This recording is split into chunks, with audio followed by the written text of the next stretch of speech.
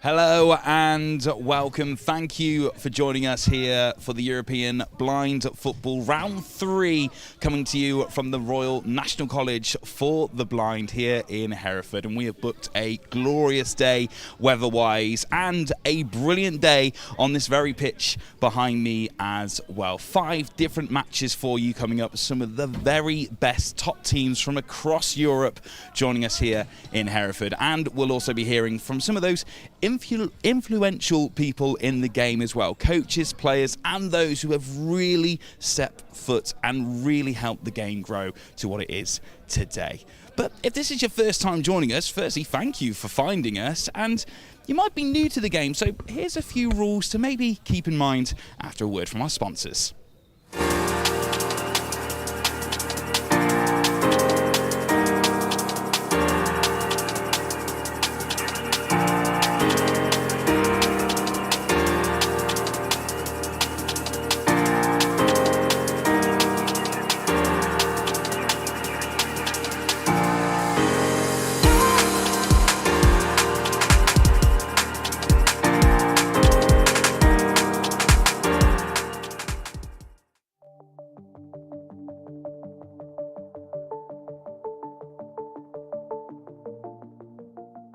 Hi, I'm Felix, a student at the Royal National College for the Blind, and this is everything you need to know about blind football.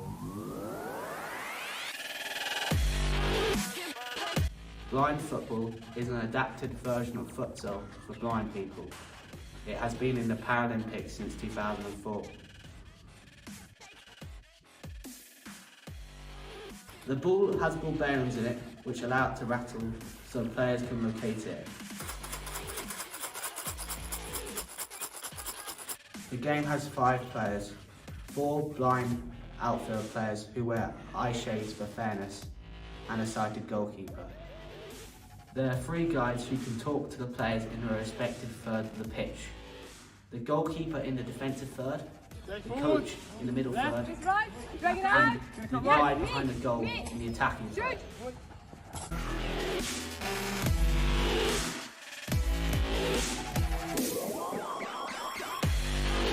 Players shout audibly when going for the ball or tackling. All teams use the universal word voy, which means I go in Spanish. Voy! Voy! Voy! Voy! The size of the pitch is the same as FIFA futsal, which is 20 metres wide by 40 metres long. The pitch has sideboards to ensure the ball cannot go out of play, keeping a continuous flow of the game. The match lasts for 30 minutes, consisting of 2 halves of 15 minutes. The clock stops every time the ball goes out of play. Blind football is an amazing game, and the skill levels of players are unbelievable. If you're interested in playing, watching, or supporting blind football, come and visit us here at the Royal National College for the Blind in Hereford.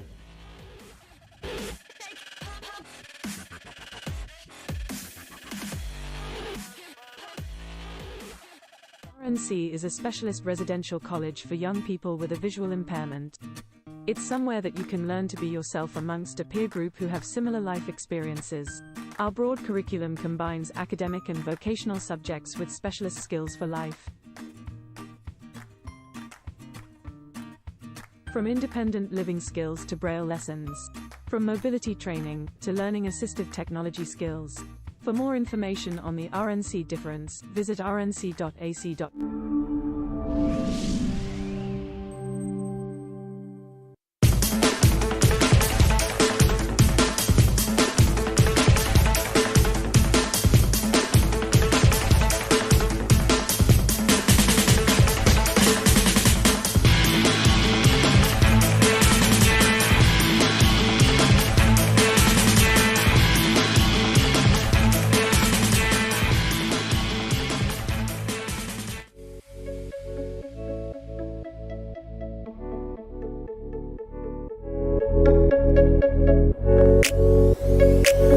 Play my meditation track.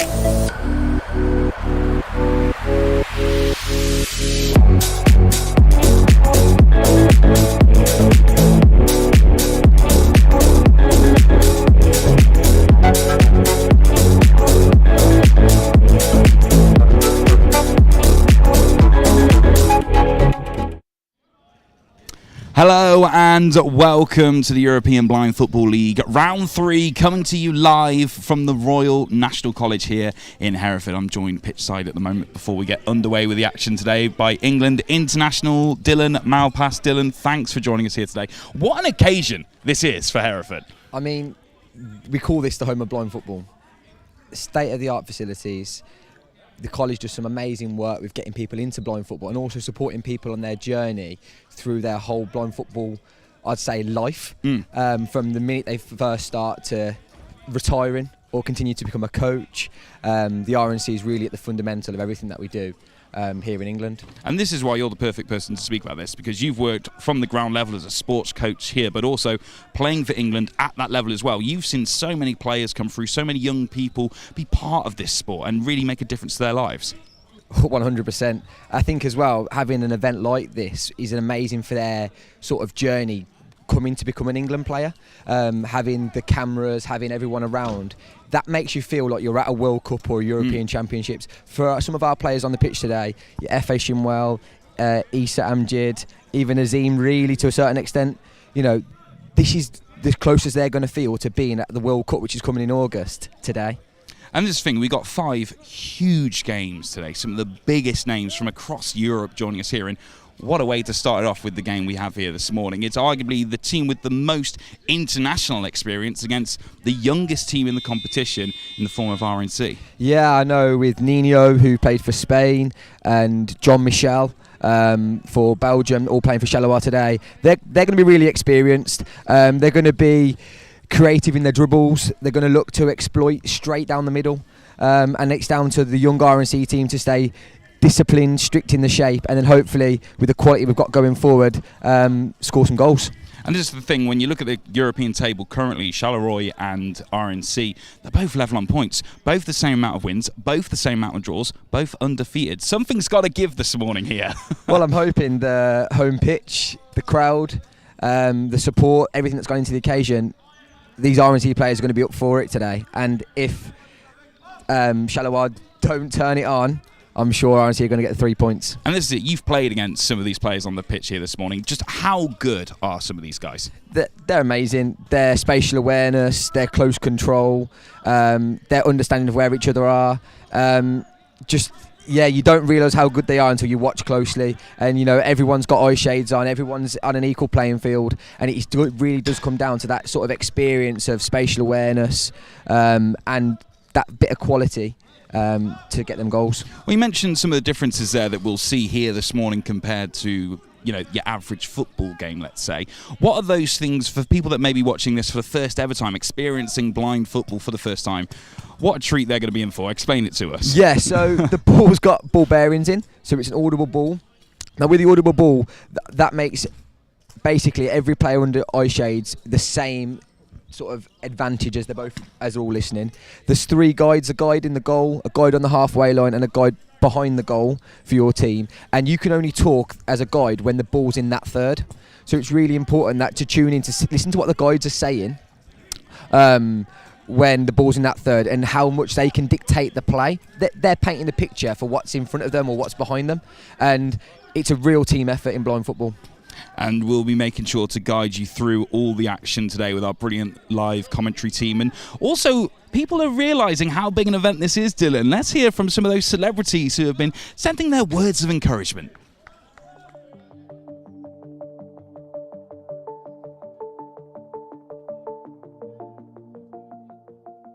Hi lads, it's Josh Pugh here, comedian, England B2, B3 player, RNC dropout. Best of luck in the European Blind League. Great to be there. But yeah, go and win it. Enjoy it for a second. Stick together and have a great time. Give everything you've got. See you soon. Hello there, I'm Des Kelly from BT Sport. And it's my great honour to be a patron of blind football in this country. I've been blown away by the sport since I tried to play about 16 years ago. It taught me a lot about the skills and the commitment of these players. It also showed how bad I was. So I'm wishing the RNC team all the best in their bid to win the European Blind Football League. And if you're not familiar with this version of the game, you must check it out because it's phenomenal. So let's go. Now it's all down to the RNC players and staff. So the very best of luck to each and every one of you. Peter Crouch here. Good luck to our team in the European Blind Football League and to top goal scorer in the league, Effie Shimwell. Seeing your beautiful goal against Romania, an absolute beauty. Can't wait for more. Best luck to everyone. All the best to the RNC. This is Rio Ferdinand. Good luck to RNC in the European Blind Football League against Charleroi. You must watch this sport. It's incredible, guys. And a big shout out to Isa, who I believe is a massive Man United fan. So good luck, guys, and take care.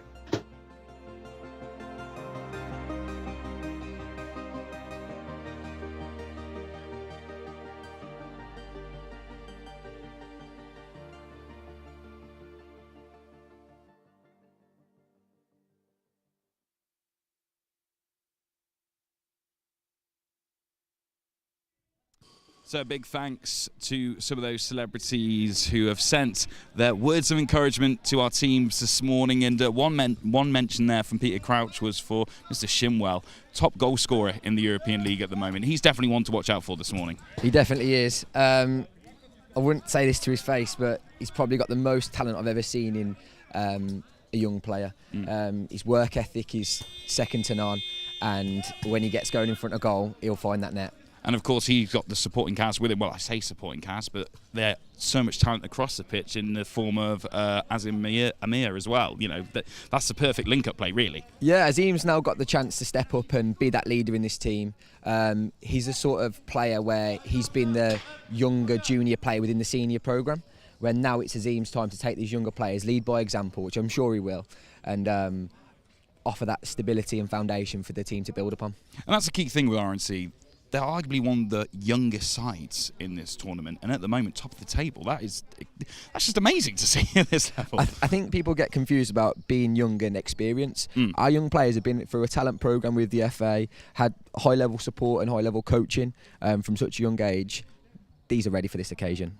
Well, let's talk about Charleroi for a second. You've played against some of these big names that were stacked full of international talent. I mean, you look at every position that they've got there, there is someone who is impressive and someone who's got a story. Yeah, I mean, if I look at Jean-Michel for Belgium, he's number 10, the captain with the red boots on. Jean-Michel is probably the backbone behind blind football in Belgium. Every time I hear about what Belgium are doing, it's all through him at the forefront of what they're doing. And even Charleroi, you know, he's been organising tournaments, he's been in the game a long time, and he's experienced as well. He'll find goals. He'll know where the sort of weaknesses are to try and get within the opponents today. And it's down to RNC now to stop Charleroi from doing what they do best. Well, you mentioned him there. I mean, he is one of the top goal scorers ever in the whole of Belgium. Over 50 goals for Charleroi. I mean, would we see him on the score sheet this morning? I mean, it's likely, surely. Fingers crossed not. On Team RNC. You know, RNC have got Sam in goal as well. Sam's also an England goalkeeper, really experienced at this level. And I know he's only conceded one goal in this tournament as well. So he's going to be hard to beat. I'm sure with the defence that they've got on the pitch, I'm just looking at RNC in the lineup now. You know, Azim Amir, Liam Archer, Effie Shimwell, Issa and Sam. That is a really strong team. I think they can stop Jean-Michel. And this is it. They need a strong team to stop not just Jean-Michel, but the number 8 as well, Mr. El Mino as well. He is going to be somewhat of a pest, a Paralympian medalist. I mean, yeah, for people that know blind football, he's been at the catalyst of everything Spain have done. He's deadly at penalties. Probably the best penalty taker I've faced from a 6 and an 8. So RNC have got to be careful of that. And also, you know, he will find that goal if he gets in front of it. It's now down to RNC to stop them sort of dribbles off the board and inside. They're the ones he likes. I'm sure Adam and Tom have done their homework on that, and Sam, and they can just prevent that from happening. Well, it's certainly box office viewing this morning between these two sides. What are going to be those key areas for both these sides that we'll see them battle in this morning? The key areas are the tactical side of the game. So I think they've all got the technical talent to go on and score goals, be individual, play good passes, dribble. But really now, what we're looking at is how are the tactics going to set up? How can they adjust in the shape, and how can they sort of counter what each other are doing? I know for sure that RNC have got that in Adam, Tom and Sam. Well, Dylan, thanks for joining us pitchside this morning. We'll make sure to hear more from you later on as well, and we'll be guiding you through every little bit of the action this morning as we hand over to our brilliant commentary team in the form of Trent and Keith. Well, good morning, everybody. Yes, we're welcome to the RNC in Hereford for this European Blind Football League, the third round of matches. It's RNC Hereford against Cécifoot Charleroi this morning, and you get the sense that this is a really crucial game with both sides unbeaten so far in the competition, both on 10 points. It's only goal difference that separates the two sides. Alongside me is Dixie Dean, who's going to give us some insight into some of the refereeing decisions, probably as much as anything else. Yeah, looking forward to it. Good morning, everyone. It's nice and sunny here in Hereford for a change. Usually the wind is blowing and the rain is coming down, but it's a lovely morning. Really sunlit morning then for this. RNC Hereford in their blue shirts and white shorts. Charleroi in their black and white striped shirts, black shorts and socks. Should be a really interesting, crucial game, really. Nothing between the sides in terms of goal scoring talent. Yes, Hereford have scored 13 goals to Charleroi's 7 in the 4 games that they've played so far. But you really get the sense that it's almost a don't lose game. Yeah, it's critical that RNC don't lose this game. We could always take going forward to the tournament in Dortmund and the final tournament in Charleroi. So to keep everything bubbling along, you don't lose. We don't want to concede. RNC are particularly strong on this tournament. They're about as strong as they could be. So I'm expecting an RNC win here, but I think it's going to be very, very tight. Both sides are packed with internationals. Charleroi, well, as you'd expect, lots of Belgian internationals, but Spanish international in El Nino, the Gaetan, the scorer. We've heard that he's that penalty expert. Should Charleroi get penalties? Obviously, we've got the 8-metre penalty for accumulated fouls and the 6-metre for there's a foul inside the penalty area. So both sides will be getting their last-minute instructions. The squads, as you can see on the screen there, Lambot is the goalkeeper. We've got Saduki, Delra, Gaetan, Barchichin, Faria, and the two Maximin Detra and Corentin Detra. In the Charleroi squad, we'll go through the RNC squad in a bit more detail, I'm sure, throughout the game. Referee, ball at his feet. It's all about making sure the players can hear.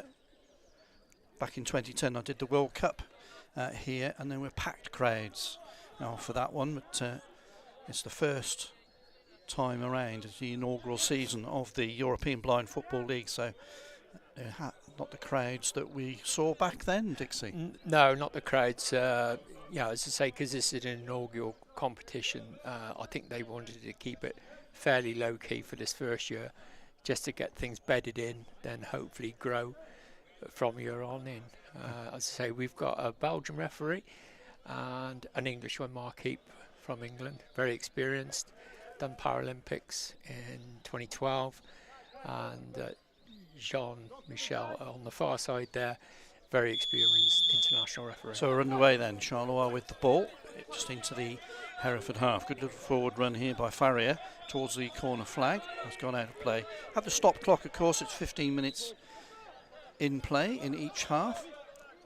So Hereford collect the ball just inside their own penalty box.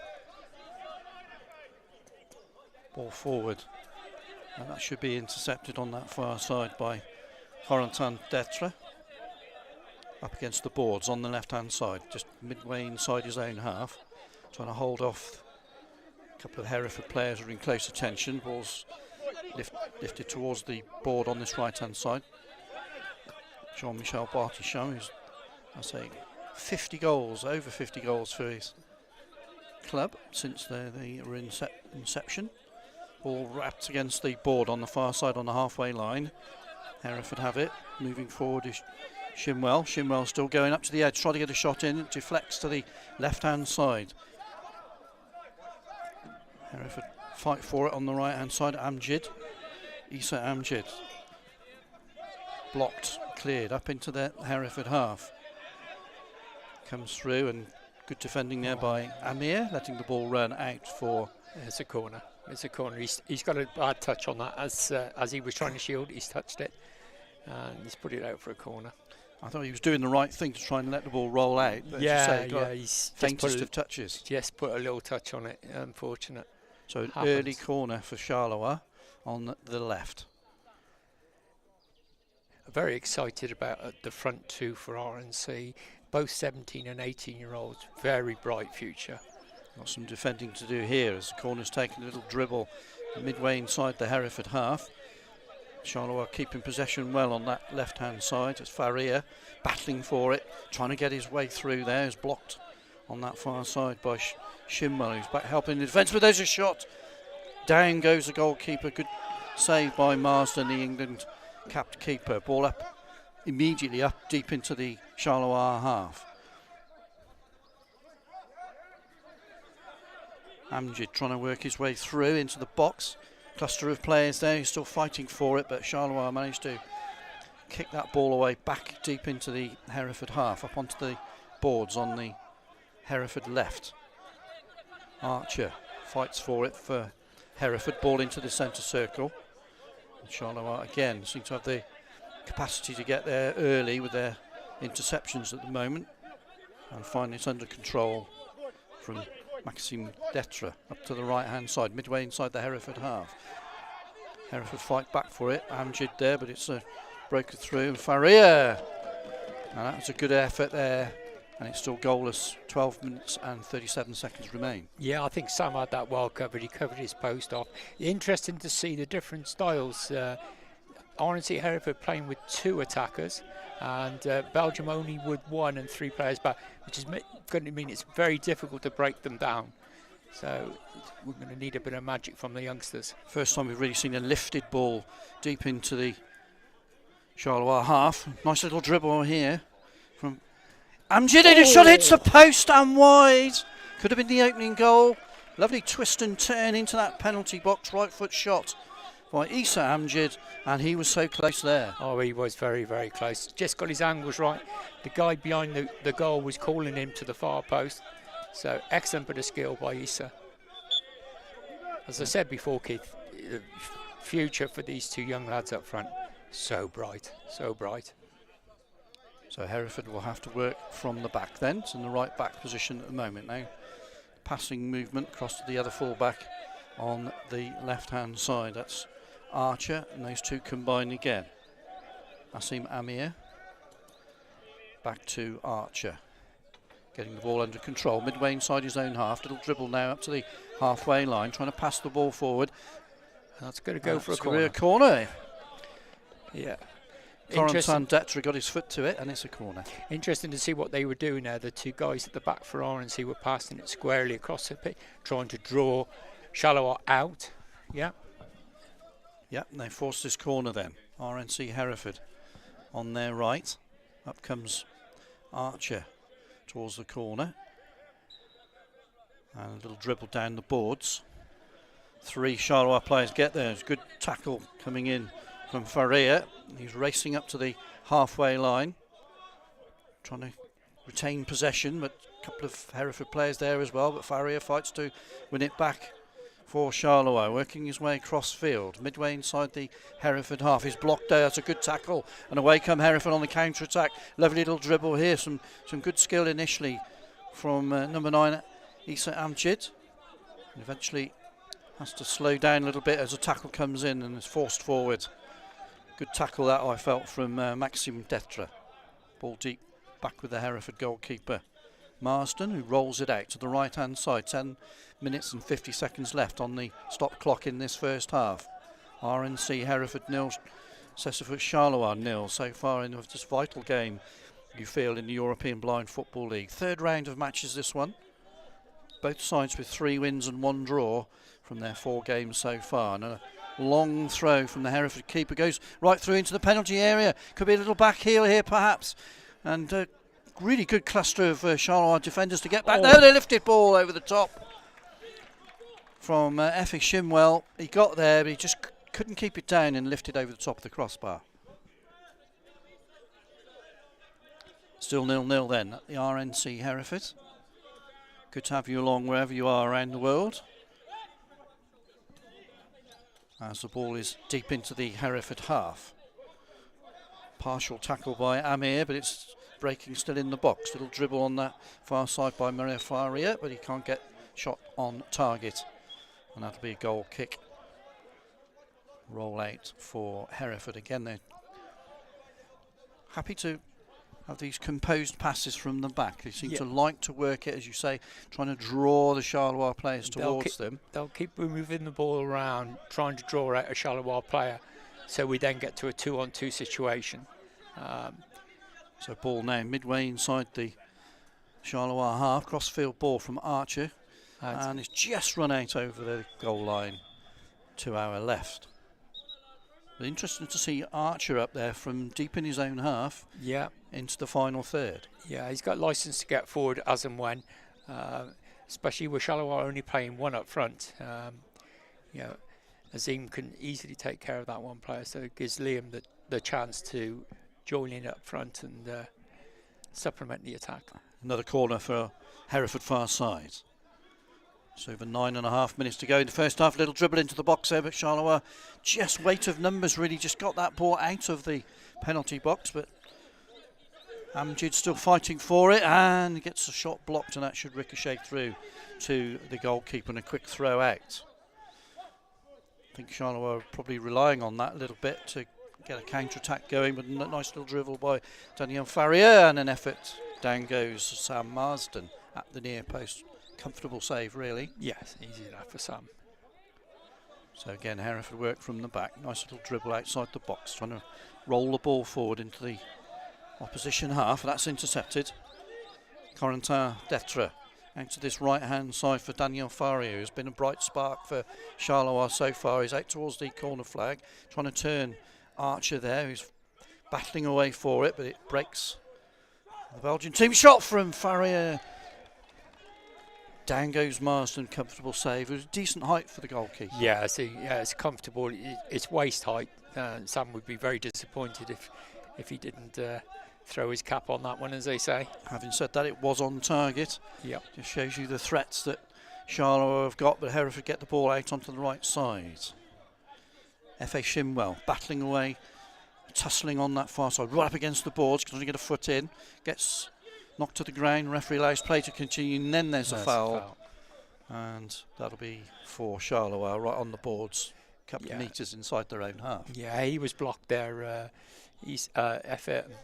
Azim sort of has blocked the player off, and a definite foul. That's the first team foul, I think, of the match so far. It is, yeah.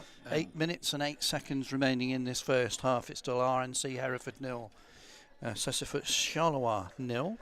We've got a substitution coming on. It's roll-on, roll-off substitutions. So we've got Liam Archer going off, and it looks to me like it's Mo Ahmed coming on. Actually going to make his debut this season in the EBFL, part of the RNC's winning FA Disability Cup, first final team of last year. So his first appearance for RNC this season in the EBFL. Yes, it is indeed. But it's Charleroi with a free kick, and they got it deep into the Hereford half. Nice little turn again by Fario. He looks to be a real threat on this near side, but Hereford win a tackle. That's the first action from Mo Ahmed, and he did do well to win that initially. He's back into the right back position now. Hereford dribbling forward. Nice little touch there, driving into Daniel Farrier. Hereford still with possession. Goes for a diagonal across field. Looking for number 9, Issa Amjid. Up against the boards. Again, he's hustling away there, trying to keep possession for Hereford deep in the Charleroi half. Ball breaks into the penalty area. And it's a back pass and a corner. It's a corner. Corner for Hereford. First we've had on this near side. That's the Hereford left. You expected this to be keenly contested, and it is. It's still 0-0, just over 7 minutes to go in this first period. It's very tight here at the moment, halfway through the first half. I think this is going to be touched to Issa. to Asim Amir, and ball into the box, but Farrier was there. He dribbles away nicely up to the halfway line. Has to turn back, finds support on the left as the ball should come off the board on the halfway line. Charleroi again trying to get it away from the Hereford players. But Hereford worked diagonally across field to the boards now on the Hereford left. Charleroi fight for it.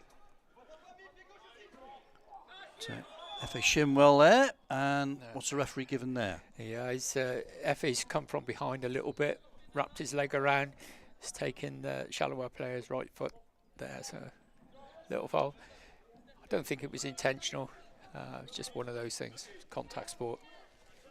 So that won't be given as a team foul? Yes, that will be a team foul, Keith, yeah. It's 5 fouls and it becomes a penalty from 8 metres out. 4 team fouls, the 5th one's a penalty. Each half, then it's reset at half time. Charleroi then, knocking the ball down the middle, reaches the penalty area, but through for Hereford keeper to roll it out from there. Ball must bounce before the halfway line, and it does. Up against the boards on the left end for Issa Amjid, working his way across field, back ahead of the centre circle. Good block there though from Jean-Michel Berchichon. Ball deep in the Hereford half, a back pass which Marston has to scamper to collect with his feet. Rolls it out. Good accurate pass. Issa Amjid in the centre circle. Was he bundled over there? Referee says no. Play continuing. Mo Ahmed shielding the ball. It's a goal!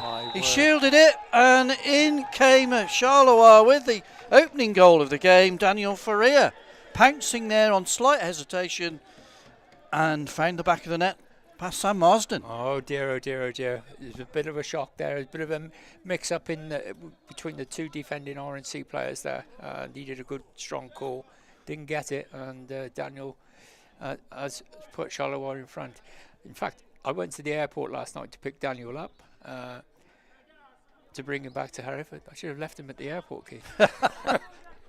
He took it well, as you say. We were trying to guide the ball back to Sam Marsden. Exactly. And the keeper couldn't come out of that 1 metre by 6 metre area and dive onto the ball. So therefore the shot came in and found the back of the net. So an early opening goal then for Charleroi here with 6 minutes, just under 6 minutes to go in the first half. That's only the second goal in Hereford have conceded in the European Blind Football League this season. Could be a really vital blow. Hereford attack down the right. Good to see what their reaction is on the far side. Into the penalty area, and it might come here for Issa Amjid. Amjid fights edge of the box, trying to find a little bit of space there, and he works it into the penalty area. Nice little dribble here. Can he recollect it? Taking on 2 Charleroi defenders. And both sides really conscious that they need possession of the ball, but Hereford come out with it and a shot on the turn. Really good effort that from Issa Amjid, but just wide of the target. Just wide of the target again. Issa's trying to work an angle. Tom Bendel behind the goal is trying to give him instructions onto the angles, and it looks like we're having the timeout, Keith. How many timeouts do we have in games? We can have, each team can have 1 per half of 1 minute length. So important now, Hereford sort of really focused now what they can do to get back into the game. And they started quite well, I thought, keeping the ball, as you were saying, deep in their own half, passing it from side to side, both full-backs involved, trying to draw Charleroi forward. But, that slight error I felt capitalised on by Daniel Faria, separates the sides. Portuguese international, here he is, gets into the box and just rolls it through the legs, actually, of Sam Marsden, the Hereford goalkeeper. Very close to but Sam. This is where the ball was trying to be shepherded back, Yeah. and he pounced really just to make sure he found the back of the net. That's the opening goal then of this first match today. Third round of games in the EBFL, and that will put Charleroi top of the table with 5 games played. Hereford will be fighting to get back into this. I think everybody felt this would be a vital, crucial encounter, and so it's proved so far. Crunch game this, Keith. Long way to go yet though, long way to go. Well, of the sides, I think Hereford have had the better opportunities. They've just hit the ball past the post a couple of occasions. But get the chance. If you score, then it's really going to put you on the front foot, and that's where Charleroi are at the moment. So packed with internationals. The goal scorer is Portuguese international. Played for 10 years, I think, in the Brazilian Championship. Daniel Faria. Ball out of play. That'll be a goal kick. Throw out for Charleroi. Out to the boards on the left-hand side. But England get there first. Hereford get there first and trying to work their way through the centre. And there's a block there. It looked like obstruction to me on F.A. Shimwell. Yeah, it could have been given, but I don't think there wasn't too much in that, really, to be fair. So throw out from Marston for Hereford. Ball drops to the feet now of Issa Amjad. What can he do here? A little trick down the board, perhaps. Tries to work it forward, but that'll be Charleroi with the goalkeeper. That's Larice Lambot. It's been tested a couple of times in this first half. I think Hereford will be conscious they need to get more efforts on target. They've won the ball though, intercepted it on the halfway line. Nice little dribble here, it'll deflect here. Referee's given a free kick. I think that's the first team foul against Charleroi. Yeah, there was no void. The common word is when a defender is coming in to attack the attacker with the ball, he's got to give the word void at least a metre away so the attacker knows he's there. That player running from the side, no void, and that's the first team foul against Charleroi this half. So free kick for Hereford midway inside the Charleroi half. Referee pacing out the distance away from the free kick. Out comes Lambot, wants to put the wall in place, trying to cover his left hand upright. Opportunities perhaps for Hereford to dribble forward, mind you. Here's the referee's whistle. Here we go. And it is a little dribble to the left-hand side. And a shot comfortably saved in the air by the goalkeeper. But I felt that was on target, though. Yeah, so that was heading for the top left-hand corner as we look, Keith. Issa Amjad it was with the effort. And Hereford win it right on the centre spot. Working her way through. Nice little dribble through here for Asim Amir, but he can't get the shot away. It's a corner. Yeah. Lovely little penetrative dribble, really. Got into a good spot just to the right hand side of the box, but has to be content with the corner. Cross comes Issa Amjad. I think he'll collect the ball on that far side. Oh, he's got a couple of options though. Clock ticking down, 3 minutes and 46 seconds to go in this first half. Ball into the penalty area. Oh, F.A. Shimwell almost there, but he has collected the ball, regained possession up against the boards. Now he dribbles across field, tries a little tricked turn on the ball. He's still got it just outside the box, forcing his way through. It'll drift out to Asim Amir, up against the boards. Almost level with the penalty area on the Hereford right. Got support behind him. Issa Amjad now, collecting it, working his way across field. Good close control. Oh, he tried a shot there, just failed to connect sufficiently with it, and it dribbles out for a goal kick. And is that a timeout, Dixie? No, we've got another substitution. As I said, Keith, they're roll-on, roll-off subs. You've got Rainbow coming on, and it looks like, is it F.A. or Issa? Issa's going off for a bit of a break, and Rainbow coming on. Yeah. Attacking dribbler, likes forcing his way through centre field. Liverpool based. Very strong lad, very strong lad. And talks a lot about his own speed from a midfield position. Physical education student at up in Liverpool University. Ball into the Hereford half. He tries to get there. It's his first real touch here. So Rainbow Bouangi still has it now. Breaks the right hand side of the centre circle out to the boards. It's up against there, but shows good close control. Nice little dribble there and left foot shot. Good effort that, I felt. Yeah, on the run, Keith, on the run. Very unusual for a blind player to hit it like that. There's a ball out from underneath his feet, hitting the ball when he's on the run. Good effort. Yeah, good close control, good ball skills there to work it from right to left, but the shot was off target, and it remains RNC Hereford 0, Cécifoot Charleroi 1. We've got 2 minutes and 42 seconds left. Okay, we've got a free kick on the halfway line, Keith. The goalkeeper's thrown the ball over the halfway line without it bouncing. So the referees are indicating it's an indirect free kick to RNC. So everybody back for Charleroi into their own half. A little lifted ball bounces in the area dangerously. Hereford trying to get there, and they might collect the ball as it breaks back towards the halfway line. And it's eventually collected by Asim Amir. That's a good looking ball down that right flank, up against the boards. Deflected though, just behind. Effie Shimwell almost there, but it has ricocheted for a throw out from the goalkeeper. 2 minutes, 16 seconds to go in this first half. Charleroi with the advantage. Ball into the Hereford half. Intercepted. Asim Amir gets past the first challenge. He's still working his way through. Unfortunately, breaks down and away comes Charleroi. Corentin Detre has it now just outside the box. Can't find any space there though. He's blocked. That's Bouangi away for Hereford into the centre circle. He's on his own at the moment in terms of attacking threat from Hereford. Back comes a tackle from Corentin Detre. Ball in the centre circle. Now Hereford do collect it. Working just over the halfway line. Nice close control. Little drag back by Ahmed. Mo Ahmed to the far side. Hereford have a chance here of running in towards the penalty area. And you just couldn't collect it, Shimwell.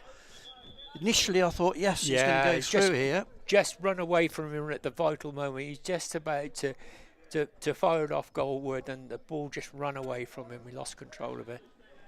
Looks like we've got a substitution for Charleroi coming up.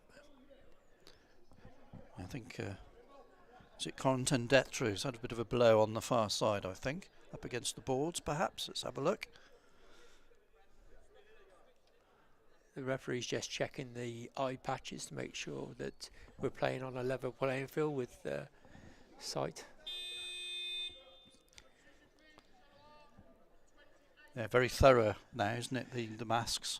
The mask. Is it 3 levels? Yes, yeah. The players underneath the rubber masks, they've got eye patches, and those eye patches are taped down with 2 pieces of tape per eye. So it is Corentin Detre who's come off, and Cécifoot Charleroi will work it from the back, just outside their own penalty box. Ball's driven forward. It should be collected by Hereford midway inside their own half now. Chance to dribble forward, rolling the ball, and Bouangi, just sort of went through him. Yeah, not up on his toes enough there, I'm afraid. Couldn't quite collect it, and it's another throw out for Cécifoot Charleroi. Just a minute to go, Keith. 1 minute, 1 second to go. Throw out into the Hereford half. Intercepted. Hereford work. Break now. It through in towards the penalty area. Good defensive block. It's down below us in the commentary position for Cécifoot Charleroi.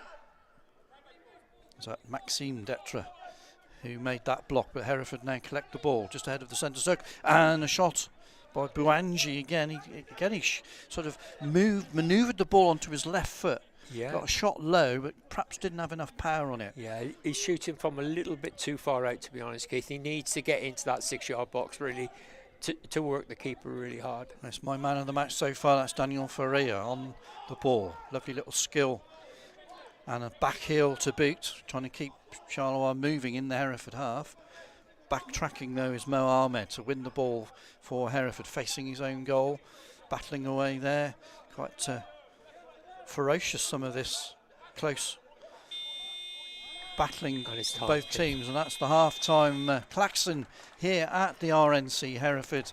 It's Charleroi who have the advantage, and it's Daniel Faria with the goal, a Portuguese international, pouncing on a little bit of hesitation from Hereford inside the box and knocking the ball through the legs of Sam Marsden, the Hereford goalkeeper, to give the side the advantage. Quick reflections on that first half. Yeah, very good first half by both teams. I think it's very, very tight. It's interesting to see the different styles. You've got RNC playing the ball around from side to side, trying to draw the players out. Charleroi playing 3 at the back, 1 up front, totally relying on Daniel up front for them. So interesting styles, totally different. But I say, long way to go. We've got 15 minutes to go in the second half, and I'm sure RNC, will get back into this game. So half-time score then, RNC Hereford 0, Cécifoot Charleroi 1.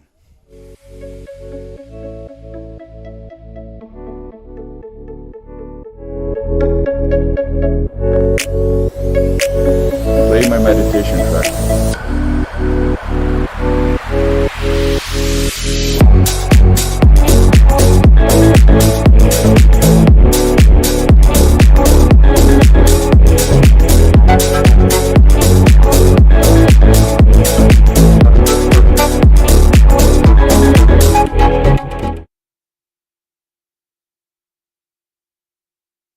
Here at half-time in Hereford, RNC 0, Charleroi 1. Dylan, it was a very tightly contested first half there between those two. Yeah, I mean, both teams had chances. Again, I completely agree with what Phil's saying on the commentary regarding the two different styles of play. You're always going to get chances if you keep one up, but then you rely on that bit of individual quality against, and they've got that little bit of luck as well with the goal. When the RNC way trying to get them out of sort of their own half to build the play, and hopefully with a bit more quality and keep doing what they're doing in the final thirds, and I'm sure the chance will come for FA or IBSA to get that goal. Well, Charleroi big number 11 at the top, being the typical target man role and getting the goal for his efforts as well. Yeah, I mean, Daniel's got that quality. If you let him in front of goal and he gets in the centre of the goal, he'll poke, and they're horrible ones for goalkeepers as well, because they're just the little toe poke through the net. It's really difficult for Sam, that one. But regarding the chances that RNC have created, is if they can just sustain the pressure more in that final third, they'll have 2, 3, and be a bit more patient, because they know they've got the quality. But what they are doing well, Charleroi, is they're blocking out FA and IBSA with 2 and 3s. If they can keep moving that ball in the final third, I'm sure that's what Adam. Well, let's have a look at some of those highlights that you're talking about here, Dylan, because we really did see some good bits of quality play from both these sides. We knew we would in this tournament, especially for opening the day. And this is exactly what you talk about with RNC, just getting up top but not quite pulling those chances off. I mean, yeah, there's 2 really good chances there for him to do. Just that little bit more quality, that little bit more experience. The chance there from Daniel, I think Sam will be comfortable with that one out wide from a nice height. And this is the goal. Yeah, just snuck around the back and just literally just got enough on it. If you watch it back as well, it's a first-time finish. There's no actual touch, which makes it really hard to read body position, triggers, and it's a clever one. That one there from IBSA. Again, if you look every time RNC is shooting, there is always 2 or 3 people behind the ball. They're in a very low block, which makes it difficult when if you can sustain the pressure, again, as what I'm saying, and come out, make that pressure come, then hopefully it will leave a one-on-one situation. Because RNC are playing, nice football, and keep that ball and it looks good, it does leave you a 1v1 or 1v2 at the back instead of a 1v3. So what they're having. So yeah, I mean, patience is key in this. We've been here before, even with an England team, and you're trying to get that goal, chase that goal. You don't need to chase the goal. Just keep playing their football, keep doing what they're doing in the final third. Let's keep building that ball, and I'm sure the chances will come for one of the lads to take. So what are those key things that we should be watching out for in that second half then from you, Dylan? Yeah, so for me, one of the key things is keeping the ball. Watch how long if you keep the ball don't get tired. That's what we always say. So if you can keep the ball in that final third, make them move, try and disorientate their position so they're not in that nice solid structure, and then see if they can listen to the guides and then take that bit of quality that they've got to try and exploit the Charleroi defence and get that goal. Yeah, Charleroi seem to be doing almost Route 1 football in some cases, and Hereford still keeping their game plan all together. I mean, it just needs to pull off a little bit more for them. Yeah, no, I think the chances are, like you've seen, they've had 3 or 4 good chances. I don't think you need to change the style of your football. I just feel like you need to just be patient trust what Adam's saying, trust the experience they've got around them, trust on themselves and their teammates, and I'm sure the chances will come. I know if they get in that middle of the goal and they haven't got that touch-tight pressure, the goals come in. And for anyone who's experiencing blind football for the first time today, this is showcasing pretty much everything so far, right? Yeah, it definitely is. I mean, if you've never experienced blind football, people ask me all the time, why do you control the ball in that sort of V or 10 to 2 shape, we call that? It's because it's the largest surface area to control the ball. If you go with a single foot, a bit like sighted football, there's a lot more room for error there. So that's why they do that, and the tight control is amazing. Again, they don't really listen to the ball. It's more like a neurological pattern of dribbling, and you see the players, they just freely do it. But yeah, hopefully, I mean, if they keep doing what they're doing, especially, I am pro RNC. If they keep doing what they're doing. You couldn't tell, Dylan, from the jacket. You couldn't tell. If they keep doing what they're doing, I know their chance will come, and I'm sure they'll get that goal. And of course, it's halftime here. Still plenty more games going on throughout the day as well that we're looking forward to as well. Yeah, I'm really excited to see some of these games. You know, I know like Romania, last time I seen them was in the European Championships, and they're now playing in the European Blind League, which is great for their exposure. So it'll be good to see where they are, because you know, next Euros, 2024, 2025 maybe. I think it is actually, you know, they'll be a team that we'll come against. So it's important to see what they're doing and the great strides. But yeah, I mean, this is a great league. It's great exposure for all the young players and senior players to get that what it feels like international experience and exposure of the game. To hopefully, progress them on their journeys. So half-time here, your next game on the way, Dortmund and Roma, but still the second half of this one between RNC and Charleroi as we pass back over to Phil and Keith.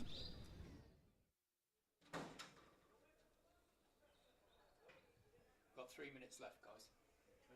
It's okay, Keith, we're ready for you when you are.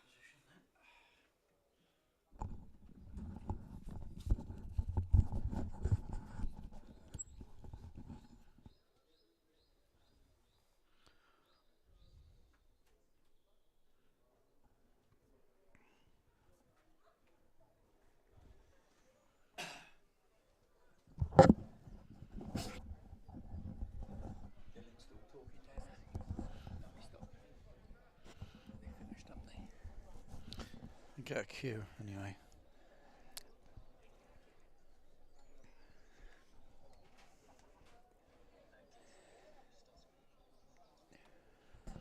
Well, welcome back to RNC Hereford then. This vital European Blind Football League match. It's half time and it's Charleroi that have the advantage. Daniel Faria's goal pouncing on slight hesitation inside the Hereford box that has given the visitors the lead. Both of these teams unbeaten in the league until today, and so you get the impression this is one of those matches and a pivotal moment in the season. Yeah, it is a pivotal moment in this inaugural season of the International Blind European League. As you quite rightly say, Keith, there was a bit of confusion with the two RNC players in the penalty area, and if you don't shoot, you don't score. There's potency though up front. You were talking about two youngsters, was it age 17 and 19? Issa Amjad, is it, and F.A. Shimwell? Yeah, they're two young lads with a very bright future. They've probably only playing the game for about 18 months, 2 years, but they have got a really good, bright future in front of them. Their close skill and running with the ball is really first class, especially for someone so young. It's a bit of a development phase as well, isn't it, to try and break through and get a full England cap? Yeah, this RNC side basically is an under-23 side, and it's purely set up to give them experience of international football to break into the first team. And I'm sure some of these and they're up against more experienced opposition. Oh, yeah, of course. In each of the round of matches. As you stated during that first half, like Daniel, who's playing for Charleroi, he's been playing international football for 10, 15 years. So you only get better by playing against better players. So good experience for the youngsters. It looks to me as though Charleroi are trying to soak up a little bit more of the pressure than Hereford are, and then break from there, whereas you were talking about Hereford trying to work it from right to left on occasion and suck them in to find a bit more space up front. They're trying to draw the Charleroi players out from their low block, to create more space for the two youngsters up front. It's quite a difficult skill to do, and they need to concentrate on that, because giving the ball away, right on top of your own goal is obviously, we all know it's not a good thing. So they need to be really concentrating on what they're doing at the back there. Chances have been created, though. It's a question, I suppose, of taking those to get back into this match now. Yeah, a little bit of composure in front of goal, and I think RNC will be back in this game. Need to get the ball into the 6-yard box before they shoot. The sighted goalkeeper, 7 or 8 yards, is going to be well disappointed if he concedes from there. Get it in the 6-yard box, get it low, into the corners. But then you need bodies in the box to arrive there at the right place at the right time. So anyway, we're about to restart then this first match of the third round of games here in the city of Hereford. And it's Hereford 0, Cécifoot Charleroi 1, if you're just joining us. Hereford will be kicking from left to right as we look in the blue shirts with white shorts. Charleroi in the black and white stripes. It looks like RNC have made a substitution at half-time. We've got Kieran Clark coming on at number 6. He's replaced Mo Ahmed. We've still got the 2 youngsters and Azim. And Clark will predominantly act as a defender in the game. We're underway. Ball up to the edge of the penalty area. Hereford attacking here. Little forceful move from F.A. Shimwell. Shimwell trying to turn inside the box. Dragged it onto his right foot. Can't get a shot away. He can! Yes! It's there! Well done, F.A. Superb effort there. Right across the goalkeeper. And into that far corner. Really good strike. Low, accurate. Yeah, it's exactly the lift Hereford needed just after the half-time interval. Yeah, he got himself into a really good position, 4 or 5 yards outside, and he's driven it across the goalkeeper into the far corner, keeping it low. Good technique, good patience. And you look at this; he hit it so powerfully that Lambert couldn't react to it. No. It was just outside that. We would call it a 6-yard box, but he just fired it across into the opposite corner. Really accurate shot. And a powerful one, and I think that's what really did it for the goalkeeper, because there's no way he was going to react at such close quarters. No, he was so close to them that its reaction times wouldn't happen. There's a foul against Charleroi. Obviously, Keith, at half-time, the fouls are reset, so we're back to 0-0, and that's the first team foul against Charleroi in the second half. So free kick for England taken short. Now it's guided out to the left. Good diagonal ball up against the boards, but it has drifted behind. That'll be a goalkeeper throw out. But really good forceful start from Hereford. Only the second goal that Charleroi have conceded in this competition. This is their 5th match. So we expected a closely fought contest. Exactly what we've got here.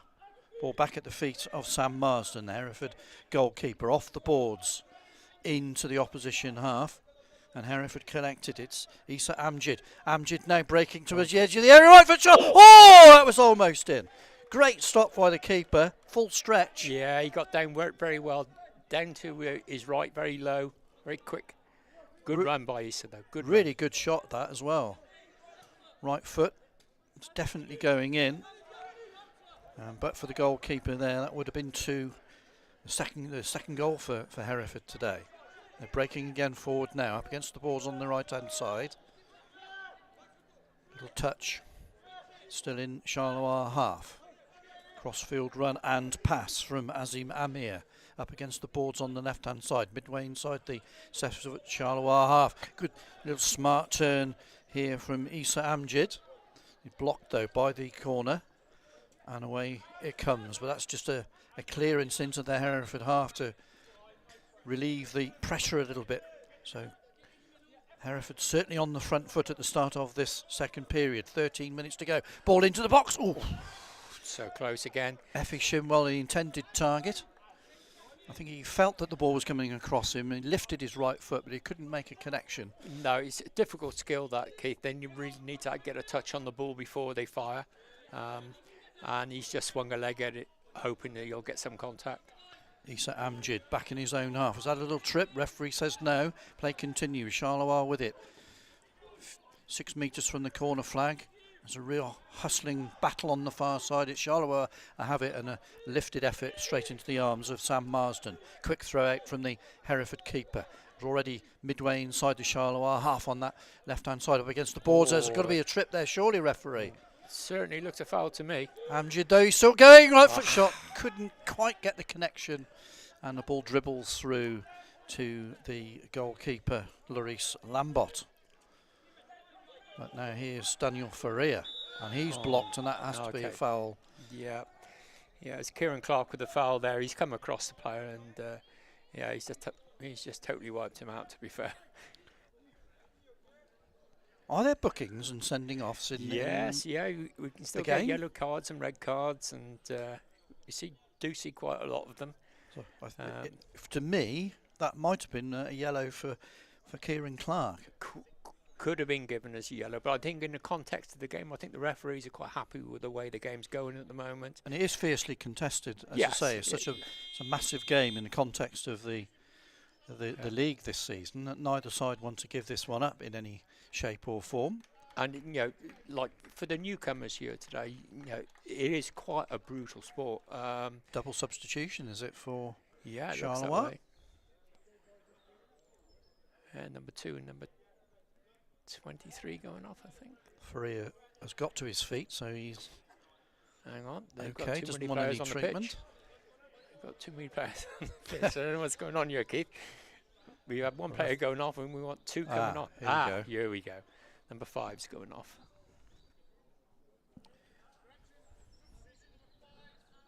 So, change for Charleroi. We've had a couple of minutes of the second period so far. 12 minutes and 12 seconds remain. It's now RNC Hereford 1, Cécifoot Charleroi 1. Fight back for the home side just after the interval. They've looked the brighter, more direct side in the second half so far. But here comes Charleroi, long shot. Marsden collecting it, sort of shoulder height. Good catch. And drops the ball out to the feet of Azim Amir. Deep in the Hereford half. Dribbling away neatly up towards the halfway line. Tries to roll the ball forward. I think that'll go out for throw out. It with the goalkeeper, it will. Yeah, he's got his bearings a little bit wrong there, Azim. Issa had dropped in a little bit, so. But Adam Bendel, the RNC coach, will be well pleased with the start in the second half. They've obviously had a little chat at half time, told him to go a little bit more direct, and certainly paid dividends so far in the second period. They've looked forceful. Ball though up towards Faria. Can he turn up against the boards, level with the penalty area, up towards the arc of the corner, and he's still dribbling, and he gets a shot in. How did that go in? What a shot from an angle! I can't understand. Absolutely superb. I can't. Is there a hole in the side net? That was like Van Basten for Holland all those years ago in the World Cup. It was a fantastic strike by the Portuguese player. I said to you earlier, Keith, I should have left him at the airport last night. Superb shot. There certainly was not a hole in the core. I thought it was. Right into the roof of the net. That's one of the best shots I've seen. Here he comes, right foot, look at that, into the corner. I think Sam may be a little bit disappointed with that when he sees that replay. He's gone down a bit low. So, advantage back with Cécifoot Charleroi. What a game we've got here at the RNC Hereford. Hereford 1, Charleroi 2. Charleroi again breakthrough. Daniel Faria. Oh, Portuguese into the box, and it's in! He's got through the keeper, or was the referee giving a free kick? He's given the free kick. The goalkeeper said keeper's ball, and Daniel's the foot came in. Yeah, foot to come in. The ball. The keeper had the ball. And was it under control though? Well, it's dangerous play. It's slightly different from ordinary football, with the keeper saying it's my ball, it's in his area, and Daniel slid in with his foot raised. So the referees are always going to give that, Keith. So free kick for England then. He keeps saying England for Hereford. You know what these goalkeepers are though? They're so well protected. You know, you've seen it in sighted football. Like, you've only got to touch a goalkeeper and it's a foul. That could have been a killer blow had that gone in at 3-1, but still remains RNC Hereford 1, Charleroi 2. 10 minutes and 49 seconds remain in this second period. So having established and got it back level, Hereford need to do it again here. And that's a little push on the back there of Issa Amjid. Referee on the spot straight away. Little trip by number 23. Just mistimed his tackle, really. Yeah, Maxime Detra, the guilty party. So a free kick for Hereford, midway inside the Charleroi half. 2 men in the Charleroi wall at the moment. Out come the goalkeeper, trying to get it into the right place. That's Larice Lambot. And he jogs back into position, making sure that wall is covering his right-hand post. 2 men then on the ball for Hereford. Clark and Amir. On these restarts, Keith, the players, once the referee blows his whistle, they've got 4 seconds to get the ball moving.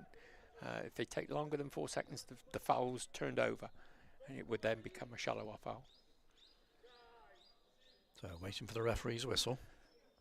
Instructions being barked out from behind the goal by the Cécifoot coach, but he's intercepted anyway, and away come the visitors, and that has to be a foul inside the centre circle. This could well be a yellow card. Is it? Clark again. I think it was Azim, actually. Keith, I think it was number 4.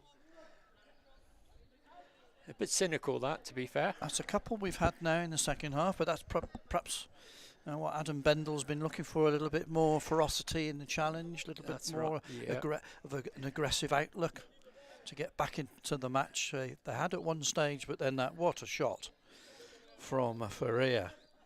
Absolute beauty into the corner. A substitute from RNC. Got Mohammed coming on. 10.5 minutes to go in the second period then. Kieran Clark is departing.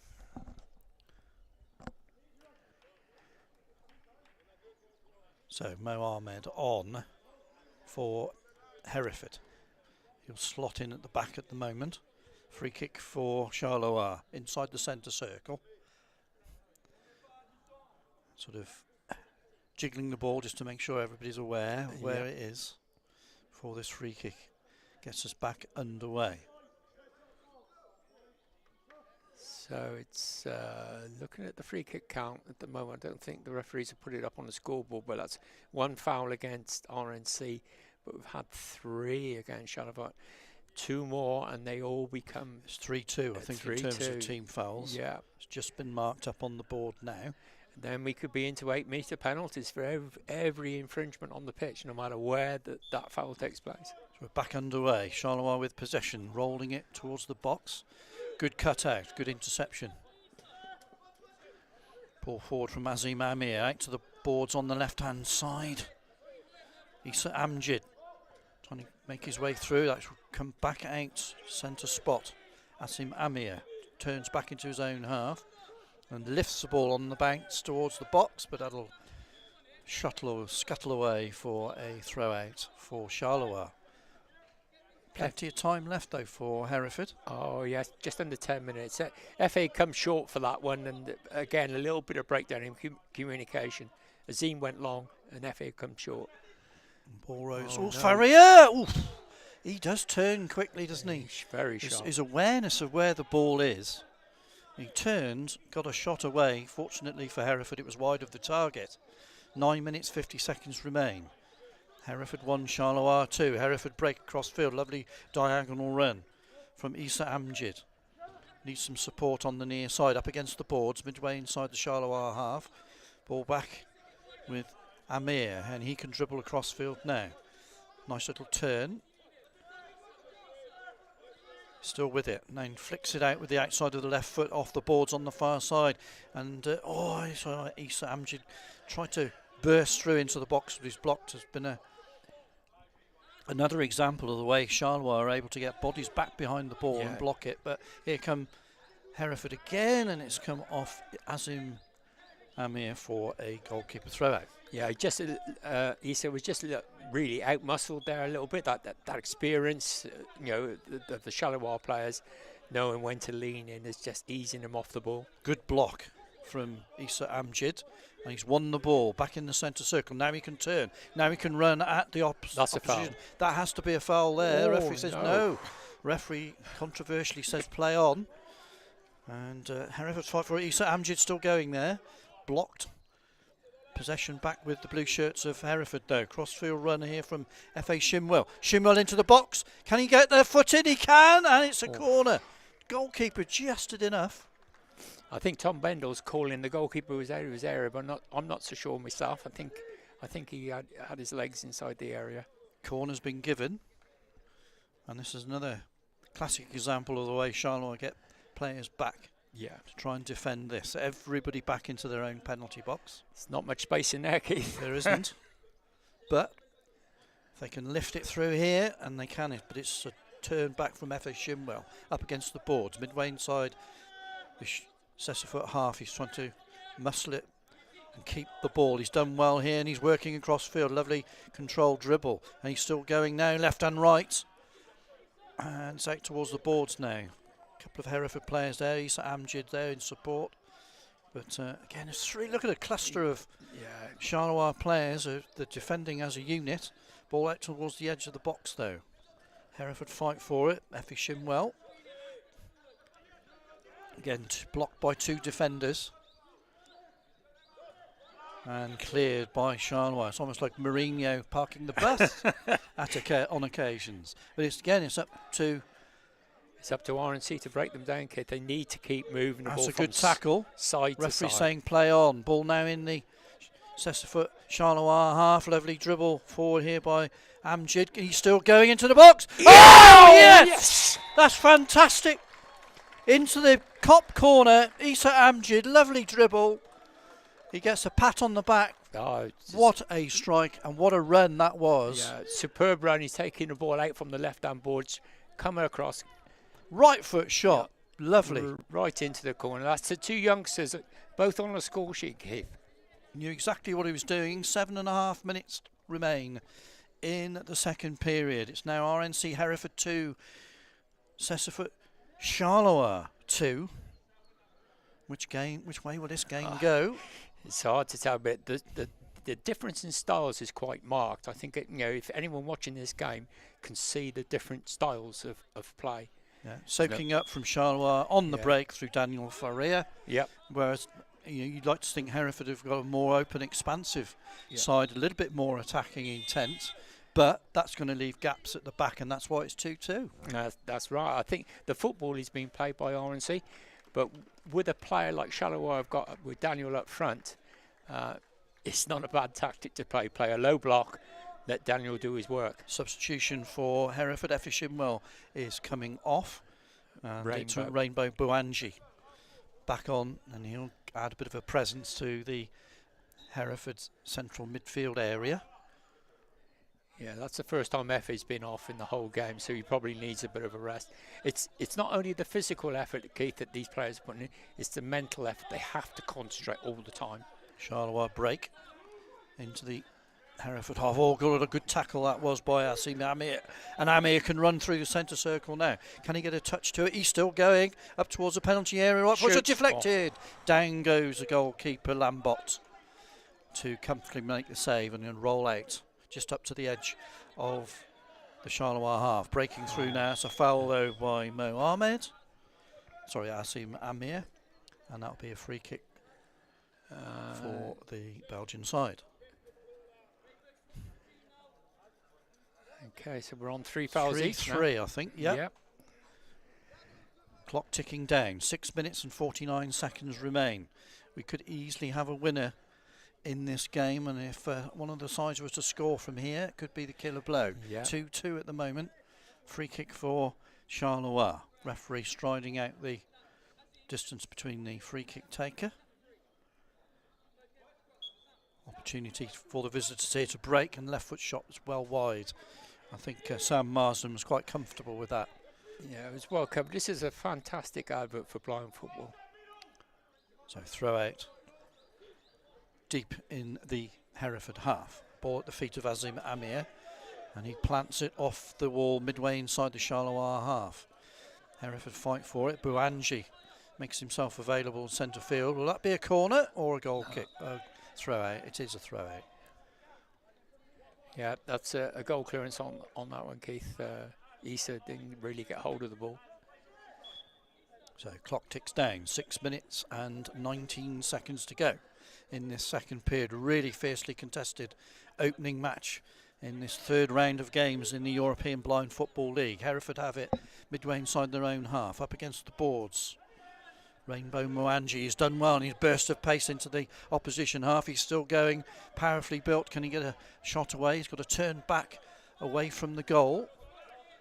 And he's been dispossessed, but neither player are quite sure where it is. And Mwangi has now picked it up. Good close control.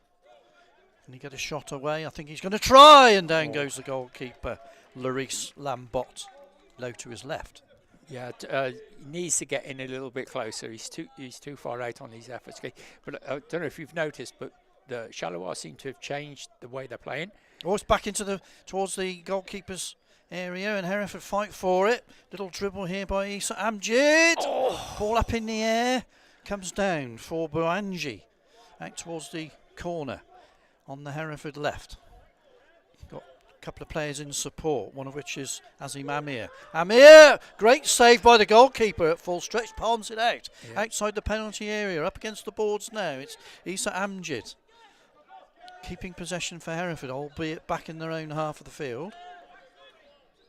And Azim Amir, major driving force for Hereford through midfield. Most appearances for the national team, based in Rochdale. Ball towards the box, and it comes through a couple of bounces through to Lambot, who quickly throws it out.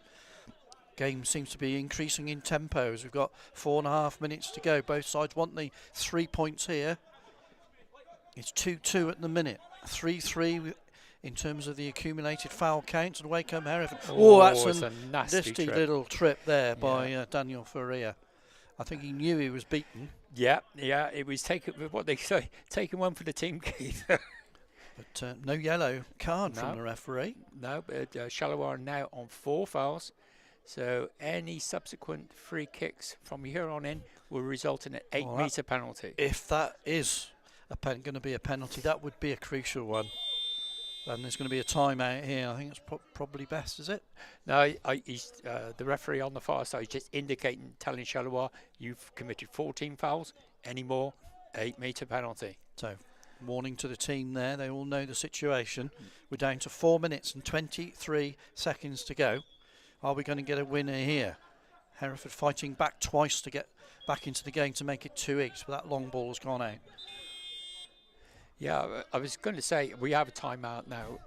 I'll explain what I think. Charleroi have changed the way they're playing. As soon as it went to 2-0, they've pushed another player forward, so they're only playing 2 at the back now, and they seem to be playing 2 up front. That's why it seemed to open up a little bit. Yeah, I think the game's opening up. I think they want the 3 points as much as RNC do, and playing the low block is very defensive. So I think they've gone 2-2 now, the same as what RNC Hereford have been playing. You have to say, 2 cracking goals from Daniel Faria. The first one, awareness of where he was and knocking it low through the legs of the Hereford keeper, Sam Marsden. But that second goal, how he got that in from that angle, I'll never know. I don't know, Keith. When he hit it, I thought, well, they can't have attached the nets correctly to the side of the post. Because it looked like it went through the side, but as you can see in the replay, it certainly didn't. Superb shot. Right across, as you say, perhaps Sam Marsden didn't think he was going to get a shot away there. Maybe reacted a little bit split second too late, but certainly what a strike that was. But back came Hereford again to make it 2-2, and another cracking effort into the top corner. 2-2. Substitution for Hereford here. So we've got FA coming back on and Rainbow having a bit of a rest. Mwangi off. At the end of timeouts and things like that, referees will go and check the eye shades again just to make sure there hasn't been any jiggery-pokery during that timeout period. Make sure that all the iPads are taped down and the shades are correctly in place. So 4 minutes and 19 seconds to go. Are we going to get a winner in this first match, in the third round of games in the European Blind Football League? It's RNC Hereford 2, Cécifoot Charleroi 2. Thanks to our sponsors JVC Kenwood for this opening fixture in the city of Hereford this morning. Hope you've been enjoying it at home. Certainly seen some cracking goals. Both sides are going for it. And as of yet, we don't know if there's going to be a winner. Probably a draw is maybe fair scoreline at the moment, but it's Charleroi on the attack, midway inside the Hereford half. Ball's poked to the left-hand side for Jean-Michel Bertensham. Bertensham up against the boards, and Hereford win it. Good tackle. Away comes F.A. Shimwell. Good skill from him. He's working his way through, and he's blocked again by the Charleroi defence. Ball up to the centre circle.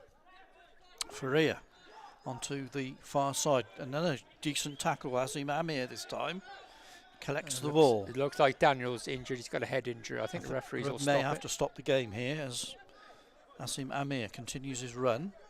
But Faria has got to his feet, and the ball's now into the box, and Hereford fight for it. It's Effie Shimwell. Oh, he swung the right boot at, but couldn't connect, and away it comes for Charleroi. Back up towards the halfway line. Another decent block on the halfway line. Shimwell fighting for it, but Charleroi have it. Up to the edge, and an effort well wide of the target from Corentin Detre. Throw out from Hereford. It does bounce inside the Hereford half, so it comes off the boards, but at pace. Gathers a bit of momentum perhaps off the boards, and that'll be a goal clearance for Charleroi. 2-2, 2 minutes 57 seconds remain. Long over arm throw from Charleroi deep into the Hereford half. Faria turns smartly. Ball off the outside of the right foot. Opposite side of the field now by the corner flag. It's been kept in by Bertichon, and it's come off the attacker, and it should be a Hereford goalkeeper clearance.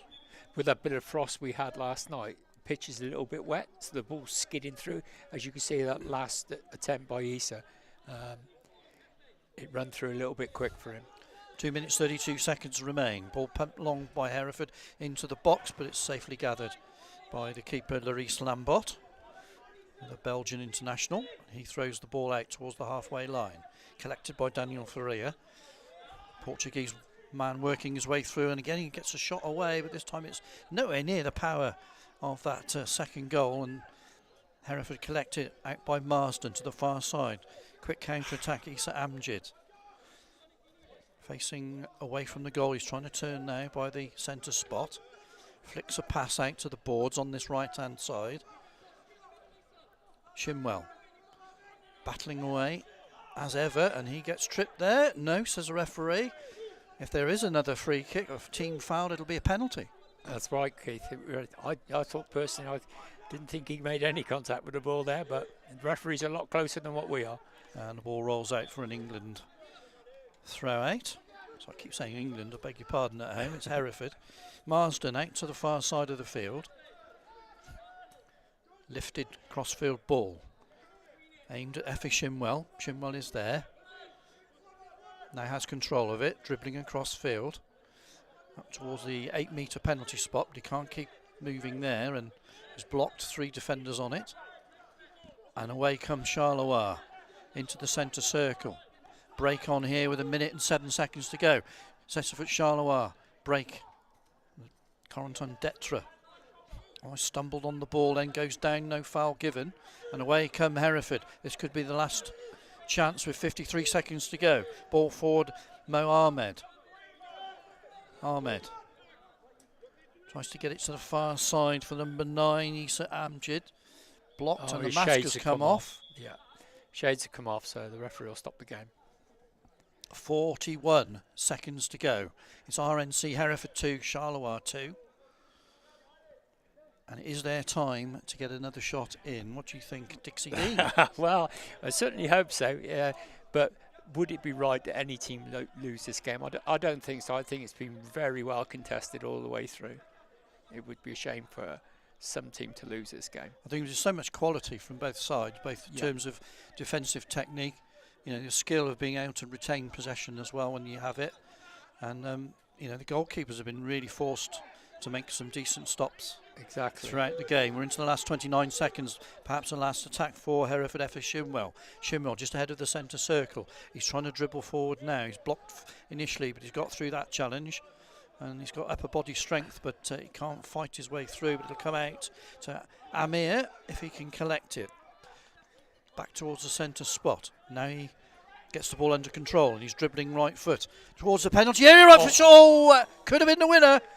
Down went the goalkeeper, palms it round for a corner. Plenty of venom in that strike from FA Shimwell, but it's going to be a corner. Yeah, 4 seconds to go, so they're going to have to move the ball very, very quickly. The best they can hope for is to run into the penalty area and try and get a foul in that short time. I don't think they got long enough to get a free. Can they force a penalty then? 3.9 seconds to go. RNC Hereford 2, Cécifoot Charleroi 2. Hereford corner. Taken short, as you say, but they're dribbling. And was that a foul? Oh, the referee says no. And there's the final klaxon. It has ended as a draw. Closely fought encounter right the way through. And Hereford will be looking at it thinking, well, we fought back twice, you know, to get a draw at 2-2. But the quality of the finishing from Daniel Ferraria was excellent. Yeah, he was the game changer for Charleroi. Yeah, excellent game of football. How a game should be played. It was played in the right spirit. I think that's why the referees kept their cards in their pockets. Very good Advert for blind football. And unusually, no penalties at all. No penalties at all. So it's played in the right spirit. Yeah, exactly. Yeah, excellent game of football. And two referees done very well. And I think both coaches can go away and be quite content with that result. It keeps them both in at the top of the league. Charleroi got a difficult game this afternoon. It showed tactical flexibility as well from both coaches. Yes. Hereford seemed to change and up the tempo just after the half-time interval to get back into the match. But then as the game went on and it became 2-2, Charleroi thought, well, let's send another attacker up. Let's go for the 3 points. Yeah, let's give it a go. You know, so no, all good. Great game. I hope everyone at home enjoyed it. So that's the first game of the third round of matches. Has come to a conclusion here. Bright sunshine still in the city of Hereford. Final score here, RNC Hereford 2, Cécifoot Charleroi 2.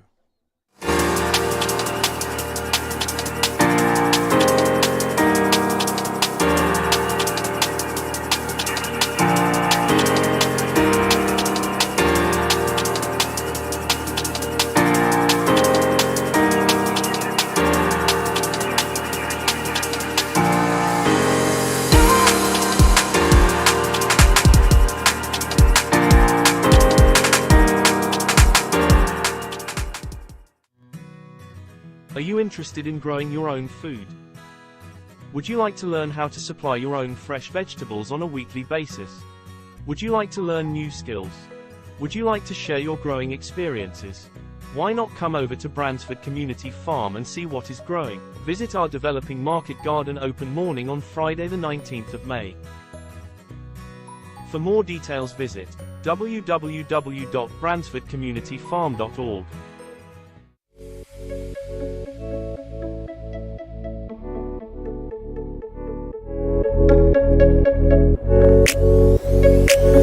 Play my meditation track.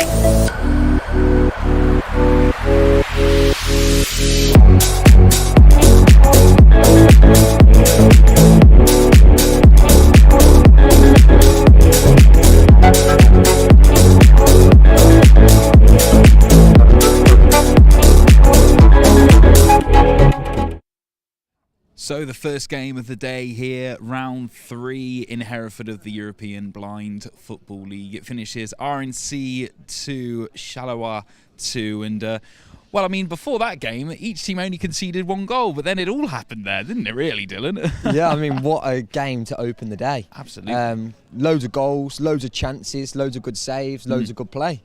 From a spectacle point of view, I don't think we could have asked for a better start. And it had a bit of everything, didn't it, really? Something perfect for any newbies watching this morning. Yeah, definitely. It had good control, good dribble, good shots, everything for the yeah, for people watching. And we discussed it at half-time, didn't we? The two different variations of play. Charleroi did kind of change it up a little bit, but Hereford straight out the gate getting themselves back into this one. Yeah, definitely. I mean, I've seen a tactical change from Coach Adam, who went from a sort of a square to a 1-1-2, and that just gives you so many more options to screen the ball, keep the ball. And what was happening was when they had an attack RNC, they got good screen. Then when they screened, they played, it dislodged the Charleroi defence, and that's where the goals are coming from then, because you isolated a 1v1 instead of a 1v2 or a 1v3. So I actually think as well, an extra couple minutes, and I think there's another goal in this game, definitely. Absolutely, that final 5 minutes or so, the game really started to open up. Both teams having a lot of chances in those final few moments, really. Definitely. I mean, when you've got the quality of Danny for Charleroi as well, he shoots on sight, he creates problems every time he gets the ball going forward. So that's a big threat. And then the RNC, as I said at the start, having the FA and IBSA, always going to create goals and chances. Well, let's have a look back at some of those highlights during this one, because there was a lot of highlights to talk about, Dylan. So if we have a look at these ones coming through, so straight away RNC on the front foot coming into this. Yeah, I mean, so close. That was in your first half. That sort of IBSA's trademark, coming around on the arc to create the space in the middle. And coming through again, this was the first attempt by Charleroi there. Coming through once more. And this was that first goal where it was just that experience to sneak it in. Yeah, it's the timing as well of the strike. Like we call that a one-touch finish, and it's clinical. As you can see, RNC, they're keeping the attacking threats alive. And they did that throughout this game. They really did. Yeah, and in Charleroi defence, I've seen here a few times really, they do crowd the ball out well. So when FA had the ball and he tries to drag, they're trying to get numbers behind it. Now this one's like sneaked in, which is good, but there was about 6 or 7 of them chances where they did block the ball well. Yeah, you seem to find every time an RNC player was up in that attacking area, there was about 2 or 3 Charleroi players around them. Yeah, I mean, this one here from the real tight angle, it's hard. It's a rocket, and if you shoot on sight, you get a chance to score a goal. That's a cheeky little skill from Danny. Unfortunately, it didn't finish with a goal for him there. That one got ruled out as we continue once again. And he was really impressive in this one, Danny. Yeah, he was. And sometimes the way that you play also sort of plays to his advantage. He wants to be individual, he wants to go alone. Well, if you set up with a 3-1, that one player, hopefully when you get the ball, then become a threat. And because the way RNC play, you was leaving a 1v1 or a 1v2 at least at the back. But this is the thing, RNC had multiple threats shown there as well. A brilliant goal. I've seen him do that a lot, IBSA. Drag the line, drag them across the pitch, nice drag into the middle, open the goal up. That's the key. For any striker that's playing the game, you want to get in the middle of the pitch, because at that moment there, the goal opens up. You can go either side of the goalkeeper, and it makes it difficult to save. That's a good save there from Azim. Yeah, really impressive stuff. And now we are joined by captain of RNC, Azim Amir. What a game to open up this weekend. Yeah, it was a nice little run up for a Saturday morning. Usually I'm in bed at this time of the morning, but to have the lads and the camaraderie and that game, that match day feeling, 9:30 kick-off on a Saturday morning, and going against an international team in the European Blind Football League, that was a great feeling. And it really was box office viewing between these two sides, because both teams only conceded 1 goal coming into this, and we all knew this was going to be a really feisty clash between you guys. It was top of the table clash, 10 points each, and going into a game where it was kind of everyone was going all out, and you saw that from the intensity. I think today, potentially with the weather, with travel, it came in stints, and it's Ramadan as well, so a lot of our lads have been fasting, so I think a couple of factors came into play where we had to kind of slow the game down. However, I feel like transitioning from the tactics where it was 2-2 and then it came to a 2-1-1, depending on how the game was developing, that's a credit to the coaching staff. Yeah, because you really kept that kind of flow between the different positions happening throughout. Even with that change up in tactics, that attacking prowess of RNC was still very vital throughout. It's not easy, especially with players rotating on and off, and kind of thinking about different players' skill sets and how they kind of can come into the game and impact that nice and quick, because in blind football you don't really get a chance to ease into it. It's that whistle blows, you substitute, you're on, bang. And I think our lads did that to a great extent. We had lads coming on in stints, whether it be higher up the field or whether it be lower down the field. I think it was a great kind of well-rounded performance. And look, the result, we always go out to win, a 2-2 draw, but I look at it on a flip side. It's a great development in terms of coming back from kind of 1-0 down and then 2-1 down to pull it back to a draw, and that's a point. Great, but now let's move on to Romania, who, again, we had a really tight game. It was a 1-0 nick at the end of the game out in Romania, so kind of coming, they're here now in Hereford, and we've got to try and really kind of use this game as a easer into the day, and hopefully second game we'll get 3 points. Absolutely. A very captain's performance today, Azim, for me. I thought he was class. He was cheering from the sidelines. He couldn't help himself. I was indeed. Just a little bit about you. So, did the game plan go to how you thought it was going to go? What was your thoughts on the game? Well, actually, we only found out last night that one of their players, who was arguably the most threatening in this European Blind League so far, wasn't going to come, and that it did change the ways in which we prepared for the game. We had a friendly last night against Roma, and I somehow, because Roma had a couple left players, ended up playing for Roma. I just said it's minutes, it's friendly, and to not speak Italian and somehow play with them, and I was like, just take me off. I thought I'd be on the bench, but they just played me for the full game. But that was fantastic. But our lads got a chance to see what the pitch was like. And even as the game went on this morning, it dried out. It was quite wet, the surface, but then it dried out. So I think we had to factor that in mind. Almost kind of first half was different to the second. But it's great to just be playing football. Well, Azim, we'll let you go back with your team. Thank you so much for this morning. A brilliant performance from him and the whole team, one of the youngest sides in the tournament, really going head-to-head with those international talents. I mean, what an advert for the game. Even that story then about playing against Roma yesterday and even sharing players, that's what blind football does. It brings people together.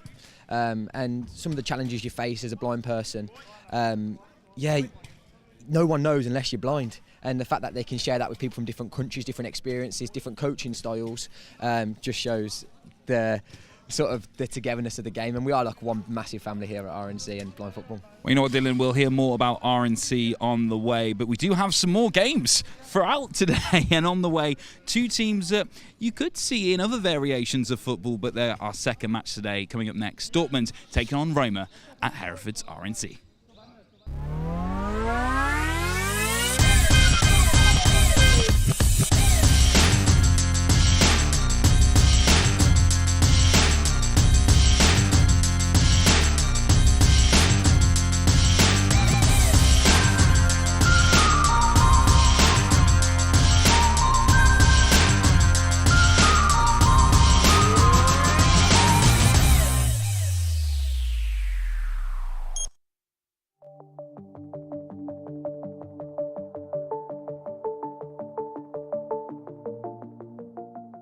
Hi, I'm Felix, a student at the Royal National College for the Blind, and this is everything you need to know about blind football. Blind football is an adapted version of futsal for blind people. It has been in the Paralympics since 2004. The ball has ball bearings in it, which allow it to rattle so players can locate it. The game has 5 players, 4 blind outfield players who wear eye shades for fairness, and a sighted goalkeeper. There are 3 guides who can talk to the players in their respective third of the pitch. The goalkeeper in the defensive third, the coach in the middle third, and the guide behind the goal in the attacking third.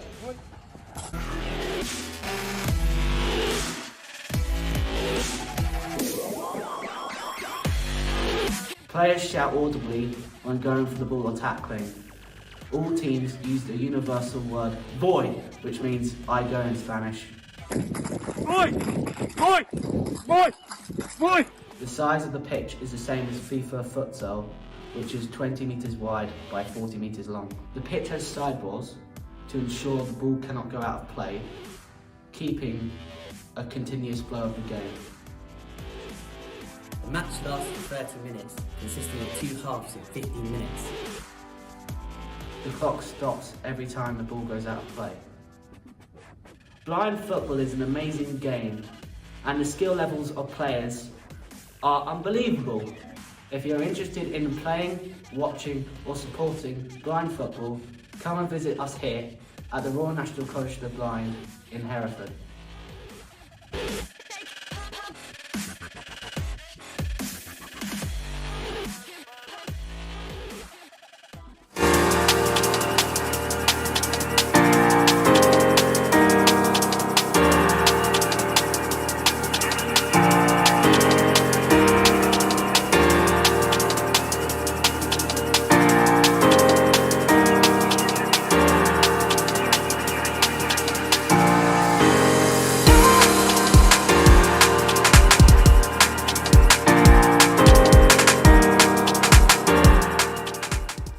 Hello and welcome to round 3 of the European Blind Football League. Thank you so much for joining us. David Waldridge here, pitchside, alongside England international Dylan Malpass. We're here at the RNC in Hereford, and what a location for today's tournament. Yeah, the sun's shining, and that's not like Hereford normally.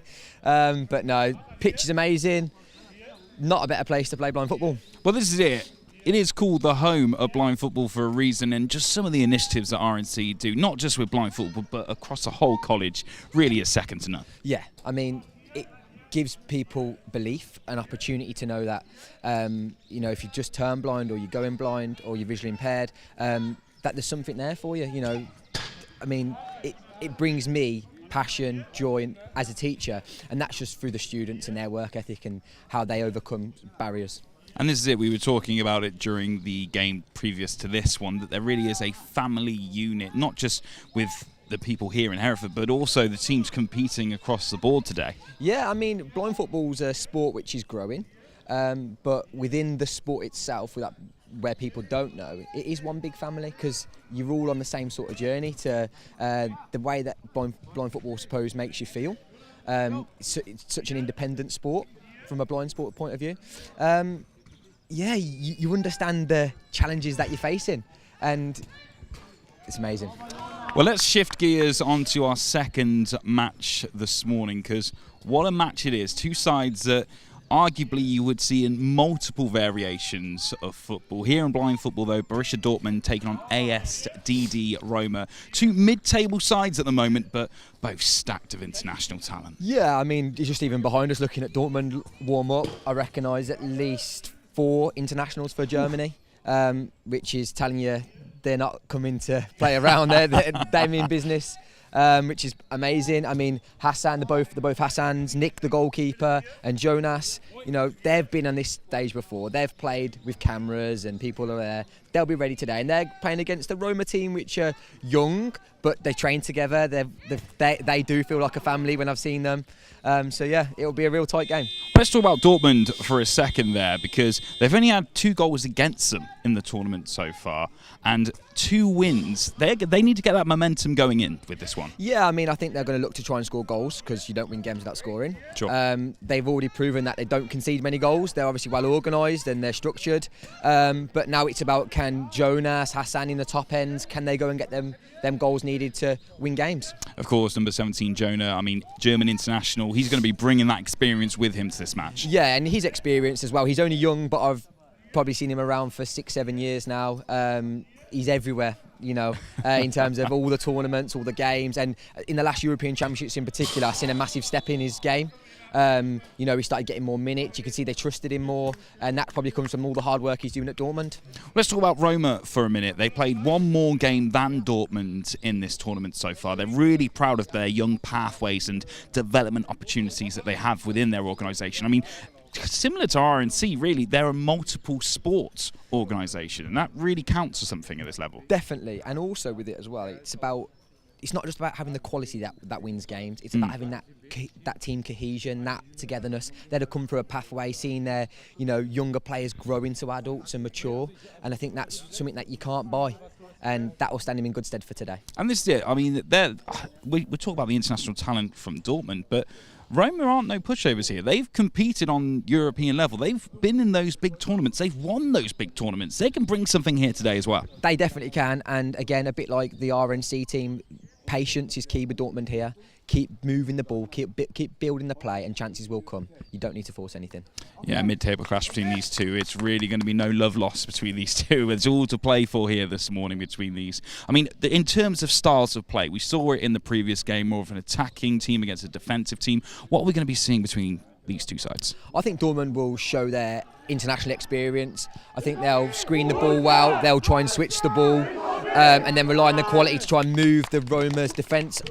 I haven't seen too much of Roma, but I imagine they'll be in a bit of a deeper diamond and then try and catch them on the counter-attack if they've got some good individuals. I know the goalkeeper, for example, though, for Roma, he used to be the Italy goalkeeper and the goalkeeper coach, I believe. So he'll be experienced, he'll be talking to them, he'll be calming them down. He's played on these occasions before. So it's going to make it an interesting matchup. But arguably as well, Roma, they're let's say a less experienced side, but that doesn't really matter at this level. They're a dynamic side that can really cut in to Dortmund. Definitely. I mean, the good thing about having young players is they're going to have full of energy, and they're going to feel the crowd, the weather. It feels good, the cameras.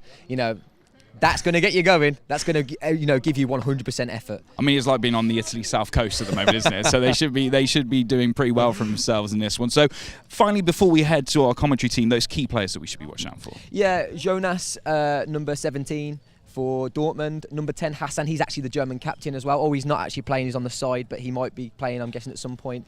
Hassan Kurpelan, number 11. Really experienced defender.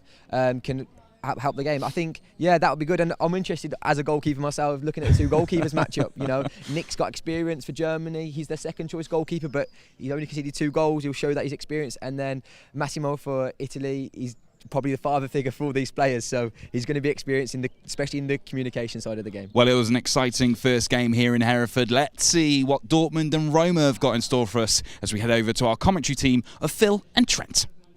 Good afternoon here from the Point 4 in Hereford. It feels like we very much could be in Italy today because of the sunny skies over Hereford. Roma against Dortmund in the second match of the day. Dixie Dean alongside me. We're treated to a very great first game in Charleroi in Hereford. If it's anything like that first one, we're in for a treat. Yeah, I think this is going to be a right good battle. I think if Dortmund win this, they're right back in it as we look at the league table here. And, of course, it's been a mixed start to the season for Dortmund. Of course, it was first against second in that first one, third v fourth in this one. But as you just mentioned there, if Dortmund win this one, throws them right back into contention, puts them into double figures in the points tally. Yeah, and RNC played Dortmund, I think it was in the first tournament in San Remo, and that was a draw. So, and with Dortmund playing Charleroi this afternoon, everything could change today. Quite a youthful Roma side. That's going to contrast against a Dortmund side who have got some German internationals in there, the likes of Jonas Furman, of course, maybe the one to look out for today, the key man for Dortmund. Indeed. I imagine, as Dylan's already said, I think the Roma side will do a low block and rely on breakaways, whereas the Dortmund team will probably play the ball around a little bit more.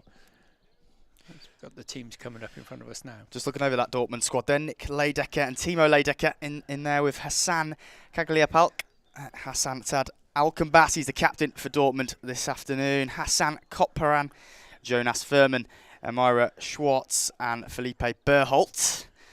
And for Roma then, just moments away from kick-off, Mariano Chiapica in goal, Daniele Biondi, Lorenzo Saranti, Mirko Mingione, Costantino Cianello, Melissa Morena, Leonardo Lozzi, Giuseppe Ruocca and Daniela Musa.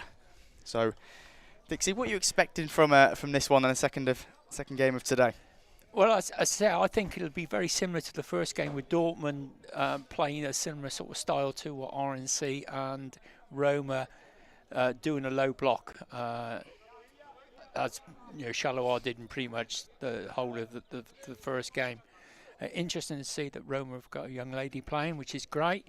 It is a mixed sport. We want more females playing the game, and it's nice to see someone out there who's giving it a go. You can't miss her in her bright green boots.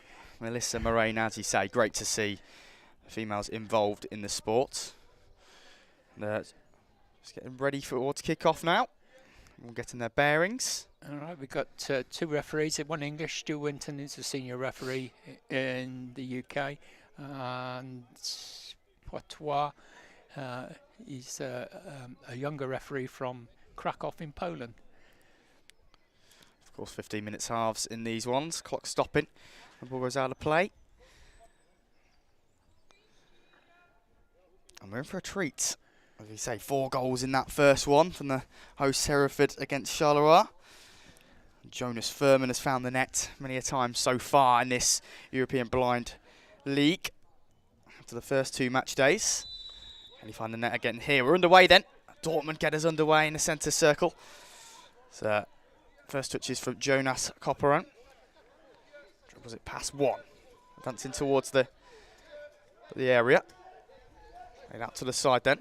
Oh, and an early collision between the pair. Referee lets play go on inside the centre circle now. Then base of it inside the Roma half. Once again in possession with Hassan Koparan. Advancing towards the centre circle here. Chance for a shot. Early goal. What a strike.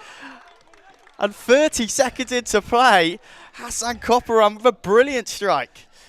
Low and hard into the right-hand corner as we look. Yeah, it's a great start for Dortmund.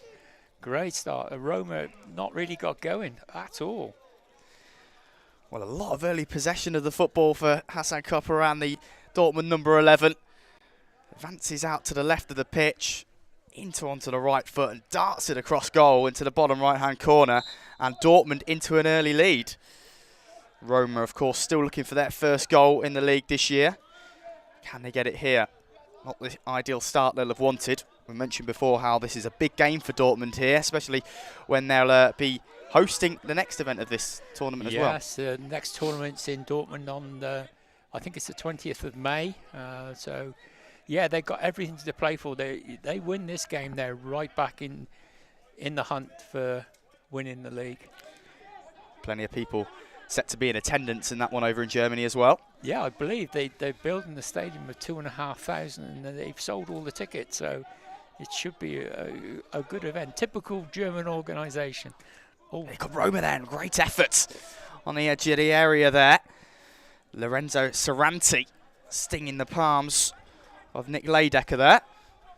Roma, as we say, looking for the first goal in the league this year, but away come Dortmund. A counter-attack up towards the other end. Can they get a second goal in the early stages of this one? Ball bounces out. It's going to be a corner for Dortmund.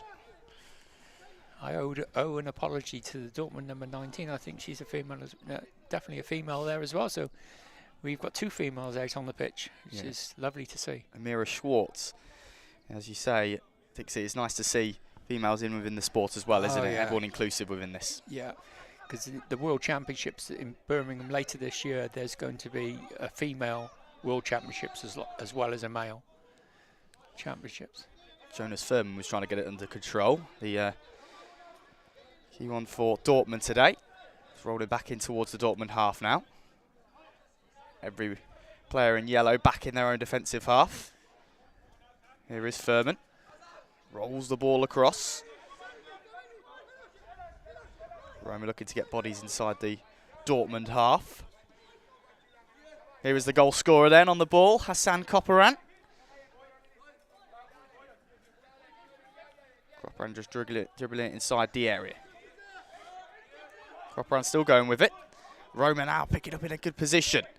And they get bodies into the Dortmund half. Here we go. Shooting opportunity maybe for Roma. And in the end, it's Philippe Berholt that gets himself in the way. A block there on the edge of the Dortmund area. Just tussling in front of the boards here. Being held up very nicely, actually, by Koparan. Dribbling towards the corner. Have to say, fiercely contested for the ball here. Of course, goalkeeper has to stay inside his squared circle. Roma competing for it. Ball just on this near side. Dortmund do get away with it in the end, though. Ball on halfway now. Here is the lady we've mentioned a couple of times, Marissa Marina, inside her defensive half. And Trev, we've got a different version of a Dortmund yellow wall here. We have. I think. And it's nice in an event like this as well, isn't it, Dixie? The fact that we've got teams playing from different countries, contrasting styles, etc. But chance here on the edge of the area once again. It was Hassan Koparan, sorry, striking, stinging the palms of Chirapika in the Roma goal.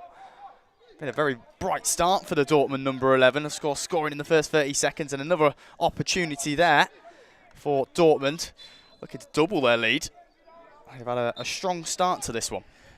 Yeah, good start by Dortmund, taking the game to Roma. Slightly different, contrasting styles here again. We've got Dortmund playing a more expansive game.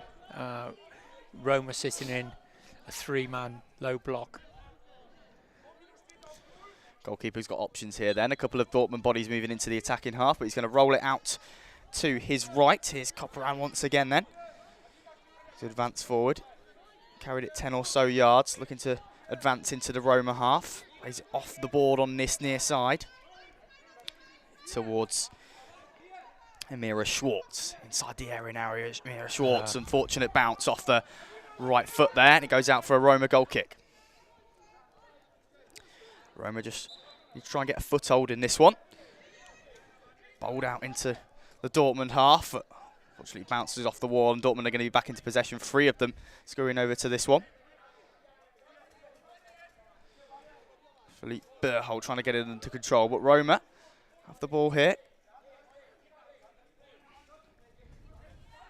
It's contesting it up against the board here, and here's Jonas Furman looking to break away into the Roma half. Quick feet from Jonas Furman there. He's got Copperan in support. Here is Furman still going, fires an effort. Brilliant save by Chirapika in the Roma goal. Copperan was up there in support, but brilliant feat for Jonas Furman to get away from 1 or 2 Roma defenders and then fire the shot. Furman once again, good feet one there. Inside the area, unfortunate in the end, but Dortmund continuing their strong start to this as Chirapika in the Roma goal has been tested a couple of times. Yeah, he's done well there. He's got his hands there, patted the ball away. Probably a safer option rather than trying to catch it. So a wise choice. It's been a lively start to proceedings today at the Point 4. Of course, treated to 4 goals in the first game. And an early one in this one separates the 2 sides. Dortmund, of course, leading Roma by 1-0 at this moment in time. I have to say it's a deserved lead at the moment. Puts the pressure on the top 2 after that early draw. Dortmund look to continue a strong start to the league proceedings themselves. Here it's Copperan then, looking for the ball forward. Furman up against the boards, but now advances into the area. Unfortunate not to keep that one in. 9 minutes or so left of this first half. The time ticks down. Bowled out by Chirapika then. Roma looking to get away. Furman throws a foot in. Ball now on halfway with Roma then. It's inside the centre circle. Advances past Copperan. Does well to get a foot back in. Here's Copperan with a couple of Roma bodies around it. Copperan takes it past 1, past 2. Good close control. Copperan trying to get all the way through. Loses his footing. It's right on the edge of the area. Referee just going to go over and check. Now Roma moving forward as three Dortmund defenders back. Fires the shot and deflects off Philippe Berhold in the end. Now Copperan just waiting for the ball to into feet. Furman in support to his left. Further back as well. Roma just looking to get bodies around him. Furman once again, but Copperan, brilliant close control. Gets the shot away, and Chirapika in the end. Yeah, his movement is first class. The way he's controlling the ball, and he's not running in straight lines. He's zigzagging, which is making it hard for the defenders to pick him up. He's had an excellent start to the game. Yeah, it's been very lively, picking up the ball in deep areas and really advancing them Dortmund attacks. Leidecker only yet to be tested once so far this afternoon, this morning, I should say, in the Dortmund goal. It's played forward now then, in towards Amira Schwartz, who's in a deep area for Dortmund, but ball trickles out of play. Of course, back in the hands again once of Mariano Chirapika in the Roma goal. Bounces off the wall favourably for Roma now then, about halfway into the Dortmund half. Looking to twist and turn their way around at Giuseppe Ruocca. Once again, in there is Copperan. Back at the feet of the Dortmund stopper. It bounces through favourably for Furman. Right on the edge of the area now then, Jonas Furman. And Chirapika just ushering the Roma defenders back out, but Jonas Furman just not getting the close control there. Unlucky, maybe, for the Dortmund attacker. Yeah, the ball just run away from him, hit it on his knee, run away from him. The keeper was there. Obviously shouted for the ball. Here is Hassan Copperan. Once again, lovely little flick turn there to get away from 1, away from 2, away from 3. Copperan still going. We've seen this many a times already today. Just really close control and working himself into a shooting opportunity. Copperan! Oh, very close, and it deserved the goal. You have to say that run. Still not clear of danger for Roma, though. Koparan.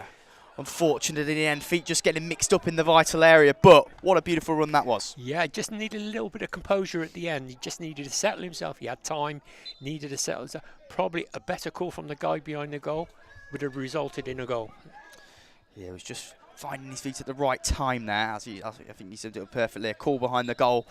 Could have seen Dortmund 2-0 up then. So, just to coming together on the edge of the Dortmund area there. Both players back up onto their feet. Philippe Berholt was initially on the floor there for Dortmund. So it's going to be Nick Leidecker then. Of course, represents German national side as well. Yeah, he's second choice goalkeeper for the German national side. Just under 6 minutes to go in this game. First half. Ball ticking into the feet of Chirapika now then, looking for options in the middle of the park. Ball trickling very slowly, maybe a little bit harder for the players to hear that there. Not travelling at speed out from the feet from Chirapika. Here is Jonas Furman then once again. Now he's got quick feet, gets away from one. Brilliant shift from right to left there. Moving in towards the area, Jonas Furman. Bounces off the feet of Mirko Mingione then. Out for another Dortmund pressures for corner, sorry. It's been sustained pressure really from the German side. Yeah. As you say, you can see Roma doing a low block. They're quite happy just to soak up the pressure and hopefully get a breakaway. I think that's their game plan. I think maybe the problem that we've seen so far from that was just quickly advancing into the area once again, and it's Koparan once again causing problems for the Roma defence. I think that maybe the issue of that so far with that low block has been when Chirapika's had the ball at feet and they've been trying to play the ball forward, there hasn't been them Roma players in the final third or in the Dortmund half to latch onto things. No, exactly. So they're inviting pressure onto them all the time. They've got no outlet at the moment, so they need to start hitting the front man to hold the ball up, to give the defenders a little bit of a break, And even with them 3 players back, it's been hard to contend with Dortmund with the breaking forward so quickly. And the movement of the 2 lads up front for Dortmund is very, very good. And their close control is very good as well. Yeah, I have to say, Philippe Berholt and Amira Schwartz really been sitting deep and have contended with things that have come their way so far. And as you say there, the link up between Hassan Koparan and Jonas Furman has been brilliant in that final third so far. Yeah. Berholt looks to hold things off there. Right on the edge of the area once again from Koparan to hold him off. Roma looking to get in, but it's shepherded into the goalkeeper's feet, and Nick Leidecker just lays it to his left, and here's Furman. Can't get control of it though from the goalkeeper's pass out. Now a chance to shoot from Roma. Probably their second big effort of the game. Caught nicely in the end by Nick Leidecker. Philippe Berholt just feeling the effects of a collision there, but loads of open space to drive into here then for Hassan Koparan. Looking to his left, and unfortunate there for Jonas Furman. Just misjudged it slightly, but does still have the ball on the edge of the area now, but runs into a crowd of bodies on the edge of the area. But yeah, that's a free kick. What's happened there is the Roma player is not called Voy, which has resulted in a collision. So it's a foul against Roma. So it's a free kick, 7 or 8 metres out. They'll obviously play the ball from one to the other. Yeah, good position here for Dortmund. That's the first foul of this half as well. It is. The clock's been ticking, hasn't it? Not been as many stoppages, compared to that first one. Just under 4 minutes to go. Dortmund, of course, still lead this one by 1-0. A goal in the first 30 seconds of proceeding. Hassan Koparan's goal, the difference at this moment in time. But a good position here between that attacking duo to maybe muster a second. Yeah, Roma has set up a 4-man wall. Well, 3-man and 1-woman wall, more accurately. 4 bodies in the wall, yeah. Just waiting. And the guy behind the goal is just locating the players, the attacking players, and they know where the goal is. We're tapping on each post. Here we go then. Hassan Koparan. Chance to shoot, and it's straight into the midriff of one of the Roma defenders. Koparan once again then still battling away for it inside the area. Dortmund do still have it. Edge of the box. Here is Koparan. Amira Schwartz is out in support on the right-hand side. Koparan dribbles it back into his own half. Furman asking for it. Just to Koparan's right, but still has possession of it. The Dortmund number 11.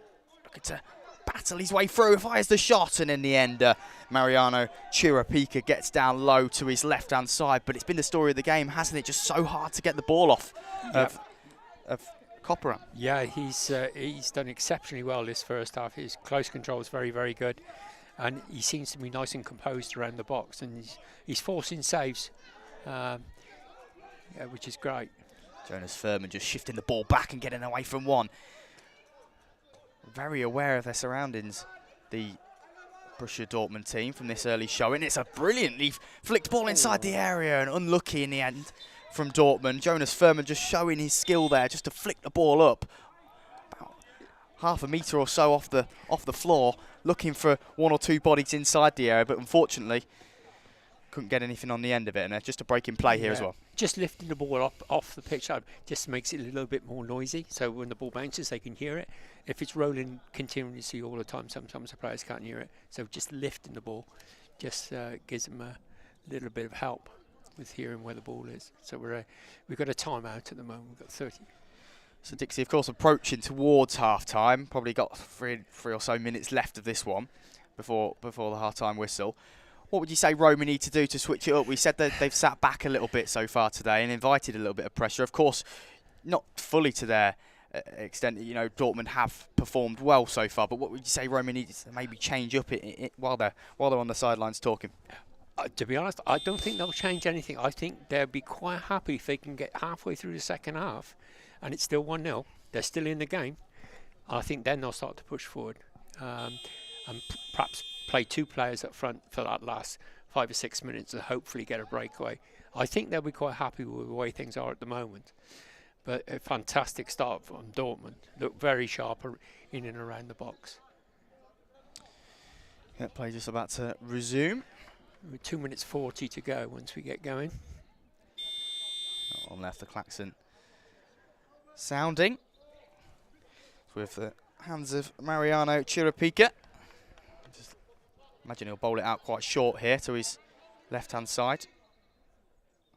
Goalkeeper just shouting for his players to stay back, and it comes then to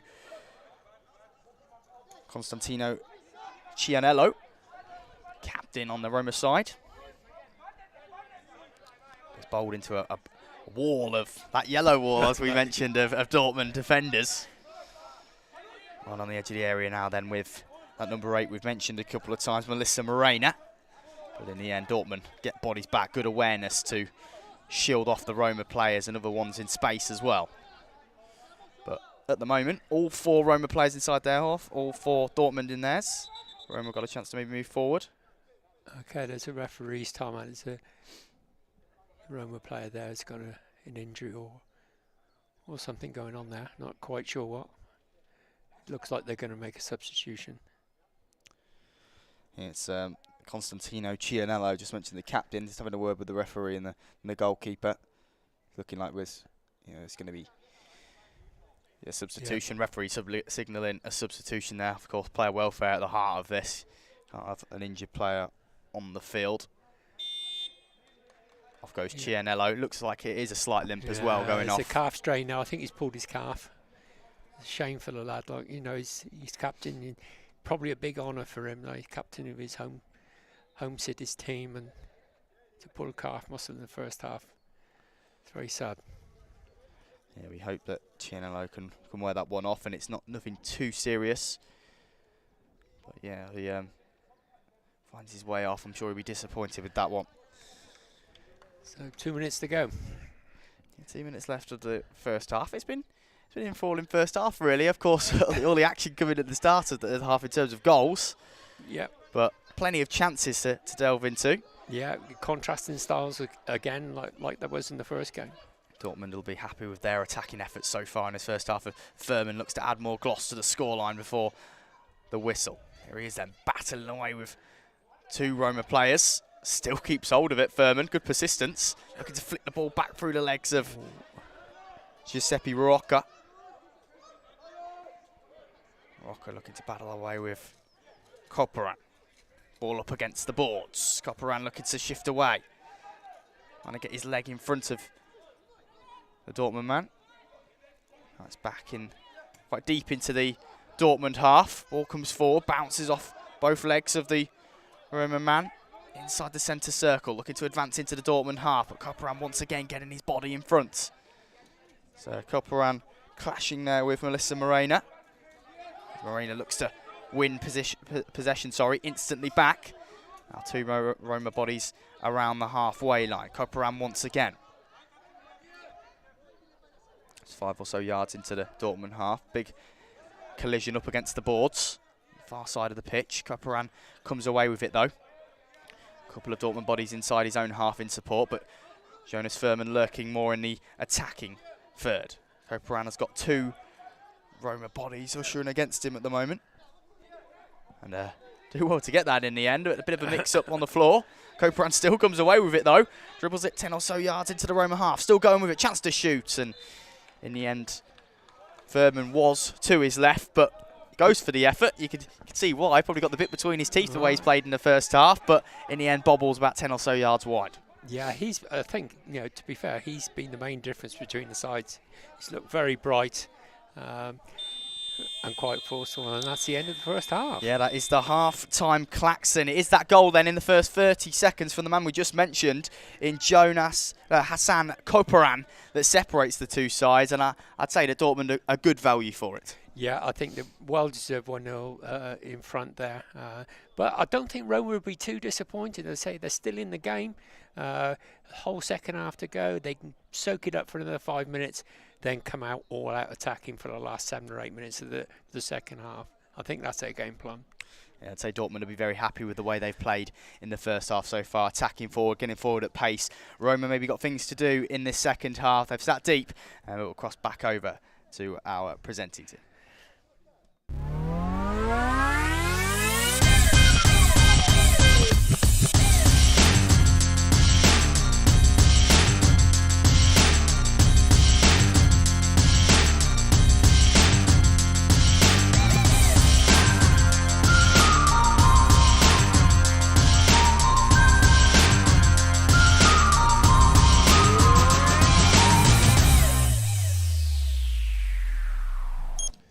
So half-time here in Hereford, it's Dortmund 1, Roma 0, and it really was a clash of styles in that first half between these two sides. Yeah, I mean, agree with Phil on commentary again. Roma will be really pleased with that. Dortmund are going to dominate. They've got the experienced players. You've seen that with Hassan Copland, Jonas. They're good at dribbling. They'll fan you out. They're exploiting the space as well. But you've got to be in the game. They're in the game, Roma. They're going to look at half-time and say, listen, it's 1-0. We need that one goal. The longer they stay in the game and keep the score to a minimum, I think there's a chance that they can nick something here. Absolutely. Roma really frustrating Dortmund at the moment. And you mentioned Copland there, getting himself on the score sheet, but just looking so confident on the ball at times as well. Yeah, I mean, their style's good. What they're looking to do is have basically a 1-1-2 formation with 2 wide options. And that just fans Roma out slightly. So allow Copland to run through the middle. And when he exploits the spaces like he did, he'll create chances and score goals. And of course, it has to be said, 2 female players on either side as well, in the form of Melissa and Amira as well. They put in some decent performances as well. Yeah, I mean, Amira's a European gold medalist for the German national team. I think that's going to come with loads of experience and only help you in these situations. And just in general, female blind football's growing. And I think Germany and Italy have been the sort of fundamental for other nations to grow, like England. Yeah, I mean, they'll keep growing from these experiences, and hopefully will take them in good stead for the World Cup, which is in August for the females as well as the males. Well, as you were saying there, international level, you don't usually see mixed sides, but at this level, it kind of adds something to the game. Yeah, I mean, football's for all, right? So the fact that they're here is amazing. I know, for example, at RNC, we do also have a female team. But they normally play together. But yeah, what a great opportunity. If you're at the level and you're ready to play, then why not? And I'm just like today, she's proven she can play on this pitch. Well, it's quite evenly matched. Once they're in the kind of midfield zones, both teams are really kind of just feeling each other out. It's only in those kind of lasting areas you can kind of see the professionalism of Dortmund. But as you say, Roma frustrating them the whole way through that first half. Yeah, I mean, that little bit of clinical edge comes from a bit more experience in Hassan and Jonas that have been then played and delivered at the top level. But yeah, when the ball's in the middle of the park and you've got a good shape and you're solid structure and you're trying to battle hard, this is an even game. And this is the thing with Roma, they do have a few experienced heads in that squad, but also a rather young side at the same time. And it's kind of what they're all about over there, multi-sport unit across the board in disability sport, and a blind football team that can compete with the very best. Yeah, it's having a blind football team that is together week in, week out, playing away from a young age. You know, it allows you to put in sort of the fundamentals of how you want to play the game. And you can really see that, you know, energy, the togetherness, the hard work, you know, that is going to lead to results eventually. Absolutely, and kind of Roma, a similar setup to what we have here at RNC as well, really giving those opportunities to young people to develop through the game here in blind football. I think if you want to grow, you need opportunities. You know, you see it even today at RNC with our players, loads of opportunities for loads of players, experienced to inexperienced players, to be playing blind football on a national global stage. It's amazing. And same with Roma. You know, these players are young, and in the future I'm sure they'll be pushing for that Italy squad, or, you know, I think they'll be there long term. What I would say is I've probably seen Roma around for the last 5 years, and regarding the staffing, it's always the same similar faces. That's only going to bed, you know, good things coming forward for Roma to keep growing their programme. That's it, to bring somebody into the game who maybe hasn't experienced blind football before, didn't know it was a thing, bring them into the game and then develop them to a point where they can compete internationally like this. Yeah, I mean, the only way you do that is by having opportunities. So if you've never experienced blind football before, well, you need to have an opportunity to get involved, if that's at a novice level, in an intermediate level, and even like an elite level now. You know, you see it more, especially in a national game. In England, in the Blind League, we now have 2 divisions. There's opportunities for people to come and sort of train in local areas across the country, and you really need that, because that's how it all starts. You know, even the RNC team today is mixed of people from all over the country, which is fantastic. And this is a thing of why the whole European League is a thing, really. We're promoting the game across Europe. Dortmund here, Roma we've had so far, of course this morning, RNC, Charleroi as well. It's bringing this international talent to inspire the next people coming into the game, the next generation. Yeah, I think as well, when you have the international World Cups, European Championships, the Paralympic Games, it sometimes does limit opportunity for people, because people play with their strongest players as the funding's on the line, or you're trying to win medals, and people really miss out on that middle gap between playing sort of domestic football to playing high-end international. So what you've seen today is this blind league is putting that gap. So going, okay, you've now done well at your local level, but let's get you some more exposure playing against international teams, against international players, hopefully making that step up for you then eventually to play in that senior team for your country. And it's not just competing against, it's competing with. You know, how inspiring is that for some of the younger members of these teams, you know, the 17-year-olds that are in multiple squads at the moment, standing alongside players with those gold medals, with those World Cup appearances. It's an incredible coming together. We spoke about this before with Azim. You know, it was his chance to lead the group together. And you see it now with Hassan and Maximo in goal.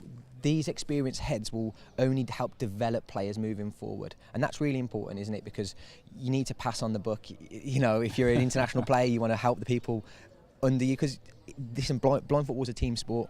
You know, you're only as good as your strongest team. And a team, I mean your staff, all your players. And I think that's what they're looking to do, you know, grow together. So, second half between these two on the way as a goalkeeper, Dylan. I know you're very impressed with the defensive performance so far of Roma. What are we going to be seeing in the second half? Yeah, I think they'll try and keep the same shape, but they need to take a few risks. So, for me, in the last, if they can stay 1-0 for 5-10 minutes, then let's start putting some pressure on. Let's try and counter the counter. So, you know, when Dortmund push players forward, which they will, they'll try and keep the ball, build it with Hassan, Jonas, Amira. Then looking to do is get that quick transition back. So can they exploit the 1v1 situation up front where, you know, it's a touch and a quick dribble and a finish? And I think they'll get chances the more this game goes on. It's just about being patient, really, isn't it? Patience is key. Absolutely. So that's it from me here and Dylan at half-time. We'll head it back to our expert commentary team in the form of Phil and Trent. What's he calling me, Phil? Welcome back to second half commentary here. Just under 2 minutes until the second half. And as our pitch side team mentioned there, you know, Roma will be happy with the position they're in. Of course, one behind, but very much still in there. Still 15 minutes of football still to be played, and only a 1-goal deficit. Yeah, exactly. We said towards the end of the first half, I think they're quite happy to play this way and hopefully get a breakaway in the second half. Sneak a goal, you get a draw, changes the complexion of the league altogether. But I think Dortmund will be well pleased with their first half performance. And as we said before the start of the game, they win this game and they're right back in the hunt. Closes that top three right up. So. And as you mentioned there, of course, the first half performance from Dortmund, they'll very much just be wanting to come out and play in a similar vein as what they did in there, because very much all things going right in an attacking sense. It's just putting that ball in the back of the net maybe a second time and easing things a little bit, because obviously being one goal can change like that. Yeah, the pressure will be on them. They probably didn't want half-time to come. They were well on top and they probably thought, right, let's keep going. But, you know, we've got to have this half-time break. So hopefully Roma will regroup, come out with new vigour and new energy, and a few wise words from the coach, who is a very experienced coach. I'm sure that they'll put in a performance in the second half, and I think we may see a change around here. In the Dortmund side then, on the pitch at this current moment in time, in goal Nick Leidecker, presenting the national team, Jonas Furman. The goal scorer, of course, Hassan Korporan. And Mira Schwartz is on there, and Philippe Berholt. As for Roma, currently on the pitch, Giuseppe Rocca. The 5 as well, Daniele Biondi. In goal, Mariano Chirapica. And Lorenzo Saranti as well. As Roma are going to get this half underway then. Wall of 3 just at the base of the centre circle for Dortmund, looking to combat any quick move from the opening start. We saw how effective that was from Dortmund as the whistle went, just straight into the Roma half. Yeah. And Roma looking to very much do the same. Indeed, indeed. Quickly putting the pressure on this near side though, the Roma attackers. Wall of 2 there from Dortmund, and just looking to advance in, but it's going to be Hassan Korporan that quickly picks up the ball in a defensive position. Roma, though, trying to break out the blocks quickly, get a couple of bodies into the Dortmund area, and it's going to be a corner for Roma. Just looking to put Dortmund under a bit of early second half pressure. Yeah, a bit of a mistake by Korporan there. I think he went to play the ball back to his goalkeeper and got his angle slightly wrong, put it out for a corner. This is when an opportunity for Roma could come. It's a mistake. And they might get a goal, you know. Giuseppe Rocca just trying to find space inside the area. There's 3 Dortmund bodies in there. Roma 2 against 1 up against the boards at the moment. They come away with it in the end, and it was a shot fired away by Melissa Morena. A lot of Dortmund bodies back. It trickles out, but Roma just trying to start this half on the front foot. Be encouraged by the first 30 seconds or so of proceedings, and can they get close towards Hassan Korporan? It's played into Furman's the target. He's shepherded out. Oh, and a nasty clash of the head there. Just up against the sides. Yeah, to be honest, you've got a guy behind the goal. She should be really looking at that and telling the players to stop, so they don't collide with the fence. And I didn't hear her say anything, so perhaps a little mistake by the guide there. Yeah, maybe. It's a ball bowled out then by Chirapica. Quickly put under pressure by Korporan. Trying to bowl his way through into the area. Got a couple of Roma bodies in front of him though as he looks to shuffle it back. Maybe a shooting opportunity for Korporan. Doubles Dortmund's lead. Fantastic strike. So much power behind it. And even if Chirapica gets down, it's always going to be tough to stop from close range. And with power like that, it's always tough. Yeah, it was right down by the keeper's feet to get down to it, and as you say, he was so tight in onto him. Reaction times, he's not going to make it. So Korporan again, he's definitely the difference between these two teams. He's having a fantastic game. A brilliant finish, just shuffles back with his right foot, creates space for himself and just fires into the centre of the goal. Always, as I said, going to be tough for Chirapica. And that's 2 goals for Dortmund, 2 goals for Hassan Korporan. And once again, it's an early strike in the half. They got an early one in the first half. They get an early one in the second. Exactly, and that will settle Dortmund down now. They got something to defend now. So,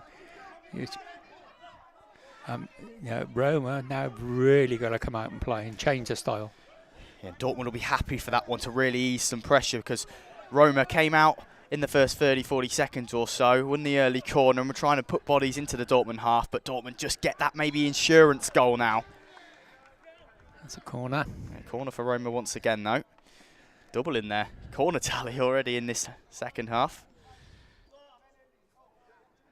So on the opposite side this time. Referee just shaking the ball, which of course has ball bearings in to signal for the players. 2 of them over there then on the right side. 3 inside the area for Dortmund, 1 hanging off the edge of it. Couple of Roma body back in support defensively. Dortmund doing very well to get bodies out there, just straight away from the corner, nullify any pressure that Roma maybe had from that. It was down to, once again, the attackers actually put in the defensive work there in Hassan Koparan and Jonas Furman. There's Koparan then. The scorer of both Dortmund goals. Here's Furman, just running down the right flank, put under pressure by 2 Roma bodies. Looking to shepherd the ball out, up against the boards under a little bit of pressure here from Giuseppe Rocca. Both players contending for it. Just 5 or so yards from the ball. So the referee the ball's got stationary, and obviously the players can't locate it, so the referee's just come in very quickly, tap the ball so they can locate it again. Yeah, quick thinking there from the referee. And Chirapika claims that one comfortably, just ordering his players into position. Bowls the ball out there. It's going to be bowled out of play and into the hands of Nick Leidecker now. A little bit of frustration from the keeper there. I think he was hoping for some Roma players to make a movement for him. He's only got 4 seconds to get that ball back into play, so I think in the end he's just thrown it away rather than give a free kick on the edge of his penalty area. Dortmund once again then, ball just bouncing off the feet of Melissa Morena. It's going to be out for a Dortmund corner. Chance to get yellow bodies into the area. It's going to be Philippe Berholt. Oh, sorry, Amira Schwartz has gone over to take this one, along with Hassan Koparan. Jonas Furman offer himself around side the area. It's Koparan though, shuffling the feet. No Dortmund body can get on the end of it towards the area. It's going to be Roma that advance into the half. Maybe a good position here for Giuseppe Rocca. But it's a pass 1, Rocca, and a shooting opportunity! And that's the best opening we've seen of the game so far from Roma.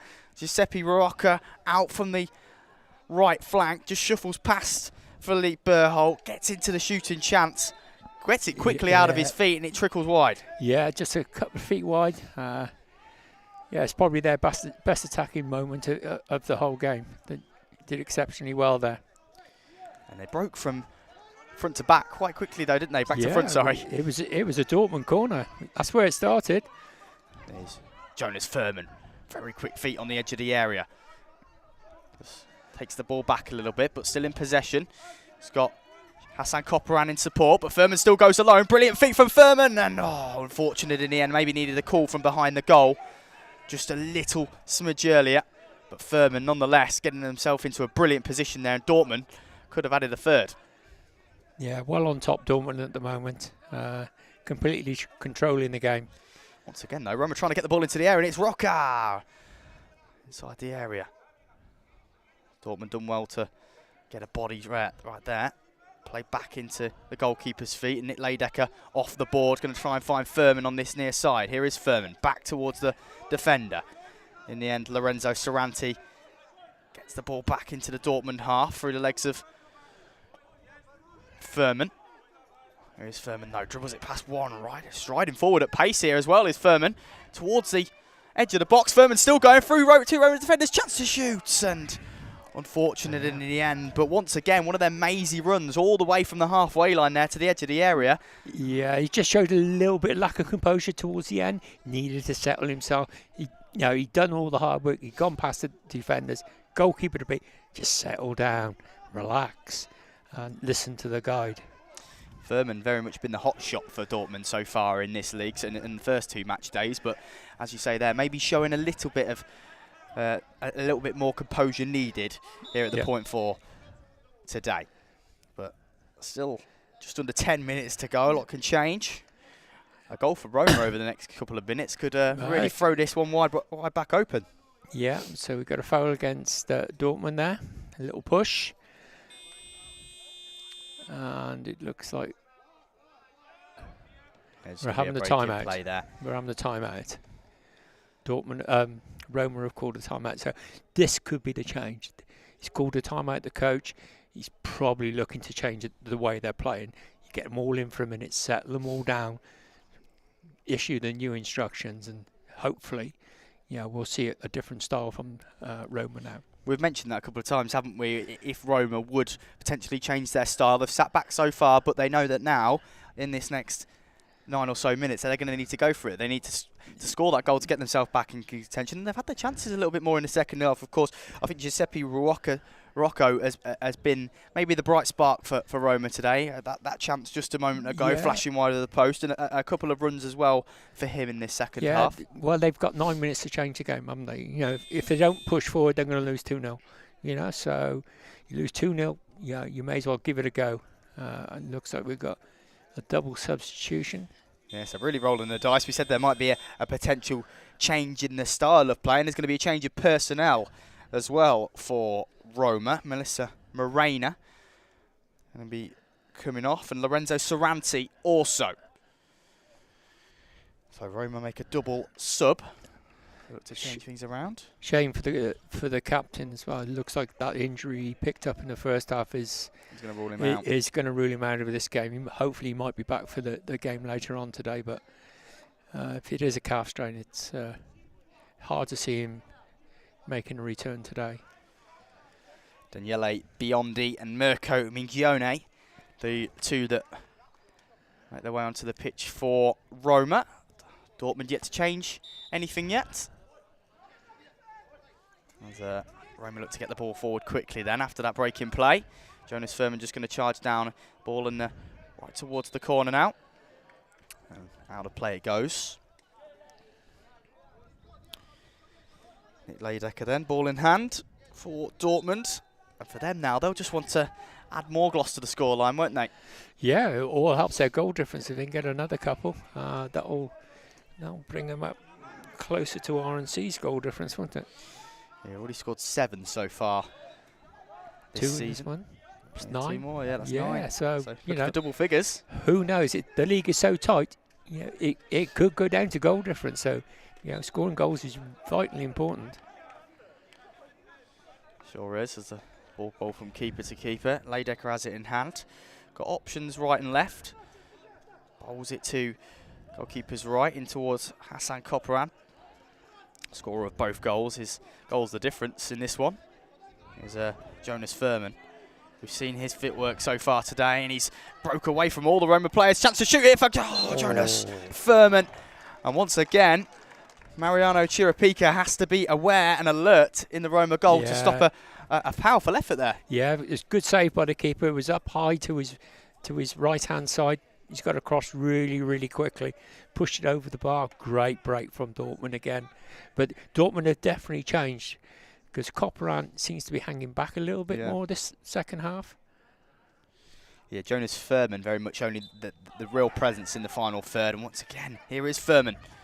Dribbling all the way past 3. Chance to shoot it for Furman. And once again, Chirapika called into action. It's been a busy match this for the Roma keeper. Saved low with his foot that time. Called into action twice within 30 seconds of play. It's the ball being shepherded towards the boards here by Philippe Berholt. Put under pressure by Ruoko. Leidecker lays it out to his left-hand side and towards Furman once again. And really being a presence in this second half as Furman looking to dribble all the way through once again. Furman, mazy run out towards the box. Furman, and unfortunately can't get his feet intact.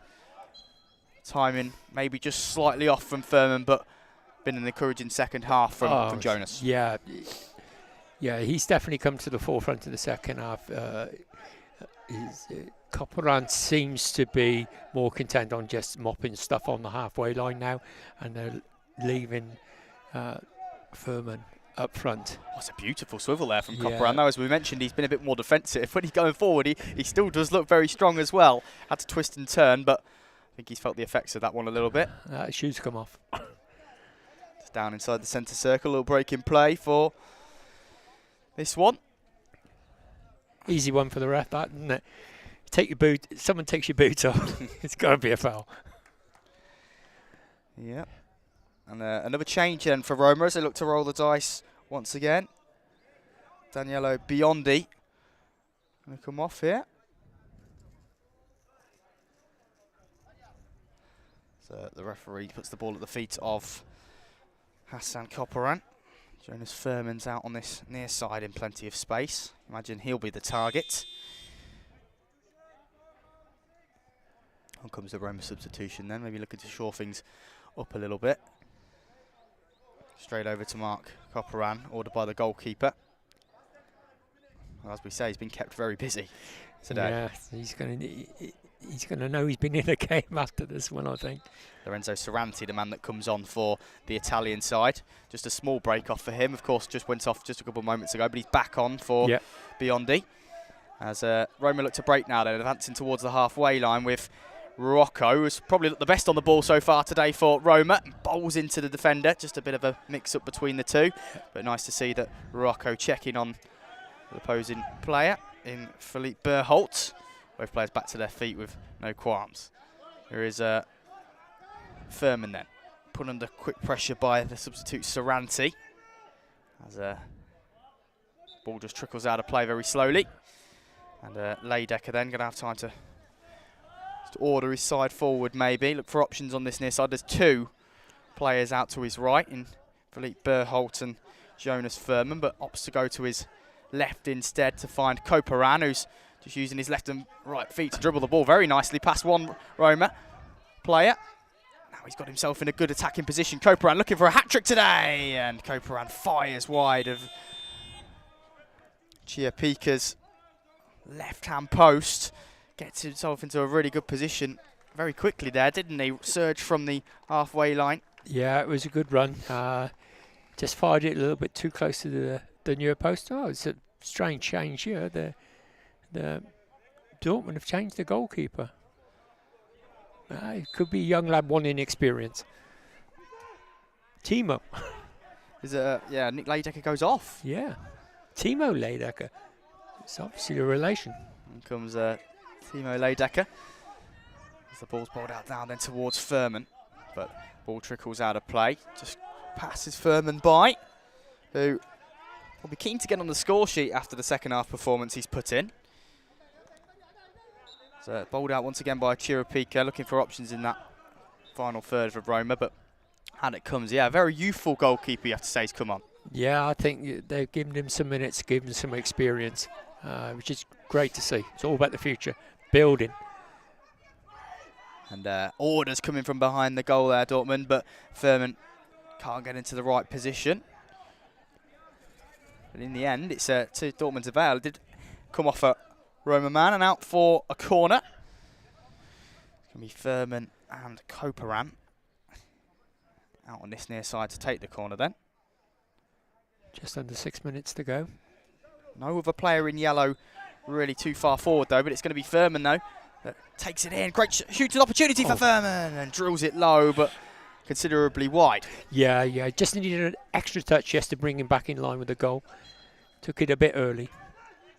There's a bowled out quickly once again then by Chirapika. Maybe not enough bodies in the attacking half for Roma. As again, he's shown his qualities going forward today, but Koparan, a strong presence in the defensive half of the pitch as well, and he did well there to shield his body and stop any Roma players getting in behind. As he looks to break forward once again here then, looking for that hat-trick. Furman's in support, but he goes alone. In the end, tackle. It's a good tackle, as you say, by Mirko Mingione. Players just trying to locate the ball. Referee may have to step in just a moment, if not. A couple of Dortmund players around it. Referee just giving players time. He's going to shake the ball. And it's Roma, the first people that pick it up.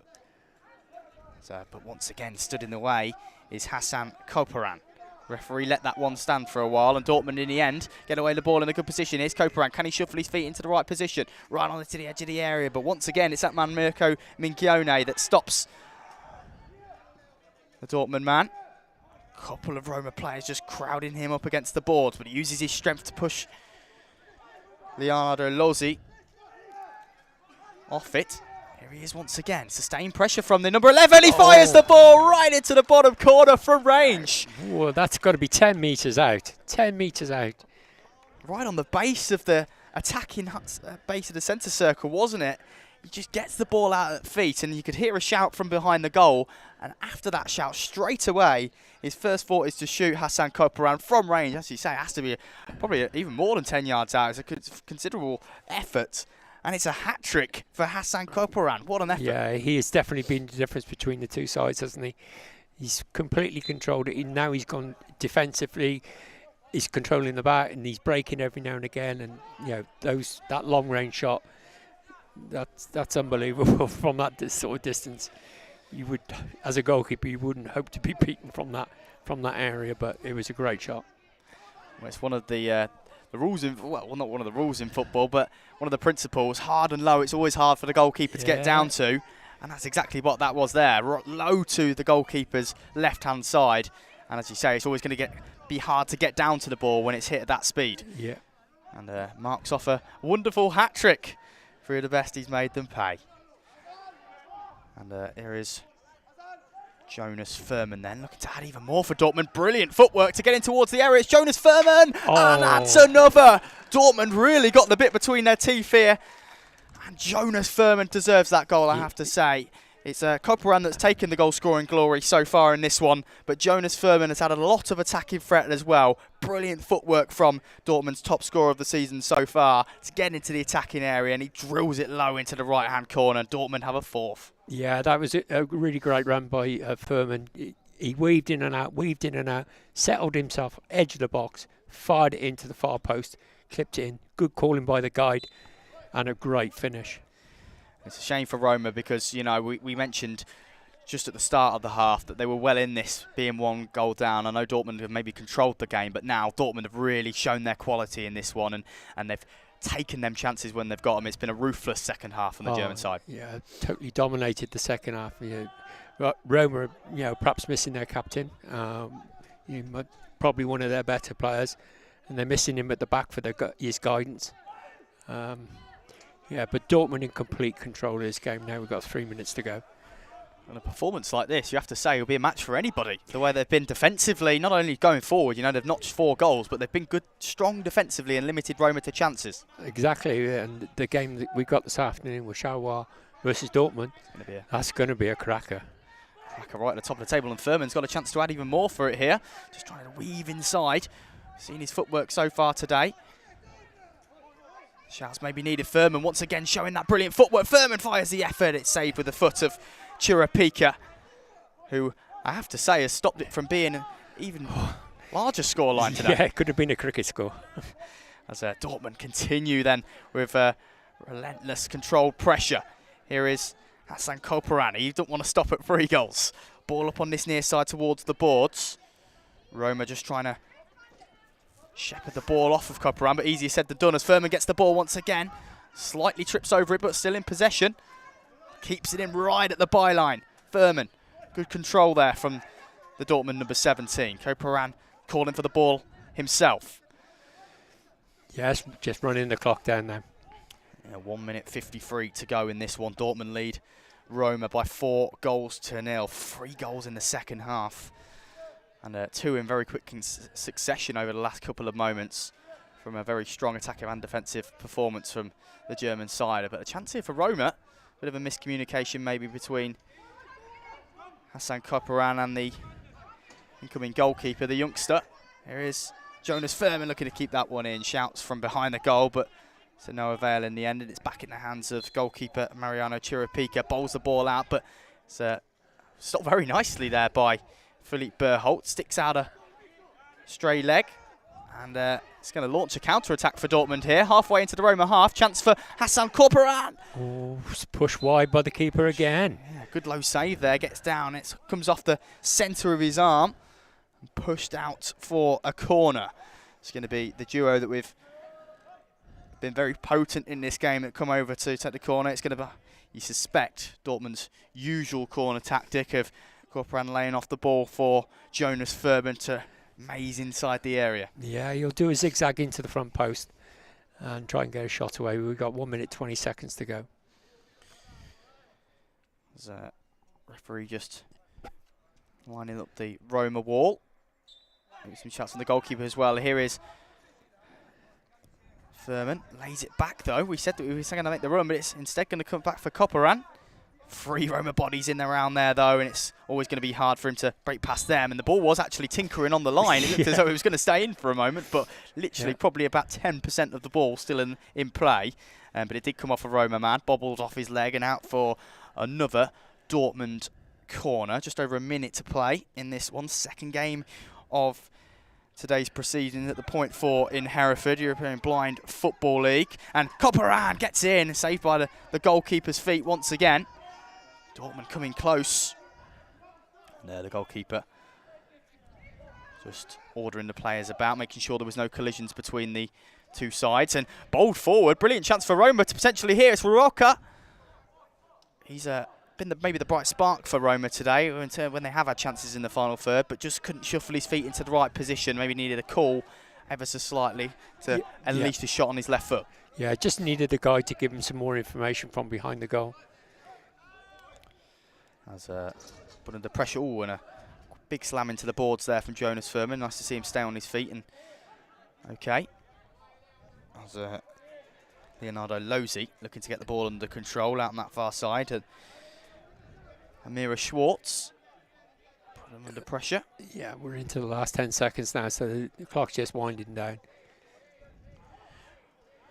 Only the goalkeeper been changed so far in the game today for Dortmund, and that is the final klaxon. Dortmund with a 4-0 victory over Roma, a convincing one, and you have to say, very well fought. I thought what we mentioned throughout the commentary, very strong going forward, of course, as the scoreline suggested, but defensively as well, very astute, compact, and stopped Roma from any chances. Yeah, they limited Roma to just long-range efforts, and they'll be well pleased with that. They're totally in control of the game all the way through.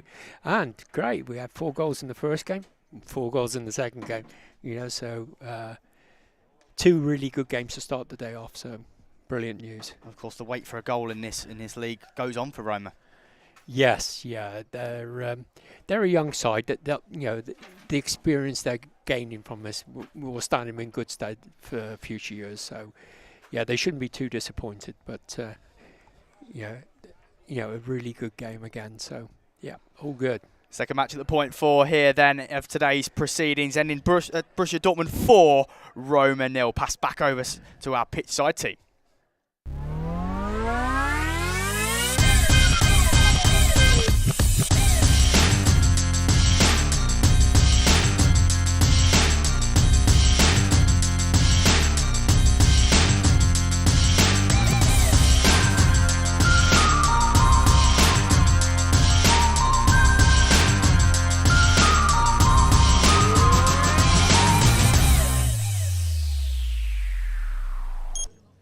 So our second game here in round 3 of the European Blind Football League. Dortmund 4, Roma 0. Dortmund just had that agility and clinical finishing at the end of the day. Yeah, I mean, when you've got the quality of Hassan and Jonas and you get tired, you lose your orientation, gaps appear, they'll find them gaps and take them goals. And that's what they did clinically as well in the second half. So it's a great result for Dortmund. And Roma, the game plan really did pay off until that final few minutes or so, and then they just leaked the goals. They just ran out of steam. Yeah, I think as well, once you get 2 goals, it settles you a little bit and you become a little bit more patient, and then Roma try and force a goal back because they know they need more than 1 goal to stay in the game.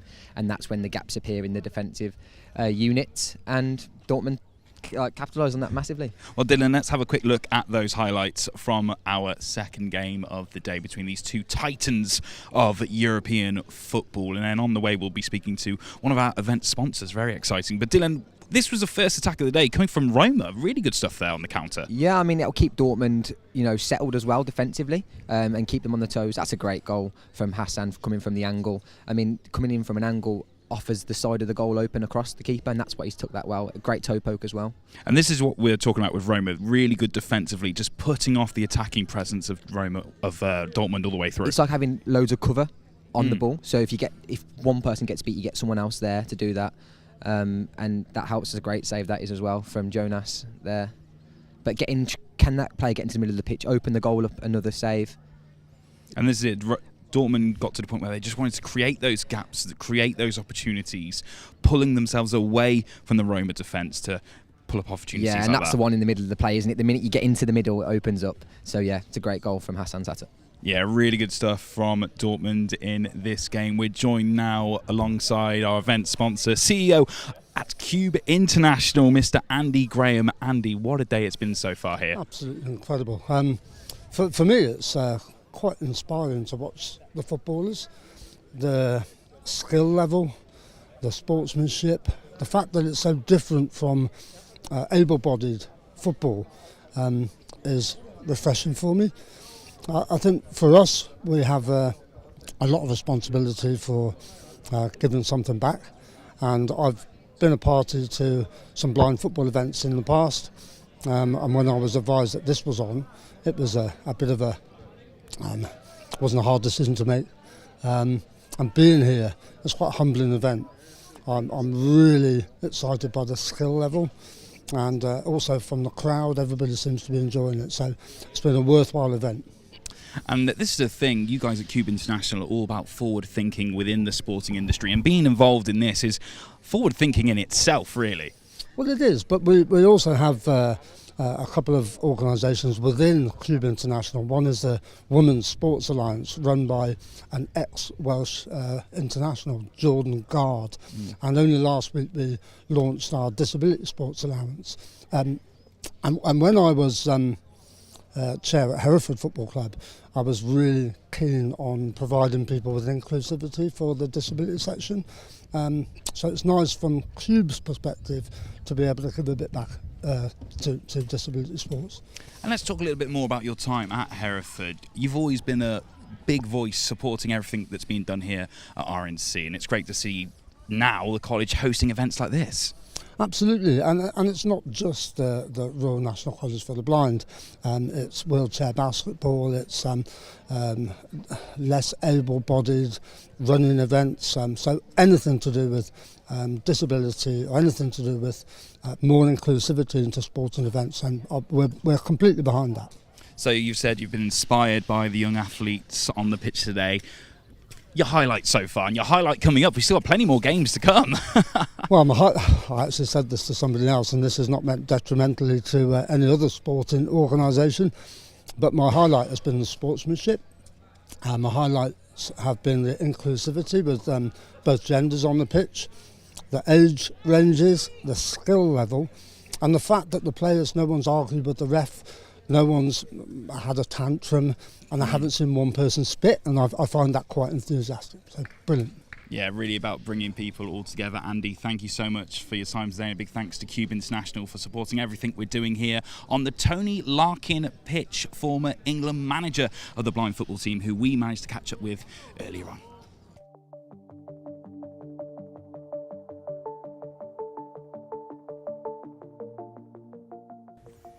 Hi, I'm Connor Burrows, one of the RNC personal training students, and I'm currently here with Tony Larkin, ex-England blind football manager.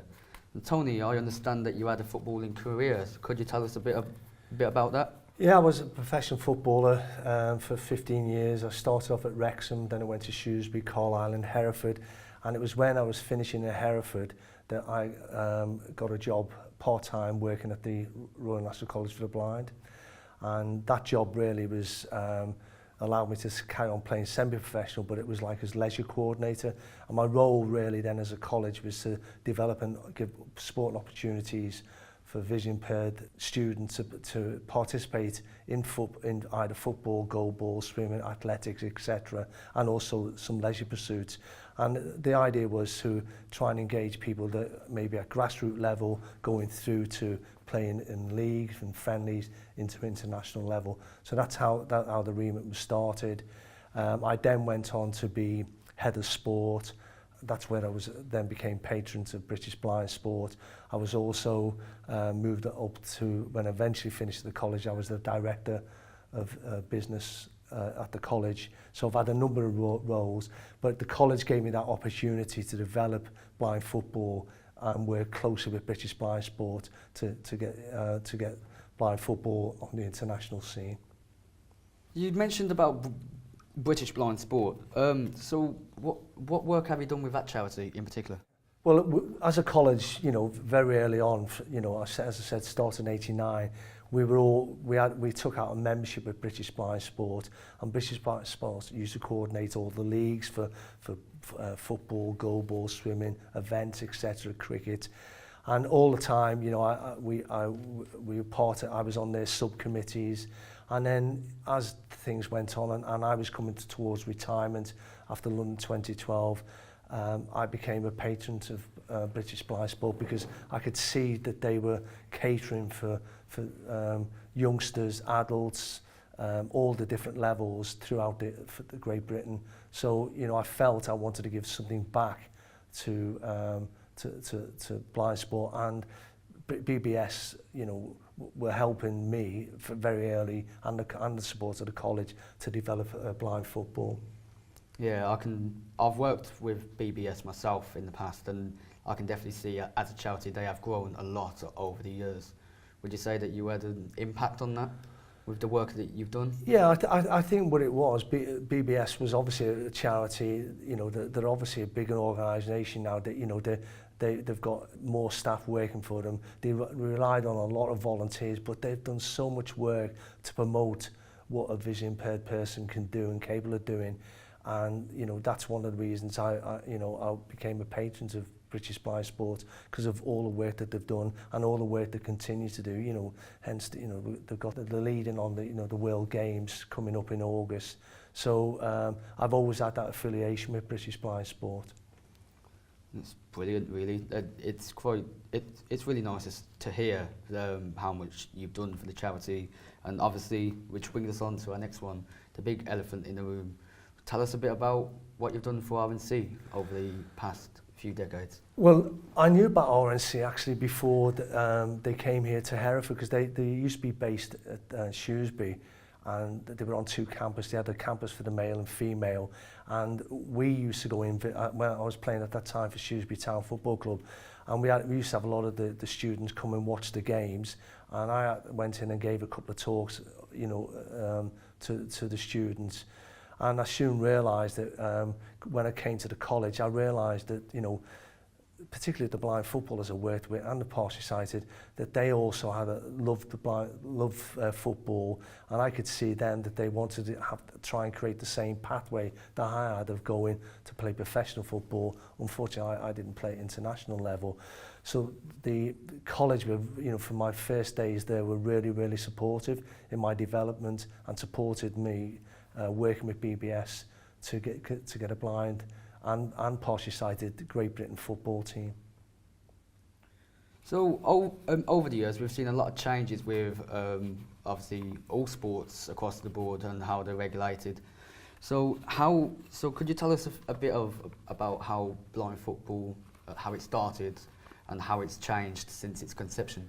Yeah, well, under the banner of Great Britain Blind Football Team, and again supported by BBS, we had to do all our own fundraising. BBS didn't have the money to send us out to competitions. We went first of all to an international competition in 1996 to play in Spain and Madrid, and there was Spain, Italy, France and Greece. And you know, we soon realised we were all playing different ways of doing it. You know, Spain were playing futsal football, which was blind football developed, and that was already very strong in Brazil, Argentina, South America, Colombia. And the head coach was actually from Argentina, and he'd come over to work with the Spanish blind team, and they were, you know, the benchmark really, because they were sponsored by ONSI, who were a blind organisation who ran the lottery. And it was soon realised after going to that competition that we all had to work to the same rules. So we formed a subcommittee, and our first role was to galvanise the rules, to get all the countries playing.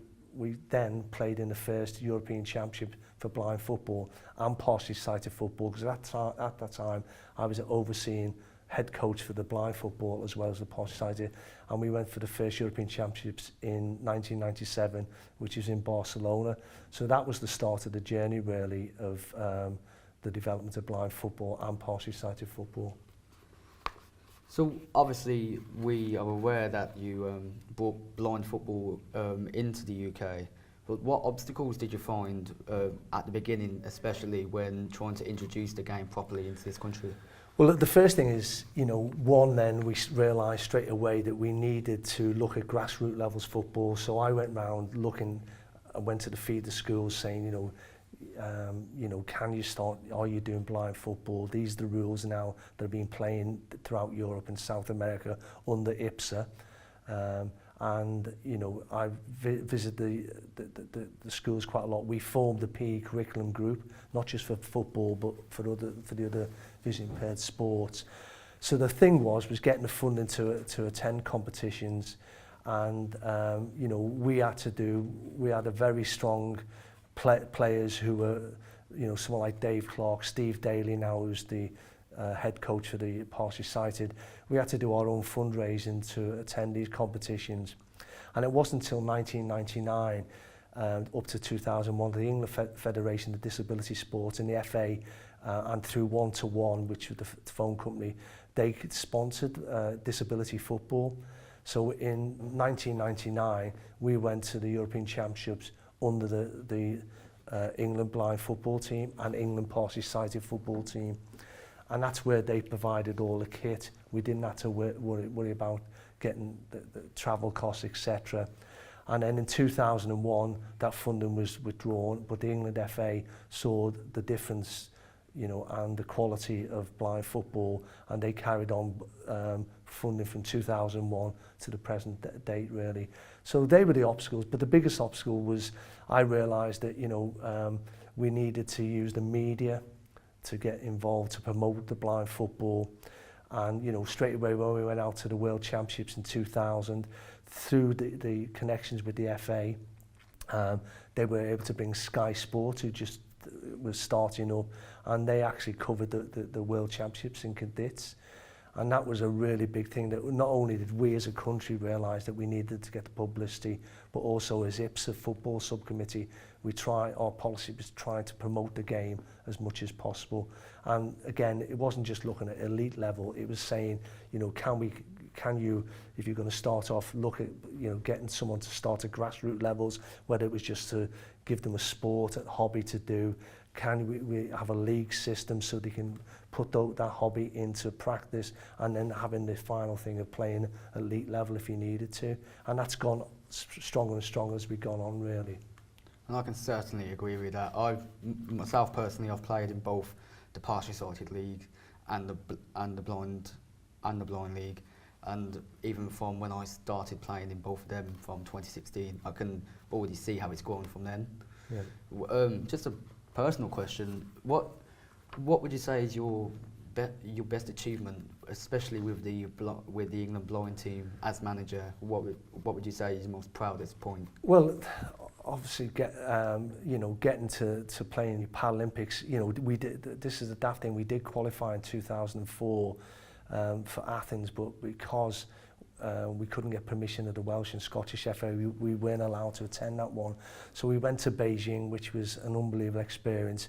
And then obviously, you know, to play at London 2012 was unbelievable. And that really raised the profile of disability sport.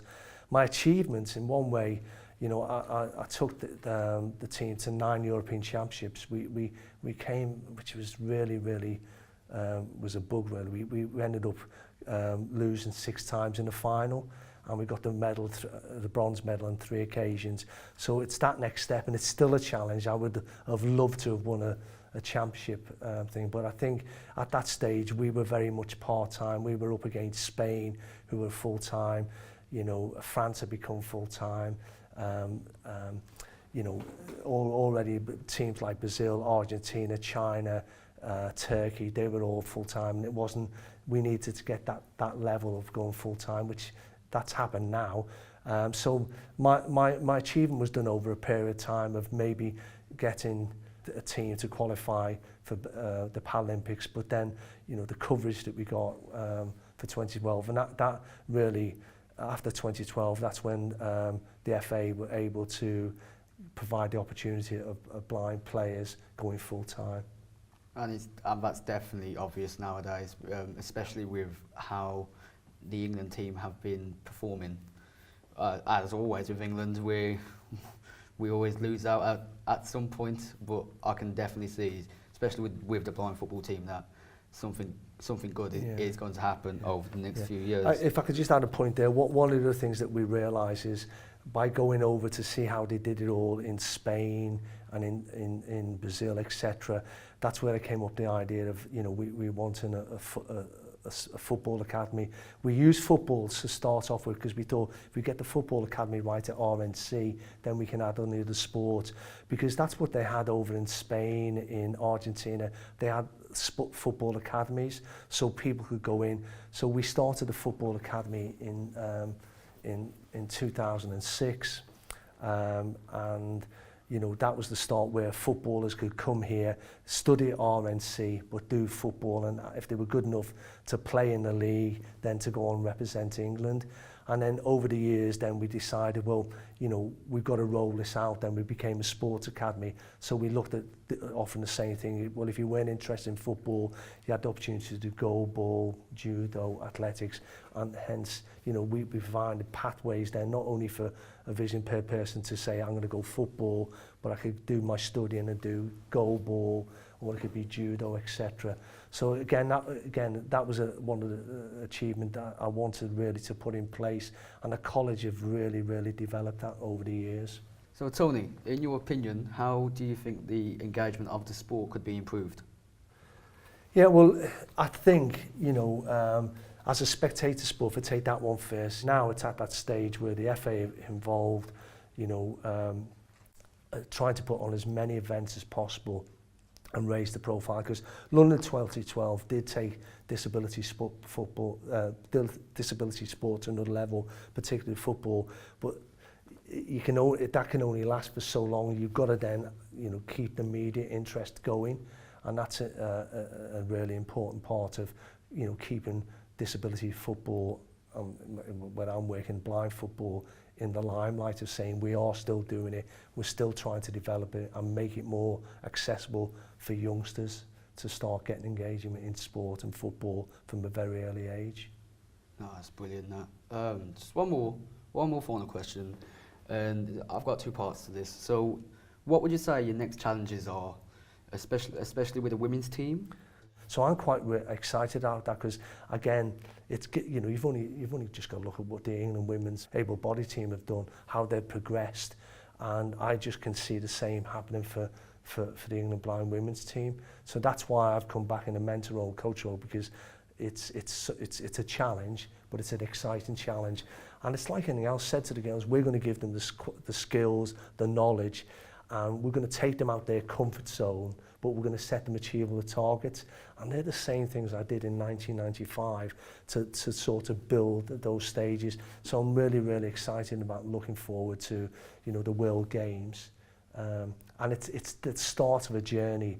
And when I worked, and I know the FA do it, etc., and IBSA, it's like a 4-year journey. So I won't be happy about staying, although they're in the World Games.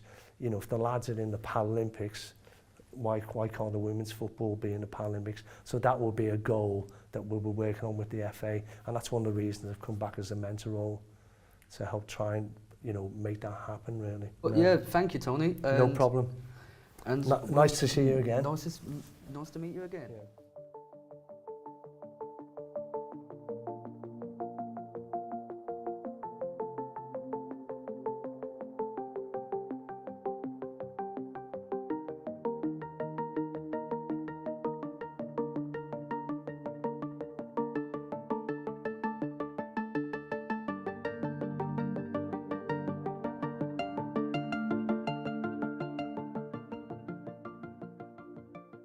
Feel included with assistive technology.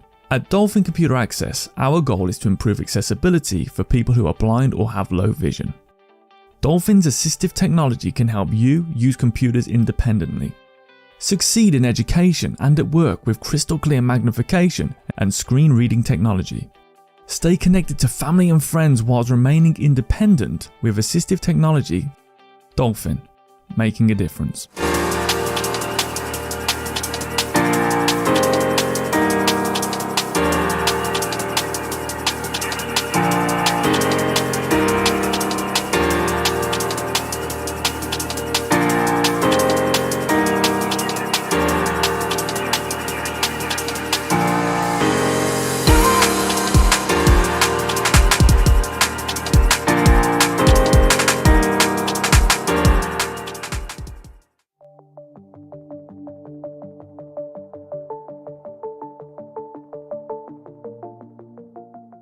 Hi, I'm Felix, a student at the Royal National College for the Blind, and this is everything you need to know about blind football.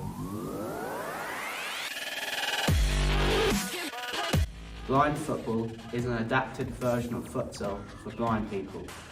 It has been in the Paralympics since 2004. The ball has ball bearings in it, which allow it to rattle so players can locate it.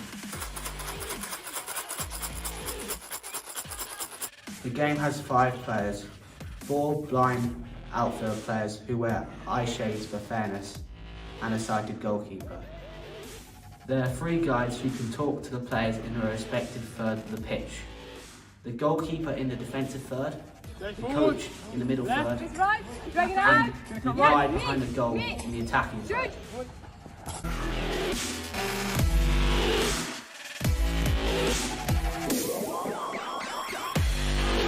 Players shout audibly when going for the ball or tackling. All teams use the universal word voy, which means I go in Spanish. Voy! Voy! Voy! Voy! The size of the pitch is the same as FIFA futsal, which is 20 metres wide by 40 metres long. The pitch has sideboards to ensure the ball cannot go out of play, keeping a continuous flow of the game. The match lasted 30 minutes, consisting of 2 halves of 15 minutes. The clock stops every time the ball goes out of play. Blind football is an amazing game, and the skill levels of players are unbelievable. If you're interested in playing, watching or supporting blind football, come and visit us here at the Royal National College for the Blind in Hereford.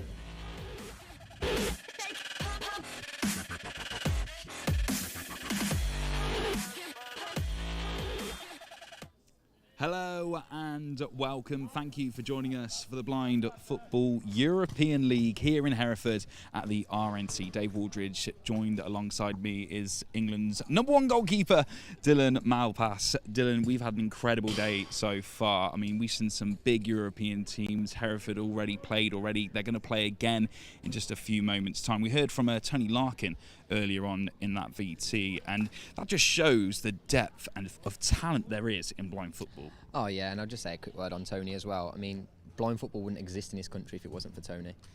He found it. He was the person rattling tins in the train stations, trying to get money to go to competitions, and where you see where the game is today, internationally and domestically, it definitely wouldn't have happened without Tony's contributions. Well, they say the RNC is the home of blind football. We are on the Tony Larkin pitch, and coming up next, our 3rd match of the day. RNC playing once again, going against an international side in the form of Romania for this one. Yeah, I mean, Romania are a top 20 team in the world. They're going to be experienced, and you know, I recognise all their players from the last European Championships. They've got quality. Number 9, Kovac, Florin. He's dangerous individually. He'll run at the defence hard. I seen RNC warming up then, and they were dribbling from central areas to warm up Sam. I think Sam's going to have a few of them today. And yeah, I think they're going to be organised, ready to go. Experienced goalkeeper, experienced staff.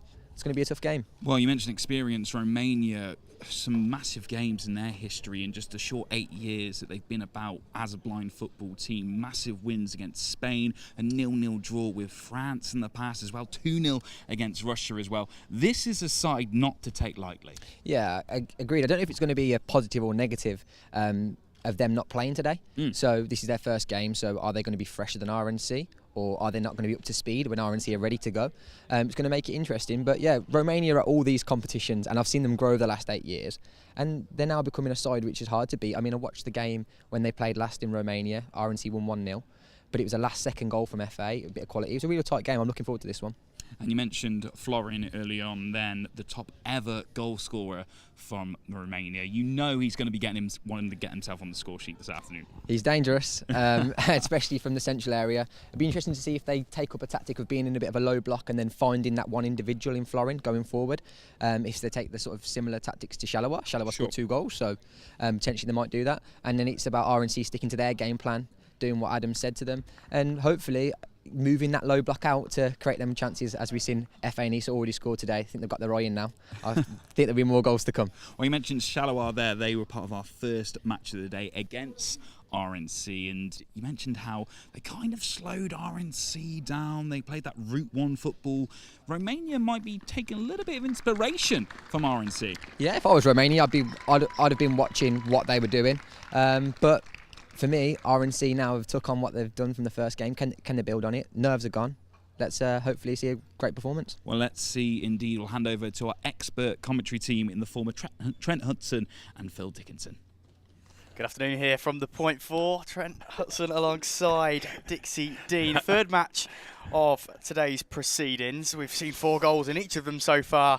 In this one, it'll be a different test for Hereford, and of course it's a big game. Of course, drawing that first one against Charleroi. Now they come against a Romanian side that they'll be the favourites in, but a side that are probably going to sit a bit, well, probably a lot deeper than what Charleroi did in that first one. Yeah, they're very difficult to play against. They'll virtually play 4 at the back and just have one player attacking, breaking out every now and again. So breaking them down is going to be extremely difficult. RNC played Romania last month in Romania, and it was a difficult game, and it was up until the last couple of minutes of the game when FA went through and scored a wonder goal, and that was the only difference between the sides. So I don't think there's much danger of RNC losing this game, but can they break them down? That's going to be the problem. Let's have a run through the teams then. For Hereford, RNC, we do have it in goal, number 13, Sam Marsden. Number 2, Liam Archer. 4, Azim Amir. 5, Toby Addison. 6, Kieran Clark. Number 7, a danger man, certainly, F.A. Shimwell. Number 8, Rainbow Mbwanji. Number 9, Issa Amjid. Number 10, Mohamed Ahmed. And the Romanian side in goal, number 1, Vlad Tofan. Number 2, Emmanuel Burelian. Number 3, Alex Kusi. Number 4, Nick Burley. Number 5, Cosmin Kalota. Number 7, Alex Taleki. And number 9, a danger man for the Romanian side, Florent Kovacs, their all-time top goal scorer as well. Played 95 matches in the 9 years they've been a national side, Romania. And he's the number 9. Kovacs is certainly the danger man for them, and the man that normally finds the net for the national side. It's not often in sports that you'd see Hereford coming up against the national side, but this is the beauty of blind football. Well, yeah, as I say, this league was all set up for younger players to get experience playing international football. So it's great, and like with Florin, he will be undoubtedly the player that RNC are going to have to watch. I would guess he's going to be the only player that breaks out from their low block. So difficult game. Might get a little bit frustrating for RNC, so they need to keep their patience, keep building away, keep switching the ball from side to side, dragging the Romanians around, and hopefully they'll work an opening and get a good shot off. Romania sitting quite deep early, even from the start, in a bit of a triangle sort of formation to try and combat an early bit of Hereford pressure. And underway we are then in the second game of the day for Hereford. First for Romania and the third of today's proceedings. Azim Amir looks to get it out early to this near side for Issa Amjid, who's performed well in the league so far. Of course, adding a couple of goals earlier today as well. As Romania look to break through early doors though with Emmanuel Burelian. Sitting behind the ball here, Hereford. So look to break forward. Ball played off the boards. Hereford looking for it, and forward it is for Mbranji. This is off and out of play into the hands of Vlad Tofan. Bowled out to the far side. Off the boards it goes in towards that man, Florin Kovacs. Beats one man. Out towards the corner flag, but bounces off the board. Maybe an unlucky ricochet, but does very well to keep that in on the corner. Kovacs. Good strength shown there from Hereford, though, as Mir did very well there to get in front of him. And looking out towards this near side now then. Romania dropping deep to try and combat any Hereford pressure. In comes Issa Amjid. He's been a danger man of the day. Here is Amjid. Quick feet from left to right. Gets all the way through. Fashions a shooting opportunity right on the edge of the area. Issa Amjid just showing his footwork, showing what he can do. And first opening of the game really there from Issa Amjid. Yeah, that was a typical low block from the Romanian side. 4 players in and around the ball. This is why RNC have to move the ball. They can't rely on just one player running through. They need to drag them around. Hereford looking to quickly scamper back forward once again through Rainbow and Buanji, but ball bouncing off the shin and out of play. It's back into the hands of Vlad Tofan, who bowls it out to this near side. No man in a yellow shirt out there, and in the end, Hereford. There's a battle for the ball at the moment. Kovacs going for it for Romania. But it's out on this near side now, over the halfway line for Hereford. And towards the corner. Defended nicely by Brilliant. Beautiful little back heel. Deleted by the referee. Nutmeg the referee there. And it's going to roll all the way back out towards the goalkeeper, who's going to claim that one and just bowled it 2 or 3 yards in front. And Hereford can now launch to the attack themselves for Azim Mir, looking for the long ball in towards Mbwanji, but into the hands of Tofan. What did you make of Hereford's first game of the day? You know, obviously it's tough opposition up against Charleroi, both neck and neck at the top. It's of course a high pressure game. Maybe the shackles off a little bit more in this one. We'll expect to win it, but there's no guarantees in football. No, there's no guarantees. The Charleroi game this morning, I think RNC did very well to come back. You know, they come back twice, and I think personally, I think they finished the game stronger than Charleroi. But this is a completely different. Charleroi were trying to break and they were trying to play a forward passing game. Romania won't do that. They'll just use the one lad up front, and as you can see now, they're all just sat back, just waiting for the break. It makes it extremely difficult. But it's patience is the key. Patience and move the ball. It sets an absolute cracker up for Charleroi later against Borussia Dortmund in the game we just watched. Focus on the action on the pitch right now at the point 4. So Hereford and Romania look to open each other up for that first goal. It's Vlad Tofan that bowls the ball out.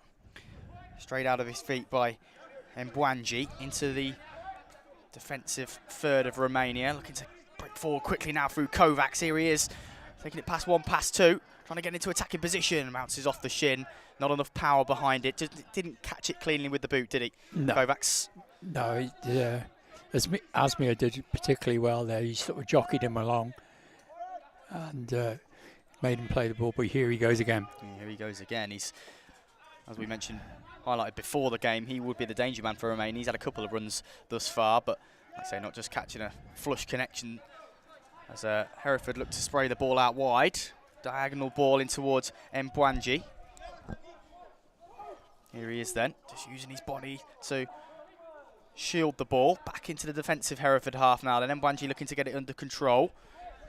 Played out onto this near side for Azim Mir. On halfway for RNC Hereford. Now Liam Archer. Mbwanji once again. He's had line share of the ball really so far. Mbwanji. Ball getting out to him quite a lot on this near side. And here he is. Ball just bobbling off his foot quite heavily there, and back into the possession of Romania. Tussle between 3 or 4 players on halfway. Hereford get away with it though. On towards our shooting opportunity potentially for the home side. Brilliant goal! Hereford leads. 4.5 minutes into proceedings. Romania may be unfortunate with a couple of bounces inside the centre circle, but nonetheless Hereford had 2 bodies in the attacking half, and in the end it's Azim Mir that fires home past the goalkeeper. Confident finish, powerful finish. 1-0 Hereford. Yeah, it was a good run by Asmir. He sort of picked it up on the halfway line. 2 players to beat. He's done those quite nicely and sat the keeper down and put it into the opposite corner. Great goal by him. Very experienced player, Asmir. Yeah, a very complete finish there. You could tell he's experienced with finishes like that. Got the power on it, always going to be tough for the goalkeeper. And work to do now then for Romania as they trail in these early stages of this one. But Hereford won't want to stop there. Can they add more to it? Plenty of time in this one, as we said. Yes, it's an ideal start for R&C because Romania are going to have to change the way they play. They're going to have to come out, which is going to leave gaps in for the Hereford players to exploit that space. It's the 16th goal of the league so far now for Hereford. They're free scoring in the competition so far. And shown that just there, how quickly they can break away and punish teams when they're given space. It's a nice finish. But Romania not going without their chances themselves. There's a quick breakaway there by Alex Kusi. Just slightly loses his footing as he looks to get the shot away. And Kusu slicing wide. Referee just quickly checking up on the goal scorer, Azim Amir. Yeah, I think he's got a knock to the face. I think he was just in that attacking movement just there, wasn't it? A flailing arm. Just slightly catching Azim Amir back to his feet, which is nice to see. Sure. Yeah, okay to carry on, which is nice. Maybe calling for the ball here. Yeah, picks it up, Azim Amir. Pulled out by goalkeeper Sam Marsden. Time and space to run into now then for Azim Amir. Finds Issa Amjid on this near side towards the boards. He's got a couple of Romanian bodies putting him under pressure, but Amjid plays off the board on the other side. Hereford all in the Romanian half. Everybody clustered on that far side at the moment. Here's Azim Amir once again, back to Amjid. These two controlling the possession at the moment for Hereford. It's back just 2 or so yards inside the Hereford half. All the bodies back for Romania, but just a nice sustained bit of pressure this from Hereford. Yeah, this is ideal. They're switching the ball from side to side, dragging the Romanians about, trying to create space in behind. You sense that's going to make it really tough for Romania to sense where it is, but nonetheless they picked it up and it looks like he's got a lot of strength when running through as Kovacs and throws his arms up in frustration in the end. It just didn't get it under control, which is unlucky. The ball was bobbling. Yeah, he's just run away from him a little bit, just caught his knee as he was going forward. But this is what R&C need to do. They need to be switching the ball from side to side. Well, the ball was quickly bowled forward there by Sam Marsden, and Bwanji was the target. Picked it up quite frequently on that far side so far in this one. A couple of darting runs in towards the edge of the box, but yet to get a shot away, and he couldn't get it under control there. Ball passed him by. Looks like we've got a slight head injury on Kovac. Yeah, referee just going to go over and check with the coaching staff. I think he's going to have a chat with Kovac and see if he's okay to continue. Of course, always got to be looked at, haven't they? Head injuries, can't be any precautions taken with when something like that happens. Yeah, I think what they're doing is, I think one of his patches has come off from underneath his face mask, so they're just patching that patch back up. And yeah, he's going to make way off the field while that is done. Off he comes. Following Kovacs, which will be something that will probably play into Hereford's hands, because when Romania have gone into that final third a couple of times this game, he's been the man that's been chasing on to them balls over the top from the goalkeeper or putting himself about in between the defenders. So maybe a positive thing for a Hereford perspective. Yeah, I think the back two of Hereford will be breathing a sigh of relief that he's left the pitch, but Alex Taleki that makes the way for Kovacs. Dummy by Emmanuel Burelane. Loses possession though, and here is Issa Amjid on the edge of the area, loses his footing as he takes the shot. A couple of bodies in the way. In the end, it was Alex Kusu that gets it away for Romania, tussling away with Azim Amir, the Hereford goal scorer. Persistent with it though, Azim Amir there. He lost the ball, but he continued to tussle away with it, which is nice from a defensive perspective. Yeah, unfortunately he's given a foul away. The tackle was mistimed and a bit clumsy. Tackling from the wrong side, obviously the referee's going to give a foul all day long for that. Quite rightly too. Yeah, all the bodies back though for Hereford. A couple of Romanian bodies sitting deep on the edge of the area. Only the two forward in yellow at this moment in time, both over the ball for a free kick. It's going to be that man Alex Taleki that's going to trying to make the mazy run pass, but once again using his power to break away there. Rainbow and Bwanji. Seen quite a lot of the ball so far. Here he is, right level on halfway then. Shifting from left to right, and a hard slam into the board from Bwanji there. Nice to see he stays on his feet. Here is Taliki then. Looking to dribble all the way through. Nice footwork from Taliki. But in the end, oh no, still continues on. Looked as though the ball was going to bypass him initially, but does still continue on. Been ushered up against the boards though now. Twists and turns, trying to find his way into the area, loses his footing. He was quickly put under sustained pressure from two Hereford defenders there, sort of caged in, nowhere to go for Taliki. Now level with halfway. Romania do still have possession of the ball though. Base of the centre circle inside their half. Here is Emmanuel Burelane. Burelane looking to get past his man. Looking to swivel round his Burelane. Can't get past, and a strong defensive challenge there from Azim Amir, putting himself about in both areas of the pitch. Here is Issa Amjid, such quick feet, he can be a danger man, can't he? Still on the ball, brilliant to get back to his feet and continue, and Alex Kusu flailing a leg. Ball is still on the edge of the area here with, and a bit of a tussle up. It all got a little bit scrappy on the edge of the area there. Yeah, Issa lost his boot as well, so I think the referee's just stopped it to enable him to get his boot on. He'll restart the game with a bounce ball. Good tenacity from Issa Amjid there though. Loses his feet and continues to harry away at the Romanian defence, not wanting to give up on any ball, flailing his legs around to try and find the position of it and keeping them in a strong position. And Bwanji. Looks like we've got a couple of substitutions coming on. Yeah, Hereford going to make a couple of changes. Looks like FA and... Is it Mo, I think? Mohammed. Well, goal scorer Azim Amir coming off, and so is Liam Archer.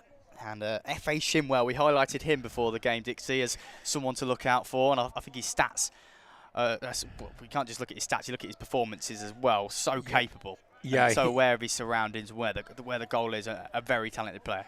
Very good player, very young, but top goal scorer in the league this year.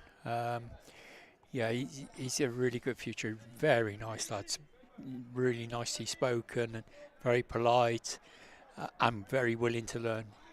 There's then brought towards and Branji stings the palms of Vlad Tofan. Had to get a double-handed save off to his right there. Pushes wide. Kovac is coming back on. Of course, FA Shimwell have been involved with Brighton and Hove Albion as well. Yeah, they've won the National League this year for the first time. So he's had a good season domestically. Yeah, he is a fine prospect. Brighton Hove Albion, very much a club that are building positively in all directions, really, in terms of men's football, women's football, and of course this as well. A very well-run club across the board, really, and that's shown in their on-pitch performances in the Premier League this season, and some of the talent they're bringing through across the board in all areas of the footballing world. And Florian Kovacs back onto the field of play then. Yep. For Romania. Of course, just leaving the field a couple of moments ago for his repatching. Yeah, he was just repatched. His patch had come off. So, yep. RNC need to be right on the button right from the word go. Yeah. There goes the klaxon. And a chance to maybe get some instructions from the coaches, regroup a little bit, especially for Romania, but Hereford just taking some information on board about how they can maybe add more in the final third. They've had their chances. Yeah. They've looked quite sharp in the wide areas as well, I think, for Issa Amjid. He's looked quite quick to dart in towards the box. Yeah, and like the timeouts are tactical as well, in so much as let's get a breather, get set again, let's relax on the ball, get those instructions out, and any changes that need to be made can be done in a relaxed manner instead of shouting right across the pitch. Corner then for Hereford on this near side. It's a three-man wall, slight gap in it for Romania. Chance for Hereford to try and flick the ball in. As you mentioned earlier, Dixie, that creates more noise for the players to hear that in the area. So nice plan there by Issa Amjid. In the end, nobody gets on the end of it from a Hereford point of view. And ball on halfway now. Alex Taliki looked quite bright since he's come on, actually. He's been the man that's been surging the runs forward for Romania, but in the end to no avail on the near side. And it's Issa Amjid once again looking to break through. Strong challenge there by Florian Kovacs. to get his bearings. He's got it on halfway. Issa Amjid is the one close for company. Just flicked through in the air there by Kovacs. Nice link-up play between himself and Alex Tiliki, but can't find enough space for himself, the Romanian number 7. And here's Mbwanji looking to break past 1 and 2. Just barges Florian Kovacs away from stuff. And here's F.A. Shinwell then, his first touch of the proceedings in this one. F.A. Shinwell spreads the ball out wide towards Issa Amjid. Here's Amjid. Looking for options inside the Romanian half. Finds Shinwell, nice first time touch.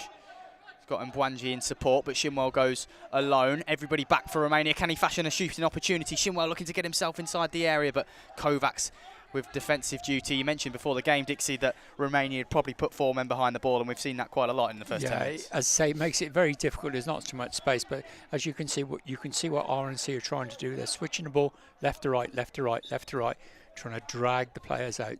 So you can see what the game plan is, but it's still extremely difficult to break Romania down. Sustained a bit of pressure there from Hereford, actually. They were switching it from left to right, as you mentioned, and trying to find some people in the area, but in the end, there's a ball over a diagonal, one that trickled out of play and back into the hands of Tofan. As Issa Amjid tries his look from range and just watched that one trickle wide, Vlad Tofan. Of course, can't step out of that small area. Has to remain within there. So bowls the ball out, trickles off the sideboardings and out of play. Into the hands of, thrown out very quickly by Sam Mars, and it bounces off the wall, but straight into the feet of F.A. Shinwell, who's in a great position here for Hereford. Now trying to bobble his way through, and in the end it's hooked up and wide by Vlad Tofan. Had to be alert and show quick reactions there, Vlad Tofan, because it went from back to front very quickly. F.A. Shinwell also making an instant impact. Yeah, he's done well there. And to be fair, the keeper's got down well and flicked it away from the danger area and out wide. Just tussling away for the ball in this near side, then towards the boards. It's Mohamed Ahmed. Here's Issa Amjid then. Looking to flick inside. Here's Issa Amjid using them quick feet. Fires away, and Alex Kusu bounces off him. F.A. Shinwell, ball just passing him by. Alex Kusu now trying to drag the ball out of that Romanian defensive third. Now can take it over halfway. Plenty of space to drive into. No one charging him down. Here is Alex Kusu. Just didn't get the conviction on his shot. Bobbled off the defender, and in the end it's a let-off for Hereford in what looked like a good position. It was a good position. It's just a little bit more composure in front of the goal. The RNC defensive 2 weren't in contact there with each other and obviously not communicating to each other particularly well, so which left an opportunity for him to bear down on goal. I'd just probably like to see one of the other Romanian players move forward a little bit here, because when they have gone forward, they've looked quite bright at times, and then they're very much not out of this game. So it'd be nice to see maybe one move a little bit further forward and challenge stuff here. But this is the Romanian way. It's if they've got 2 going, you've got 2 on the corner, that's as many as you're going to have going forward. That's their style, and that's how they want to play the game. Yeah, they're both guarding off the goalkeeper Tofan. I suppose it stops or tries to combat a quick Hereford counter-attack, because we have got Issa Amjid, who we know who's dangerous, still lurking in the attacking half of the pitch for Hereford. So if they can break the ball away quickly from this corner, Hereford, they do have a man forward. Yeah. And FA will break away from the 3-man wall they got in front of the corner. If it breaks that, if RNC get the ball, he will break very, very quickly coming forward. So another substitution. Is it Kovac again going off? Yeah, Kovac going off again. I sense there's maybe a little bit of a problem for Kovac, because he's performed quite well today. He's gone off once, of course, for the repatching, and now maybe just a routine sub. I'm not too sure on that one, but that's the second time he's come off in this first half, and it's going to be Cosmin Kalota that makes way. I think he's got a blood injury. It's definitely mopping something up over there. On his head as well, so we hope that Florian Kovac is okay. As Hereford did deal with that corner then, it's away, and Issa Amjid just trying to find his bearings. Here's the first touch then for Cosmin Kalota. Swiping at it slightly, it's up against the boards, and Quickly put under pressure there by Issa Amjid. Quick feet from him, diagonal run. Issa Amjid fires the effort. Just got the call from behind the goal. Shifted from his left foot onto the right. Looked for, well, the cross goal effort. Issa Amjid, really, really nice work. Here he is. You can see it on the replay. Just shifting it very nicely. Quick effort. Yeah. And in the end, you know, it looked like it would have beaten Vlad Tofan, but wide of the upright by a couple of yards. Yeah, he's cut it back across himself really, really well. He has got very quick feet, Issa. So we've got a foul against RNC. RNC are now on 2 fouls. Correction, they're on 3. But with 3 minutes to go for this first half. He's had a good day, a positive day so far, hasn't he, Issa Amjid? I'd say he's probably been the star performer in this particular game so far, and getting himself on the score sheet against Charleroi as well. Yes, he's had a good day. I'd say he's only a very young lad from the Birmingham area. Again, another nice young player who's, you know, wants to learn the game and do things the right way. Works hard. Well, that free kick did take a deflection off a Hereford man. Alex Kusu was the man that flashed the effort towards goal. It took a deflection, and danger not fully cleared for the hosts of today's European Blind Football League event. It's the 3rd match day. Currently table toppers, but joint with their opponents in the first game. And still plenty more action today. And for all in action, there's been plenty of goals to contend with so far. And could we have another one here? It's Taliki, who fires the effort low and hard. Did well on the edge of the area to try and get himself into that position. And in the end, gets a shot off it. Quite a good connection, actually, but bobbles just wide. Yeah, I think Sam had it well covered. He covered his post with his hand. I think he knew where it was going. Just let it go through. Here come Hereford then, looking to build back forward. Romania have had their moments in this one. Hereford will be keen to get another goal on the scoreboard as soon as possible. As Mbwanji looks to switch play, and it's a beautiful ball out to this near side for Amjid. Man, we've mentioned plenty of times so far. There's a lot of bodies on the edge of the area. Here's Amjid. He's got Shimwell in support, but Amjid goes alone, trying to fire the ball. It hits the net, but the side netting. Amjid once again going alone, showing that he can dart from one side to the other. He's quite often actually on this. He's playing on this. He's playing out on the left, but quite often darting across and having the shots on the right side of the pitch. Yeah, it seems to be the vogue now, doesn't it? You know, you get a you get a right-footed player playing out on the left, so they can cut in and cut back across the ball. So we had a foul then against the Romanian lad, brought Issa down. Issa making the run once again from just inside his own half, carrying it probably about 5 to 10 yards, and he was hauled down. Just a trailing leg, and he's out in plenty of space on this near side, but it's going to be Mbwanji that runs at the defence. Quick little roll back, and played out to this near side, off the board. Just going to favour Amjid to get his bearings on whereabouts the ball was. He's picking it up, he's dragging it back towards the halfway line, and Mbwanji's in support to the left of him, trying to find Shimwell on the edge of the area.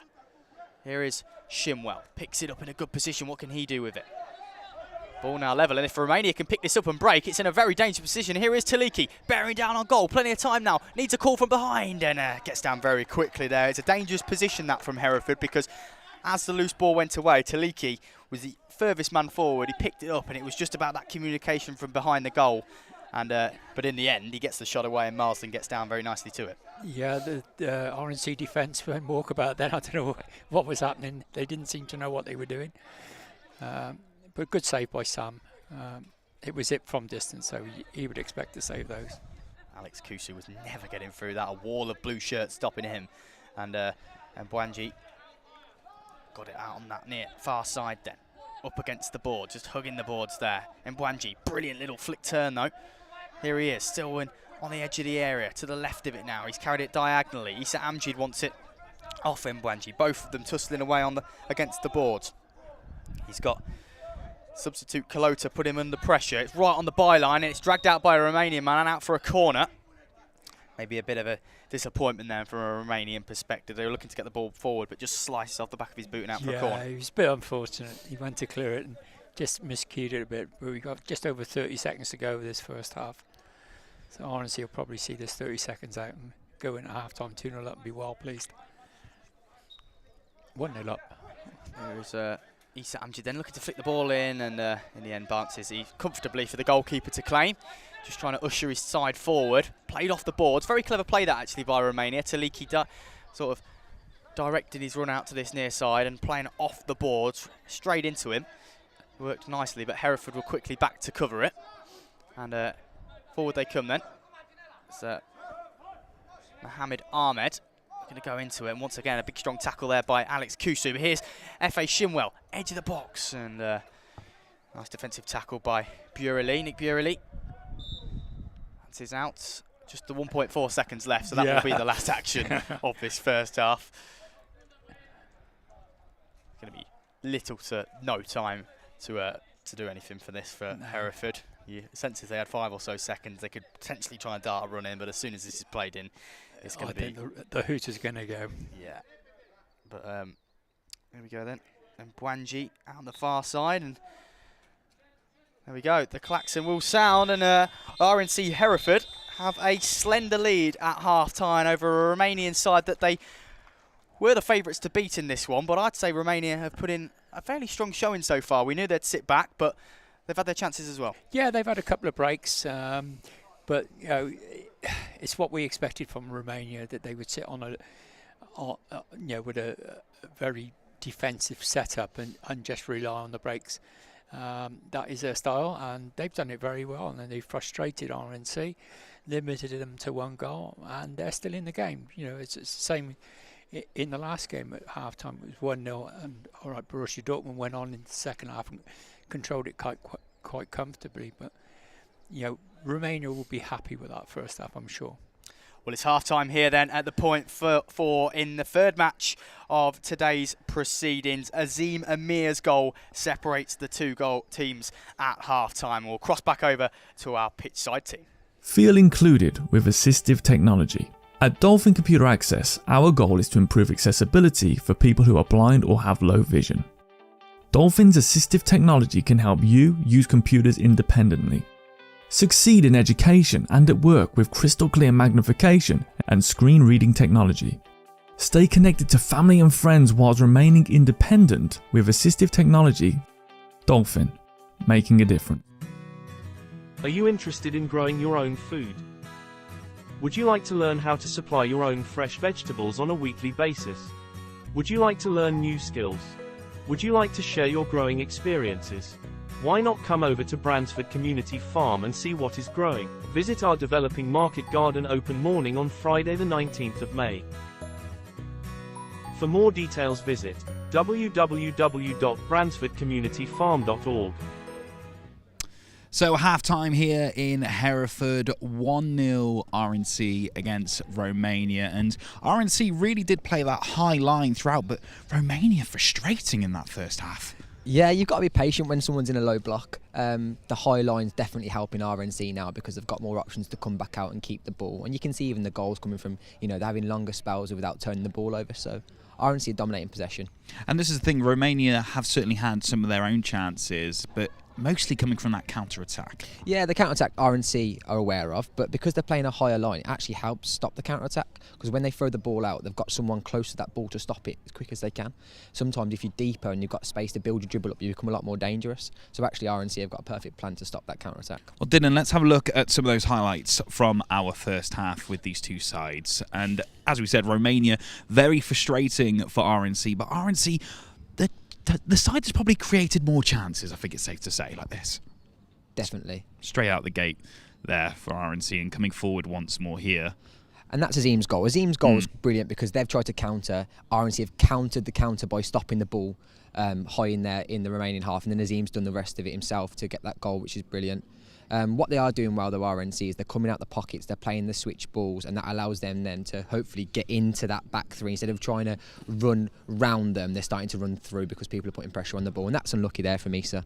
Brilliant chance. And as you can see from this highlight and Shimwell's attempt just before, Romania, there's always at least 2 players around the attacking RNC player. Yeah, exactly. So the more they can move the ball and move and dislodge that 2, hopefully, the better chances that RNC are going to create.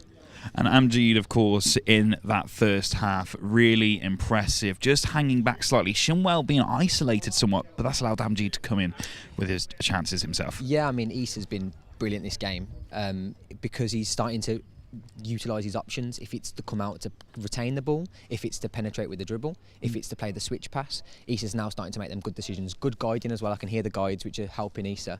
But yeah, he's becoming a lot more of a threat in this game. It's just those little bits extra they need. Romania just stopping RNC in time, building that counter every time, and then we go again and again and again for RNC. What do they need to do different? I don't think they need to do anything differently. They need to be patient. And I feel like it'll be a bit like the last game we've seen with Dortmund and Roma. If they score another one, I think it will open more goals. Romania's team talk at half-time will be trying to stay in this game, try and get Florin forward to try and get that goal. Or the young lad, number 7's done really well for Romania today. And once RNC stop that, get one goal, I think the floodgates will open. This is the thing, though, that you can kind of see what Romania are trying to do, frustrate this young RNC side. Romania using their experience. Surely it's just about keeping that mental strength for RNC. Yeah, I think Adam will be saying that right to them now. Keep trusting the process, keep playing the game, believe what they're doing, they aren't changing anything, and the goals will look after themselves. And of course, you've seen this RNC side come all the way through its development to the point it is now. If there's someone maybe watching this for the first time thinking, I want to fancy coming to RNC, I want to fancy having a go at blind football, what would you say to that? Yeah, football's for all, especially at RNC. This is just the one team, our elite team playing, but there's an intermediate team, there's a female team, there's a novice team, there's opportunity for everyone to get involved and play blind football, so yeah. And this is it, you're beaming with pride constantly on the sidelines here all the time, Dylan. Whenever there's an attack for RNC, you're trying to be impartial, but you're just like, yes. but that just shows the family there is here at RNC though, right? Yeah, it's a family within blind football as well, not just for the RNC players, but there's players who obviously play for Brighton, Merseyside, West Brom, that are playing part of the RNC sort of team in the European League, and it's about them getting better as well. I think we realise as a nation that we have to be together, support each other's clubs, support the growth of blind football, and hopefully then that will see the development of growing the international game. It's been great to see blind football come together for this European League. Of course, this round 3, each team hosting each round of the competition so far. And we've seen some great games so far today as well. Of course, before this, we had Dortmund against Roma. Earlier on today, it was indeed RNC. This is their second game today, going against Charleroi as well. There's been some really expert bits of play. A brilliant advert for the game so far. Yeah, brilliant for that. And for me as well now, thinking about this is RNC's last sort of half of the day. So they've got a chance to empty the gas tank, we call it, to create the energy, because I feel like that will then help RNC play the ball faster, dominate the game, turn the ball over quicker. And I think Romania, because they're playing for the counter, they want to sort of slow the game down and try and get RNC on the break. So it'll be interesting to see what happens now with RNC, whether they leave everything on the pitch. I was going to ask, is that an advantage or a disadvantage that they've already played? Because yes, okay, they're going to be a little bit tired, but actually they're in the system. They've got those first few nerves out the way, playing in front of the crowd here in Hereford, and they're kind of up for it. But again, that fatigue comes into play. Having the little inside knowledge I do have with the guys, they're fit. They train regularly, roughly between 5 and 10 times per week. So they'll be able to cope with the demands of this game today. It's just whether they bring it, Yeah, well, this is a thing. And also as well, of course, RNC FA Cup winners last year as well. This isn't a side that has just been put together for this tournament. All the sides here really are professional outfits. For sure. And sometimes we get confused with earning money to be professional, or it's a professional mindset, attitude. And yeah, I would say all the teams here today have got that professional structure and mindset as players and as a collective. And of course, that's what draws in people like Andy supporting the game with his company as one of the sponsors for the international tournament we have here in Hereford. And that just shows that there is a hunger for this. Definitely. The game needs more of this. After seeing this today, it'd be amazing for our domestic league to get something like this sort of coverage, and also building for the World Cup in August for England, both male and female teams, to get the exposure like this. And at a grassroots level as well, actually giving people that inspiration, that confidence to be involved with sport, whatever the disability. Yeah, I mean, we had Tony Larkin, VT, but there's people, Paul Glover from West Brom, Steve Cushion from Merseyside. These people are fundamentally growing the game at the grassroots level, and without them, it's not possible. So, doing a great job. Well, Dylan, let's bring it back to this third game of the day. What do you want to see in this second half? I want to see RNC go up that one more gear. I think they're in 4th gear, they're coasting. Can they go 5th gear? Can they really put it on Romania? And can they finish this home tournament on a high? Well, let's see as we head back to the action and our brilliant commentary team in the form of Paul and Trent. Welcome back to the second half commentary then of RNC Hereford against Romania here. Third match of today's proceedings here at the Point 4 European Blind Football League. It's the third match day in the league. Hereford currently in a commanding position, but as Dylan mentioned there, at pitch side, they could probably go up a gear still, couldn't they, Dixie? Yes, I think so. I think if we can just settle down, just relax on the ball a little bit more, I think the goals will come. If they can get, especially if they can get early goals second half, I think Romania will have to completely change their game plan, and they'll have to come out, which will leave a lot more space in behind. Yeah, it's also going to be tough when, you know, Romania, we mentioned a couple of times over today's on the commentary in the first half. They had them two defenders just sat right in front of the area, shielding the goalkeeper, and sometimes maybe hard for Hereford to get in between that. It's just probably trying to get another body, bit of communication behind the goal, and try and get another body in between them.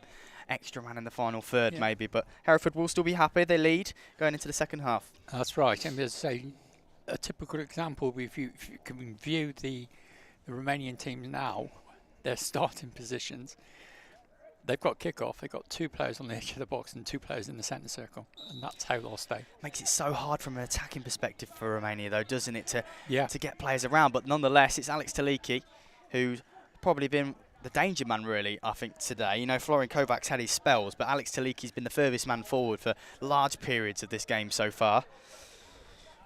Romania, of course, we mentioned Roma yet to score in the league so far this tournament. Romania also with the same fate. So they're looking for their first goal. And, you know, from the setup, you can sort of see why maybe it's been a struggle to score goals. But albeit, they haven't actually conceded many either. No, they're as I say, they're very difficult to break down. Very difficult. They've had a 0-0 draw in both match days so far, taking you back all the way to the 10th of December, where the first match day over in Italy drew 0-0 with Roma, and of course the second match day was over in Bucharest, so on home soil, drew 0-0 with Charleroi, which didn't look like a bad point on the board really when you look at the start to the season that Charleroi have had. Yeah, it was. They did well in that game, defended well, and the Romanian goalkeeper pulled off a worldie, absolutely worldie. I have to remember in the first half as well, he's had a chance, but just back onto the pitch for a moment. F.A. Shimwell and Hereford have their second of their match early into the second half. It's that man, F.A. Shimwell. We know what he can do when he's in a dangerous area. The top scorer in the league at the moment. That's his eighth of the league so far. And when he got into that position, you couldn't see him miss him really, could you? He darted his foot through the ball and beats goalkeeper Vlad Tofan, who we've just mentioned, from close range. Yeah, he sort of did the 2 Romanians on the edge of the box, settled himself down, and just rifled it straight through the keeper. Good strike by the young man. And Hereford really free scoring in this league so far in the first 3 match days. All 3 top scorers in the league are all Hereford players. F.A. Shimwell with 8, Azim Amir now with 5, and of course Isa Amjid added 2 to his tally so far this afternoon. So 3 players already on plus 5 goals, which is very nice from an attacking perspective. And Hereford will be looking to add more than that in this half here. Is Isa Amjid, brilliant position, using his feet to get to the edge of the area. Is F.A. Shimwell once again. Strong start to the half this from Hereford, and low effort bobbles behind the goal. But, you know, from the first half, we said they need to probably get a couple more bodies onto the edge of the area, and so far, I don't know if they can hear us from the top here, because they definitely have done that. Yeah, they've moved forward and stepped up a gear a little bit now, Hereford. Dropping a man deep as well. F.A. Shimwell, great awareness to get out to that ball. As he looks to put Kusu under pressure. Ball now level with halfway. Romania looking to surge forward. Kusu's the only man in yellow in the Hereford half though. And both defenders, well, F.A. Shimwell put in the defensive shift there to usher the ball into Sam Marsden. Switch of the play, very quick switch of the play there from Hereford as the ball's out on this near side with Azim Amir. scored the opening goal of this game and then had a sustained time on the subs bench, but he's back on the field of play for the start of the second half as FA Shinwell gets into the air in a good position once again, but trickling effort easily claimed by Vlad Tofa. Was bowled out by the Romanian goalkeeper, but straight back into the feet of Azim Amir. Lovely little shift from right to left. Now gets it into Shinwell again. They've definitely gone up a gear in here, Hereford, and here's Shinwell looking to get out of his feet and probably could have pulled the trigger slightly earlier, but nonetheless, Hereford do still have it in a good position. All 4 players in the Romanian half. Just dropped ever so slightly back now, though. Shinwell slides the ball down the line towards Amjid. Here is Issa. Pressured up against the wall. He took a clatter really there from Kalota. A little bit late on Issa Amjid there, but referee lets play go on with Hereford still in possession.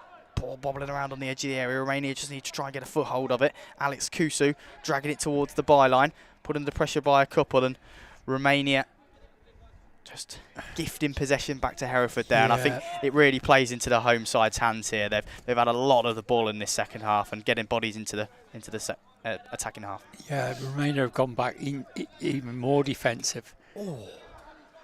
Good effort there by Azim Amir, who's got the bit between his teeth. He's had a few efforts here. You know, he's been sitting quite deep at times, but getting forward as well. Tell he's playing with confidence. Here's Issa Amjid, just using his feet to shuffle away. Issa Amjid! What a goal! And he definitely deserves that one for his efforts in this one. Issa Amjid adds in his 6th of the season. And, as I say, the number 9 has probably been the standout performer in this particular match. And just dribbles that ball in once again from the wide position across the area. Takes a bit of a nick off Vlad Tofan into the bottom corner, but well worked from Hereford, 3-0. Yeah, a great goal. And I think we ought to give a mention to the guy, Tom Bendel, behind the goal. We could hear him from up here, giving him instructions, telling him, take the ball across, then pull it back onto the keeper. So well done, Tom, and well done, Issa. Yeah, very, very important there because, as we said, I think you make a good point in that Romania have sat back even deeper in this half, which has invited more pressure. But when Amjid did pick up that ball, there was still a crowd of bodies to get the ball through. So that call from Tom there was vital at the right time and went to shoot, and it's paid off. Hereford have a third. And very much like we saw in the Dortmund game last, a team has come out really strongly in the second half and a free flow and free scoring. Yeah, I think during the first half, I think RNC, because they kept switching the ball so much, I think it tired Romania. And now those spaces are starting to open up because Romania are dropping further and further back, getting more and more defensive. Oh, just a bit of a nasty collision between the two there. No malice in it, but Azim Amir just slightly falling on. I think Emmanuel Burelanes took a knee to the stomach a little bit there. Looked a little bit of a painful one, and he's lost his eye guard. Have to put that place back on, but it looked a bit of a painful one at first. Just landed onto the back as well. I think it was a little bit clumsy by Azmir, but sometimes that's what you have to do. What you do. Yeah, sort of bundling him over. No doubt it was a free kick right under the referee's eye line as well. It's in the wide position though. It's going to be Emmanuel Burelane then, the man that went down. It's going to probably dribble this forward.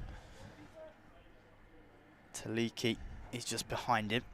He sensed that he's had a couple of mazy runs so far. Maybe he'll be laid off to try and dribble towards that Hereford goal.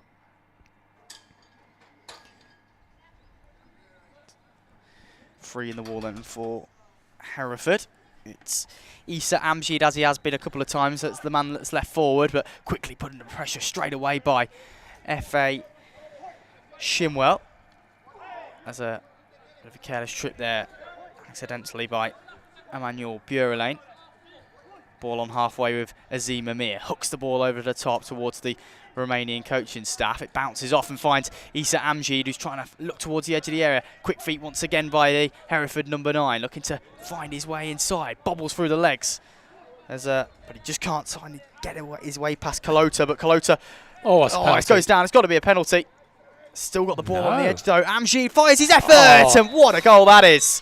It looked at first as though, Dixie, the penalty was going to be given, but given the benefit of the doubt that they're still in possession, Issa Amji just didn't stop, did he? Went down, he carried on, he fired the shot, and it's 4-0. Such enthusiasm by Issa. He could have easily stayed down there because, from our view, I thought that's a penalty all day long.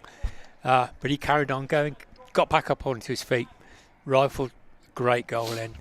What a player. And it's a player playing with real confidence. Real confidence. His 7th now of the league season.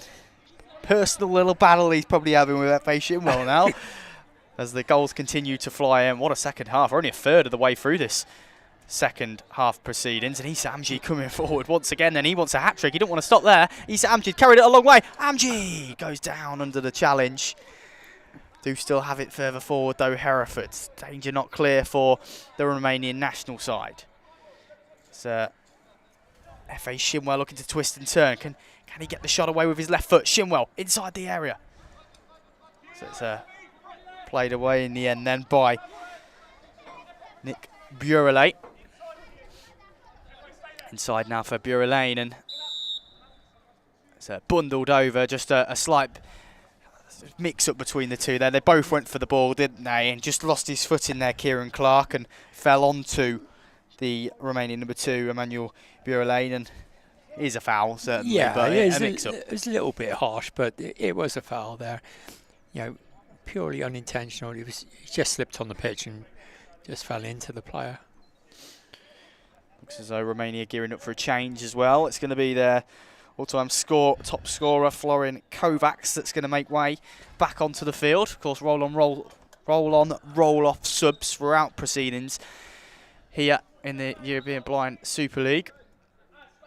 Match 3 of today. We've been treated to lots of goals. 4 in the first, 4 in the second, and 4 in this one so far. It's a bit of uniformity going on.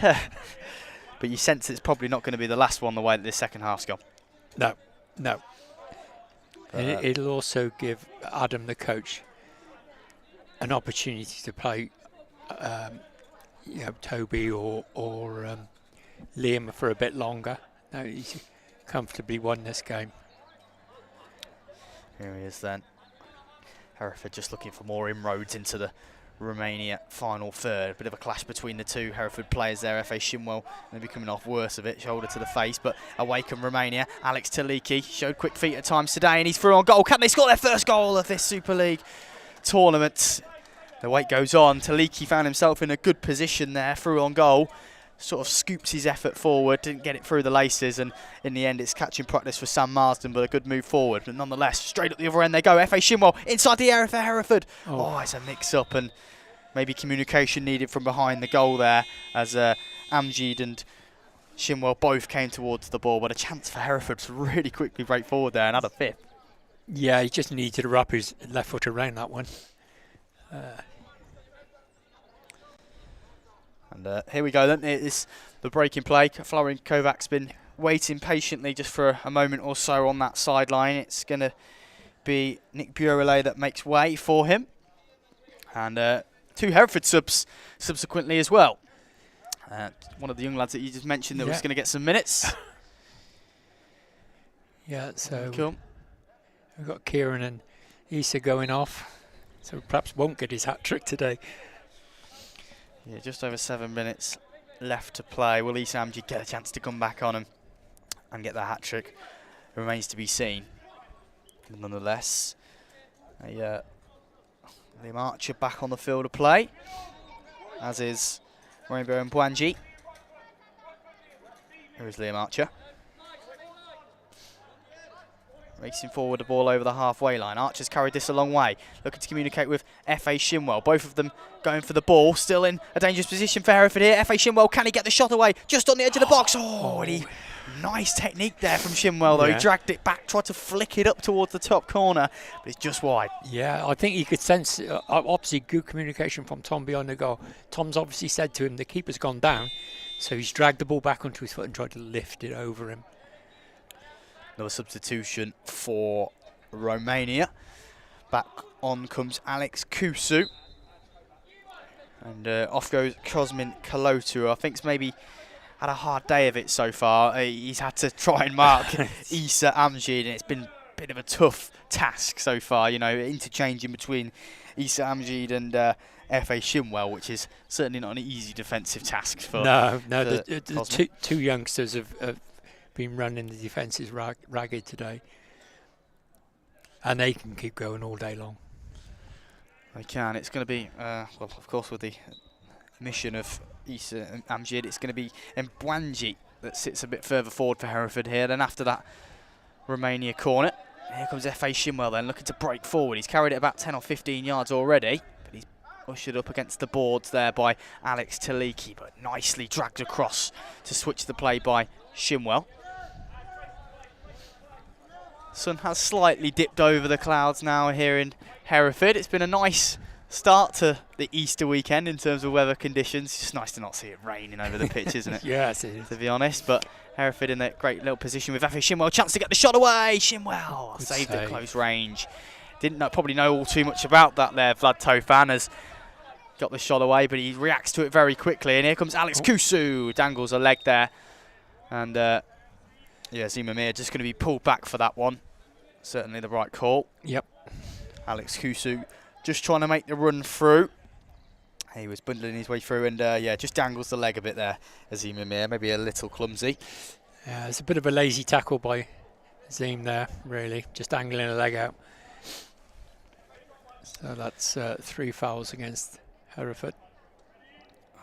And Mbwanji, once again, the furthest forward for a potential counter-attack here for Hereford, but caged in by 2 Romanian bodies. And F.A. Shimwell, I've noticed a couple of times, whenever Romania have had the free kick, he's straight in there, darting in within a split second. And already it's created the chance, and Shimwell carried that from the free kick position that was halfway into the Hereford half, all the way forward, and still had the chance here to try and add more. Shimwell, can he get the shot away? I think that's maybe been his downfall in this game. He's got himself into some great positions. He's had some good runs, but just not been able to find the right time to get that shot away. Yeah, it's just a little bit of lack of composure by the young lad. He's running with the ball. He's been absolutely superb. Just needs to slow himself down a little bit. Of course, we're maybe being harsh on F.A. Shimwell on the high standards that he has set, because he's of course scored in this game, but he's set himself some high standards and maybe could have had even more in this game, but nonetheless, him and Hereford lead this game 4-0. It's been a case of how many Hereford do score in this one, and can Romania get there first of the European Blind Super League? It'd be nice for them on the trip over here to walk away with at least a goal. We've got 4.5 minutes to do so, but at the moment it looks like Hereford are the more likely to score the next one. It's Mbwanji that's racing forward towards the area. Mbwanji, what a finish that is! On his left foot, carried it at least 5 to 10 yards, and look at the celebrations. You can tell what it means to him. Very pleasing for the young man. Great finish, left-footed finish into the far corner. Look at this amazing run. It's not an easy finish there. He had it all to do. And that is an exceptional finish across the goalkeeper. Left-footed strike into the side netting on the right side. Brilliant stuff. And Hereford, well worth a comfortable win here. Yeah, Adam would be well pleased with that. Well pleased. Romania looking to quickly break out the blocks and try and it's another foul. Something themselves. Foul on the edge of the area. Florin Kovac's not as happy with that one. He felt he's pulled back a little bit there. Another dangled leg, and Issa Amjid is going to get another go for the hat-trick. On he comes. He will come on for the final 3 minutes 50, just under 4 minutes, I should say. So it's Hereford on 4 fouls now, so they've got to be careful of the fouls from that here on in. Yeah, just the one more. Else, of course, that 8-metre penalty rule comes into play. So, yeah, they'll have to be careful now. Florin Kovacs then with his foot on the ball. It's a 4-man wall. Oh, no, sorry. The goalkeeper, Sam Marsden there, just ushering Azim Amir off the pitch, as it is going to be a 4-man wall, but different personnel within it. Issa Amjid making up that wall of blue on just inside the Hereford area. Of course, the signallers behind the goal just highlighting to the players where it exactly is. He'd say it's about 15 or so yards out here for, and Kovacs is trying his effort. He dipped it. Just different. Yeah, it was a different approach, wasn't it? You know, so far today, across all 3 games, we've seen a run in from a flick through on the free kicks, but Florin Kovacs trying to put his name in the headlines there for a long-range effort. I think he was slightly optimistic there, trying to chip Sam, who's 6'2". Here's Issa Amjid getting instructions barking out. Tom been very vocal behind the goal for Hereford, hasn't he? He's done very well there today. It's a vitally important role, the guy behind the goal. Certainly is, you know, all about the timings, and you know the players can get into positions, but just having that split second of time when the ball comes to you, and having that picture in your head. Yeah, you know, that information's given. You've got the picture in your head, what's in front of you, and he's also there for safety reasons as well. Yeah, a very, very important role for many aspects, and he's sort of a manager behind the goal, isn't he? Yep. Can he have a vital role to play here as Hereford work themselves into a good position? Just a mix up him in his feet there from Mbwanji and Taliki. Trying to go on the run. F.A. Shinwell trying to see him off. He did very well to get his arm in front of Taliki there, because he was sort of breaking forward at pace, but Shinwell blocks the run and stops Taliki from sort of darting inside the area. Looked as though Sam Marsden potentially had it covered as well there. Good positioning inside the... It's nice to see FA coming back and doing a bit of defensive work, though, you know, because that's all part of his development. You know, because you know, it's five-a-side. You cannot just be a striker. No. You need to be an all-round player. Because as he's just shown there, we know what he's got going forward. That was again a very quick move forward from the defensive position. He's dropped quite deep, hasn't he, over the last 5 or so minutes. The furthest back for Hereford now. He's going to have to be the man that potentially stops Florian Kovacs from getting the shot away at goal. Kovacs just swiping at it a little bit, but still in a dangerous area. And F.A. Shinwell once again. Very nice work, and Sam Marsden's maybe just felt that one a little bit. Florian Kovacs swiping his foot at the ball. Honest mistake from the Romanian number 9, and just taking one in the midriff a little bit there, Sam Marsden. Yeah, I think Kovacs had to go for the ball. The ball was there rolling around, so I think he was entitled to go for it, but the referee, again, because he's a goalkeeper, has given the foul against the outfield player. Here comes F.A. Shinwell then with the ball at feet, controlled, just sticking to the boots, isn't it? He never really has a touch that passes him by all too much. He scoops it up, it bounces right off the top, which is a bit of a confusing one for Issa Amjid. I think he expected the ball to bounce low, and he hears it high right at the top of the angled boards on this near side. It's a very, very quick throw, a very nice throw as well from Vlad Tofan, but albeit asks a lot of Taliki to try and locate the ball and take that under control at the pace it was coming at. Yep. Yeah, we've got just over 40 seconds to go. Yeah, can Hereford add one more? F.A. Shinwell. Still very vocal, the Hereford staff, as they look to usher the tide forward for one more. 27 seconds left on the clock. Vlad Tofan looking to get us back underway very quickly. Bowled out towards Kovacs. Can't get it under control. And here's F.A. Shinwell. Can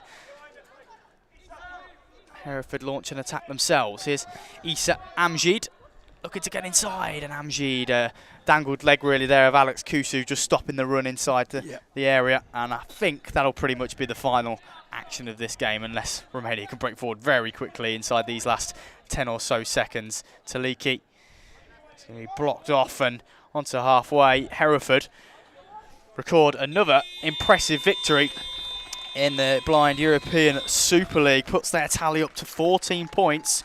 Charleroi now with it all to do then against the Dortmund side, who have, you know, certainly shown what they can do with that win over Roma earlier. But let's talk just quickly about Hereford though. A very, very convincing second half performance. They had a little bit more work to do. We said we wanted to see them go up a gear at the end of the first half. They scored 3 more, and it was 4 more, I should say, and a convincing performance. Yeah, totally commanding performance all the way through. They just say in the first half, I think they were a little bit nervous, and I think they thought this is going to be really difficult. But once they got that first goal, I think it was you could only see it going one way. And in the second half, they relaxed, moved the ball around well, and the finishing was top draw. So yeah, excellent performance. Tom and Adam Bendels, they'll be very pleased with their day's work today, and they should all be congratulated. They've done a great job. You know, blind football is a team effort. It's about the coaching staff, the players, the guides. Everyone relies on everyone else. So yeah, brilliant performance, Well done, RNC, and they move on to Dortmund in a month's time. Well, it takes them up to 20 goals now then so far in the Blind Super League. Hereford still unbeaten and top of the league, but can Charleroi put the pressure on in the next one? It's finished in the third game of the day. RNC Hereford 5, Romania 0. Feel included with assistive technology. At Dolphin Computer Access, our goal is to improve accessibility for people who are blind or have low vision. Dolphin's assistive technology can help you use computers independently. Succeed in education and at work with crystal clear magnification and screen reading technology. Stay connected to family and friends whilst remaining independent with assistive technology. Dolphin, making a difference. So we're here pitchside in Hereford at the RNC, and what a win it was for RNC against Romania here. We mentioned it at half-time, just keep to the game plan, and the floodgates certainly did open for RNC. Definitely. I think moving the ball a lot in the first half helped RNC build confidence and also tired Romania out because they had to keep trying to get out to the ball to put pressure on. Then that allowed for, in time, trust the process, go up another gear, which I said, and they definitely did that, and chances will come, and when the chances come, they were clinical in front of goal today. Well, RNC top goal scorers in the league at the moment, and they showed why against a very experienced Romania side there. I was just really impressed with how RNC got into the right areas in the attacking third. It's not about just having loads of shots, it's about, well, can you be creative in finding them areas, centre of the goal, to open the goal up, and then can we be clinical with our finishing, so different toe pokes, different types lifts finishing when you're close to the goalkeeper, and we've definitely seen a range of that today. And Romania can really take comfort from their first half performance. Defensively was sound until the second half. It was like a different game. Yeah, I mean, that's what happens when you nullify a game plan. I don't feel like Romania had game plan B or C, so once that stopped and they actually couldn't find that individual going forward because the high line of RNC blocking the middle out well and putting pressure on the players, actually they didn't really have a solution to get out of and create RNC a problem in the second half. Well, let's have a look at some of those highlights from that last game between these two sides. RNC 5-0 win here in our third game of the day, and this is how we started things out here. Great attempt on goal. And RNC, this was a lot of the game's plan really for RNC, that attacking presence and Romania trying to get on the counter. Yeah, and if you see there, look where Azim is, he's getting in the middle of the pitch, the middle of the goal, opens the whole goal up then, it makes it really difficult for the goalkeepers. That's when the quality of the finish comes there. Again, RNC FA trying to get into the middle of the pitch from wide areas, trying to dislodge the back three. It's really clever play from RNC. And you can see this is what Romania were doing. They were frustrating RNC, really trying to put off those chances. Look, 4 players against 1 in this situation, but RNC found a way through. Yeah, yeah, because the deep 4 can't continue the whole game. They have to try and get out, and especially with RNC trying to keep the ball, it gets Romania out of that sort of defensive 8-metre area, and then that's when they can exploit the spaces, and that's what they're clever at. Issa here, bundling through, great toe poke finish, no chance for the goalkeeper there. And that's what RNC needed to do and did do in the end, just get around and nip it in. If you see this one here, comes out on the arc, opens the middle of the goal, lovely lofted finish, really, really difficult. And this is what Romania tried to do, get on the counter, get that fast breakaway. It didn't quite pay off. No, because look how high RNC are at stopping the threat coming. They're shooting from, a comfortable range for Sam there. But yeah, really impressed with RNC's defending. That's a great finish as well by Rainbow. He packs that power in every strike, and that's a great finish. A hard player to play against in some situations, Dylan, actually. So Rainbow with a great goal there, but we are now joined here pitchside, Issa Amjid. Issa, you had an incredible game. First half, it was all about you, and then getting a goal and to finish off your performance today. Yeah, I thought it was a good game. I thought, Romania defended well. We just needed to try and be patient and pass the ball and try and find an opening, and that came, and we were able to finish good finishes away. So yeah. Yeah, and you really kept that composure, that patience to get through in the end. They were taking the 1-0 into half time and then coming out after that patience with a 5-0 win here. I think at the half time we just tried to kind of talk about just passing the ball more, just to kind of open up the spaces, to just try and for players to run in. So yeah, we can't just run in because the defenders are there, so we needed to pass it about and create openings, which allowed us to kind of run in and get shots away. We speak a lot about sort of team performances, East, but now you're here with us. What was your individual aim from the game today? I think just to kind of play as a team, just to try and kind of play as a unit, play as a team, and try and just win the game. Well, you definitely helped that one with your goals today. Absolutely, and it was a big draw earlier on today. Another win here, remaining undefeated in the European Blind Football League. That is some great form to take into Dortmund next month. Yeah, just try and take it a game at a time and see what happens. Well, that's all you can do, really, isn't it? Yeah. Coming together like that. Did you speak about how you're going to get into the middle area and then sort of what types of shots you're going to look to test the goalkeeper with? I seen during your goals today there was a range of different shots. There wasn't just the same finish. It was a toe poke, there was a lifted, there was a move the keeper, go back across. I've seen that a few times today. Is that something that you planned on doing? Yeah, it was just kind of assessing the situation that I'm in and to see, kind of assessing what the keeper would do in that situation and try and put the ball where the keeper wouldn't go, to put it in the right areas. That's great analysis. As goalkeepers, we're always doing the same thing with watching strikers, watching what they're doing, watching their threats and their strengths. Should I say? But really, you're doing the same thing from your point of view as an attacker, watching how can I move the goalkeeper to create the spaces. It's really clever playing for someone so young. It's a fantastic trait to have. Yeah, it's just try and. Yeah. Well, this is a young side, and it's finding those little pockets of areas to really exploit, and we saw that in the first half from yourself. Romania were trying to close you down, but you just kept finding those gaps all the time to create chances.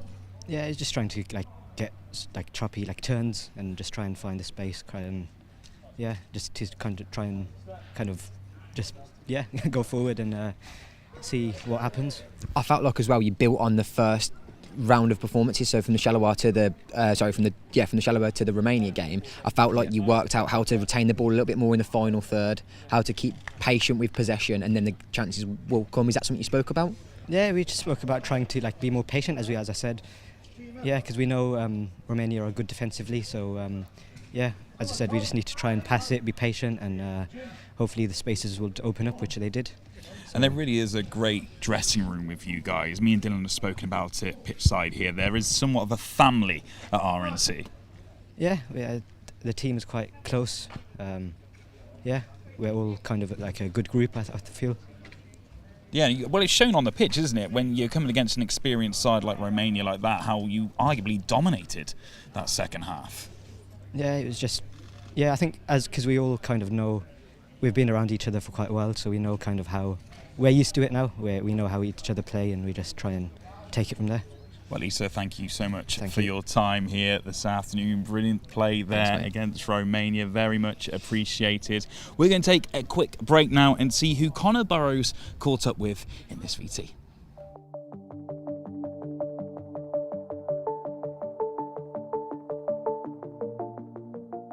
Hello, I'm Connor Burrows and I'm currently with Adam Bendel, the current head coach of the senior men's blind football team. Hi Adam, could you tell us a bit about yourself and your history with RNC? Yeah, okay. So I joined the RNC probably, I think it's been that long, 13 years ago. And I come as a volunteer. So I was out of work at the time. I was looking for some work. I just finished playing football professionally and had not many qualifications, and I was thinking, what can I do with my life? So I started volunteering here at the Blind College, doing a couple of football sessions a week, and just completely fell in love with blind football and blind sport. So then fast forward all these years, did a couple of qualifications in coaching, I've done my teaching degree, and now sitting here as the England head coach is pretty mad. So that's a little bit about how I've got to this place. Yeah, because I've known you for a few years now, since about we met when I... Yeah, we still can't get rid of you, can we, as a student? I started in 2016 and still here, back and forth. But I've definitely seen how you've progressed as within blind football itself, because the first time I knew you were the deputy coach. Yeah, assistant coach. And now that you're head, and it seems like the team is doing well at the moment.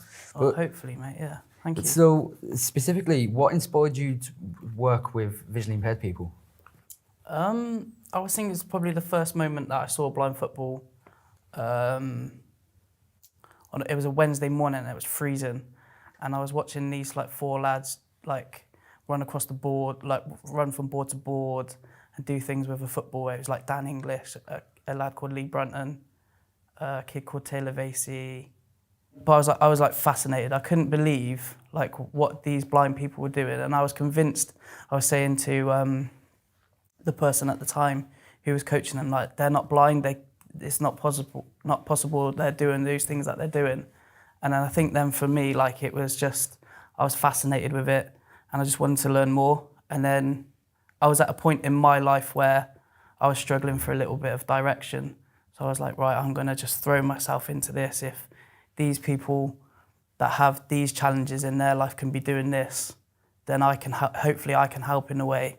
And that was a point in my life where I was like, right, whatever I do in football has been done. I want to help blind people and visually impaired people access sport at any level. It doesn't have to be elite.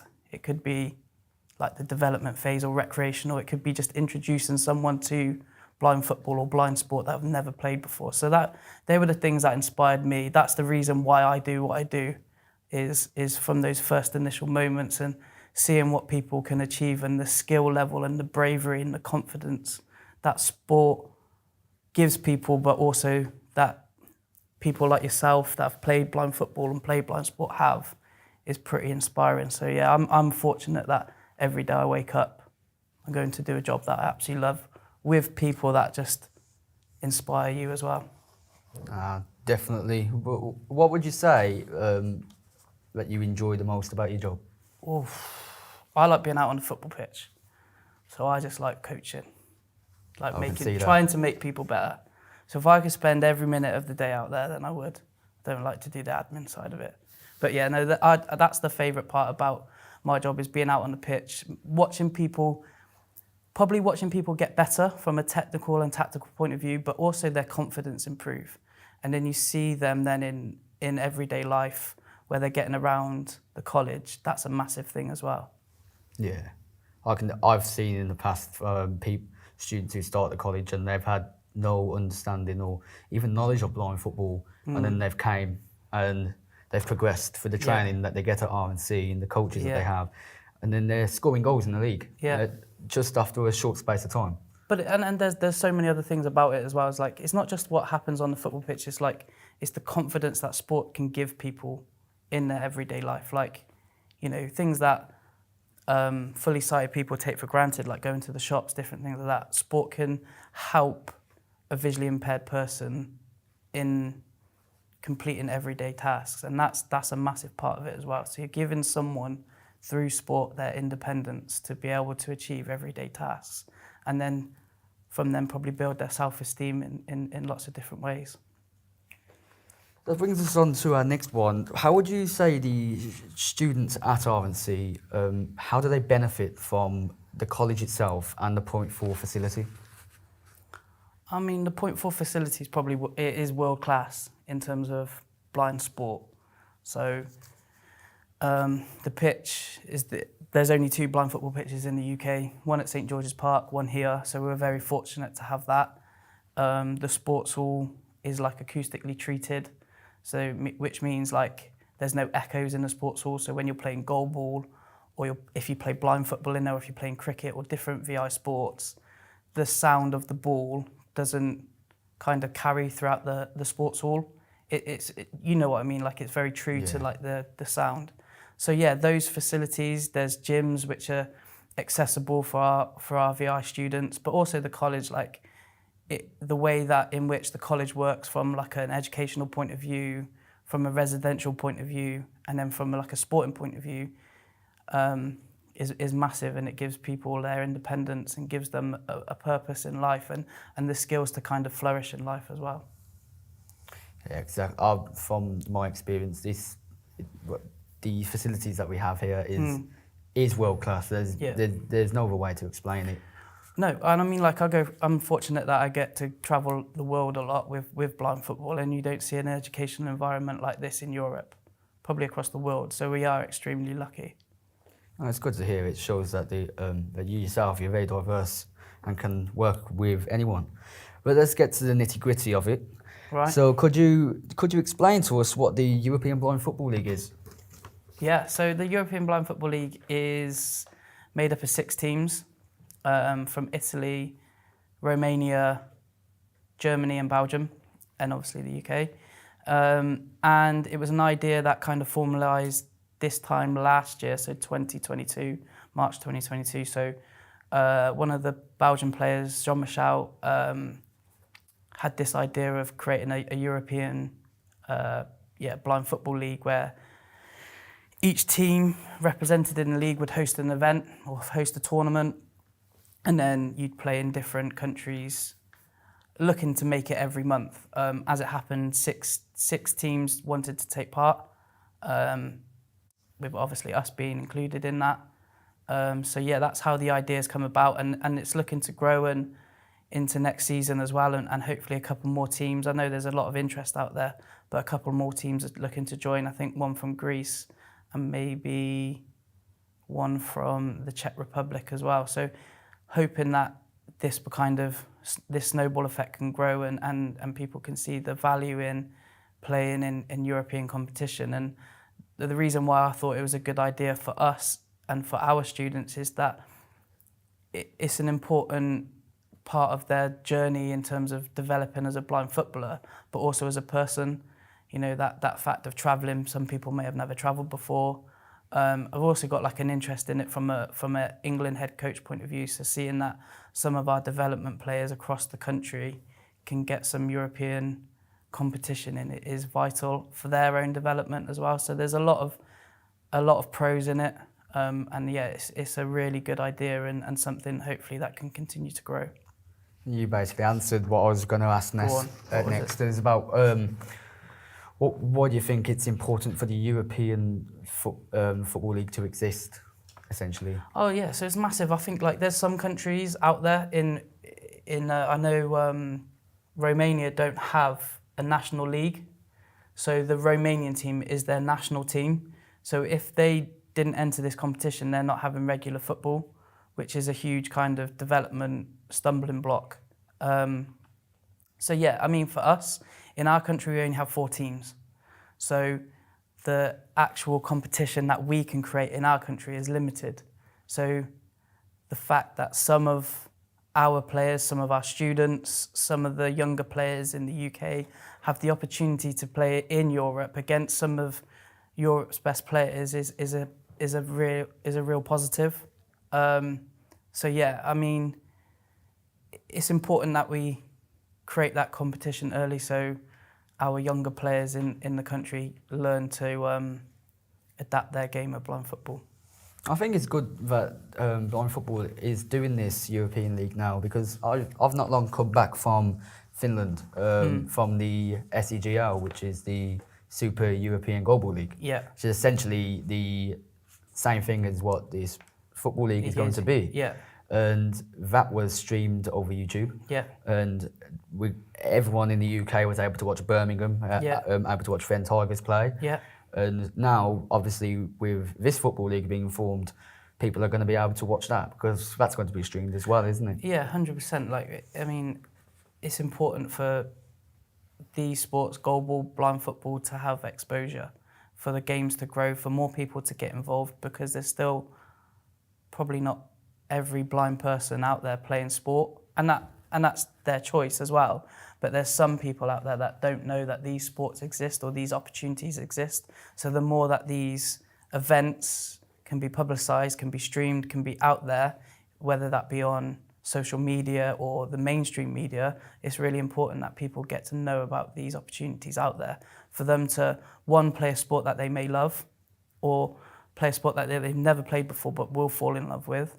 And then there's all those other health benefits and lifestyle benefits that will come with playing these sports. So it's imperative that everyone knows that there's these opportunities out there for them.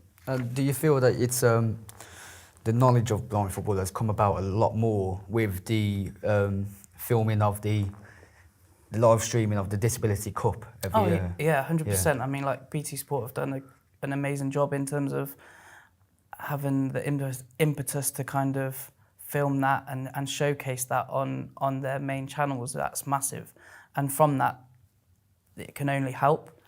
Us streaming and making this tournament accessible to everyone is vital as well, and it hopefully can only grow the game more and more. In this country, as you said, we've got four teams that compete in the league. Yeah. And who are they? So there's us, RNC, West Brom. West Brom is our Albion, so they're for Community Foundation. Then there's Brighton in the community as well, and Merseyside Blind FC. So they're the 4 National League teams, and then in our National League structure, there's a Premier League, and then there's a Development League that sits beneath it for people to get involved in blind football in a safer environment. And then underneath that, something that I've been passionate about and I've had the opportunity to kind of work in the last 3 years prior to coming back to working at the RNC was I was able to develop a small-sided version of blind football where we could get younger kids involved in a safe way and help them develop their skill set to play blind football, hopefully for England one day, but if not, just to increase the numbers in our country. So there's another 11 different places in the UK now that are playing blind football that never used to before. Would you say that these places are dotted around the country quite well? Yeah, so obviously it could be better. So I find that a lot with a lot of blind sports that you get to a certain point in the country and it stops. Yeah, stops and completely. It's difficult for a blind person as well with the access to transport and different things. We need to make sure that's more readily available, that people don't have to get on trains and buses to get to a session. It should be hopefully one day on people's doorsteps that they can just get there within 30 minutes, and that would be ideal. So what are some of the major achievements of the RNC football team? From my point of view, where we look at from an RNC academy point of view, it's not necessarily the winning that is the most important thing or the major successes. We've had a lot of success of bringing blind players into national teams. So for me, they're the biggest successes, that we have a product in our academy that helps the player but also the person become the best athlete that they can be.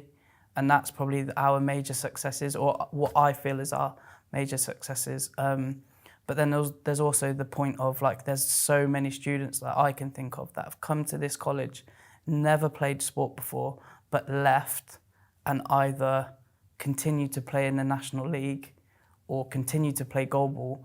They're the biggest success stories because they're continuing to play a sport that they love. That's the biggest thing. Like, there's people like yourselves that have gone away from the college and started either a football club or a goalball club, or created something that is sustainable. That's massive because that's growing our game. So like winning trophies is amazing. It is brilliant, but producing people for national teams, producing people that want to continue their love for sport will always be our academy's biggest success.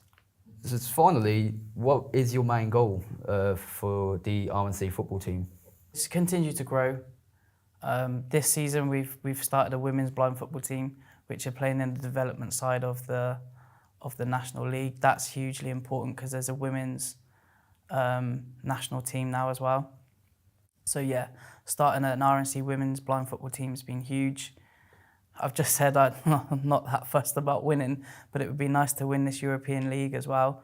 But that's not from a notoriety point of view. It's just that the players involved in the team understand the feeling of winning. Yeah. And then winning breeds winning as you move forward in your life and the development. So hopefully one day we can profit from that from an England point of view as a head coach, because that's where results matter. Here it's about development, making sure people are growing as a person and as a player. They're the most important things. But yeah, there's not an emphasis on winning, but it's a nice to do. So yeah, it's just to continue to grow, to continue to provide anyone who wants to play blind football the opportunity to play. That's the most important thing, and that's hopefully something that we can continue to do, but also throughout Europe be known as a place that excels within blind sport. The blind football powerhouse. You can call it that if you want, Con. Oh, no, thank you. That's, yeah, nice one, Connor. Cheers. That's brilliant. I asked this to Tony earlier. Go on. So I have to ask you now. Who do you think is going to win the Premier League? I'd like to say Man United because I support Man United, but I don't think we will. Man City. Ooh, Who do you think, Con? Who do I think? I think it's going to either be City or United. What's that to do with blind football? It's not. Well, they asked Tony, so I have to ask you. Oh, okay. All right, cheers, Ed. Cheers, Con. Nice one.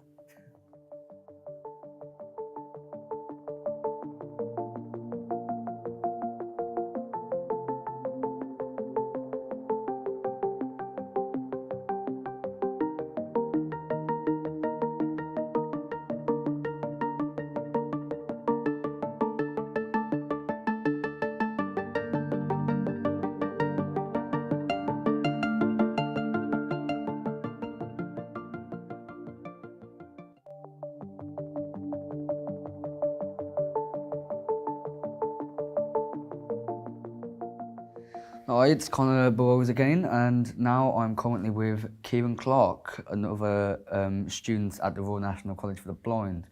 Right, Kieran, would you like to introduce yourself and what blind football is for you? Yeah, obviously, my name's Kieran. I play blind football at the college. Found about blind football when I came here 3 years ago now. So, yeah, didn't really have much background in football before that. Obviously, come here. I was offered, an opportunity to play, and 3 years later, I'm still playing, and I'm in a good position now to sort of progress on, and hopefully through the RNC Sports Academy and stuff, get that experience to hopefully push on to get my first minutes for the senior men's England team in the future, hopefully. So. Yeah, because you didn't, as you said, you didn't start on blind football, and I know you have a martial arts background. So what was it like when you first played, when you first stepped onto the pitch and, played a bit of football blindfolded? Extremely frustrating. Especially they put me in with a couple of lads that were a bit more experienced than me, so very frustrating because I like to be good at things when I do sport.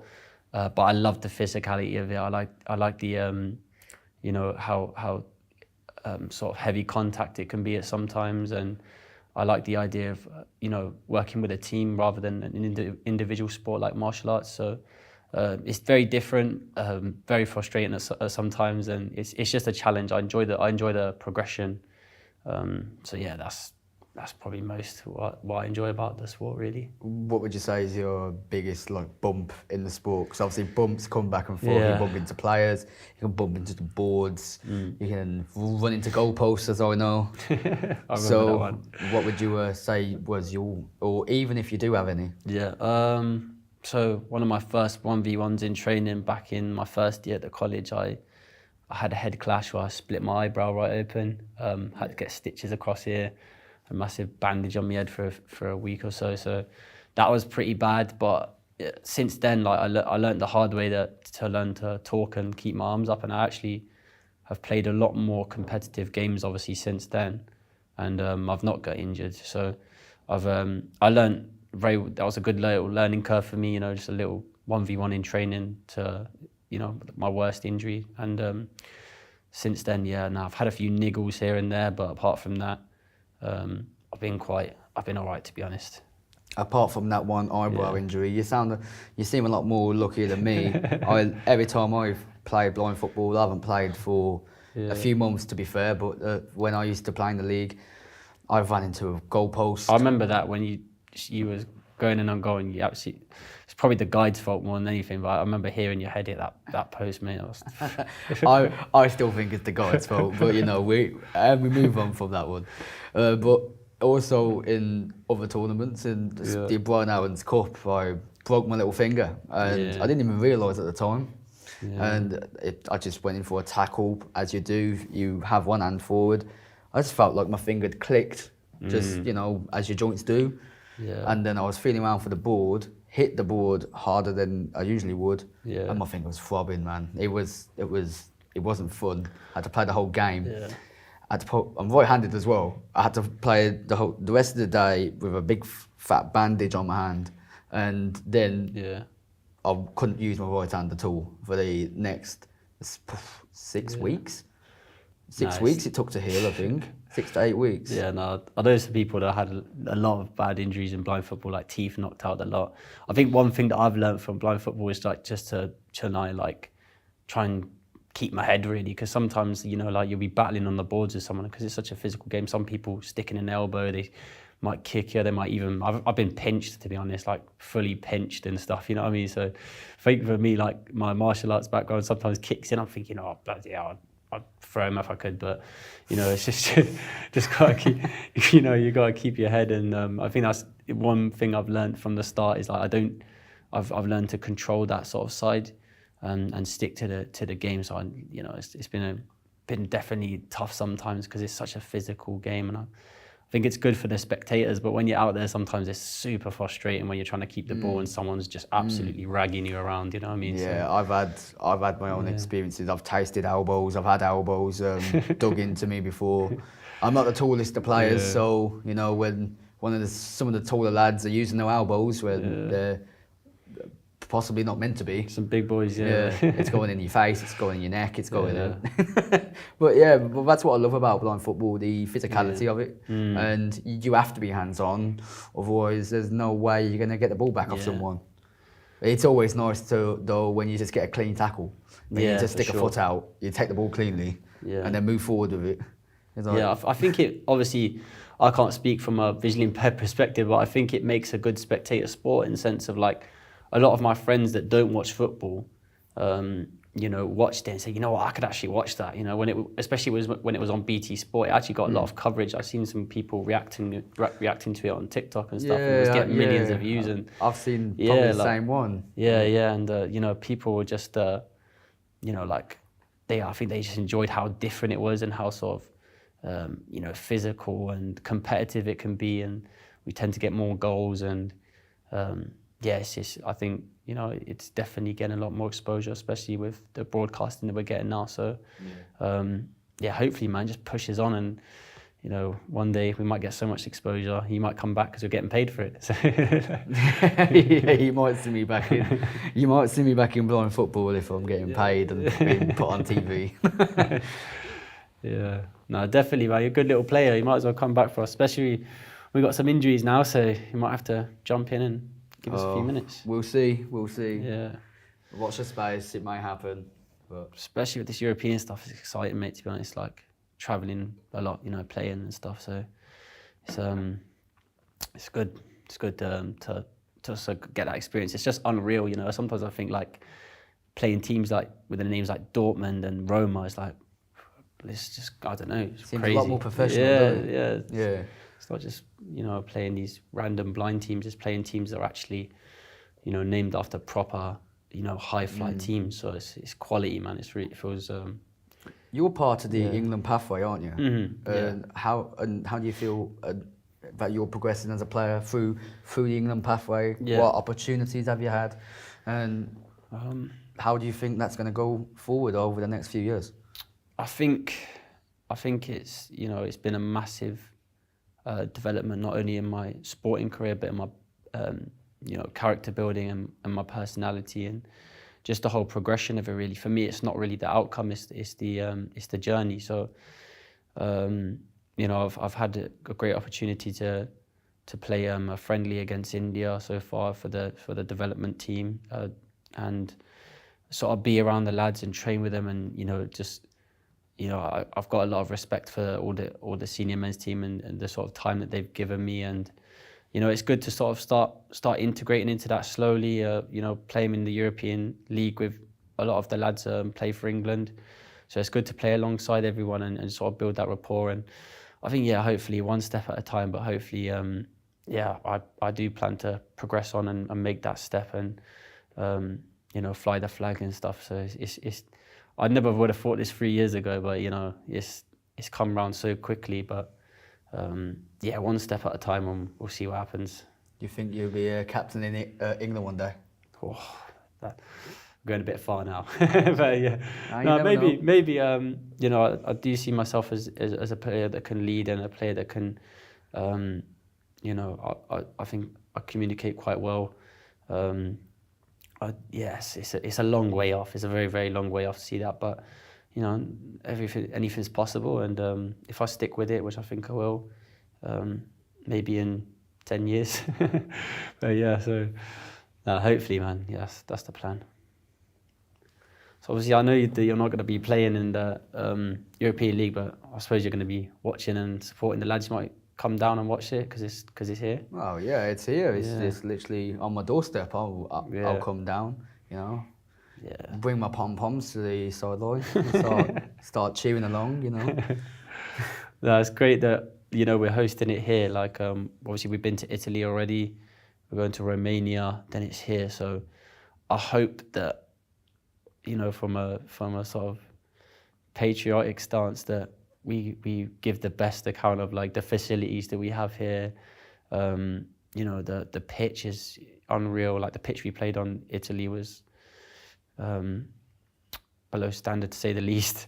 So like coming here, I just hope it's good. It'll be a great example, and I hope we can give a good representation of the college and the facilities that we have. Yeah, definitely. And I think you're going to smash it. Really, to be fair, who's going then? Who's the lineup? Who could be going? For the April games, I'm not too sure. I've just been training for Romania, which is next week, so I know the lineups for that. But I assume it's going to be relatively similar. So it's basically the sort of lower end of the senior men's team. So the players that don't get as frequent minutes, and then the sort of emerging talent pathway players like myself, a couple other lads. So development basically is just the sort of the next generation basically. So it's just getting us minutes and trying to get us to the mentality of winning, because it's just good experience for if we want to make that final step onto the international stage. So yeah, like just getting that experience in really and getting some minutes. That's what it is really. I don't know whether you know, but in the other teams that are going, is there going to be any other national players playing for them, or is it just across the board? No teams are allowed any national players. Oh no, we are allowed internationals. We could have entered some, like the proper senior men's team, but I think Adam, the head coach, his philosophy is sort of let's develop the young players. This is, his primary focus is the men's England team. So he wants to produce the next generation for that. So I think he's seen us an example. And I think we're good enough to compete and win this tournament. So there is some senior players like Germany have got a strong team. We played them. We drew with them in our first game. They've got some senior, German players, and they've got a Turkish lad on the team. The Romanian team is their national team, so they got some pretty decent lads. Some of the Italian teams also drafted in a few sort of older Argentinian players that we played against. I pocketed one of them. Just put it out there. Oh, yeah. Is he still there? He's still in there? He's still there. Oh yeah. But yeah, no, we just so there is a few decent players there. But as I said, I think we've got enough youth and enough quality, and we've got Adam with a great philosophy and tactics and modern formations and stuff. I think we've got plenty of enough quality to win, and hopefully with this streaming and stuff that these guys are doing, hopefully we can make that evident and make a bit of a spectacle at home and put away some goals. Hopefully. That's hopefully, boys. I really hope you do. You was talking about you played the German team. But has this already started, this European League, or is it starting here? So we played in Italy already. We drew the first game against Dortmund, and then we won. So we drew 1-1 against Dortmund, and then we beat a team called San Marino. It was an Italian team. We beat them 7-0. So. San Marino, the island. No, I think I might be butchering the name, to be honest. It's San Marino, I think. it's an Italian team. It's in the north of Italy. Yeah. So yeah, we went to there. We played on their home pitch, and we played them second. Yeah, and we pumped them 7-0. So we definitely got into. We got a good goal difference at the moment. Yeah, I was about to say it's definitely helped you, especially with the first 100%. draw. Yeah, they definitely. I think from watching the other teams, the Dortmund teams probably are our toughest game. We've got to play them again. I'm not sure if we're playing them here or we might be playing them in Belgium, which is after here. So that's probably going to be our toughest game of this league by the looks of things. Oh, well, thank you, Kieran. Lovely stuff, thank you. I'm just holding up my hands. Thank you. That's part of being blind. Yeah. Thanks, man. Appreciate it.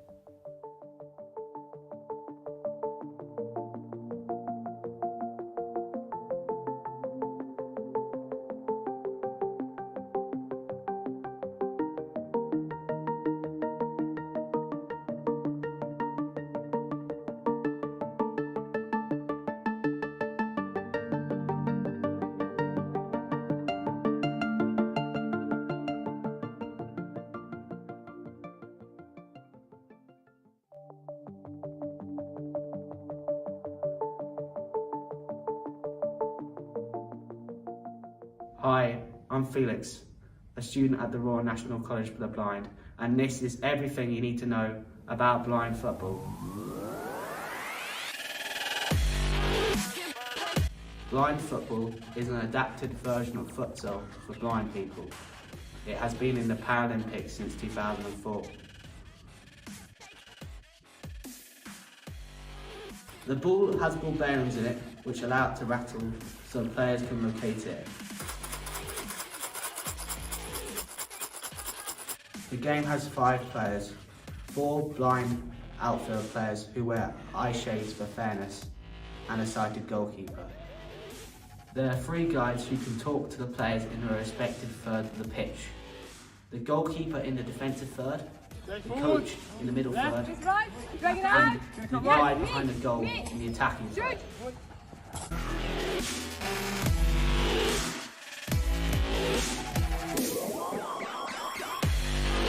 Players shout audibly when going for the ball or tackling.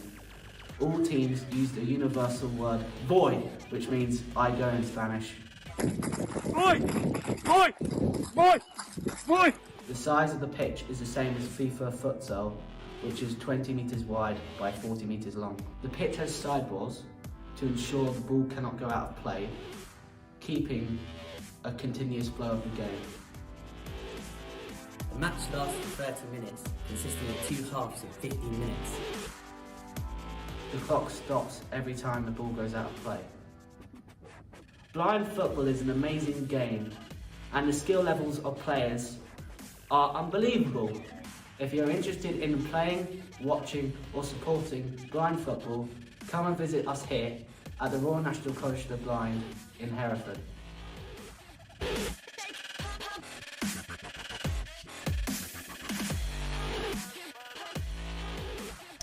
Hello and welcome to Hereford. Thanks for joining us for the European Blind Football League at the Royal National College for the Blind. It's been a brilliant day of action so far. If you are finding us for the first time, my name's David Waldridge.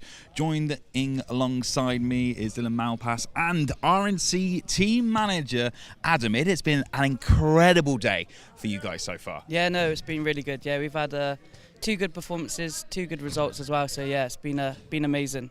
Well, you've kept that undefeated streak alive in European competition. A big win against Romania, that draw earlier on today. Talk us through that first game. I mean, it was 2 teams that both have only had 1 goal against them so far up until that point. Yeah, no, we thought it was going to be a tough game, and it really was. They come with like a different tactic that we weren't expecting. They sat back a little bit more, which meant we had more of the ball, so we had to break them down. But our young players, they just kind of rose to the challenge of doing that, and it's hard in blind football to have the ball a lot and to break teams down. I thought we did it really well, and they scored some good goals. I felt that I was a bit better.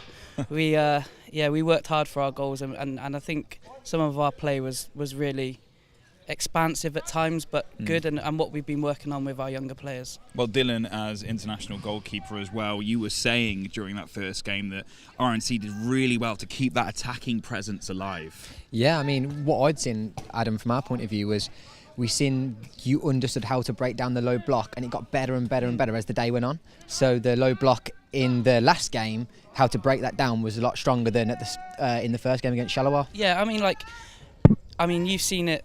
We've been a part of it now for years. When an English team or England play against other European teams, they just sit back, and then it's up to us then to break them down. And we've always done that by dribbling and getting blocked out. But today what was pleasing is that we stuck to our principles of continue to pass it and trying different things, even in a competition like this, to have the confidence and the attitude to be able to do that and have no fear of making mistakes. It was really, really pleasing. So yeah, it all round, it would have been nice to score just at the end, but yeah, we'd be happy with the draw. Well, it was that confidence and discipline that you took into the next game against Romania, internationally stacked side, full of experience against RNC, the youngest team in this tournament. That's incredible. You must be so proud. Oh, 100%. I mean, it helped scoring early, and it's something that we didn't do in Romania. They made it really difficult in Romania, so we thought it was going to be a really tough game. We scored early, and then stuck to our principles and continued to play, and that was really important because that breaks teams down. We stayed patient, and I told the lads at half time if they were to go with a bit more purpose, continue to be patient, then we would score more goals. What did you say to the lads at half time, Adam? Because what we were saying in the at half time of the second game was we'd like to see another gear, and if the gear comes, then we're going to see more goals happen. And when I mean gear, I just mean not urgency, but just the work rate goes up and the gaps become. So I asked them for two things. I asked them to talk more because I thought we weren't doing that well individually, and that makes the game messy. And then once they get into the final third, go with purpose. So don't think about trying to pass it. If it's on and you have a great first touch, you go at goal and you go and try and shoot. And then, just pace and purpose really in the final third, because we felt that they weren't going to cause us too many problems at the back and they could be a bit more expansive going forward. So. Well, it's been a good bunch of home games for you, Adam. Dortmund next on the calendar. What are you going to be taking over to Germany? Well, we've got a competition in Brazil, the England senior squad, so I'll be going over there with some of the senior players, which means we've kind of depleted this squad a little bit in terms of some of these young players are going to be stepping up going into that tournament. But hopefully we can go to Dortmund, stay undefeated, and if we can do that, we'll have a really good chance of maybe winning this league, which would be really nice. Well, let's touch upon that Brazil tournament for a moment. Both of you part of the England setup. It's been incredible to see how blind football has grown in such a short space of time, and going over to Brazil, having that depth to choose from is really impressive. Yeah, I mean, we don't have a massive player pool to choose from in England. Without going too deep into it, our house system's really good. People get eye care really quickly as opposed to other countries, but to have these type of players now that we can share across two squads, and we'd call this more like an England development squad, it is really good, and the strength and depth that we've got coming through is testament just to the lads' hard work, but the pathway that we've got in place at the FA and with our national clubs, so Brighton, Merseyside, West Brom, as well as ourselves, we're able to share these players and use them and hopefully develop them as well. So it's really good, yeah. And both of you part of that pathway here, especially at the Royal National College. Let's talk a little bit about the work that's being done here. I mean, the home of blind football, hosting the European League, but it didn't happen overnight, did it, to get to this point?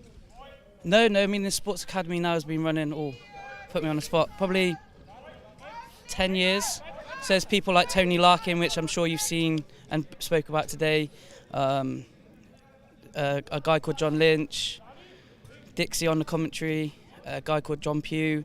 They've been around blind football and blind sport. Aaron Ford, who works here as a teacher in charge of the Sports Academy, they've been working here for years, working with not only blind footballers but partially sighted footballers, goalballers, different sports. So we try and, in that time, Dylan as well, developing people, sports people for all teams and all disciplines as well. So yeah, it's an amazing thing to be a part of. and we want to keep growing it as much as we can. So things like this today makes a massive difference. So the more people know that there's a blind college here, there's blind football opportunities, the better. Hopefully hopefully what we want from today is one person didn't know about blind football, watch the stream, gets involved in blind football, or comes to the college. That would be just amazing. That's exactly what you want as well, Dylan, isn't it, really? Exactly that, really. For me as well, it's not just about developing people to become better sports athletes, become better people, and sport's a great stepping stone for that to happen. So yeah, that's definitely the aim of the college. Well, Adam, thank you so much thank you for guys. your Cheers. time. Very much appreciate it. Thank you. Cheers, Adam. Thank you so much for joining us, and well done on the 2 results today. Our 4th game of the day on the way, which we'll be seeing right after this.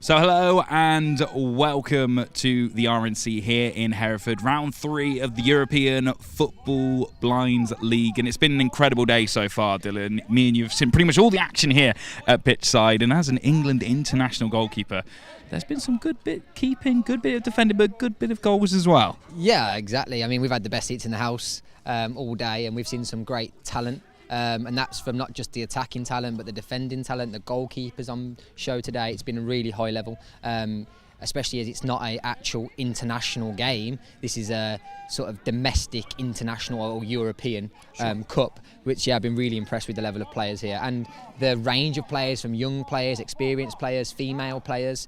You know, what a great spectacle it is for the game. And that's it. We've seen every single team play at least once now. Who are those key people, those key teams and key tactics that have really stood out for you so far? I think it's the individual quality of the players. Hassan Koparan for Dortmund, Jonas for Dortmund, Danny for Charleroi, and Jean-Michel for Charleroi, plus then the RNC talent there. It's been, fantastic, and they're the people that you're watching for that little bit of magic. But I'm really looking forward to this next game, actually. Well, this is it. Our next game is Dortmund against Charleroi. Charleroi still undefeated after that 2-2 draw with RNC as the first game this morning. Dortmund, though, only conceded 2 goals before their previous game. 1 goal for Charleroi just before that RNC game. I think this could be one of those games that could go anywhere, really. This is the game that we all want to watch, and the reason why is because there's so much on the game. Are both teams going to be cagey and try and be defensive and not want to leak goals, or are they actually going to try and get that goal and take the ownership of the game and demand the ball? A bit like what RNC have been doing in their 2 games. It'd be interesting to see what happens in this one, because I'm not quite sure. Well, this is a thing, isn't it? I mean, Charleroi and RNC have been leading the table so far, but Dortmund wanted to pull themselves out of mid-table, got that win over Roma. This could be them knocking on the door for those top 2 positions. 100%. I think it's the team that take their chances and the team that defends more structured. Sure. Will be the team that looks to get the result here. It'd be interesting to see how they nullify Danny for Charleroi, for Dortmund, because I think that would be an interesting matchup. Not having Hassan at the back for Dortmund's a big thing, because he's German captain, very experienced, knows how to use his body well, and knows the cues to stop an experienced player. So it'll be interesting to see how their back player gets on for Dortmund in this matchup. Well, you mentioned the front line of Dortmund. He looked so comfortable on that ball in the previous game. The ball just stayed glued to him most of the time. He just dribbled through defences like they weren't there at times. Yeah, it'll be interesting to see as well if Charleroi expand their defence. So what I mean by that is they try and mark the switch pass or the line pass to Jonas, because by doing that it opens the middle of the pitch up.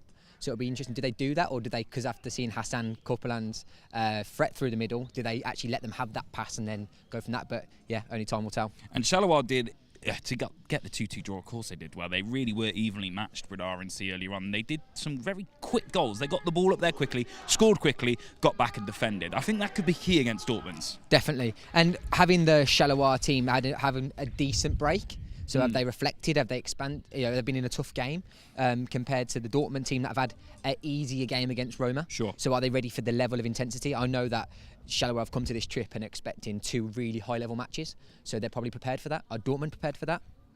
Well, this is the thing. The last time these two sides met, it was only a 1-0 victory for Charleroi. Dortmund really did push them hard. Will that play mentally into it as well?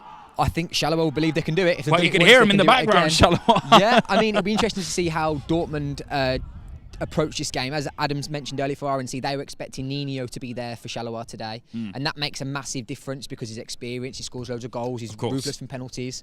Let's see if Dortmund adjust what they're doing to stop Danny, who's a big threat, but we know that that's their threat that they're looking for, and that's probably their only chance of scoring goals. Sure. And actually, that's a good point that you mentioned earlier on, that Dortmund played Roma, whereas, without being disrespectful, Charleroi playing RNC, that is a arguably higher level game. Are they more mentally prepared for it than Dortmund? Because Dortmund thinking, oh, well, we got the big win, but were they tested as much as Charleroi were? I don't think they were tested as much, but they know they're going to be tested now. This is the thing with the blind football community. It's a small group, and they all know each other. They've played against each other a lot, so they're not going to be aware of what's coming their way, and they know this is a big game. And also, from Dortmund's point of view, this is their chance to get back into this competition. Yeah. You know, if they lose today, chances are going to be pretty slim to go and win this European Championships. If they win today, it opens these championships right up. Well, absolutely. I mean, you then look at the table and it's Dortmund only with the one loss, with a big win here, can pull themselves into contention for the title. But as you mentioned there, blind football really is a community. I mean, we were speaking to some of the RNC players yesterday who put on Roma shirts as a friendly before preparing for this tournament. Yeah, I mean, you know, the togetherness of this whole sport is there. It just now it's the time to get it showcased out there, doing exactly what we're doing here, growing the sport, growing the spectacle, and that's really the key now for the next couple of years in blind football. And that's been really the key feature of today so far. People joining us on the stream, everyone here at the RNC as well. The community really is shared. There's a nice atmosphere around. Yeah, I mean, the atmosphere has been unbelievable with the fans at the top. Each team, the referees, the organisation that's gone into it, the broadcasting team, it's absolutely been a fantastic day. Well, Dylan, you've been absolutely loving it. Hopefully a new role after the England goalkeeper duties, as we have a very hotly contested game on the way for you. Don't go anywhere, as we have Charleroi taking on Dortmund coming up next.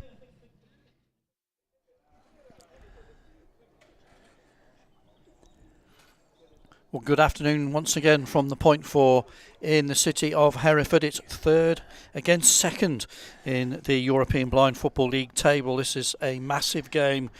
Both of these sides need a victory to put pressure on RNC Hereford at the top of the table. Charleroi know if they win, they'll go level with Hereford, but only on goal difference.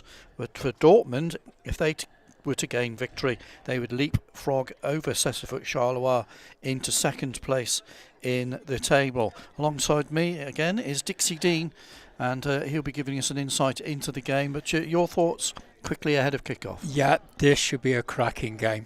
Two good sides. I think they're pretty well balanced, so I'm looking forward to a really, really good game of blind football.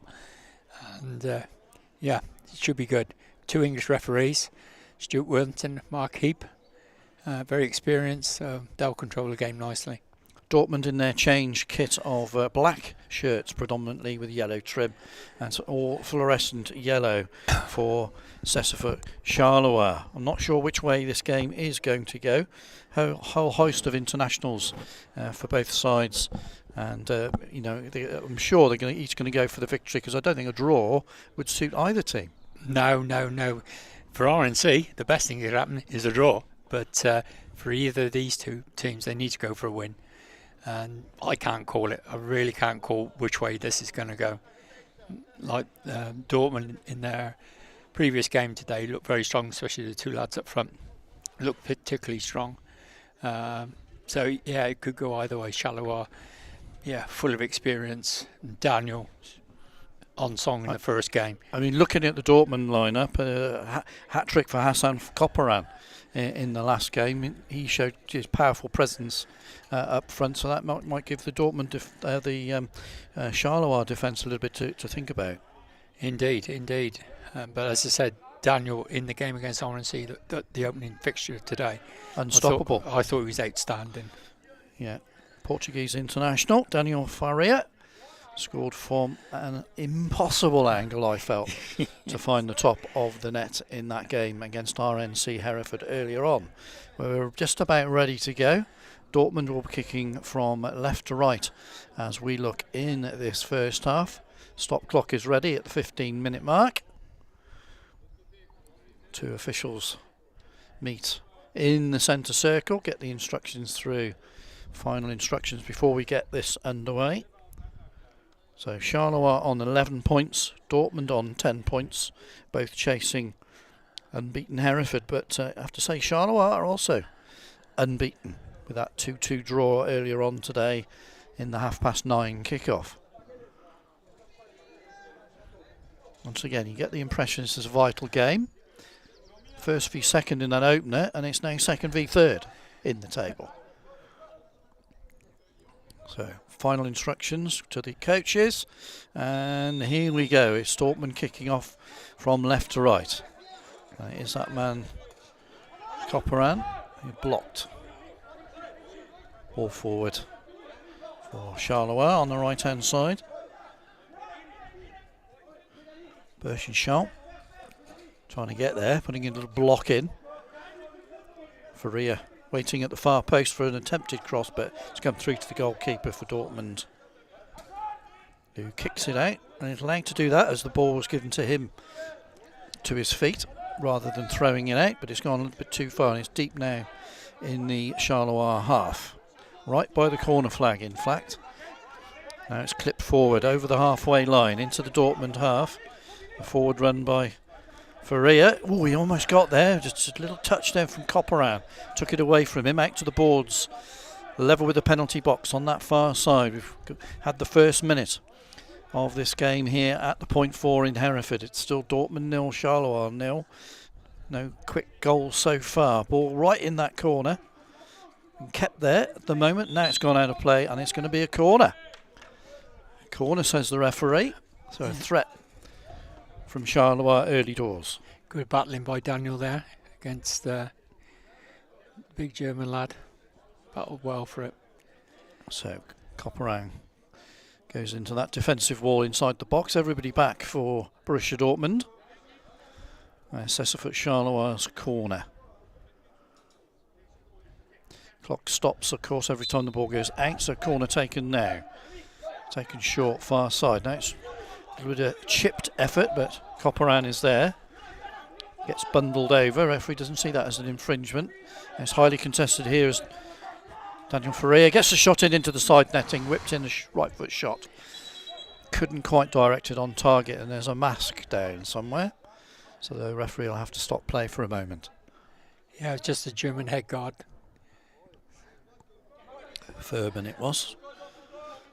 But that's been replaced, so we can get the match back underway. And Copperan has come very deep for Dortmund to collect it, just outside his own penalty box. Diagonal run now, up in towards the centre circle. He's partially blocked by Daniel Ferrer. And he's trying to work his way through now, and he's done well here. Beat the first man. That's got to be a tug back. And is that going to be a team foul? Yes, that's a team foul. He's got both hands around his stomach and he's pulled him back. So that's a first team foul after only 2 minutes. So Charleroi have a free kick then on the halfway line.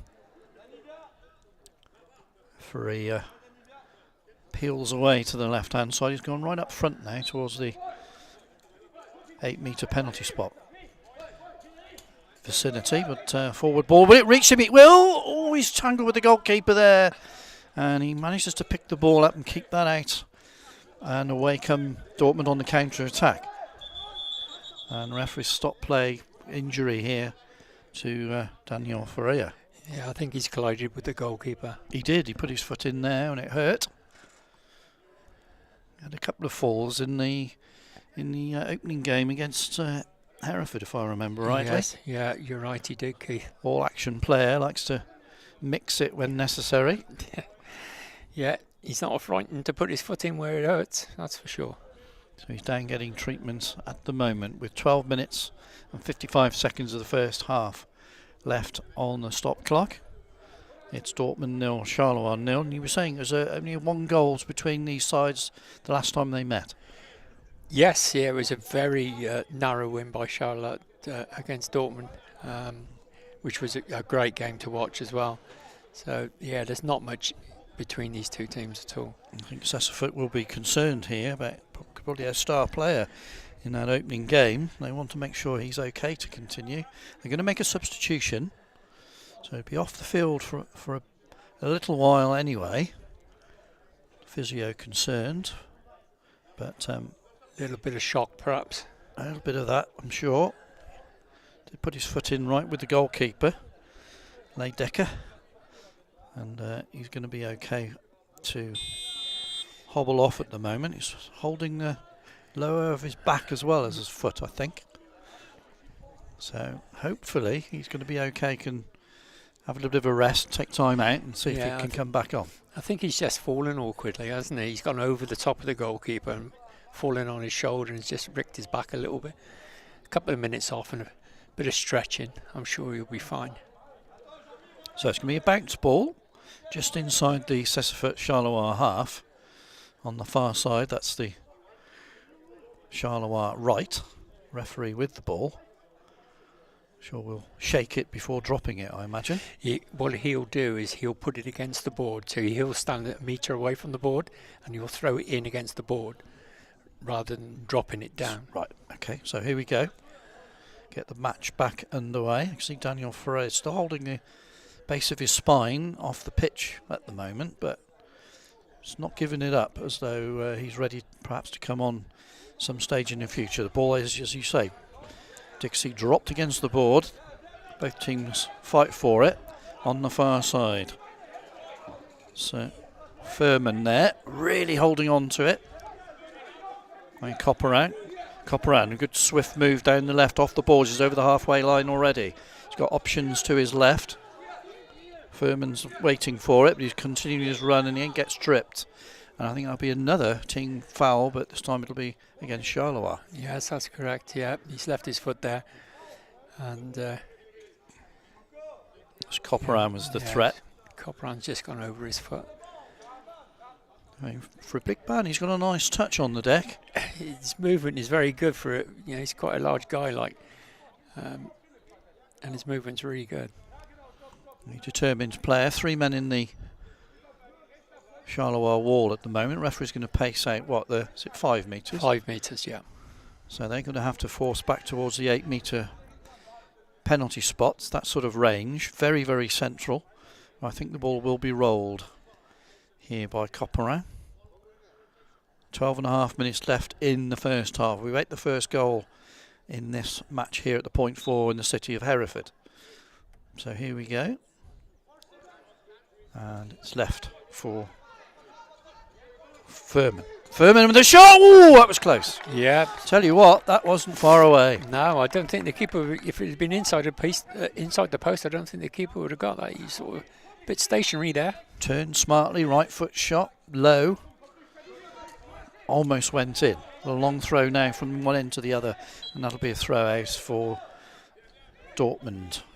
Down below us to our left. Copperan again makes himself available in the right back position, and he's collected the ball now up against the boards. Diagonal run from him from that corner, approaching the centre circle, tries to whip it forward down the middle. Bit of confusion there. Furman almost reached it. But, it's a good tactic that from Dortmund with the run of Furman. Yeah, he's going from outside to in, just hoping to get a touch on it, change the direction of the ball, close to the keeper, make it difficult. It's a comfortable win against Roma, but I thought Furman showed what he's capable of. Anyway, Charleroi now attack out towards the corner flag on their right-hand side, working in now. Bertie showing, down goes the keeper. One-handed save, it's still in the penalty area. The goalkeeper's not allowed to come out there.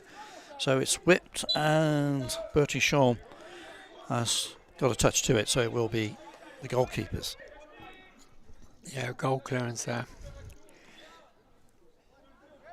Keeper was a little bit casual there, just going down with the one hand. But then he couldn't come out of that area, so he had to leave the ball. Needed to get a message to his defender, really, but now it's Copperan over the halfway line. Diagonal pass, that's intercepted neatly. And here comes Charleroi up to the right-hand side on the halfway line. Little drag back. Little flick forward. No Charleroi player is there though, and that'll just about dribble its way out of field for another goal clearance. This time Copperan is ignored, and instead it's out to the left hand side for Borussia Dortmund. Nice angled diagonal pass to the board on the right hand side. Hassan Altenbus was the intended target. And what's the referee given here, Dixie? Yeah, that's a corner. It's come off a Charleroi defender. He's just got a touch on it just before the line. So it's a corner to Dortmund. Corner then, right hand side. Across comes Copperan. Seems to be involved in all of the set pieces for Borussia. He's everywhere, isn't he? Demands the ball seemingly. And here he goes again, attacking the box, but there's a little block put in there. And then two players sort of combine, and the referee doesn't see that as a free kick. Furman dashes back into the Borussia Dortmund half to collect it up against the boards. He's dribbling now over the halfway line. He's continuing his run. Across comes a defender. Partial block by Corentin Detre, but it's out for a corner. Corner to Borussia Dortmund. You just get the impression that, again, it's Dortmund that are trying to impose themselves on the game. Charleroi, like they did against Hereford earlier on, rely on getting it deep and then a counter-attack. Yeah, they're setting a low block and letting Dortmund come on to them. There's Furman, the diagonal run. He's over the 8-metre penalty spot. Right foot shot low. Keeper's saved it with his knees almost, and it's bounced out to the boards on the near side. Charleroi have it for a moment. So continuing a run now. This is a good one. Over the centre spot. Continuing run now up to the edge of the area. Can Bertichon get a shot in? He's forced out by the boards. Got no support there, really. He's all on his own as far as the Belgian side are concerned. Now he's up against the boards. Tangling away there on the far side. Berthold was a attempted tackle. He's come across to Detre. Detre up to the centre spot. Starts the move again. Flicks it out to the right hand side for Bertichon. Bertichon by the corner. And he gets a low delivery into the box. The goalkeeper can't pick it up yet. Oh, a touch there from Corentin Detre. Was that seen as a touch? Yeah, he swung for the ball. He's missed the ball. He's kicked the goalkeeper. So again, the keeper he just had to leave it. He had to be patient. Couldn't handle it outside that 1 metre by 6 metres penalty area. But he has won a free kick for Borussia Dortmund. We've got 9 minutes and 18 seconds left of this first half. It's a very tight affair. Dortmund probably the better of possession so far, but it's still Dortmund 0, Charleroi 0. And at the moment, Keith, it's all looking good for RNC. I'm sure you'd look at it that way. Yes, that would keep the gap at the top of the table. But here comes Furman. Oh, stretch to it through to the goalkeeper for Cécifoot. He rolls it out neatly and smartly out to the far side. He's got too much on it. Yes, he has. It'll be a goal clearance for Dortmund. Yes, RNC Hereford on 14 points. Cécifoot Charleroi on 11 points. And Borussia Dortmund on 10 points so far in the league table. So that just shows you what a huge bearing this match will possibly have on the final European Blind Football League table. But there's a lot of football to go before then. There's a attack here. Shot from Bertichon. Palmed away by the goalkeeper, Leidecker. Still in play, is it? No, the referee's seen that as having gone out. And that'll be a corner for Cécifoot Charleroi. Charleroi seem to be coming into the game a little bit more now, Keith. Yeah, they've got Bertichon up, haven't they? So he's a bit more of a forceful presence. I think someone was telling me he's scored over 50 goals for the club since its inception. And he is going to be involved with this corner. 8 minutes 40 seconds to go in the first period. Still goalless. Here's Bertichon. Up to the area, left foot delivery across the box and behind for a goal clearance. 2 team fouls by Charleroi so far, 1 by Dortmund in this first half. Don't think we've seen a penalty. We haven't as yet. usual in the matches so far. Usually get count back on team fouls. Got Daniel coming back on for Charleroi. He's recovered. He's got a bandage on his right wrist as well. I'm not sure that was there at the kick-off. Somebody will correct me, but yeah, I don't think that was there. So he suffered a bit. He's had an ankle injury challenging with the goalkeeper.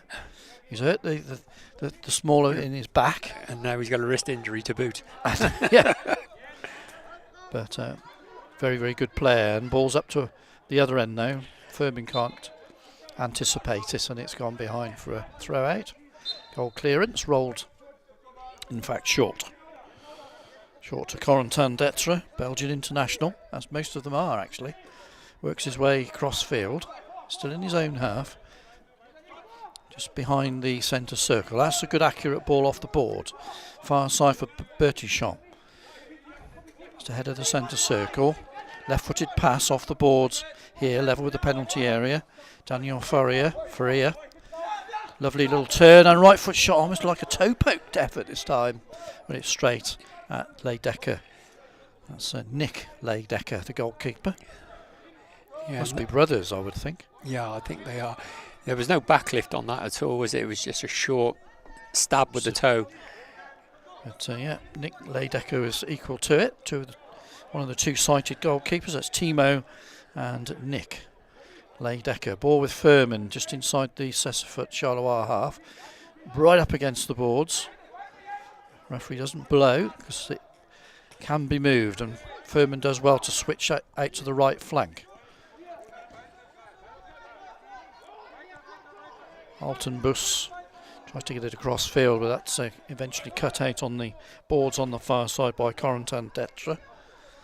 Back towards the goalkeeper, who has to put his legs out just in case there was a touch. But Charleroi do eventually come away with it. Got it under control. It was a dribble up to the centre circle. That's a good looking ball, but well read that. Good interception from Copperan. He comes away with it over the halfway line. Burst of energy there and a burst of pace through the middle. Oh, I thought he was going to ride that particular shoulder challenge. The referee has given it as a free kick. Yeah, no void there, Keith, from the Belgian lad. So that'll be a team foul? Yeah, that's a team foul. So that'll be the third of the first half for Cécifoot Charleroi. Referee indicating that to the officials on the far side of the pitch. So we await the first goal then in this, the fourth match in the third round of matches here at the point 4 in the city of Hereford is Copperan. Copperan turning. Good interception by Daniel Faria. Gets pushed in the back, referee allowing that to continue. Ball out on the boards, right hand side. Real hustling there, and it's Charleroi who've got the ball just into the Borussia Dortmund half. Crossfield pass by Detra, partially blocked back into the Charleroi half. Deep in fact on the left hand side. It's off the boards. Faria turns his man, but that's forward pass. Nobody was really there. And it's a long throw from the keeper, far side of the pitch. Still 0-0 here. As Furman has the ball, running diagonally across the centre circle. Good first touch, good quick feet out to the left hand side. Can he get a shot in? No, he can! Oh, really good effort there. Lovely dribble. Yeah, he's very quick across the ground there. Opened up the angle for the goal. Just hit the side netting with his left foot. Very much a two-footed footballer, and I mean that in the sense that he can get shots away. Yeah, both left and right. That was a shot here, as you'll see on the monitor, onto his left foot and just wide of the target. But now back live, ball deep in the Borussia Dortmund half. Berthold up against the boards, 2 against 1 for Borussia. Nice back heel, Furman blocked by Faria, who anticipated that. Bravely works his way across field, still in the box. Now he gets challenged, and what's the referee's verdict there? A goal clearance. Yeah. Nothing between these two teams really. Charleroi, we have to be a little bit concerned. They've had 3 team fouls in the first half so far. They pick up this ball, uncontested. Little dribble into the Borussia Dortmund half. Still going on the far side. And a shot. Down goes the keeper, Leidecker, and that will be a corner. Had to make sure he got there. Nick Leidecker. And it will be a corner for Cécifoot Charleroi. Far side of the field, that's the Charleroi right. And it looks as though Jean-Michel Bertichon is going to come across to help out with this one. Everybody back inside the box for Borussia Dortmund. Clock ticking down, where are we now? 4 minutes and 57 seconds to go in the first half, still 0-0. Faria challenge there with Furman. Then ball rolls safely through to the goalkeeper, who's able to grab it at his near post, and a quick throw out over the halfway line. Furman still going, cuts inside slightly. Nice little drag back here. Right footed shot. What again? How close was that? Yeah, the keeper's just got a touch on that one. I think fingertips there kept that out. Pushed it round the post. We're going for a corner. Great move from Borussia Dortmund. Jonas Furman, it was. He's the danger man. He got his sort of pacey running, and then you've got the physical presence as well, haven't you? Of Copperan. Yes, that's get the name out slowly. Player down at the moment for Charleroi, so you'll have to wait for this corner to be taken. 4 minutes and 34 seconds remaining on the stop clock in this first period. Still 0-0. Sun's disappeared a little bit. More clouds in the sky above the city of Hereford now this afternoon for this last league game of the afternoon. We've still got a friendly between AS Roma and Romania to come. This is the last league match of this set of games. Is it Borussia Dortmund is the next venue? Yes, that's in May, 20th of May. So we're all looking forward to getting over there. Corner taken for Borussia Dortmund. Here's Copperan. Low right foot effort. Not enough purchase behind that drive, and that's comfortable for the goalkeeper, who quickly rolls it out to the edge. Bertichon into the centre circle. Tries a diagonal pass. Daniel Faria collects it, then whips it across the opposite side of the pitch, switching the line of attack. Footed from Corentin Detra. Furman's equal to that though. All action there in centre field as Bertichon should regain possession and does. Turns over to the centre spot, continuing his run now. Nice little dribble this. Is there an end product to it? Right foot shot, side netting again from Charleroi. Yeah, great effort, good run, finished off with a nice low shot in. Unfortunately the wrong side of the post and hit the side netting. Yeah, an excellent run from the centre spot that. Eventually got the drive away, but couldn't quite direct it past Leidecker, the goalkeeper. Deep throw into the Cécifoot Charleroi half. Again, it's Furman tangling there, but the ball I think will go out for a goal clearance with 3.5 minutes to go in the first half. Timeout, Belgium. Be a timeout. Yep. I think both sides will probably could do with a few instructions with 3.5 minutes to go in the first half. Yeah, get some drinks on board. Just revitalise yourself. 3 minutes to go. Let's have a little break.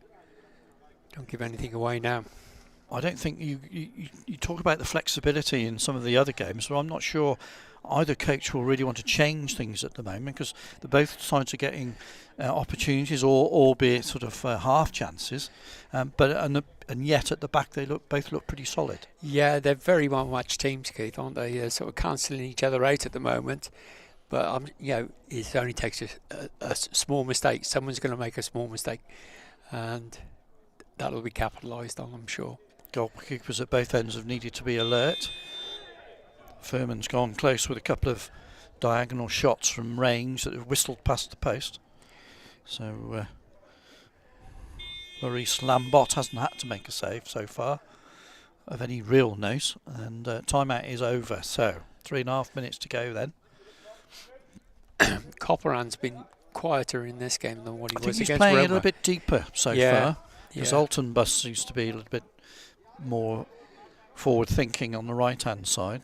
So we haven't had those sort of penetrative long runs. Because against Roma he was outstanding. He was. Running with the ball. They couldn't stop him really. No. He was head and shoulders, as it were, above their opponents on that occasion. But here come Cécifoot Charleroi. Bertichon tried a diagonal pass, hit Furman, comes back off the boards right on the halfway line on the left hand side for Cécifoot Charleroi. Bertichon, Jean-Michel Bertichon, still in possession.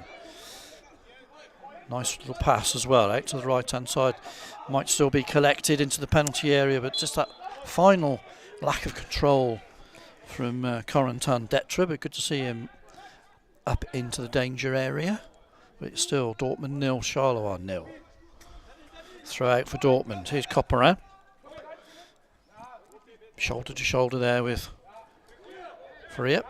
And then the ball is cannoned forward, and that should be a goal clearance at the other end of the pitch. Daniel's doing a great job for Charleroi because he's stopping Copperin going forward because they're so worried about Daniel. Ball forward here into the box. Daniel Free has gone down, but has got himself up quickly. Seems to have recovered from those knocks earlier. Little ball now, 8 metres out. Will he get a shot? And he tried to. Still going head down, and it's behind for a goal clearance. Wholehearted player for here, and he's getting quite animated down there with his fellow players, saying, "Come on, we can do this. Keep giving me the ball. I'll do what's necessary." And he seems to be, as you say, the star man up front for Charleroi. I think Daniel's played in Brazil for about 10 years. Yes. So he's vastly experienced, and I think he's taking Copperin out of the game because I think Dortmund are so worried about Daniel. They've brought him back. So it's nullifying the attack. And those two are tangling here, but it will go behind for goal clearance for Borussia Dortmund. 2 minutes and 3 seconds of the first half remain. Will the deadlock be broken before the klaxon at half time? Throw from one end of the pitch to the other. It's gone out now for Charleroi to get us restarted. Throw out, underarm, right back position. Corentin Detra into the centre circle, holding the ball up. Now he tries a pass off the boards on the left hand side. Bertichon challenging there. There's a mask come off somewhere along the line. It's off Copperin. Ball towards the centre circle. Game's not been stopped. Ball into the Charleroi half. Furman goes after it. Again, they're really desperate to keep that ball away from one another, and Daniel Ferrier's come way deep to help out his defence. He's gone on a mazy run. He's up to the centre spot now. Drags it back. Really good, skillful run and shot. Tipped over the bar. Yeah. Really good run and shot. Short back lift again. Got lift on the drive as well. Yeah. Sometimes you see those efforts on the deck. This time it was lifted, and Leidecker stood firm to palm it out for a corner. 1 minute and 13 seconds left in this first half at the point four. It's the fourth match and the last game of the league campaign here at Hereford today. It remains Dortmund 0, Charleroi 0. And with your biased Hereford hat on, you'll be happy with a draw at the moment. Yes, this is... But the ball will come through here. Far post. Little effort. Oh, he couldn't get his... Corentin Detra couldn't connect sufficiently with it, and it's been dispatched up back into the Cécifoot half. Furman hassling away. 3 men converge on him and take the ball away for Charleroi. Nice little jinking run again, and there's got to be a foul there by Copperin.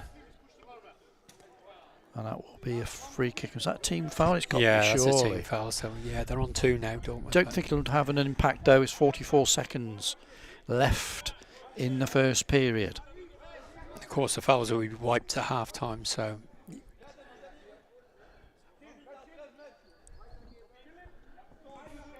So free kick for Charleroi. 8 metres inside the Dortmund half. 44 seconds left in this first period. Neither side wanting to give this away. Both after the 3 points. Ball in centre field. Cécifoot Charleroi have it. Well, I thought Detra was in possession there, but he lost out initially, but here comes Bertichon. Bertichon just outside the box, drags it back onto his right foot. Right foot effort wide of the target, in truth. And that could be the last action of the first period here. The clock stops on 23.6 seconds. It'll take something to get an effort in on target. We're down now to 19 seconds with Copperan deep in his own territory, driving from this side out towards the halfway line. That's blocked by Daniel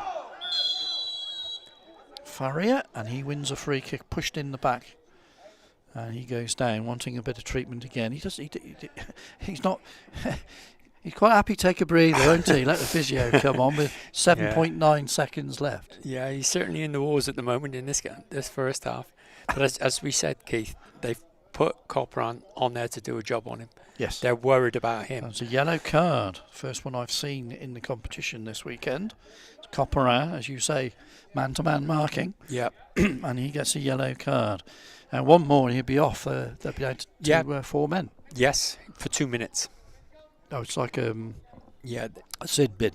Yeah, the player has to go off and leave the pitch altogether permanently, but the team go down to 4 men.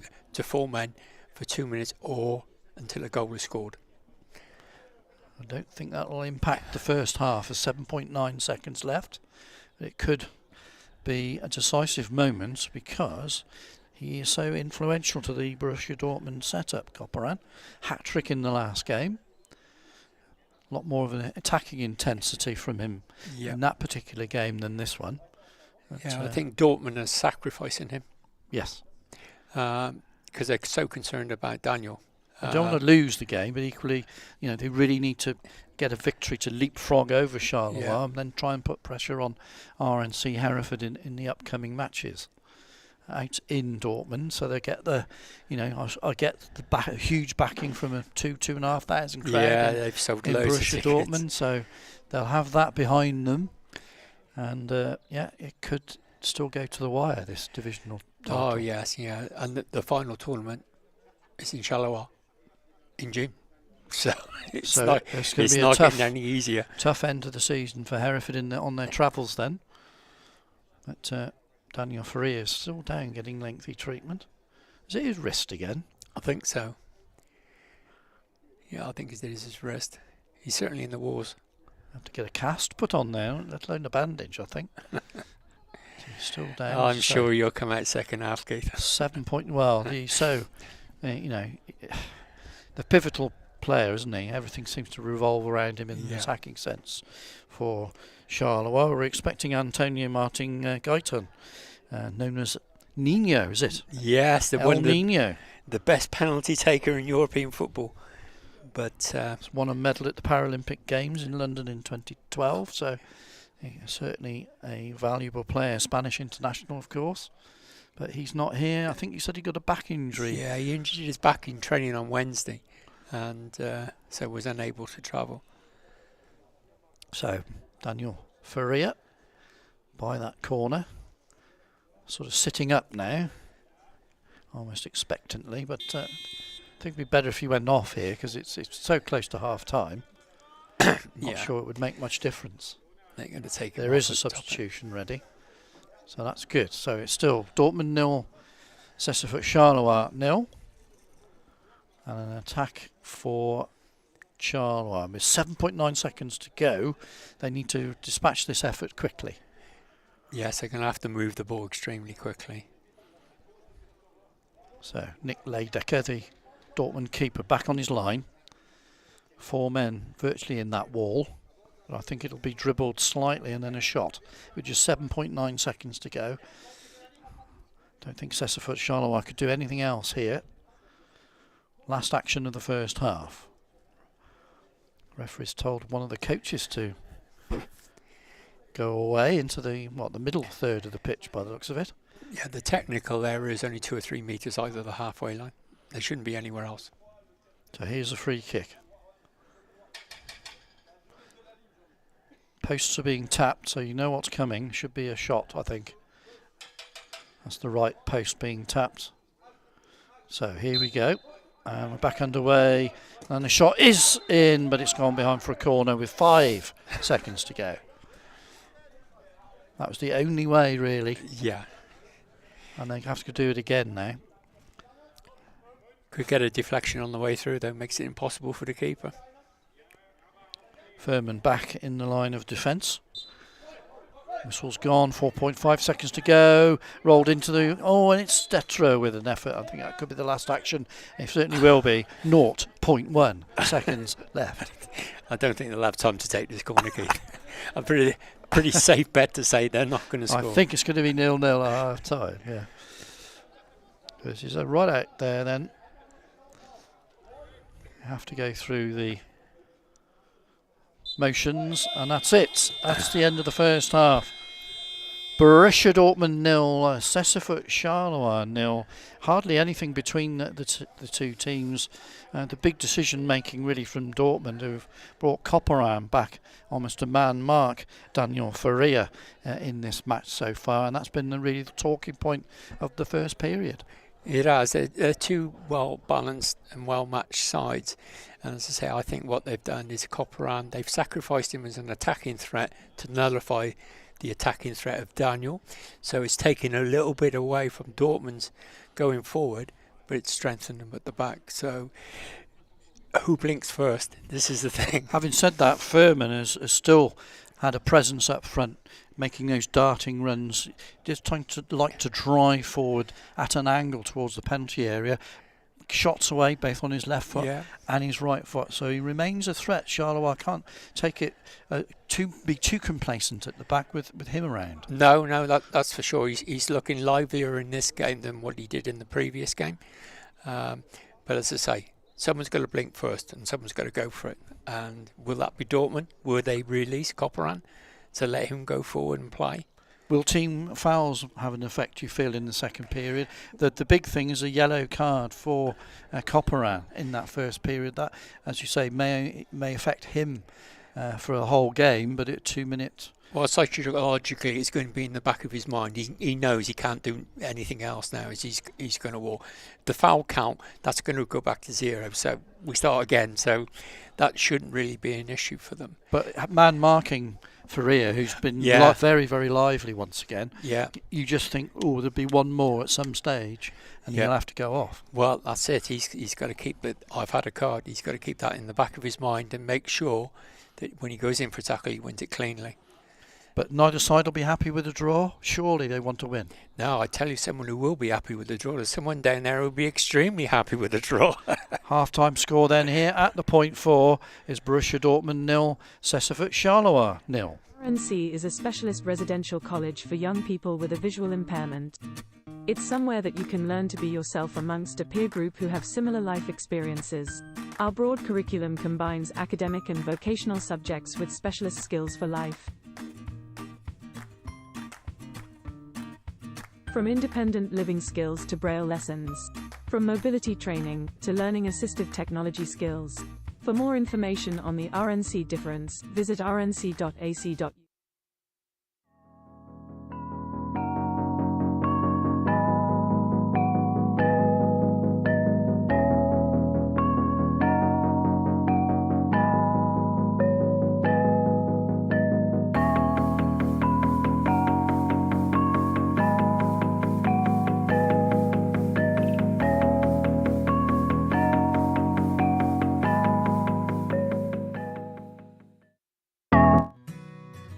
Are you interested in growing your own food? Would you like to learn how to supply your own fresh vegetables on a weekly basis? Would you like to learn new skills? Would you like to share your growing experiences? Why not come over to Bransford Community Farm and see what is growing? Visit our developing market garden open morning on Friday the 19th of May. For more details visit www.bransfordcommunityfarm.org. So it's 0-0 here at half-time, pitch side in Hereford, Dortmund 0, Charleroi 0, and I believe it was Paul Dixon speaking about you, Dylan, with the person who'll be happy with that result at half-time, of course, England goalkeeper, but also coach here for RNC as well. They're top of the league. For them, a draw between these two sides, a chasing pack, is the desired result. Yeah, that's what they want. I mean, they're not going to want Dortmund to get a result in this game. You know, I hear that Dortmund are hosting the next league. 2,500 tickets sold. They want to go back with a chance to try and win that title. That makes it difficult, and especially with the RNC team looking slightly different with the England fixtures in Brazil. they're going to really want to hope that this ends as a draw. Absolutely. Dortmund, if they get a win here, put themselves into the mix, and as you say, taking it home in June in front of a capacity crowd and with a lessened, weakened RNC side, let's be honest, it's going to be difficult. If they get the win here. I mean, as a blind football purist, for me, really, Dortmund are playing really not negative, but playing in a defensive structure, dropping Corporan back into a flat 3 at the back, not having the attacking threat he had in the first game, because they're not worried, but they want to go in with the best possible chance, so they're happy with the 0-0 to start with, but they're just playing more defensively to stop Charleroi in that attacking threat with Danny and Jean-Michel. And that drop back has allowed Furman to really exploit that wing at the moment and create the chances there. But Charleroi, as the half went on, kind of read that a little bit more and more and managed to get themselves back into this one. Yeah, I mean, Dortmund putting the ball from front to back as quick as they can over to Jonas. So Charleroi realised if they stop that, they've got time to build up their attack, build their dribble and create a threat. You know, I think the back 3 for Dortmund are on the 6-7 metres out. So if they turn the ball over at the halfway line, they've got 10 metres to build some speed in that dribble, be creative in their attack, and I think there's a goal coming for Charleroi. Well, it certainly was a cagey half. Let's have a look at some of those highlights that we saw from both our sides. And as you said, Charleroi, you're sensing a goal coming from them, but Dortmund really did start off this half with really good stuff. Yeah, I mean, they've got the quality in Jonas. You can see here what he's been doing really well in the games. He's been dribbling out wide, moving the defence out of that middle zone to then come back into that zone to try and create some attacks, and he's really good at that, and there's been a few good chances for him.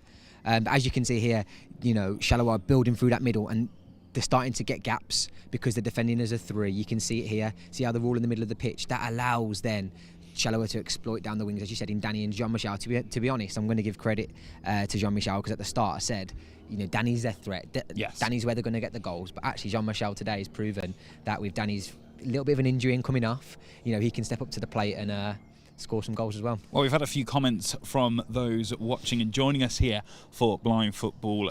Daniel Facia certainly has a few fans in the crowd. Coach Marcio showing his support for Daniel. I think he's going to be happy after his performances today. Thank you, Julie Trigg, for joining us as well. Really impressed with the commentators and the pundits like yourself, Dylan. Antonio Bulza supporting Romania, there to come in our final game of the day. And David Jones as well, who actually played for RNC back in the 1980s. Wow. Joining us on YouTube as well. Thank you so much so far. And of course, we still got another half to come of this. That truly is a key game for the rest of the European season. Yeah, and both teams will know that. It'll be interesting to see what they're saying at half time. Charleroi know they're going to create chances. Is Danny going to come back on after his injury? I think he'll try and, you know, they know it's the last game of the day today. Dortmund will be happy. I mean, they haven't created chances and put Nick under loads of pressure, the Dortmund goalie. He's made saves, but they're comfortable. And I think they'll be wary of keeping Hassan in the middle to make them go wide. Because as we spoke about in the RNC game, the key for attackers to score goals is to get into the middle of the pitch. If they can get 6-7 metres central of the goal, it opens the whole goal up. When you come in from sort of wide angles, it does favour the goalie. So it'll be interesting to see what happens now. And to see whether Jonas can keep that energy. Because every time he gets the ball, he's individual, as he's got no support. It takes a lot out of you. So it's like, well, how much can you keep doing that with the right intensity? And it'll be see who's got more in the gas tank. I think we'll get the result today. So maybe a change up in tactics for both our sides as well into the second half. Potentially. I mean, I don't think Dortmund are going to risk Hassan going forward too soon. But I think if they're in the game with a couple of minutes to go, why not? You know, I like to see teams taking risks. No, I like to see football played on the front foot. Sure. And be expansive, and I think Dortmund can do that with the quality they've showed in the game before. Hassan can do that. He can drive through that middle. I think it's just making sure they're not vulnerable at the back. It's good play. It's just not the most entertaining play for us to watch. Well, Dylan, it's your final chance joining us here on the stream. You've been incredible, having your insight all day long. I mean, this has been a landmark event for RNC in Hereford. Yeah, I mean, we do some great work at RNC, and sometimes it's just not getting it out there, or people don't see it. What a great platform this has been to showcase all the great work we've been doing. A lot of effort's gone on behind the scenes, especially, you know, Angie and the comms team, Adam, the coach, not just about being a coach, all the stuff in the background to make this happen today. So yeah, it's been brilliant to be part of it. Well, Dylan, thank you so much for joining us. Good luck for the rest of your season as well, as we pass it back to Keith and Paul.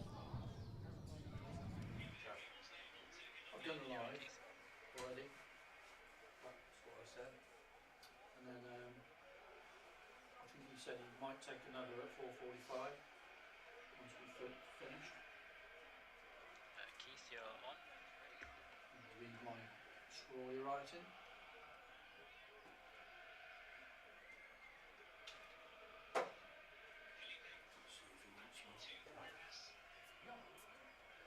We're on.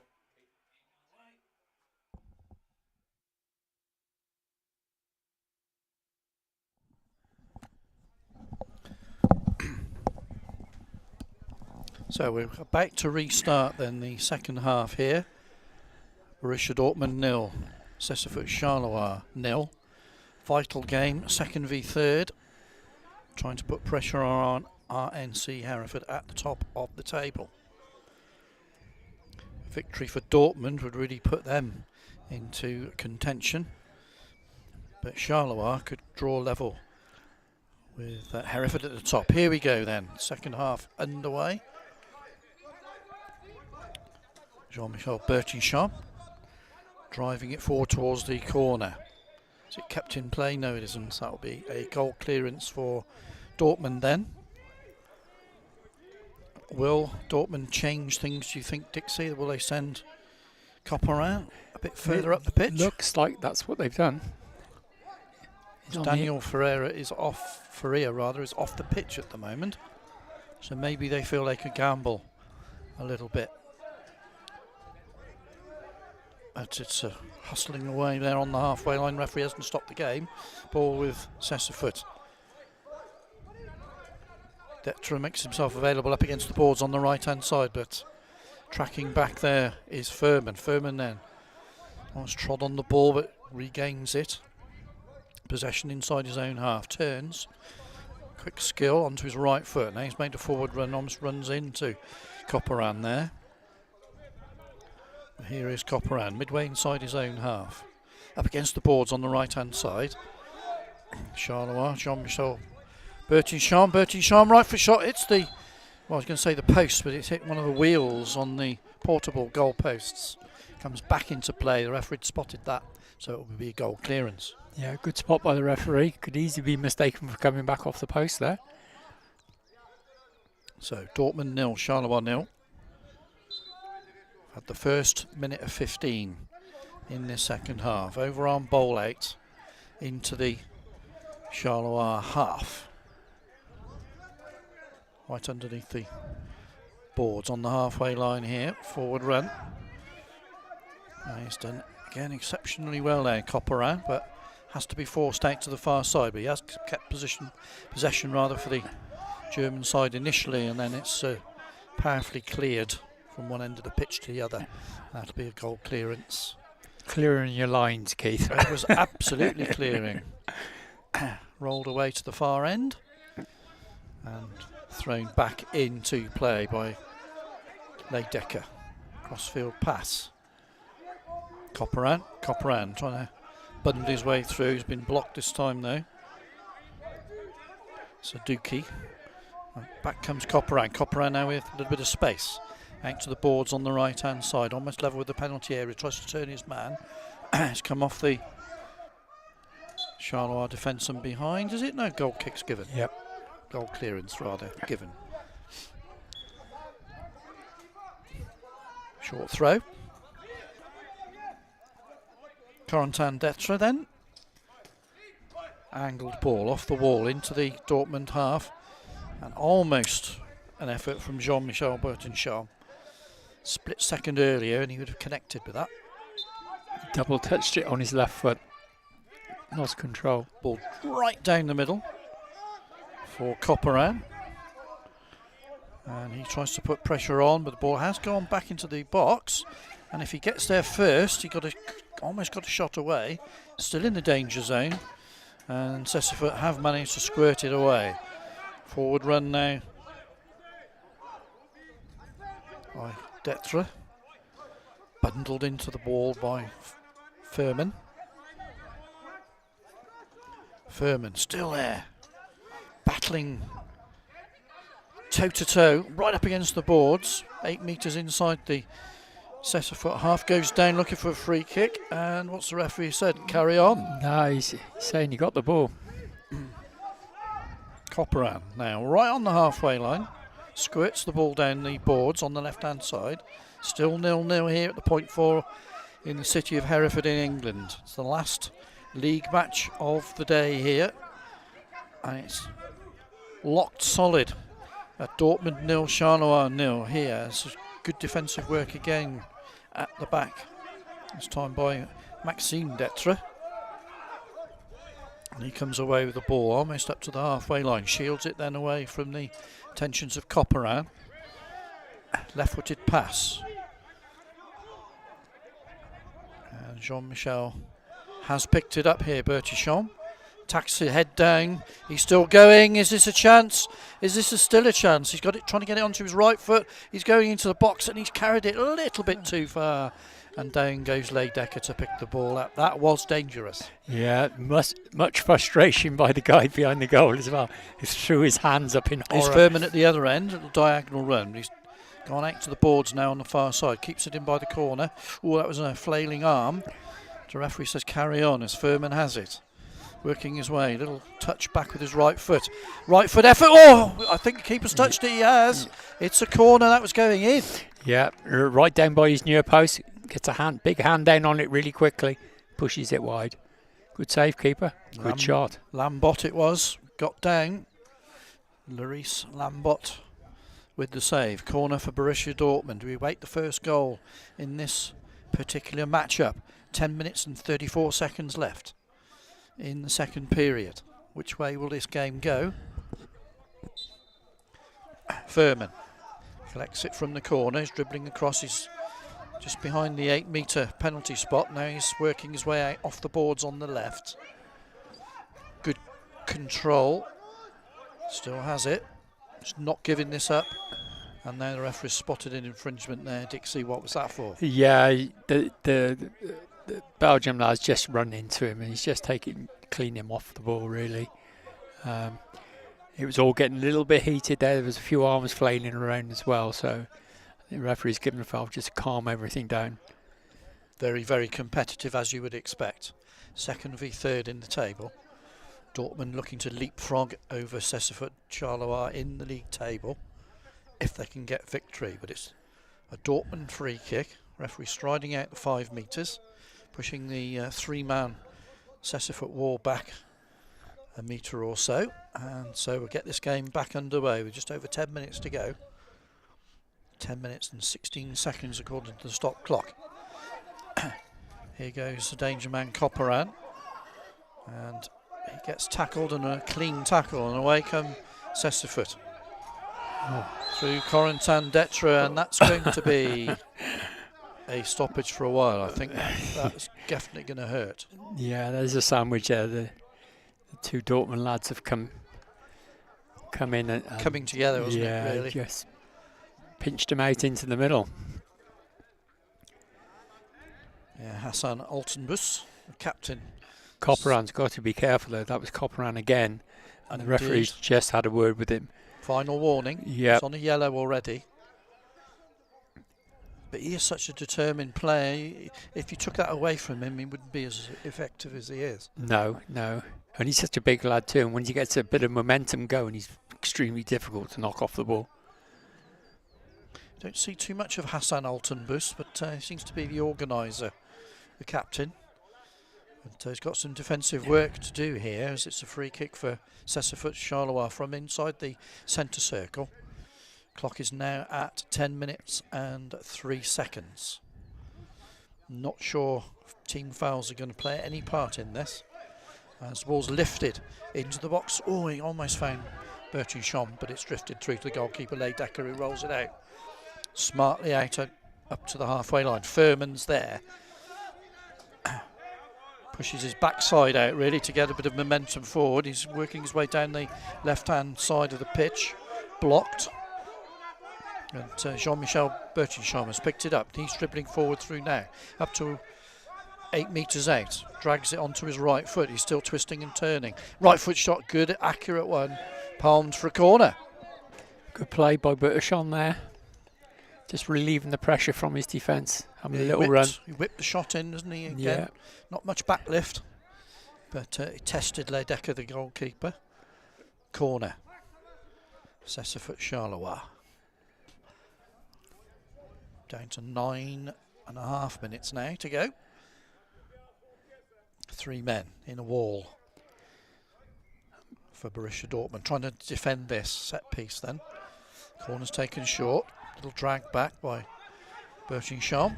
Tries to pass the ball across field.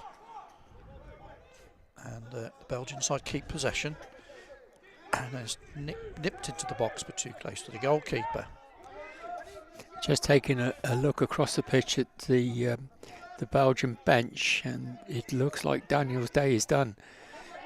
He's put a coat on, and it doesn't look like he's going to be coming back on. Well, So that will be an attacking threat taken away from Cécifoot Charleroi.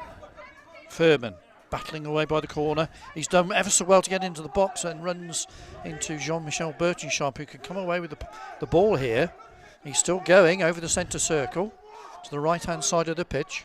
He knows the board is there somewhere, so he's put his hands out. He's kept possession of the ball. He's all on his own up front for Cécifoot Charleroi. Tries to shot from range. That'll deflect off the defender, and it will be a corner for the Belgian side. Attacking potency from both sides really has sort of drifted a little bit. Yeah, shots from even further out when perhaps they need to get bodies in the box. I think they're both frightened of losing. It is, that has that air. Yeah. Yeah. But it is a Charleroi corner. Just over 8.5 minutes to go now. Will the deadlock be broken in this encounter? There's only one goal in it in the reverse fixture. Here they go. Charleroi with it. Crossfield, across the penalty box. Oh, Copperan swung his boot at it. Fortunately for Dortmund, he didn't connect with it. Ball's still out there by the corner flag. Furman again does ever so well, and it's deflected back through to the goalkeeper's feet, and he can kick from there. Decides to take it short. Here's Copperan, midway inside his own half. Diagonal run. Such a good player when he has the ball between his feet, driving forward, but he's been forced to the boards in the left back slot for Borussia Dortmund. Bertinchon battling away up there, and he's won the ball. Going across field now, puts his right foot on the ball and sets himself up for another run. He's bursting into the box, but he's taken it too far, and that will be a goal clearance. Yeah, they're cancelling each other out at the moment, and we've got another injury there. I think it's a muscle injury. Yeah, it's is that suddenly Bertinchon? stopped, unless it's cramp. I think it's cramp, you know. He's done a lot of work in this game. Suddenly sort of hit him. He thought, that's cramp. Down he went. Pretty sure. He's going to get treatment. What's the referee's verdict?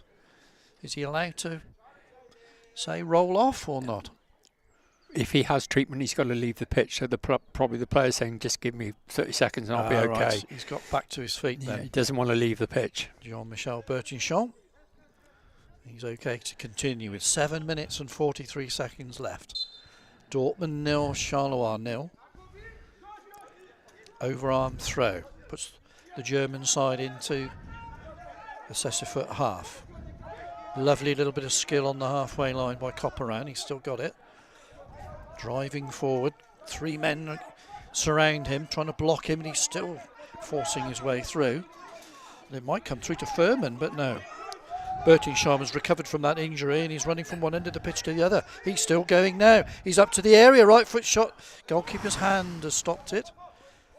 Bertinchon almost throwing the players out of the way. He wants to get forward, but Altenbus has read that, and he's working his way out to the touchline in a right back position and slams the ball off the boards. That should give possession back to Cécifoot Charleroi. Maxime Detre challenging there. Surely that's obstruction, Dixie. Why isn't that a free kick? I think it's just a coming together, Keith. You're going to get those because there's no ball there. No one's got a call. If the ball's there, someone's got to say voy. So it's just a little coming together. It's gone out of play. Is that a timeout? It's a timeout. 6 minutes and 33 seconds left. Will we get a breakthrough in this, the fourth match of the third round of games here in the European Blind Football League. It's still Borussia Dortmund 0, Cécifoot Charleroi 0. Yeah, it's hard to see which way this one's going to go, Keith. I can't see who's going to score, if anyone's going to score. I think if Faria was still on the pitch, you'd probably side with them, but it's so tight at the minute. Attacking presence of Copperan has diminished a little bit as well. I think he certainly sacrificed in the first half, as you were saying. Yeah, I think he's definitely tiring, and Jean-Michel Bertincham seemed to come to the fore, but then he goes down injured a few seconds ago, so he can't be 100% fit. No, as I say, it's not only the physical output these players are doing, it's the concentration levels, because they have to concentrate all the time to know where they are on the pitch. So it's mentally exhausting. So, timeout is over. Looks like Daniel is coming back on. Well, you called it as he put his coat on, and he was almost on the plane back home. But no, the coat's off. They are saying we need you to get a winning goal in the next 6.5 minutes. Yep, can he manage 6.5 minutes for them? Will Copperan man-to-man mark him? Yeah, will he drop back now? Be interesting to see what Dortmund do. A draw, and then they play their home games in front of a home crowd. That should lift them, perhaps if they get 2 wins. Yeah, that would really set the division alight. Long throw for Dortmund from one end of the pitch to the other, and there is Copperan, but he can't keep it in. Here's the substitution. Here comes the change. And how instrumental will this change be? This is the man of the moment. Doesn't matter if you're Thierry Henry or Wayne Rooney in the past, or they've patched him up and put him back. They patched him up. They brought him back on. Score the winning goal for us.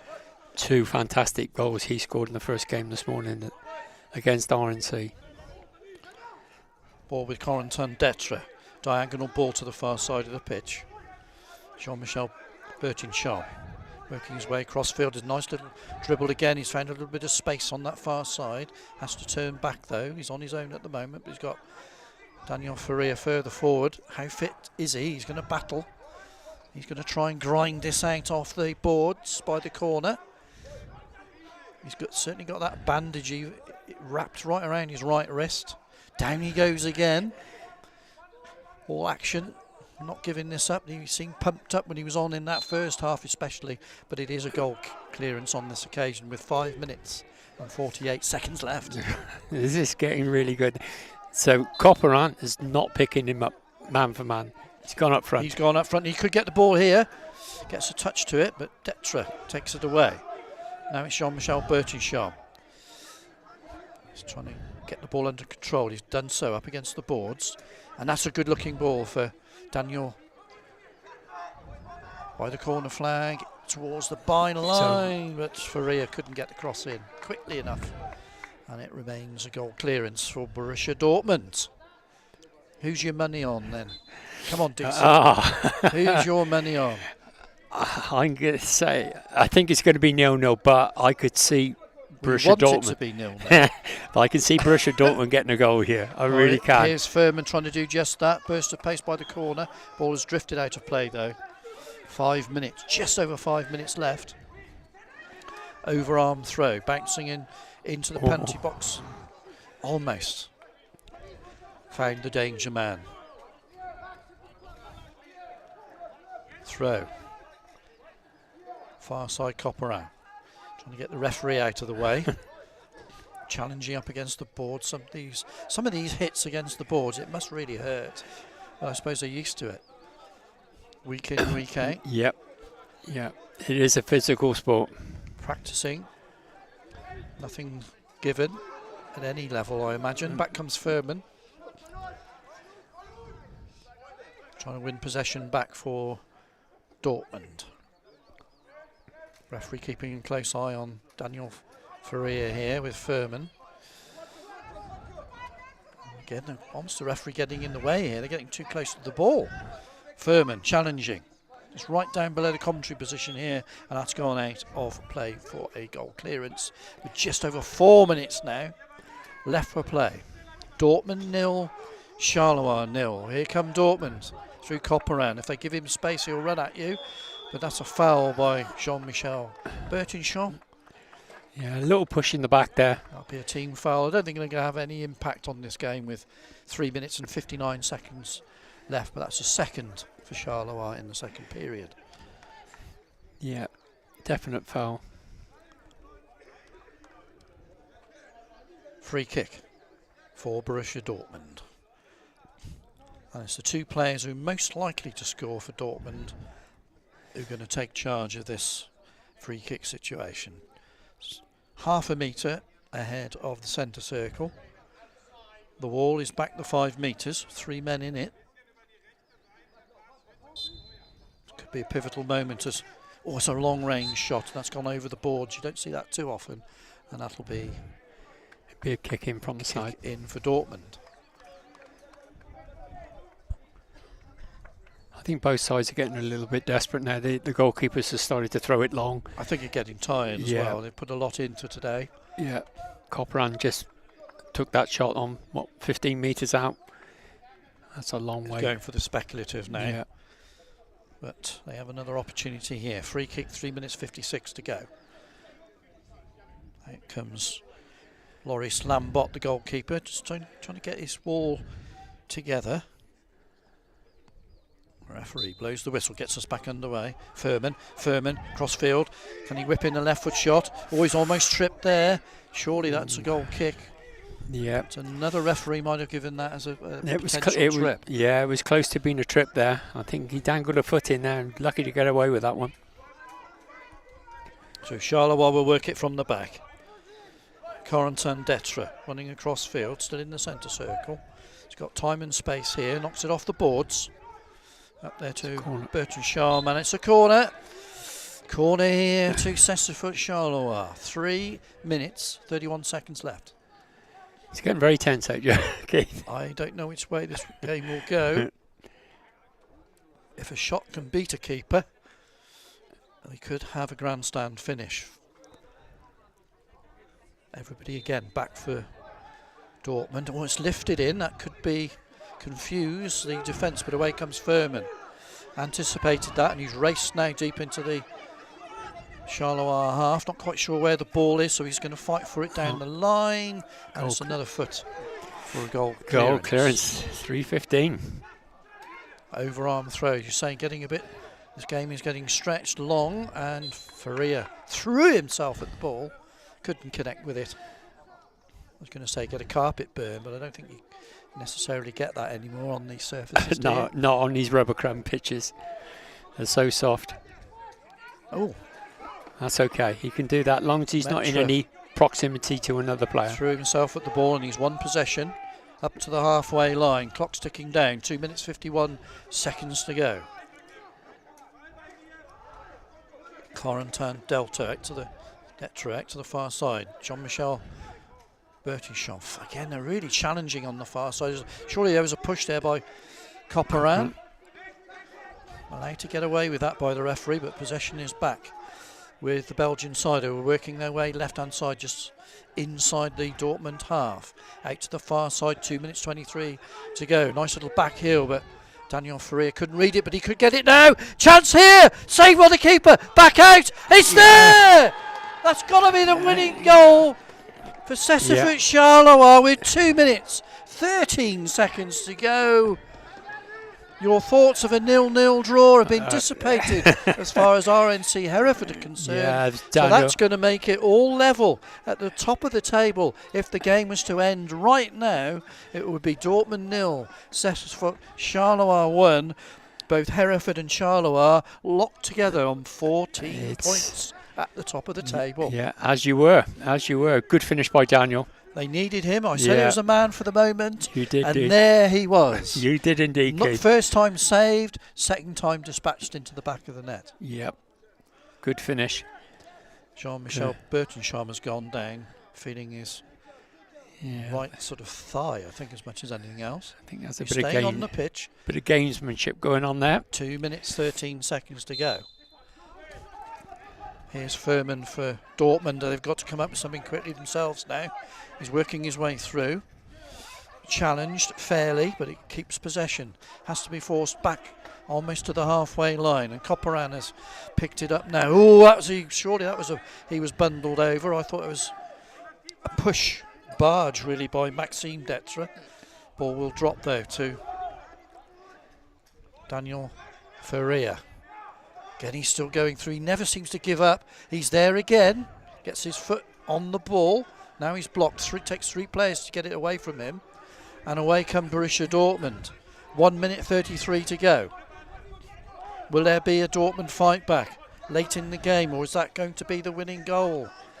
1 minute 25 to go now as Copperan, head down, tries to retain possession, but then Jean-Michel Berticham does the sensible thing, and he's dribbling forward here. Could make it 2-0. It hits the post and back to the keeper. That really could have been it. Second goal there. That would have been a definite killer blow. Yeah, that would have killed the game off completely. There's Daniel Ferret blocked. Tackled by Altenbus. Still there. And again he challenges. He will not give this ball up. And he's dribbling through now. Right foot. Oh, tipped onto the post. That was a great effort. That really was top draw. And the goalkeeper, Leigh Decker, got his fingers to it, kept it out. It's still 1-0. We're not over yet, but just 35 seconds to go. Furman needs to get in the box. He can't, and it's gone behind for a goal clearance. And if I was Charleroi now, I would, as a coach, I'd just say keep the ball possession. Don't do anything silly. Don't give it away. You've got just 30 seconds to go. 30 seconds away from a vital 3 points. Yeah, let's just keep the ball now. Get comfortable possession in the opposition's half, away from your own goal, and just keep it. Take it into the corners, just kill the game off. Off comes the experienced Jean-Michel Berticham.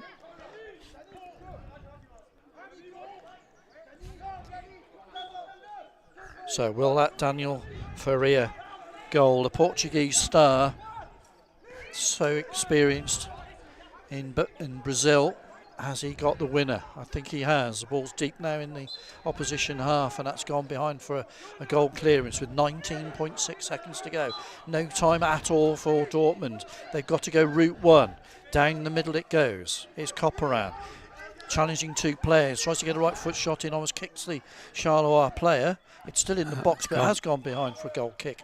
And I think that is it. Cécifoot Charleroi are going to pick up 3 points here with just 6.9 seconds to go. Long throw up into the Dortmund half. 3, 2, 1. Game over. Dortmund 0. Cécifoot Charleroi 1.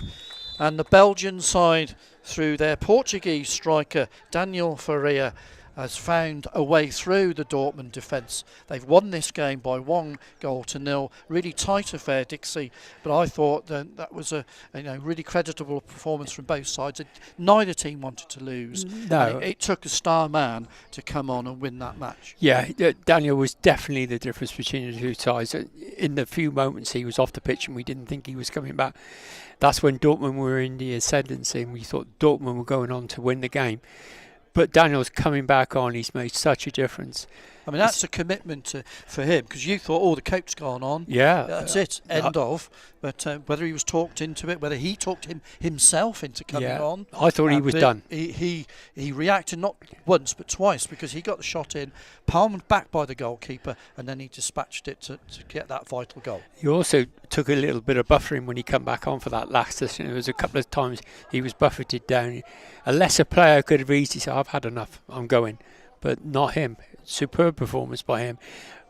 A lovely finish. And even though no side really deserved to lose that game, Charleroi, they've come out on top, and we go forward to Dortmund in a month's time. Would it all square again? Having lost, you'd think Dortmund might feel they're out of it, but then they're on home soil next time around. That's right. So if they get 2 victories, they'd then go up to 16 points in the table. At the moment, Charleroi on 14, Hereford on 14. Hereford top on goal difference, free scoring. They've scored 20 goals, Hereford, in their matches. That's probably the difference between the sides at the top of the table. But you look at Charleroi and Dortmund's defence and you think, well, maybe they could stop Hereford's inroads in that one. Dortmund could get still very much involved.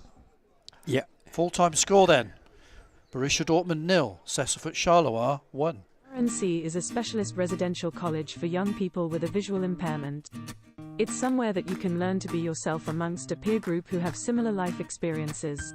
Our broad curriculum combines academic and vocational subjects with specialist skills for life. From independent living skills to braille lessons. From mobility training to learning assistive technology skills. For more information on the RNC difference, visit rnc.ac.uk.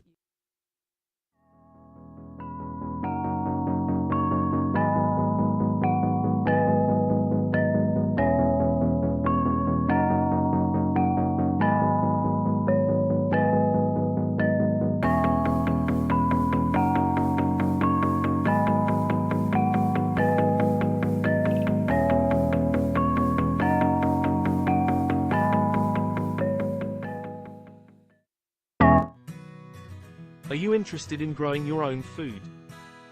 Would you like to learn how to supply your own fresh vegetables on a weekly basis? Would you like to learn new skills?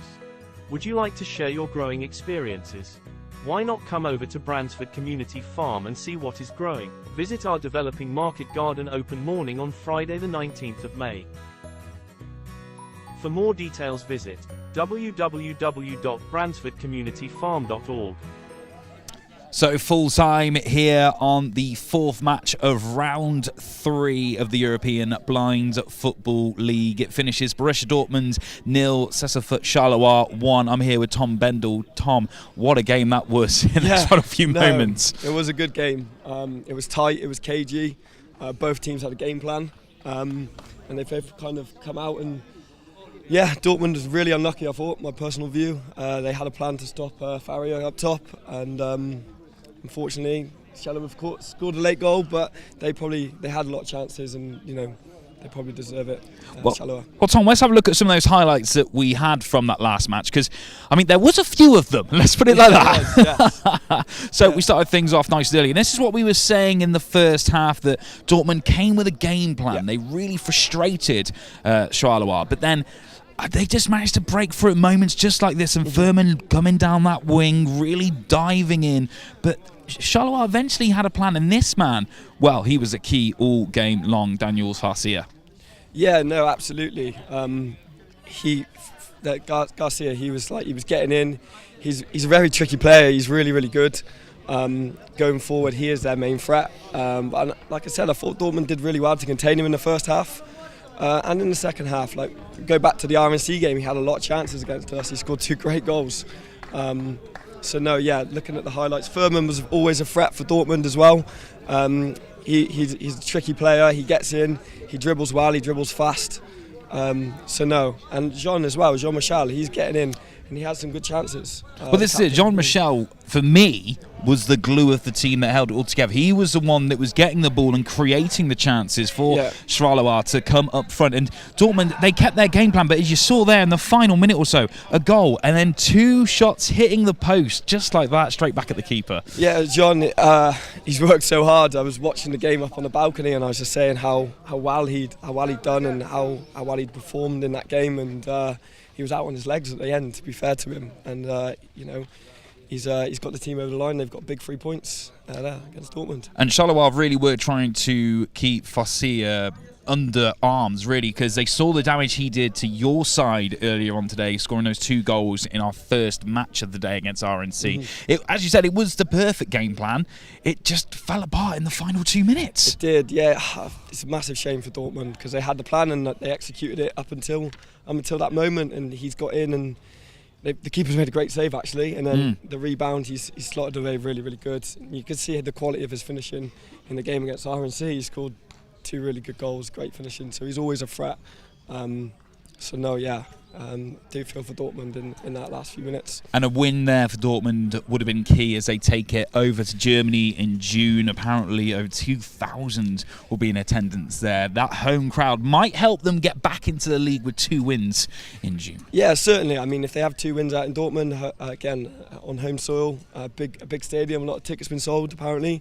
So they're no means out of it, but a win today would have really put RNC, Charleroi and Dortmund all kind of vying for that top space. Sure. But it still means that we're going out to Dortmund and we've got to play Dortmund, and they're going to be up for it. They know that they need 3 points. Well, Tom, we'll stay with you in just a few moments' time as we hear some more messages from our sponsors.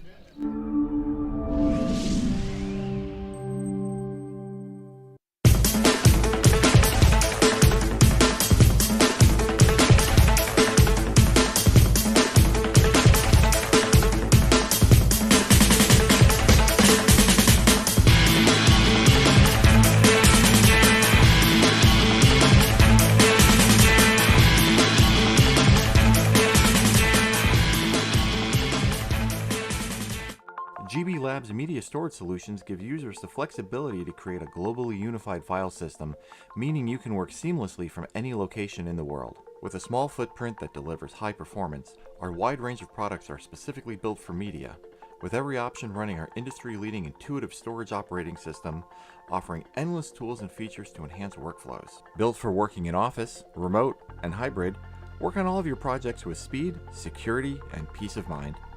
For intelligent media storage and workflows, visit our website or give us a call today.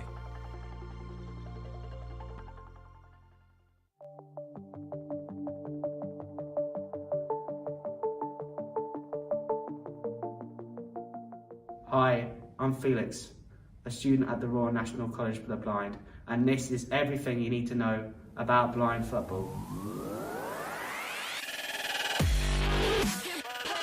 Blind football is an adapted version of futsal for blind people. It has been in the Paralympics since 2004. The ball has ball bearings in it which allow it to rattle so players can locate it. The game has 5 players, 4 blind outfield players who wear eye shades for fairness, and a sighted goalkeeper. There are 3 guides who can talk to the players in their respective third of the pitch. The goalkeeper in the defensive third, the coach in the middle third, and the guide behind the goal in the attacking third.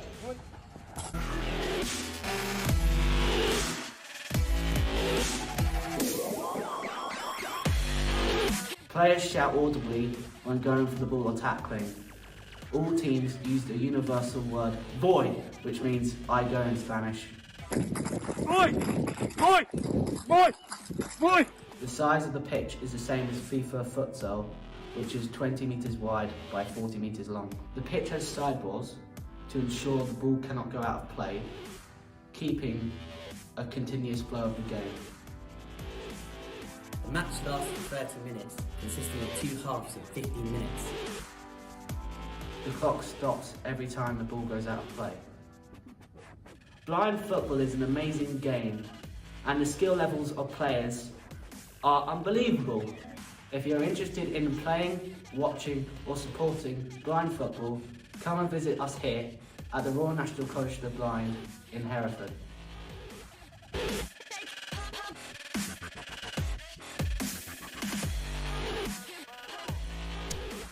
Hello and welcome to the round 3 of the European Blind Football League here in Hereford. We have been here all day at the RNC seeing some of the very best in European competition, helping to promote the game and showcase it to the world. I'm joined alongside me by Tom Bendel. I mean, what a day it's been, especially for your role here at RNC, not only as head of marketing but also as part of the RNC team as well. Yeah, no, it's been a great day actually. Like I say, back to the football, we've had 2 really good results. 2 really good games of blind football for RNC. I thought the lads did really well. We scored some really good goals and played some really good stuff. And yeah, it's just been a really enjoyable day. And the last game that we just saw, again, another fantastic game of blind football. Yeah, I mean, we've seen some of those rising stars, some of those international all-stars, all being mixed, all playing in their different teams. But we are on to our final game of the day, a friendly now between ASDD Roma and Romania as well. And this was the first game of the European League. It's going to be the last game of the European League. And this is exactly the midpoint game of the league season as well. So it's only right that they met in a friendly when you think about it. Yeah, no, I think this game will be a good opportunity for both teams to get some valuable kind of playing time. Roma are an extremely young team, yes, as you've noticed, and they've got some really young lads, but they've got loads of quality. We played them in a friendly last night, and some of the passages of play that they were playing in was excellent to see. And Romania as well, they'll be vital games for these guys to continue their development as well. And they've also got some kind of experienced players, but also some young players coming through their ranks as well. So no, it's quite fitting that this is the halfway stage of the league as well. So no, that's it should be a good game. I imagine it will be very.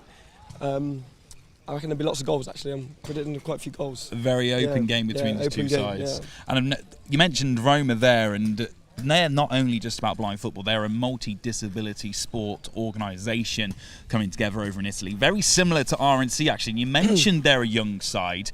This is going to be a great experience for the Italian team.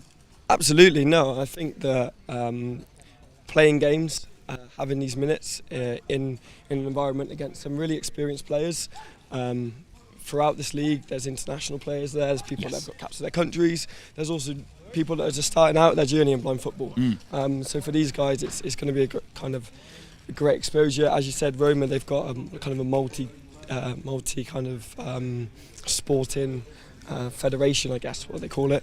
So no, it's great for these guys to be coming over here and playing in this league and getting valuable game time.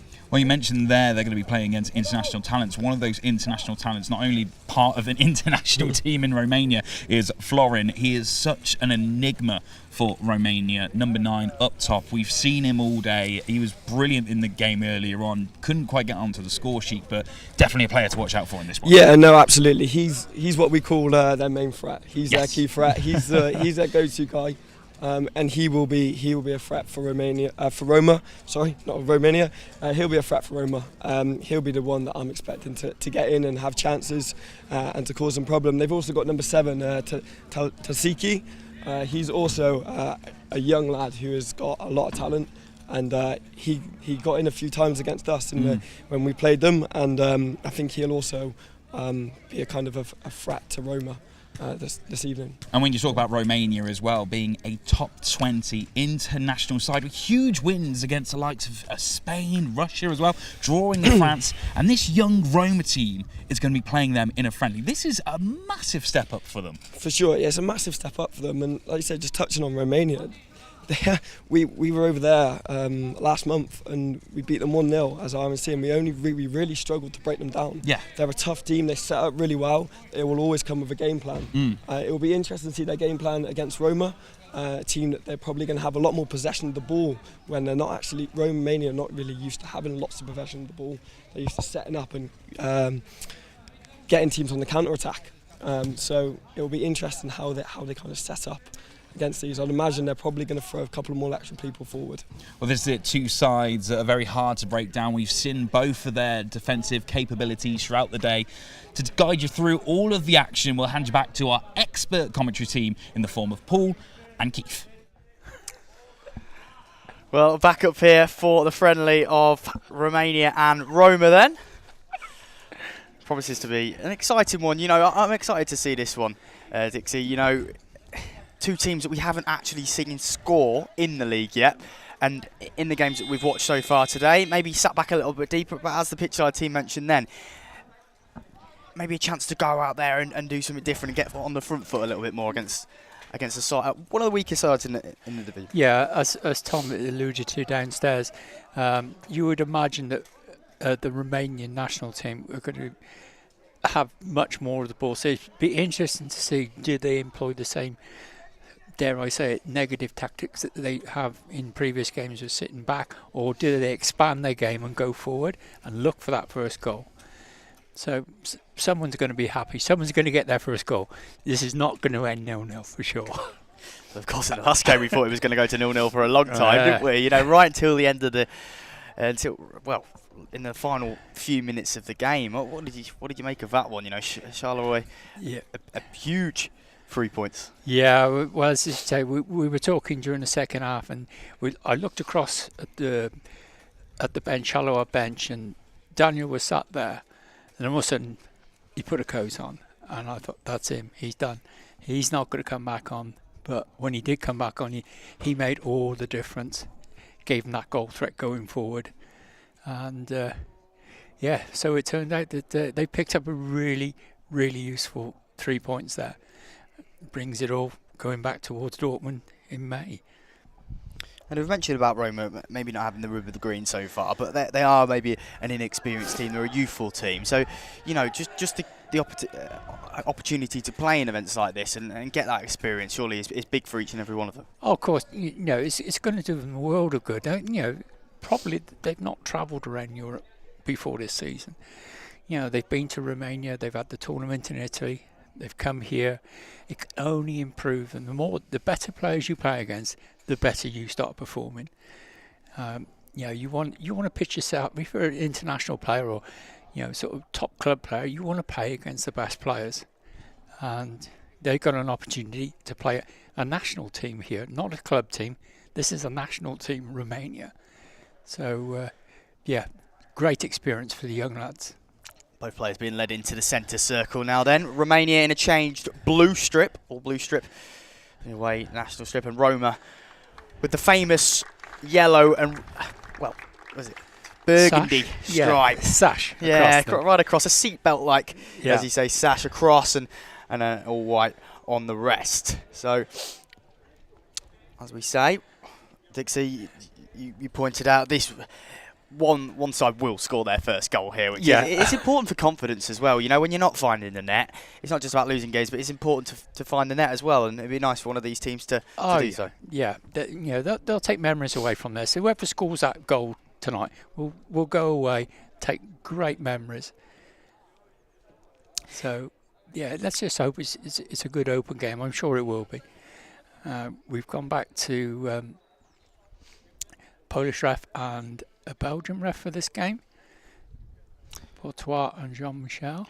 Changing personnel in between the sticks for Roma as well. Daniele Musu comes in for Mariano Chirapica, who performed really well in the first game earlier, actually. I thought he had a strong showing, and I conceded maybe a few, but, you know, stopped the deficit from being even a little bit more early and pulled out some good stops. Yeah, he did play well. He's vastly experienced, and it's not only his shot stopping, it's his organisation of the defence, because he's talking to the back two players all the time, telling them where to go and, you know, what players to pick up. So, you know, being a goalkeeper in this, it's a lot of it is about your verbal communication with the players around you.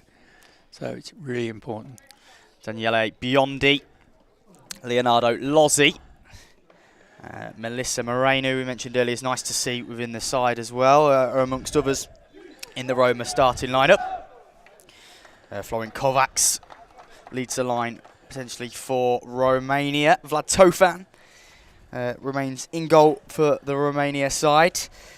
Alex Kusu, Nick Burile, and Cosmin Kalota round off the Romanian side. So just moments away from kickoff. Fortunately a friendly, not league action. There's of course San Remo not here today. Yeah, it's unfortunate that because it's usually a 6-team competition, but with San Remo not being able to travel through various reasons, we're down to having the friendly. Obviously it was important to have this friendly because it would have meant that Roma only had one game and Romania would have only had one game. So at least they're having 2 games. Do beg my pardon for before. Cosmin Kalota on the bench for this one. Emmanuel Burelane starts in number 2 for the Romanian side. So it's going to be Roma that get us underway then. Ball on the centre circle. Referee just checking on the 2 stoppers. Chance for Daniele Musu, and we're underway. Ball played out onto this near side then straight away for Roma. So look to start things off. Brilliant switch of play before out towards Giuseppe Ruocca, who looked pretty much I'd say looked the shining light earlier for Roma. Maybe Giuseppe Ruocca. I think he's their main man up front for sure. He's tussling away a lot here with Alex Kusu not giving it up, and Alex Kusu doing very well there to put him under pressure, and he has the ball out towards the edge of the area. He's got support of Florin Kovacs. Here is Kusu, still going. He won the ball himself inside his defensive half, and he's charged it forward as well. Here is Kusu. Out towards Kovacs on the edge of the area, but Roma can now break at pace. It's a good challenge there by Kovacs, though, level with halfway. He's still going, Kovacs, all the way into the area. Kovacs, can he get the shot away? He almost puts a boot in on the goalkeeper, brave goalkeeper from Daniela Musu there to put his head down low where Kovacs was striking the ball. And referee just having a word with Kovacs for that one. Yeah, brave goalkeeping by the young lad in goal there. Could have easily taken a knock to the head. Does look very youthful, doesn't he? Yes. In goal, in the sticks for the Roma number 22. As a ball shielded nicely there, bent by Burelane. Referee just slowing things down here. A little clash between the pair. Kovacs. There's a couple of issues with this in the first game that Romania played, wasn't there? Yeah, about the eye guard. It looked as though that was what Kovacs was heading over for then. Not entirely sure. I'm not sure what that was about. I think there might well have been something said to one of the referees. Yeah, it's hard to. Initially, you know, we've been pushing the eye guard. It looked as though that what it was, but yeah, I think your observation may have been right. Drop ball then, just inside the Roma half. Kovacs, the man who was maybe in a little bit of trouble a moment ago, the one that picks it up. Yeah. Good tackle by Emmanuel Burelane. Now looking to drive forward into the Roma half. Both teams maybe looking a little bit cautious so far. Here is Burelane, Romania, sorry. Probably started the better of the two sides on the front foot. Been in the attacking half a little bit more as Leonardo Lozzi looks to get the ball. He's frying his leg in. Can't quite get hold of it. He's quite a small figure, the Roman number 7. Yeah, he's quite lightweight, isn't he? Obviously, very, he's a youngster, just learning the game. And, yeah. And here he is now up against the boards. He's unfortunate not to continue that there, but he's still upping away at the heels of Emmanuel Burelane. He's just inside the Roma half, and both the two going to tussle away for this. Romania come out the better of it. Here is Burelane. Game a little bit scrappy in the early stages here. Both sides looking to find their feet. Ball towards the byline inside the Roma half. Dragged away. Kovacs ball evades him. About 5 or so yards from the centre circle, from the Roma box here. Looks as though it took a nick off a Roma man out for a corner. No, he's getting a goal clearance. Romania need to get Kovac on the ball. He's their danger man. He's hardly touched the ball in the first 3 minutes. They need to get him on the ball. Yeah, he looked sharp at times in the earlier game. Did Kovacs. Here's Burelane. Good to surge forward into the Roma half. Here is Kovacs then, that man we said that needs more time on the ball. It's a shift inside, good feet there from him. It's a shooting opportunity for Kovacs. Oh, and he almost bundled in off his leg inside the goalkeeper's area. Romania come the closest to breaking the deadlock here. Maybe unfortunate not to see that ripple the net. Yeah, because it's easy taking the deflection off the keeper and ended up in the back of the net. But the young keeper done well, brave again. Here's Kovacs once again then. Maybe seeing a little bit more of it over this last couple of minutes. But he's beaten by his opposing number there in Giuseppe Ruocco. Can now charge forward for Roma themselves. Can the Italian side get their first goal? Still going for it. Bundled past a couple. And good shielding there from Alex Kusu. Neat little flick as well to get past Ruocco. Now Romania can charge forward. Here's Kovacs once more then. Kovacs, ball inside the area, and maybe a shout needed from behind there. I think the ball was travelling a lot just in front of him, wasn't it? Yeah, sometimes when the ball spins, it goes quiet. If it's spinning on its axis, you can't hear it, and he just lost where the ball was. It was spinning. Taking the deflection on the way through, was spinning, couldn't hear it. So he's totally reliant on the guy behind the goal then. Here's Roman then, ball in the centre circle. Here's Ruocco once again. Quite a lot of play going through him for Roma. Both number 9s really have had probably the lion's share of possession for their teams, haven't they? And Ruocco beating Kovacs to the ball now. Still going on the edge of the area. brought down under the challenge, but the ball was won first by Emmanuel Bierelain. Here's once again Ruocco still not giving up that fight on the far side boards, but now Romania can break away. Ball maybe just getting stuck under the foot of the Emmanuel Bierelain. Kovacs just looking to locate it inside the centre circle. Just right in front of it, here he is. Picks it back up in his stride, takes it past one, advancing towards the line. Oh, and unlucky there, maybe just swiped at it a little too early, and then the ball evaded him after that. Yeah, he never got himself set there, to strike the ball. Ball was bowled out of play, and it's back in the hands of Vlad Tofan, who has also made a string of good saves in the game earlier today. It's been a Kovacs, chance for Romania, swipes at it, can he get a second chance of it? And twice there, just to maybe a little bit of nerves through on goal. Kovacs inside the area there, swiping at it a couple of times, and just doesn't get the connection. No, he's just needs to calm himself down a little bit. He's getting a little bit excited in and around the penalty. If he just calmed himself down, get a decent touch on the ball. So we've got a free kick to Roma on the far side. It was a no voy from the Romanian player.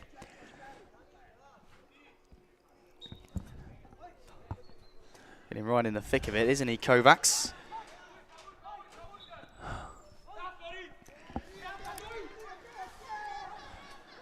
As he picks it up here on the edge of the area, then a lovely little swivel, chance to shoot, and it's that problem once again. He's getting himself into all the right areas, but just at that final moment, unlucky not to get the connection on the ball. Yeah, he's not setting himself. He's hurrying too much. He needs to settle down a little bit.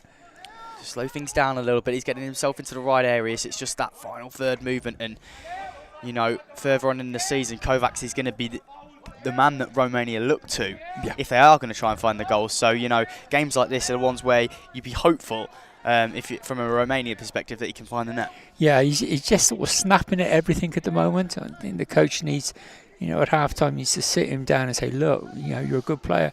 You don't need to take things first time. Just calm yourself down. Have that extra touch. And it's certainly not the case of inexperience. No. He's played at a high level. He's, of course, the top scorer for the national side. Played a lot of games for them as well. So, Alex Cécifoot beats a couple men there, drags the ball wide. Here come Roma then. Chance of their own. Dragged across by Leonardo Lozzi in towards Ruocco. I think Alex Cécifoot's put in a good performance so far. Yeah, very good defensively in this one. Yeah, he's battled really hard back. He's a difficult player to shug off the ball. Doesn't get it past him at the moment. He's definitely had the number of Giuseppe Ruocco. It's a corner ball. Going back to the goal scoring now, just bear in mind that these teams have their third tournament and they haven't scored a goal. That sort of gets into your mind a little bit, and perhaps that's why he's starting to snatch at things, because he's thinking, we haven't scored in 3 tournaments, so. And here come Romania once again then, Roma once again. And just to build play forward here, slowly. Romania just advancing into the Roma half. A lot of bodies back in white shirts. Here's Kovacs then. Chance. Kovacs blasts it home. And there we go. Kovacs with a slamming finish. He's threatened it since the whistle went at the start, hasn't he, really? He's been the man in them final third areas. And finally gets into a central position, blasts the ball, gets his laces through it. And what a finish by Florian Kovacs. Yeah, superb run. He was nice and calm on the edge of the penalty area, listened to the guide, let fly, as you say, put his laces through the ball and gave the keeper no chance whatsoever. Pretty unchallenged in the end by the Roma defenders. Was able to just stroll through, but can't take anything away from the finish. Very nice. And, Romania's wait for a goal is over. They get one at Roma's expense, and going to get another here, but a neat little back heel, audacious effort on the edge of the area. And after scoring one, Roma want to go and score the headline goals. It's Emmanuel Bierelain that picks it up, goes for the neat little back heel, but unfortunately for him and Romania, trickles wide. Yeah, for a corner. And right at the other end, Roma actually got the ball forward pretty quickly. They've got a corner of themselves. So going to be taken on the far side then, in front of the boards, and just a way to... So the young lad's going off. Yeah, substitution being made. Leonardo Lozzi, the man that makes way. Still inexperienced, but you know, as we mentioned earlier on, it's a good opportunity for players like this to test themselves and get some game time. And I believe it's Lorenzo Saranti that makes his way onto the pitch, and he's going to go straight over to the corner. Here is Saranti. Carrying things backwards onto level halfway now. And labels Romania to get back into shape. And it bobbles off the foot of Emmanuel Burelane, out for another Roma corner. Maybe just a little bit of guidance needed here from Roma after that last corner, you know, dragging things back towards halfway line. Maybe a shout needed to, you know, dart infield. Yeah, they need to mix it up a little bit, sort their corners out. They're a bit one-dimensional at the moment. Romania just done another substitution. Playing quite high though, Roma at the moment. Furthest man back at the base of the centre circle inside. Here is the substitute then, Lorenzo Saranti. And once again, Alex Kusu, unbeatable today. You can't get past him in this one. And he's charging forward himself. A little tussle away there with Saranti. Kusu, the man that wins it. Just trying to stab at the ball. Bounces off the side hoardings in towards Kovacs then, the scorer. Trying to weave his way through. Here is Kovacs. Out towards the edge of the area now. Ball gets away from him a bit, but quickly distinguishes where the ball is. On the edge of the area now, tussling away with Saranti. Got his body in front of Kovacs there. Clever defending. And away comes Melissa Morena. Carried the ball quite far here. Two Romanian players go down in a heap. As Giuseppe Ruocco looks to get the ball back towards the goal. He beats Alex Kusu very nicely there. Can he keep the ball in play? Just about does. It's a... Oh, you just wanted to see that ball come in. He did really well to get there and keep it just on the line. Paint touching the ball there, and Ruocco fires straight into the keeper, and it gives Romania a chance to move forward here. Kovacs dispossessed by Saranti. Ball on the edge of the area. Still chance for Roma here, but a couple of blue shirts in there. Saranti can't get the shot away for Flushley. Back out to this near side once again. Then Kovacs getting a lot of the ball in wide areas. Could drive it forward. Here is Kovacs then. Beats two men. Can he get the shot away inside the area? Kovacs stabs at it, and in the end it's claimed by young goalkeeper Daniele Musu. Roma probably rush it a little bit there in terms of getting the ball forward. Just like to see them be a little bit more patient with their attacking play. Romania trying to launch a counter-attack of their own. Here comes Nick Burelay. Advancing over halfway, up against the Hoardings. Here's Kovacs once again, then quick feet, chance to shoot. Kovacs for a second. What a save that is by Musu. Kovacs just really becoming a problem. He has been all of this match really for the Roma defence, but especially over the last few moments since that goal. It looks like he's got the bit between his teeth, and a second chance in quick succession here for Kovacs, and stabs it in a bit, but he's looking bright. Yeah, I think the goal he scored has settled him down. He's got his confidence back, and he looks a totally different player now. He's looking a lot more dangerous in and around the box. His runs were good all game. It was just his finishing, but that finishing seems to be coming back to him now. Seems to be dropping to quite a similar position here on the halfway line every time the goalkeeper picks up the ball as well. You know, good awareness from the Romanian number 9.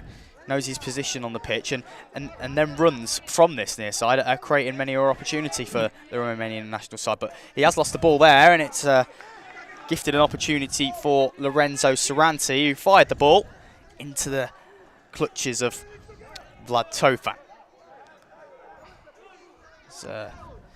Romania look to advance back forward then with Alex Taliki, who was the substitute that Dixie mentioned just a few moments ago. Here is Taliki, beats his man. He looks quite sharp in the first couple of games, just wasn't able to maybe get the rub of the green when he went through on goal, but made some darting runs in today's earlier game. And there we go. He gets the room of the green this time.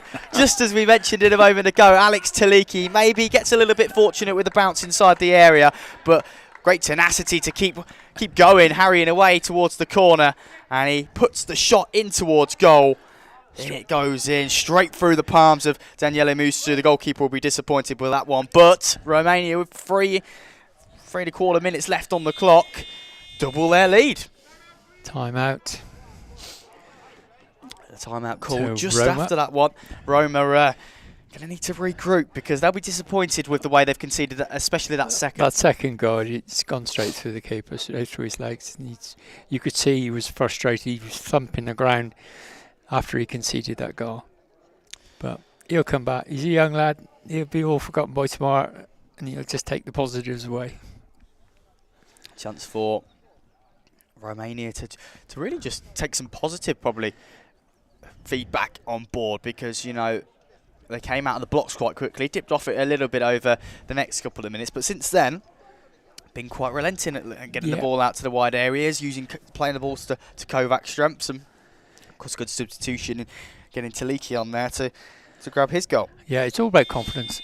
You know, you score a goal, it gives you a lift, then all of a sudden you're trying things that 2 minutes ago weren't coming off, all of a sudden they start coming off. It's all about confidence. Takes the shackles off and makes you try probably new things as well, doesn't it? But I think before that goal goes in, you're trying to be a bit more conservative, a bit more laid back with the approach, whereas when that goal goes in, like I say, it is about the confidence, isn't it? The players probably try things that they wouldn't have before that, and Romania reaping the rewards of that Kovac's opener because they now lead 2-0. Still 3 minutes though left of the first half, and Roma may have something to say about that. They'll want to notch one on the score sheet themselves as they get things back underway in the centre circle then after that Taliki finish. Here's Ruocco then advancing towards the line. Ruocco, chance to shoot here. Goes down inside the area. I think it'd be harsh if that wasn't a penalty. Oh, he's not giving it. He's not giving it. Let's have a look at the replay of that one. Just a moment. And no, it's a replay. Unfortunately. I thought that was quite hard done by, to be honest. I thought he got a touch on him. He definitely knocked him off balance. Goal scoring opportunity really to pull the trigger, and he was hacked down, but nonetheless, the referee says no. He had a good view of it right next to it, waved it away. Here is the man that had that penalty shout then, Giuseppe Ruocco, getting lumped into in the back by Nick Brurele, who's not giving up on this towards the boards, and he goes down eventually as really harrying away at the Roma number 9 there, just a couple of yards from the halfway line.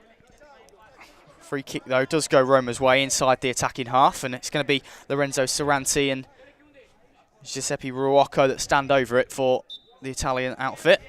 Here is Saranti then, chance to run at the Roma defence. Kovacs goes down under a slight challenge. Saranti continues though into the area. Saranti fires off the post. It was a good connection by Saranti, and Roma ever so close to getting there first. Yeah, that was a highlight of the first half for Roma. Good little run, little toe poke finish, hit the base of the post and goes across to safety. Unlucky.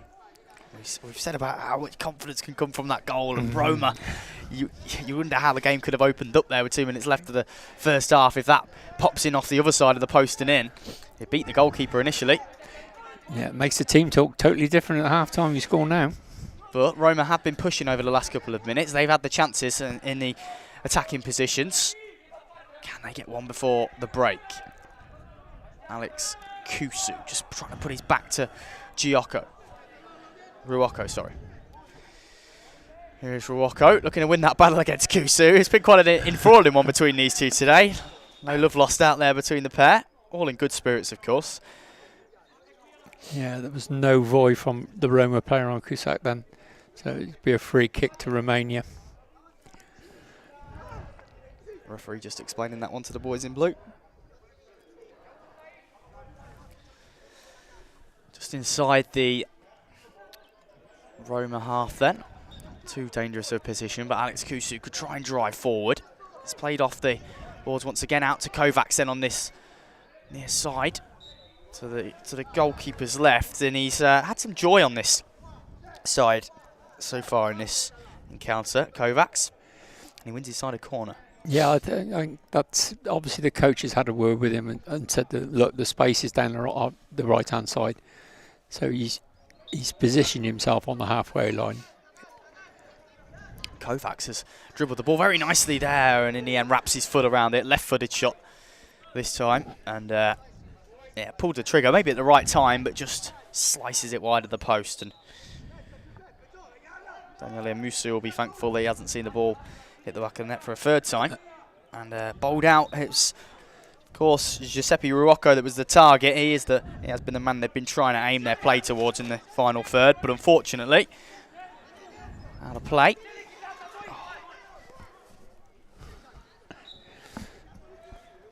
It's right back in the hands of the Roma goalkeeper, straight up the other end.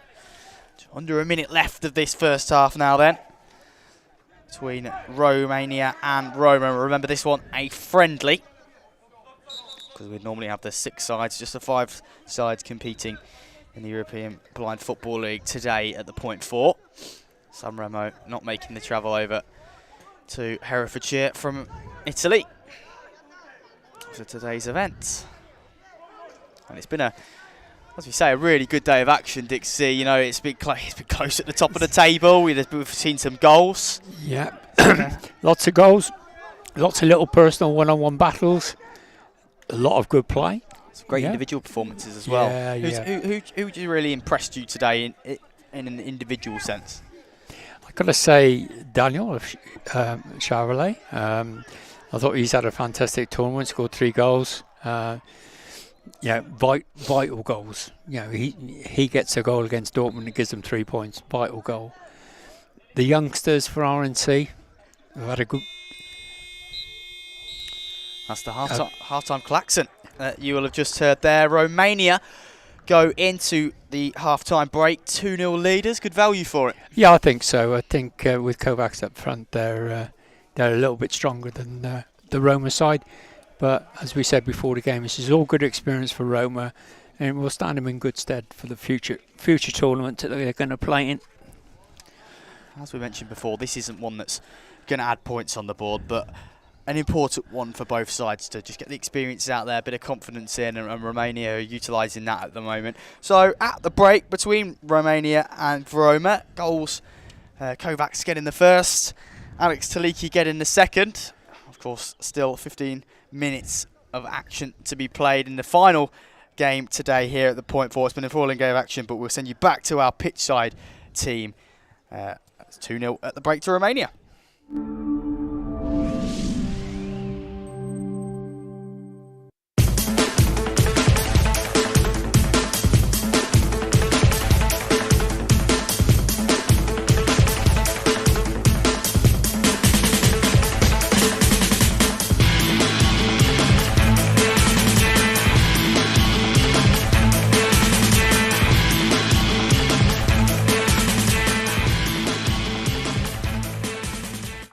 GB Labs Media Storage Solutions give users the flexibility to create a globally unified file system, meaning you can work seamlessly from any location in the world. With a small footprint that delivers high performance, our wide range of products are specifically built for media, with every option running our industry-leading intuitive storage operating system, offering endless tools and features to enhance workflows. Built for working in office, remote, and hybrid, work on all of your projects with speed, security, and peace of mind. For intelligent media storage and workflows, visit our website or give us a call today.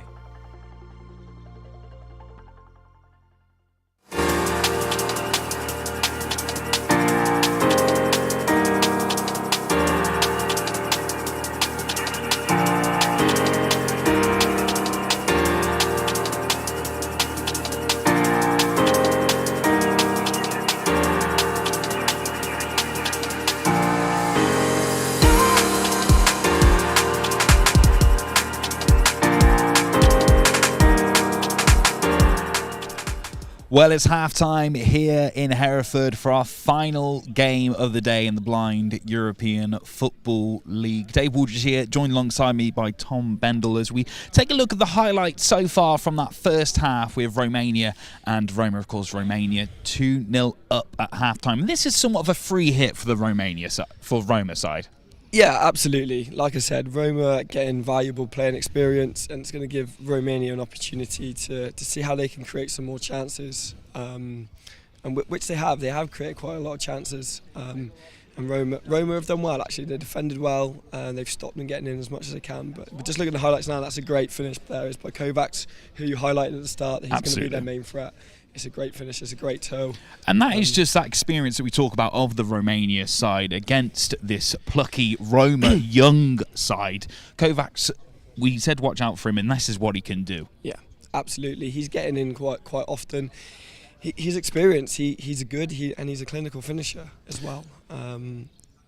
And of course, that second goal for Romania coming from Treliki, who you mentioned previously before that game as well. Definitely one to watch out for. Snuck in that second goal. Yeah, for sure. He's a young lad who's got a lot of potential. I think I've been very impressed with him when I've seen what he's done in the last 2 tournaments previously and this weekend. So it's great to see him on the score sheet, and I think there's lots of improvement to come from him as well. And it's going to be great for that young Roma side as well, going against a top 20 international team. It's, as we said, a free hit, a great bit of experience for that young side. Absolutely. I think that the more games that they'll play, the more they'll develop. And you just have to play games. And for these guys who are young, this game experience is brilliant. And like I said, Romania are a top 20 side. They're a decent side. We always struggle to break them down. They set up. They always have a game plan.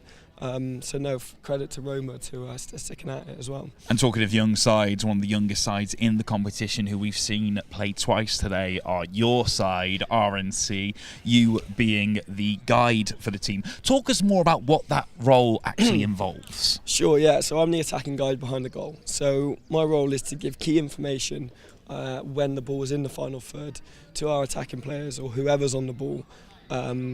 Giving them the key information of where the space is, right. How far out from goal they are. I'm telling them when to finish as well. So I'm saying finish. They don't always have to listen to me, but I'm essentially using communication to paint that picture to them of where the space is, where the defenders are located, how far out they are, when's a good opportunity to shoot.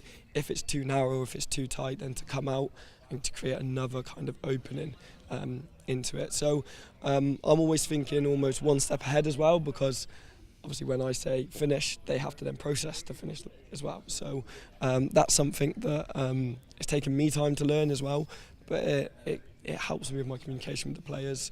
Go right, go left, and all the different kind of key commands that we have in that final third. So no, yeah, it's I guess it's a key role. It's a role I enjoy doing as well, actually. So no, it's giving that key information and finding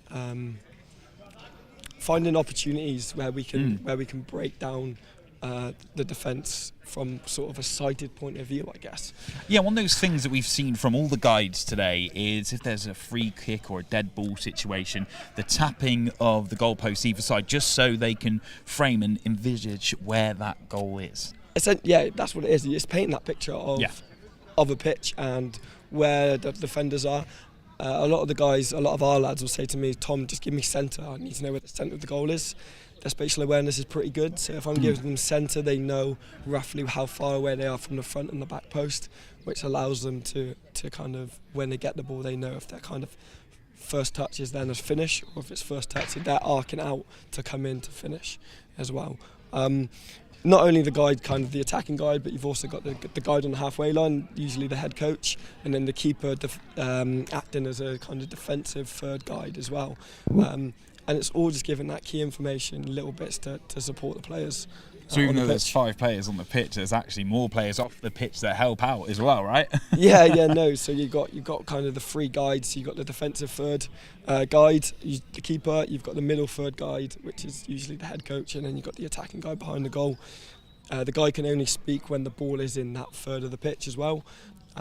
So it's making sure that we're all giving the same messages to the players as well. So if Adam's telling them, for example, Adam, head coach, is telling them to go right, and I've shouted him to go left, for example, so it's making sure that we're all on the same page, and that's why we have conversations about who has preferences to attack the line, who has the preferences to kind of attack the middle and kind of making sure that we're on the same page, really. Well, Tom, thank you so much for your insight this afternoon, especially for those new viewers of blind football. With that, though, we're going to pass back to our expert commentary team with Paul and Trent.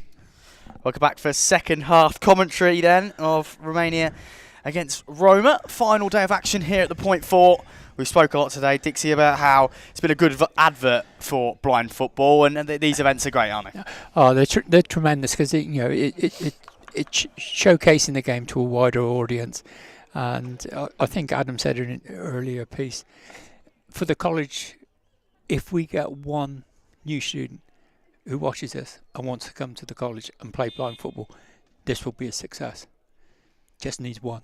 You know, you get one every year come through, and that would be a success. So, it's been a tremendous day, and all the games have been played in the right spirit. There's not been any issues, no hassle. It's been competitive, but clean. It has, and it's been a great level of action, great watch. And you worked here at this college for several years. How importantly is sport taken by the students and just everyone in general? Yeah, but anyone who plays sport, you play sport, you play football, whatever you play, it's being part of a team, being part of something bigger. And it's no different in disability sport. A lot of students who come, they don't even know that blind football or goalball or any other sports exist. They come here and it just gives them a massive lift, and it also improves their mobility around the town or around the campus. You know, these guys are running around a pitch which is 40 metres long, 20 metres wide, and they're running full ball, blindfolded. That gives them a confidence when they go out into the wider world. They can walk down the street with a cane and have the confidence that they know what they're doing. So it's little things like that. It's just brilliant. It's proof to say that everybody is inclusive in sport. It doesn't matter what the disability. If you enjoy something, you're passionate about it, you can get out there and play. And everyone on the pitch, that everyone involved today has proved that. Oh, exactly. You know, a few years ago, I was up refereeing the Disability Cup finals at St George's Park, and I was watching the amputees play, and that is incredible. Amazing. You know, you've got guys, you know, sort of the goalkeepers are missing one arm. The outfield players are missing a leg, and to see them playing football on crutches the way they do, and the tackling and everything, it was great, absolutely great. Very much like the Olympics and stuff as well. You know, everyone focuses on the Olympics. Of course, there's focus across both, and how much talent some of the Olympians have. But then you look at the Paralympics that comes just after the Olympics as well, and the work that they've had to do to get to them sort of events, and it really is something. Yeah, as to say, you know, I'm not bigging up sort of disability sport, but for these guys, for them to get to a training facility, they can jump in a car and go to training. You know, they're talking public transport, trains, buses, whatever. So there's massive barriers put in front of them to enjoy the game. Free kick was on the edge of the area there for Romania as we were speaking. It was brought down just on the edge of the box, and it was goal scorer in the first half then. Florin Kovacs, the man that fired the effort into the wall. And yeah, just reiterating our point really, it's just it's a great event that we've been involved with today, and nicely put on by the Point 4, and say great for everyone involved. Yeah, there's no doubt about that. It's been a massive success. Couldn't have asked for better weather either. Proper Hereford weather. It is nice. I mean, the rain stayed away.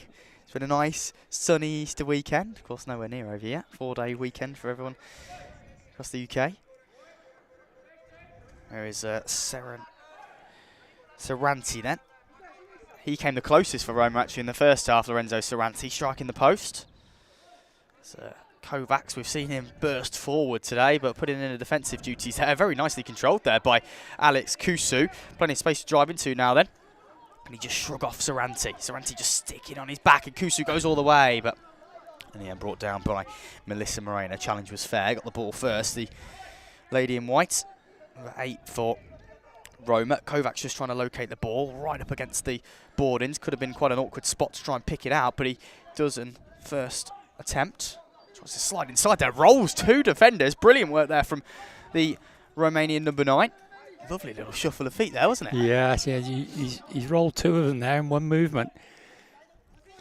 Just shifted the ball. Alex Taliki trying to burst forward into the area. Goalkeeper won't be able to touch that one.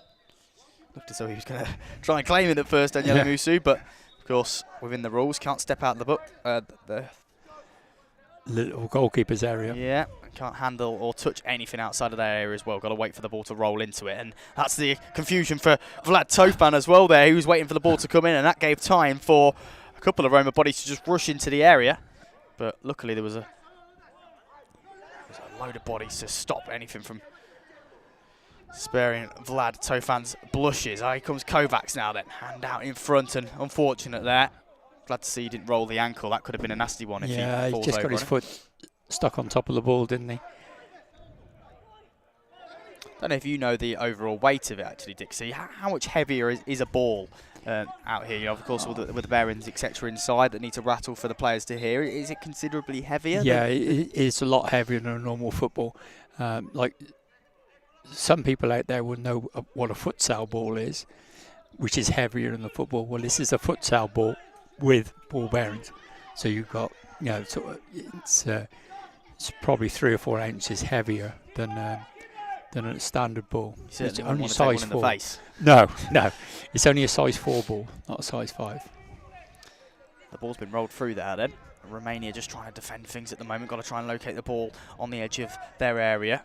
Only one Romanian man putting them under pressure. That is, of course, Giuseppe Ruocco, as it has been quite a lot this afternoon.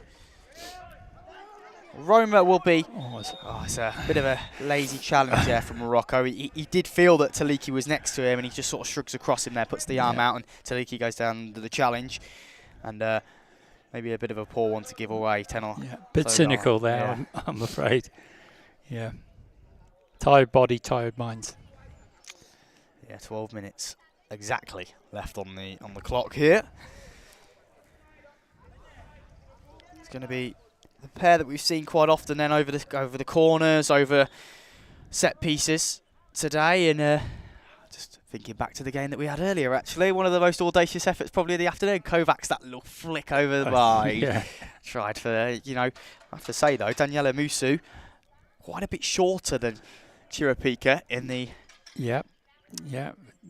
Roma goal. Will he try it again? I don't think so. I think this 7's going to run. It's going to be Taliki, yeah, that makes the run. Got himself into a good position, in fairness. Taliki just slips over, but able to keep his foot in, just fires the effort, bounces off Daniele Biondi in the end. Out for a corner.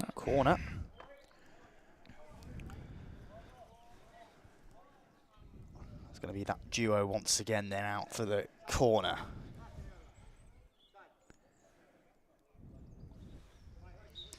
Three white shirts just in front to try and stop that run inside the area. It's going to be Kovacs then. Diagonal run back across the attacking half. Trying to swivel past. Oh, brilliant footwork to get away from Melissa Morena. The ball bounces out once again for another Romanian corner. In Campton's the Roma half, yeah.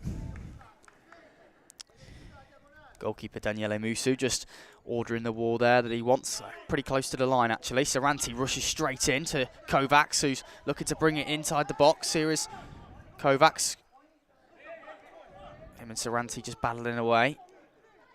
Saranti going to be the man that runs away with it for Roma. He's fairly bright today.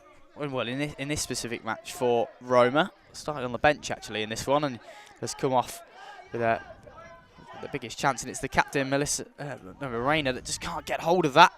Chance here for Alex Kusu, and swipes at it. Hits the legs of Melissa Morena. She loses her footing, and in the end, Alex Kusu can't connect with the ball. It looks like a promising position, really, for Romania there, but they can't add a third. Ball in the hands of Vlad Tofan then. Bowled out towards Taliki. Morena trying to get it under the control, and once again it's going to be another Romanian corner. Ball not really staying in play for a sustained period of time here, so there's a lot of endeavour going on out there, but you know, the actual skill level, you know, from the previous games, is dropped a little bit. Yes. So it's a little bit. Ooh, it's a good shot by Kovacs there. Just missing the left-hand upright. Yeah, he's at that diagonal, wouldn't he? He's tried over the last few corner routines, and as close as he's come for it to paying dividends. It's bowled out by Mo-Sys, all the way to his, I was going to say opposite number, but he's not donning the number 1, is Mo-Sys. That privilege goes to Chirapika, of course. We've mentioned a couple of times on the commentary that he's not in this one. Chance for the youngster to get some minutes.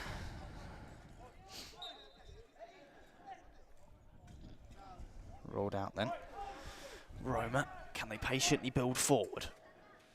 Hooked effort out towards the sidelines, given away for carelessly maybe by Roma inside their own half.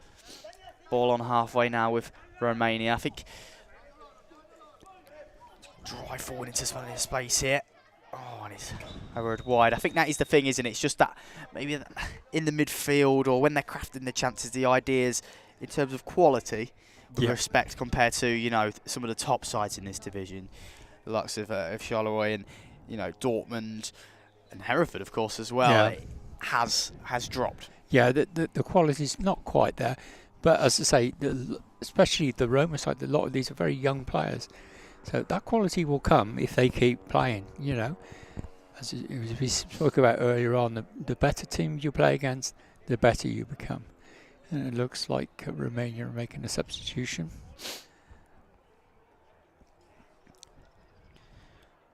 Yep, off goes Alex Taliki. He's put himself about in this one, I think, and he has earlier. He scored the second goal for Romania, doubled their lead just before the half-time klaxon. So certainly not embarrassed himself today. The Romanian number 7 worked quite tirelessly as well. Here's Saranti then. Could spread that ball out wide towards the corner, but ends up in the hands of the goalkeeper then, Vlad Tofan. Looking to bowl it out, calling for options, Tofan. Shouting support as he's bowled it out to this near side. It's right on the boardings. So Manuel Burelane, it's battling away with the 2 white shirts. About 5 or so yards inside the Roma half. Roma are going to be the side that break away with it. Alex Kusu getting in front. Great defensive work there by Kusu, who's now looking to break forward. Kusu just shrugging him off. It's right underneath the referee, and once again just bowling players over here, Alex Kusu, and drags his effort wide in the end. He was not taking any prisoners there. No, he's very strong there. Sort of the Roma defenders were just bouncing off him. He's determined to get through and have his shot. Deflecting anything in his way there, Alex Kusu, when they get in his way. As ends up back in the hands of Daniele Mo-Sys, rolls it out to Melissa Morena, spreading out to this near side then with Saranti, probably the bright spark in the Roma side in this one. Ruocco maybe been a little bit more quiet than we've seen. Of course not on the pitch right now, but nonetheless there are still options for Roma to try and get into them attacking areas. Saranti maybe being the key one. Yeah, he's forced a corner there. He had a little shot. He's got a deflection, got a corner out of it. Oh, my mistake. It is Ruocco over there with Saranti. The goalkeeper, Vlad Tofan, then ordering his ball this time then to try and stop Roma. They'll be keen to keep that clean sheet. Stop any goals going in their way. I think the Italian coach on the far side is getting a little irate.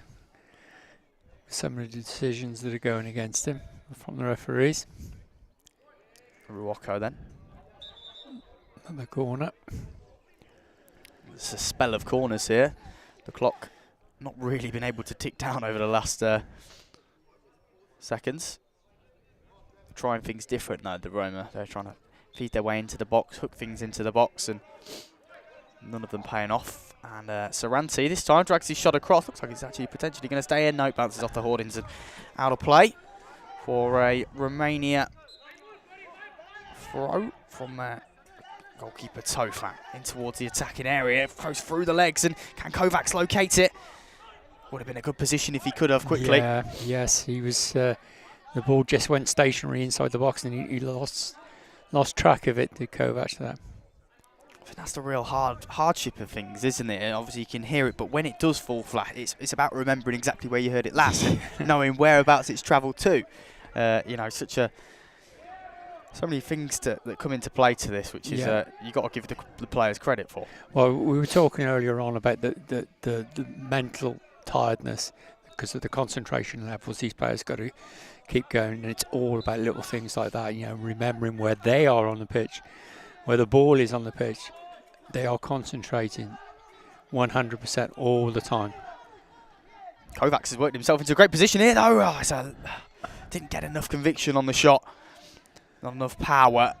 And in the end, Daniele Mo-Sys with a routine stop with his foot.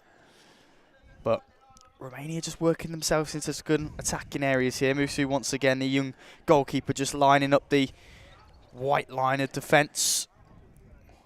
Right on the byline, actually. It's Daniele Biondi. Very narrow line. It's quite a big gap, actually, for the Romanians to run into if they can craft it.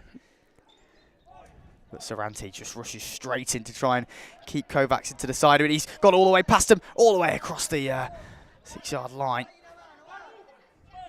Here is Kovacs, though, still. He's gone from left to right. Kovacs still again. Ball right on the edge now, the 6-metre line. Romania still have it in the Roma half.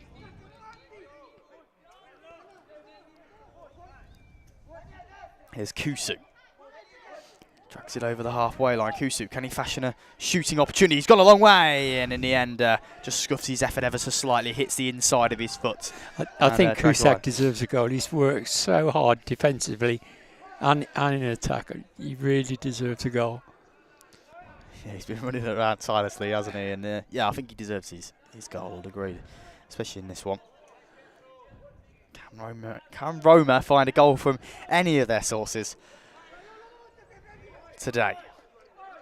Well, into the evening now. It's been a long day of action. It certainly has. First day kicking off in the morning, 9. Now way past 5 o'clock. Of course, these games, there's no time limit on these games. This is, of course, the 15 minutes, but you never know how long each game will take. Yeah, sort of average, you can sort of double it, really. If it's a 15-minute stop clock, it's going to take at least 30 minutes to get that half completed.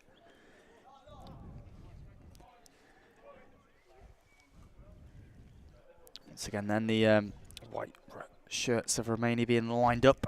Another corner. Lost count of how many Romania have had now, actually. Out on that far side. They've way into double figures, I think. And Kovacs back to all the defenders. Sarante was quick to charge out to it once again, but maybe a good position here for Romania. Referee saw a little push in the back of him, I think, there. To out what the referees had to shout. Romania ball up against the boards on the far side. Little push in the back by the Roma player there. We've got just over 6.25 minutes to go. And I think that's Roma on 3 fouls. Still uncommitted by Romania, but as we say, that 5-foul rule with the 8-metre penalty, something that Roma are going to have to watch out for now.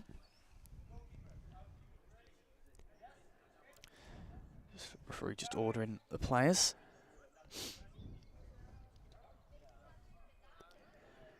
It's going to be Emmanuel Burelane and Florin Kovacs out on the far side over this one. Just being signalled behind the goal, of course, of its whereabouts. And here's Burelane then, looking to charge towards the line. Strong tussle by Sarante. He's not let anything go, has he? No. Since he's come on. He's been charging things down. He's been putting in strong defensive efforts. And he gets himself in front of that one. Can they charge away? And just a loss of footing there by Melissa Morena. Dragged inside, Alex Kusu. Just trying to locate the ball on halfway. Here he is. When he picks up the ball, he's quite hard to get it off him, isn't he? Can he get it? Can he keep on going forward? Tussle with Sarante. Now Kovacs looking to drive at the defence. Kovacs bulldozing his way through, and in the end, just loses his footing before he can wrap his foot through the ball. Yeah, no foul there. He's just, as you say, rightly say, he's lost his footing. He's gone down.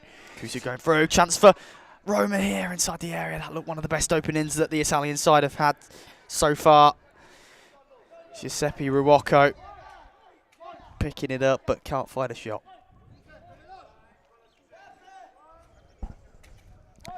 Bowled out by the goalkeeper right into the back of Saranti. Didn't expect that one coming. And in the end it bounces off him and it's a favourable fall for Romania. They dragged it back by 10 or so yards. It's maybe put the defence under a little bit of pressure. Rocco trying his best to get the shot away but can't. And now Kovacs can he latch onto something in a good position? Just need to try and find the ball just behind Kovacs here. If he can locate it, it's in a good area. Referee may need to step in here. No, both players around it. Can Roma get the ball away? Kovacs still tussling away. It's a long battle in between Biondi and Kovacs, and in the end bounces off towards the line. For goal clearance. The referee should have acted a little bit quicker there and got the ball moving. They were both struggling to locate the ball. Ball was bowled out. Romania in possession once again. Inside the Roma half, now into the centre of the circle. It's found its way all the way out towards Kovacs and it just evades him. He would have been able to drive it into a good position there had he have located the ball. Ball been in play for a fair amount of time now. Just under 4 minutes left now. Romania still lead 2-0 here at the point 4 and the final game of today's proceedings. European Blind Football League. Of course, this one a friendly. Lots of goals so far today here in Herefordshire. As Kovacs looks to add one more to the tally. Twisted his man very nicely there. Kovacs will be proud of that one, and in the end, straight into the hands of Daniele Musa. But he's shown that quite a few times in this one, especially, hasn't he? That roll of the shoulder and straight through. It's a neat little move from the Romanian number 9. Yeah, he's quite strong in his upper body, and he's just rolling the players around him. All perfectly legal. Hooked forward in the end then. 3 minutes to go. 3 minutes on the clock. Ball not gone out of play for a little while. There is Melissa Morena. Can't get forward quick enough maybe. Enables Romania to get into a bit of shape, but they're battling away for it nonetheless, Morena. You can definitely see her coming in her bright yellow boots. Yes, there's no danger of her sneaking up on you, is there? Now it's played into edge of the area. The target, of course, of Giuseppe Ruocco. Get the ball away in the end, though, Romania. Could have surged down that line and created an attack of their own as well. Couple of white shirts back, though. It's Manuel Burelane that was the target down that far side. As Saranti looks to charge forward now, fires his effort. It is considerably wide, but he's not been afraid to have a shot. No, as I say, he's just a little bit of lack of composure and a bit of steadiness when he's going to take that final shot. In that particular time, he was completely off balance and screwed the ball well wide. A couple of substitutions.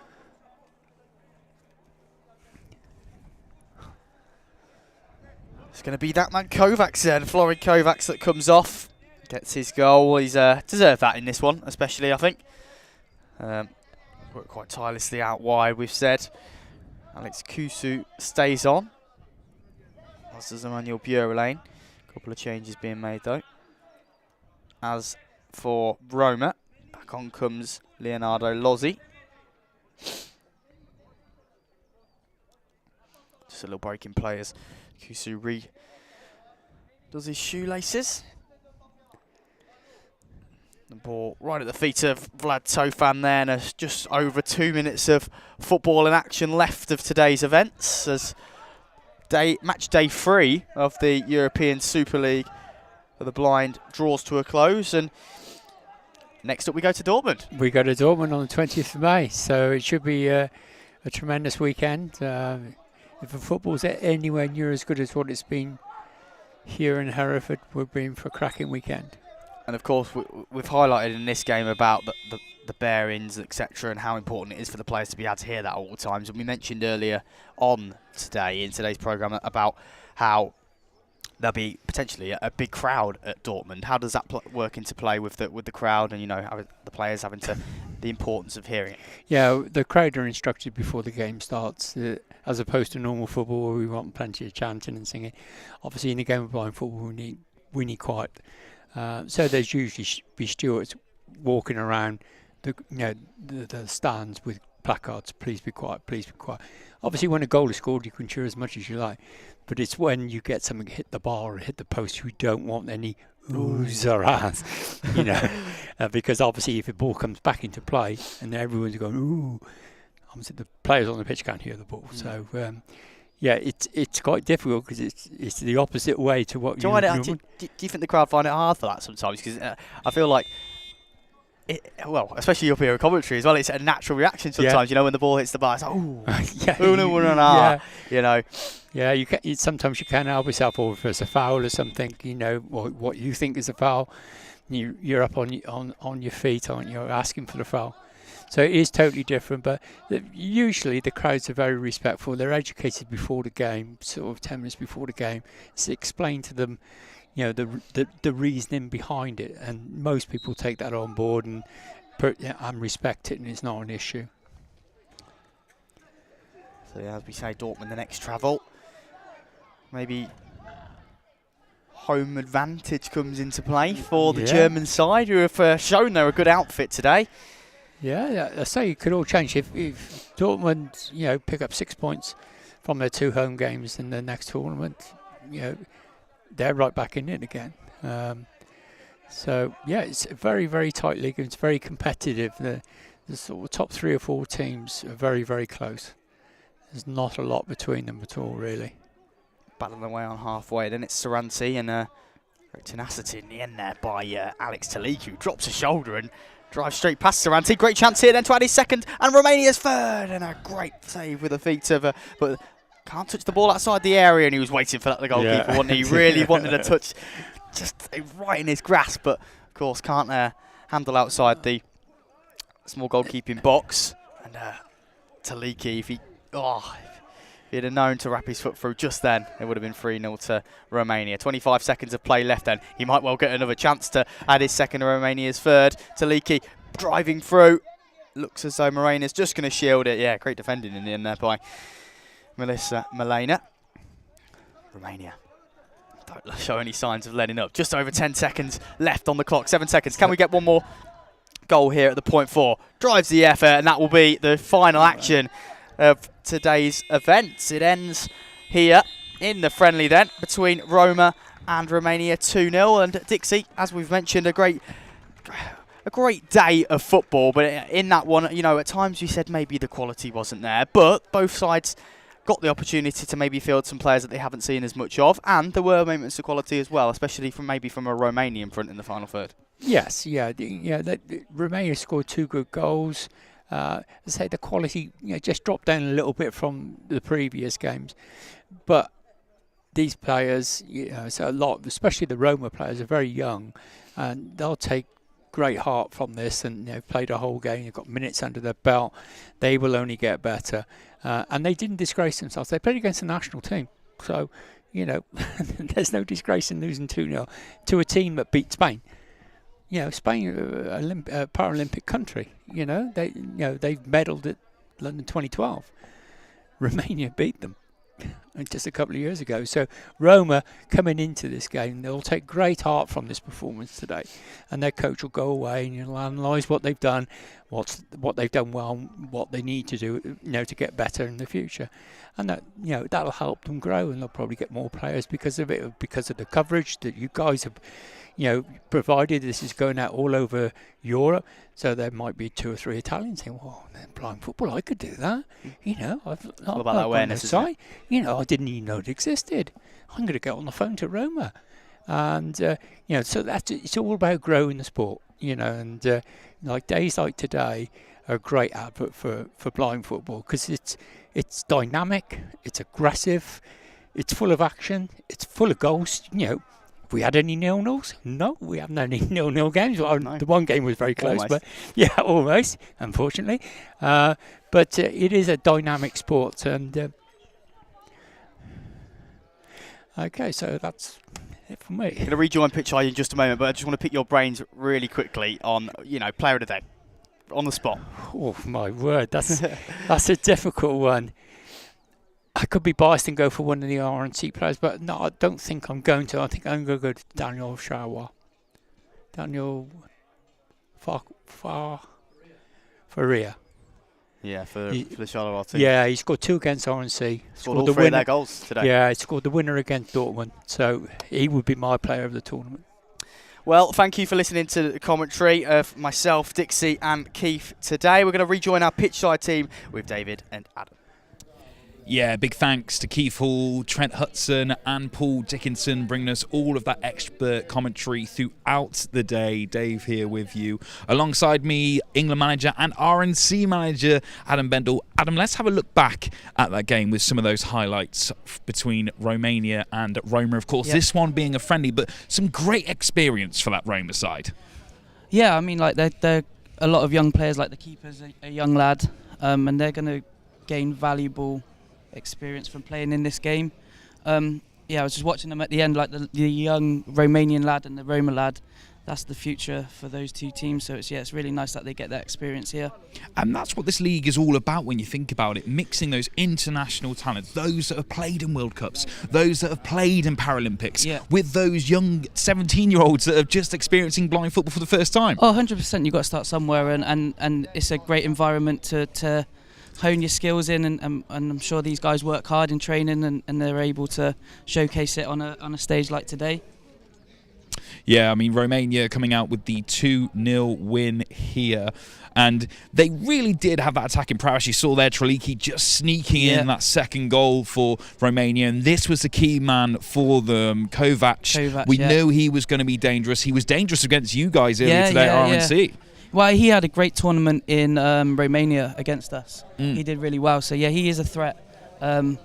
He's a bit unconventional, knocks and runs, but yeah, he's effective when he wants to be, yeah. Well, of course, that was the final game of the day, Adam. It's been an incredible time here in Hereford. You must be so proud to bring home blind football to the home of blind football. Yeah, I mean, we've got so many people to thank from an RNC point of view. Thank yourself and Trent and Keith and all the match sponsors, Cube International for sponsoring the whole event, and CJP for broadcasting. It's been an amazing day.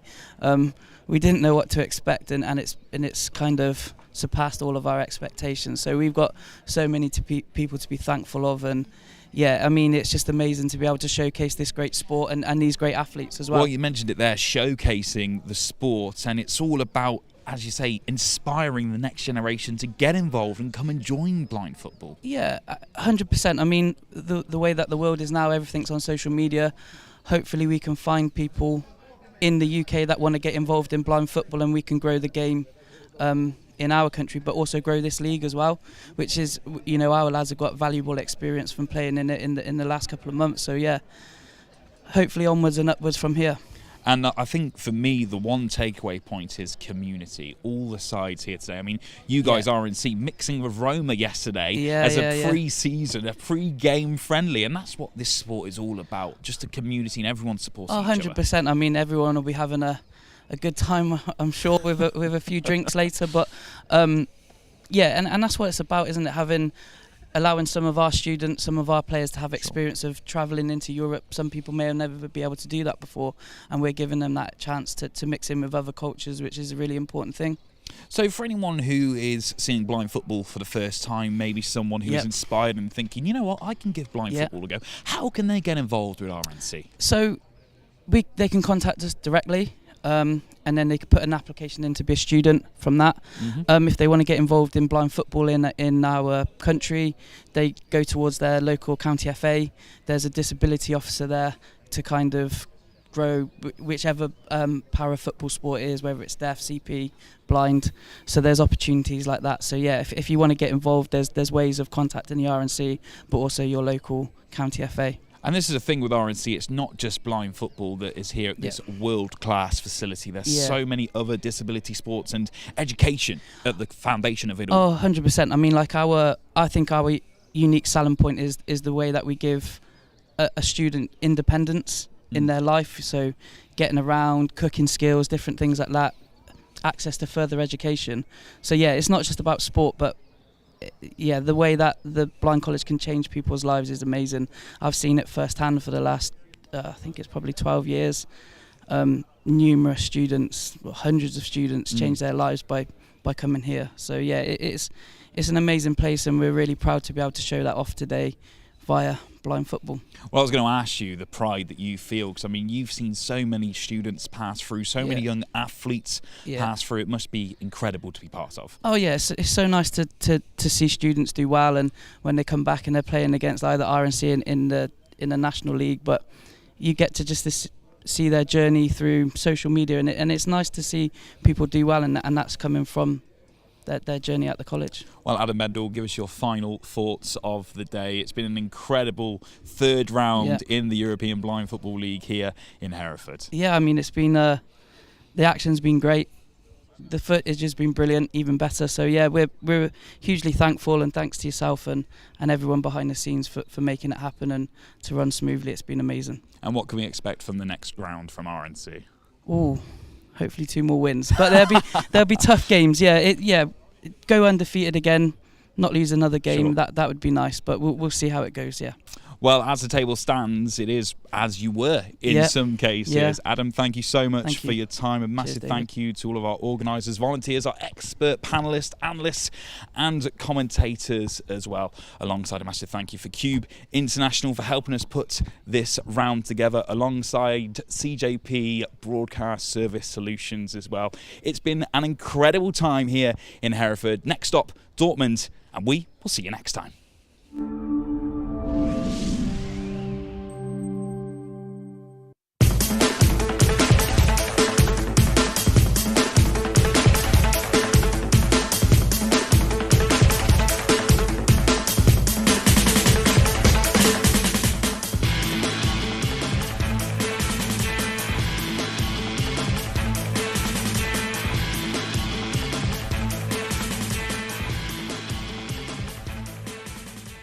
GB Labs Media Storage Solutions give users the flexibility to create a globally unified file system, meaning you can work seamlessly from any location in the world. With a small footprint that delivers high performance, our wide range of products are specifically built for media, with every option running our industry-leading intuitive storage operating system, offering endless tools and features to enhance workflows. Built for working in office, remote, and hybrid, work on all of your projects with speed, security, and peace of mind.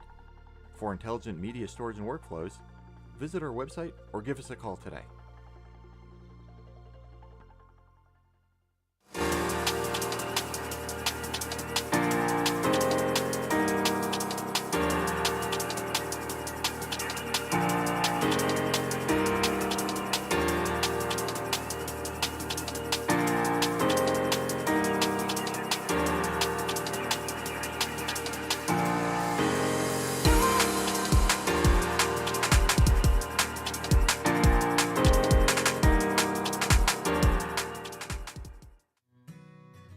Are you interested in growing your own food? Would you like to learn how to supply your own fresh vegetables on a weekly basis? Would you like to learn new skills? Would you like to share your growing experiences? Why not come over to Bransford Community Farm and see what is growing? Visit our developing market garden open morning on Friday the 19th of May. For more details visit www.bransfordcommunityfarm.org. Feel included with assistive technology. At Dolphin Computer Access, our goal is to improve accessibility for people who are blind or have low vision. Dolphin's assistive technology can help you use computers independently. Succeed in education and at work with crystal clear magnification and screen reading technology. Stay connected to family and friends whilst remaining independent with assistive technology. Dolphin, making a difference.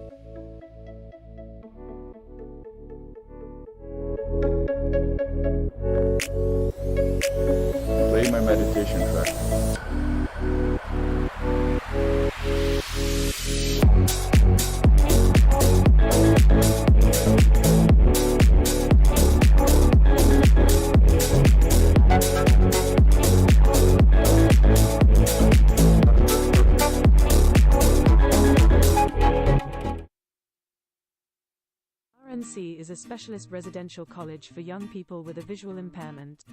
It's somewhere that you can learn to be yourself amongst a peer group who have similar life experiences. Our broad curriculum combines academic and vocational subjects with specialist skills for life.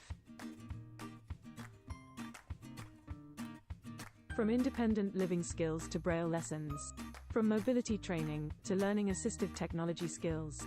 For more information on the RNC difference, visit rnc.ac.uk.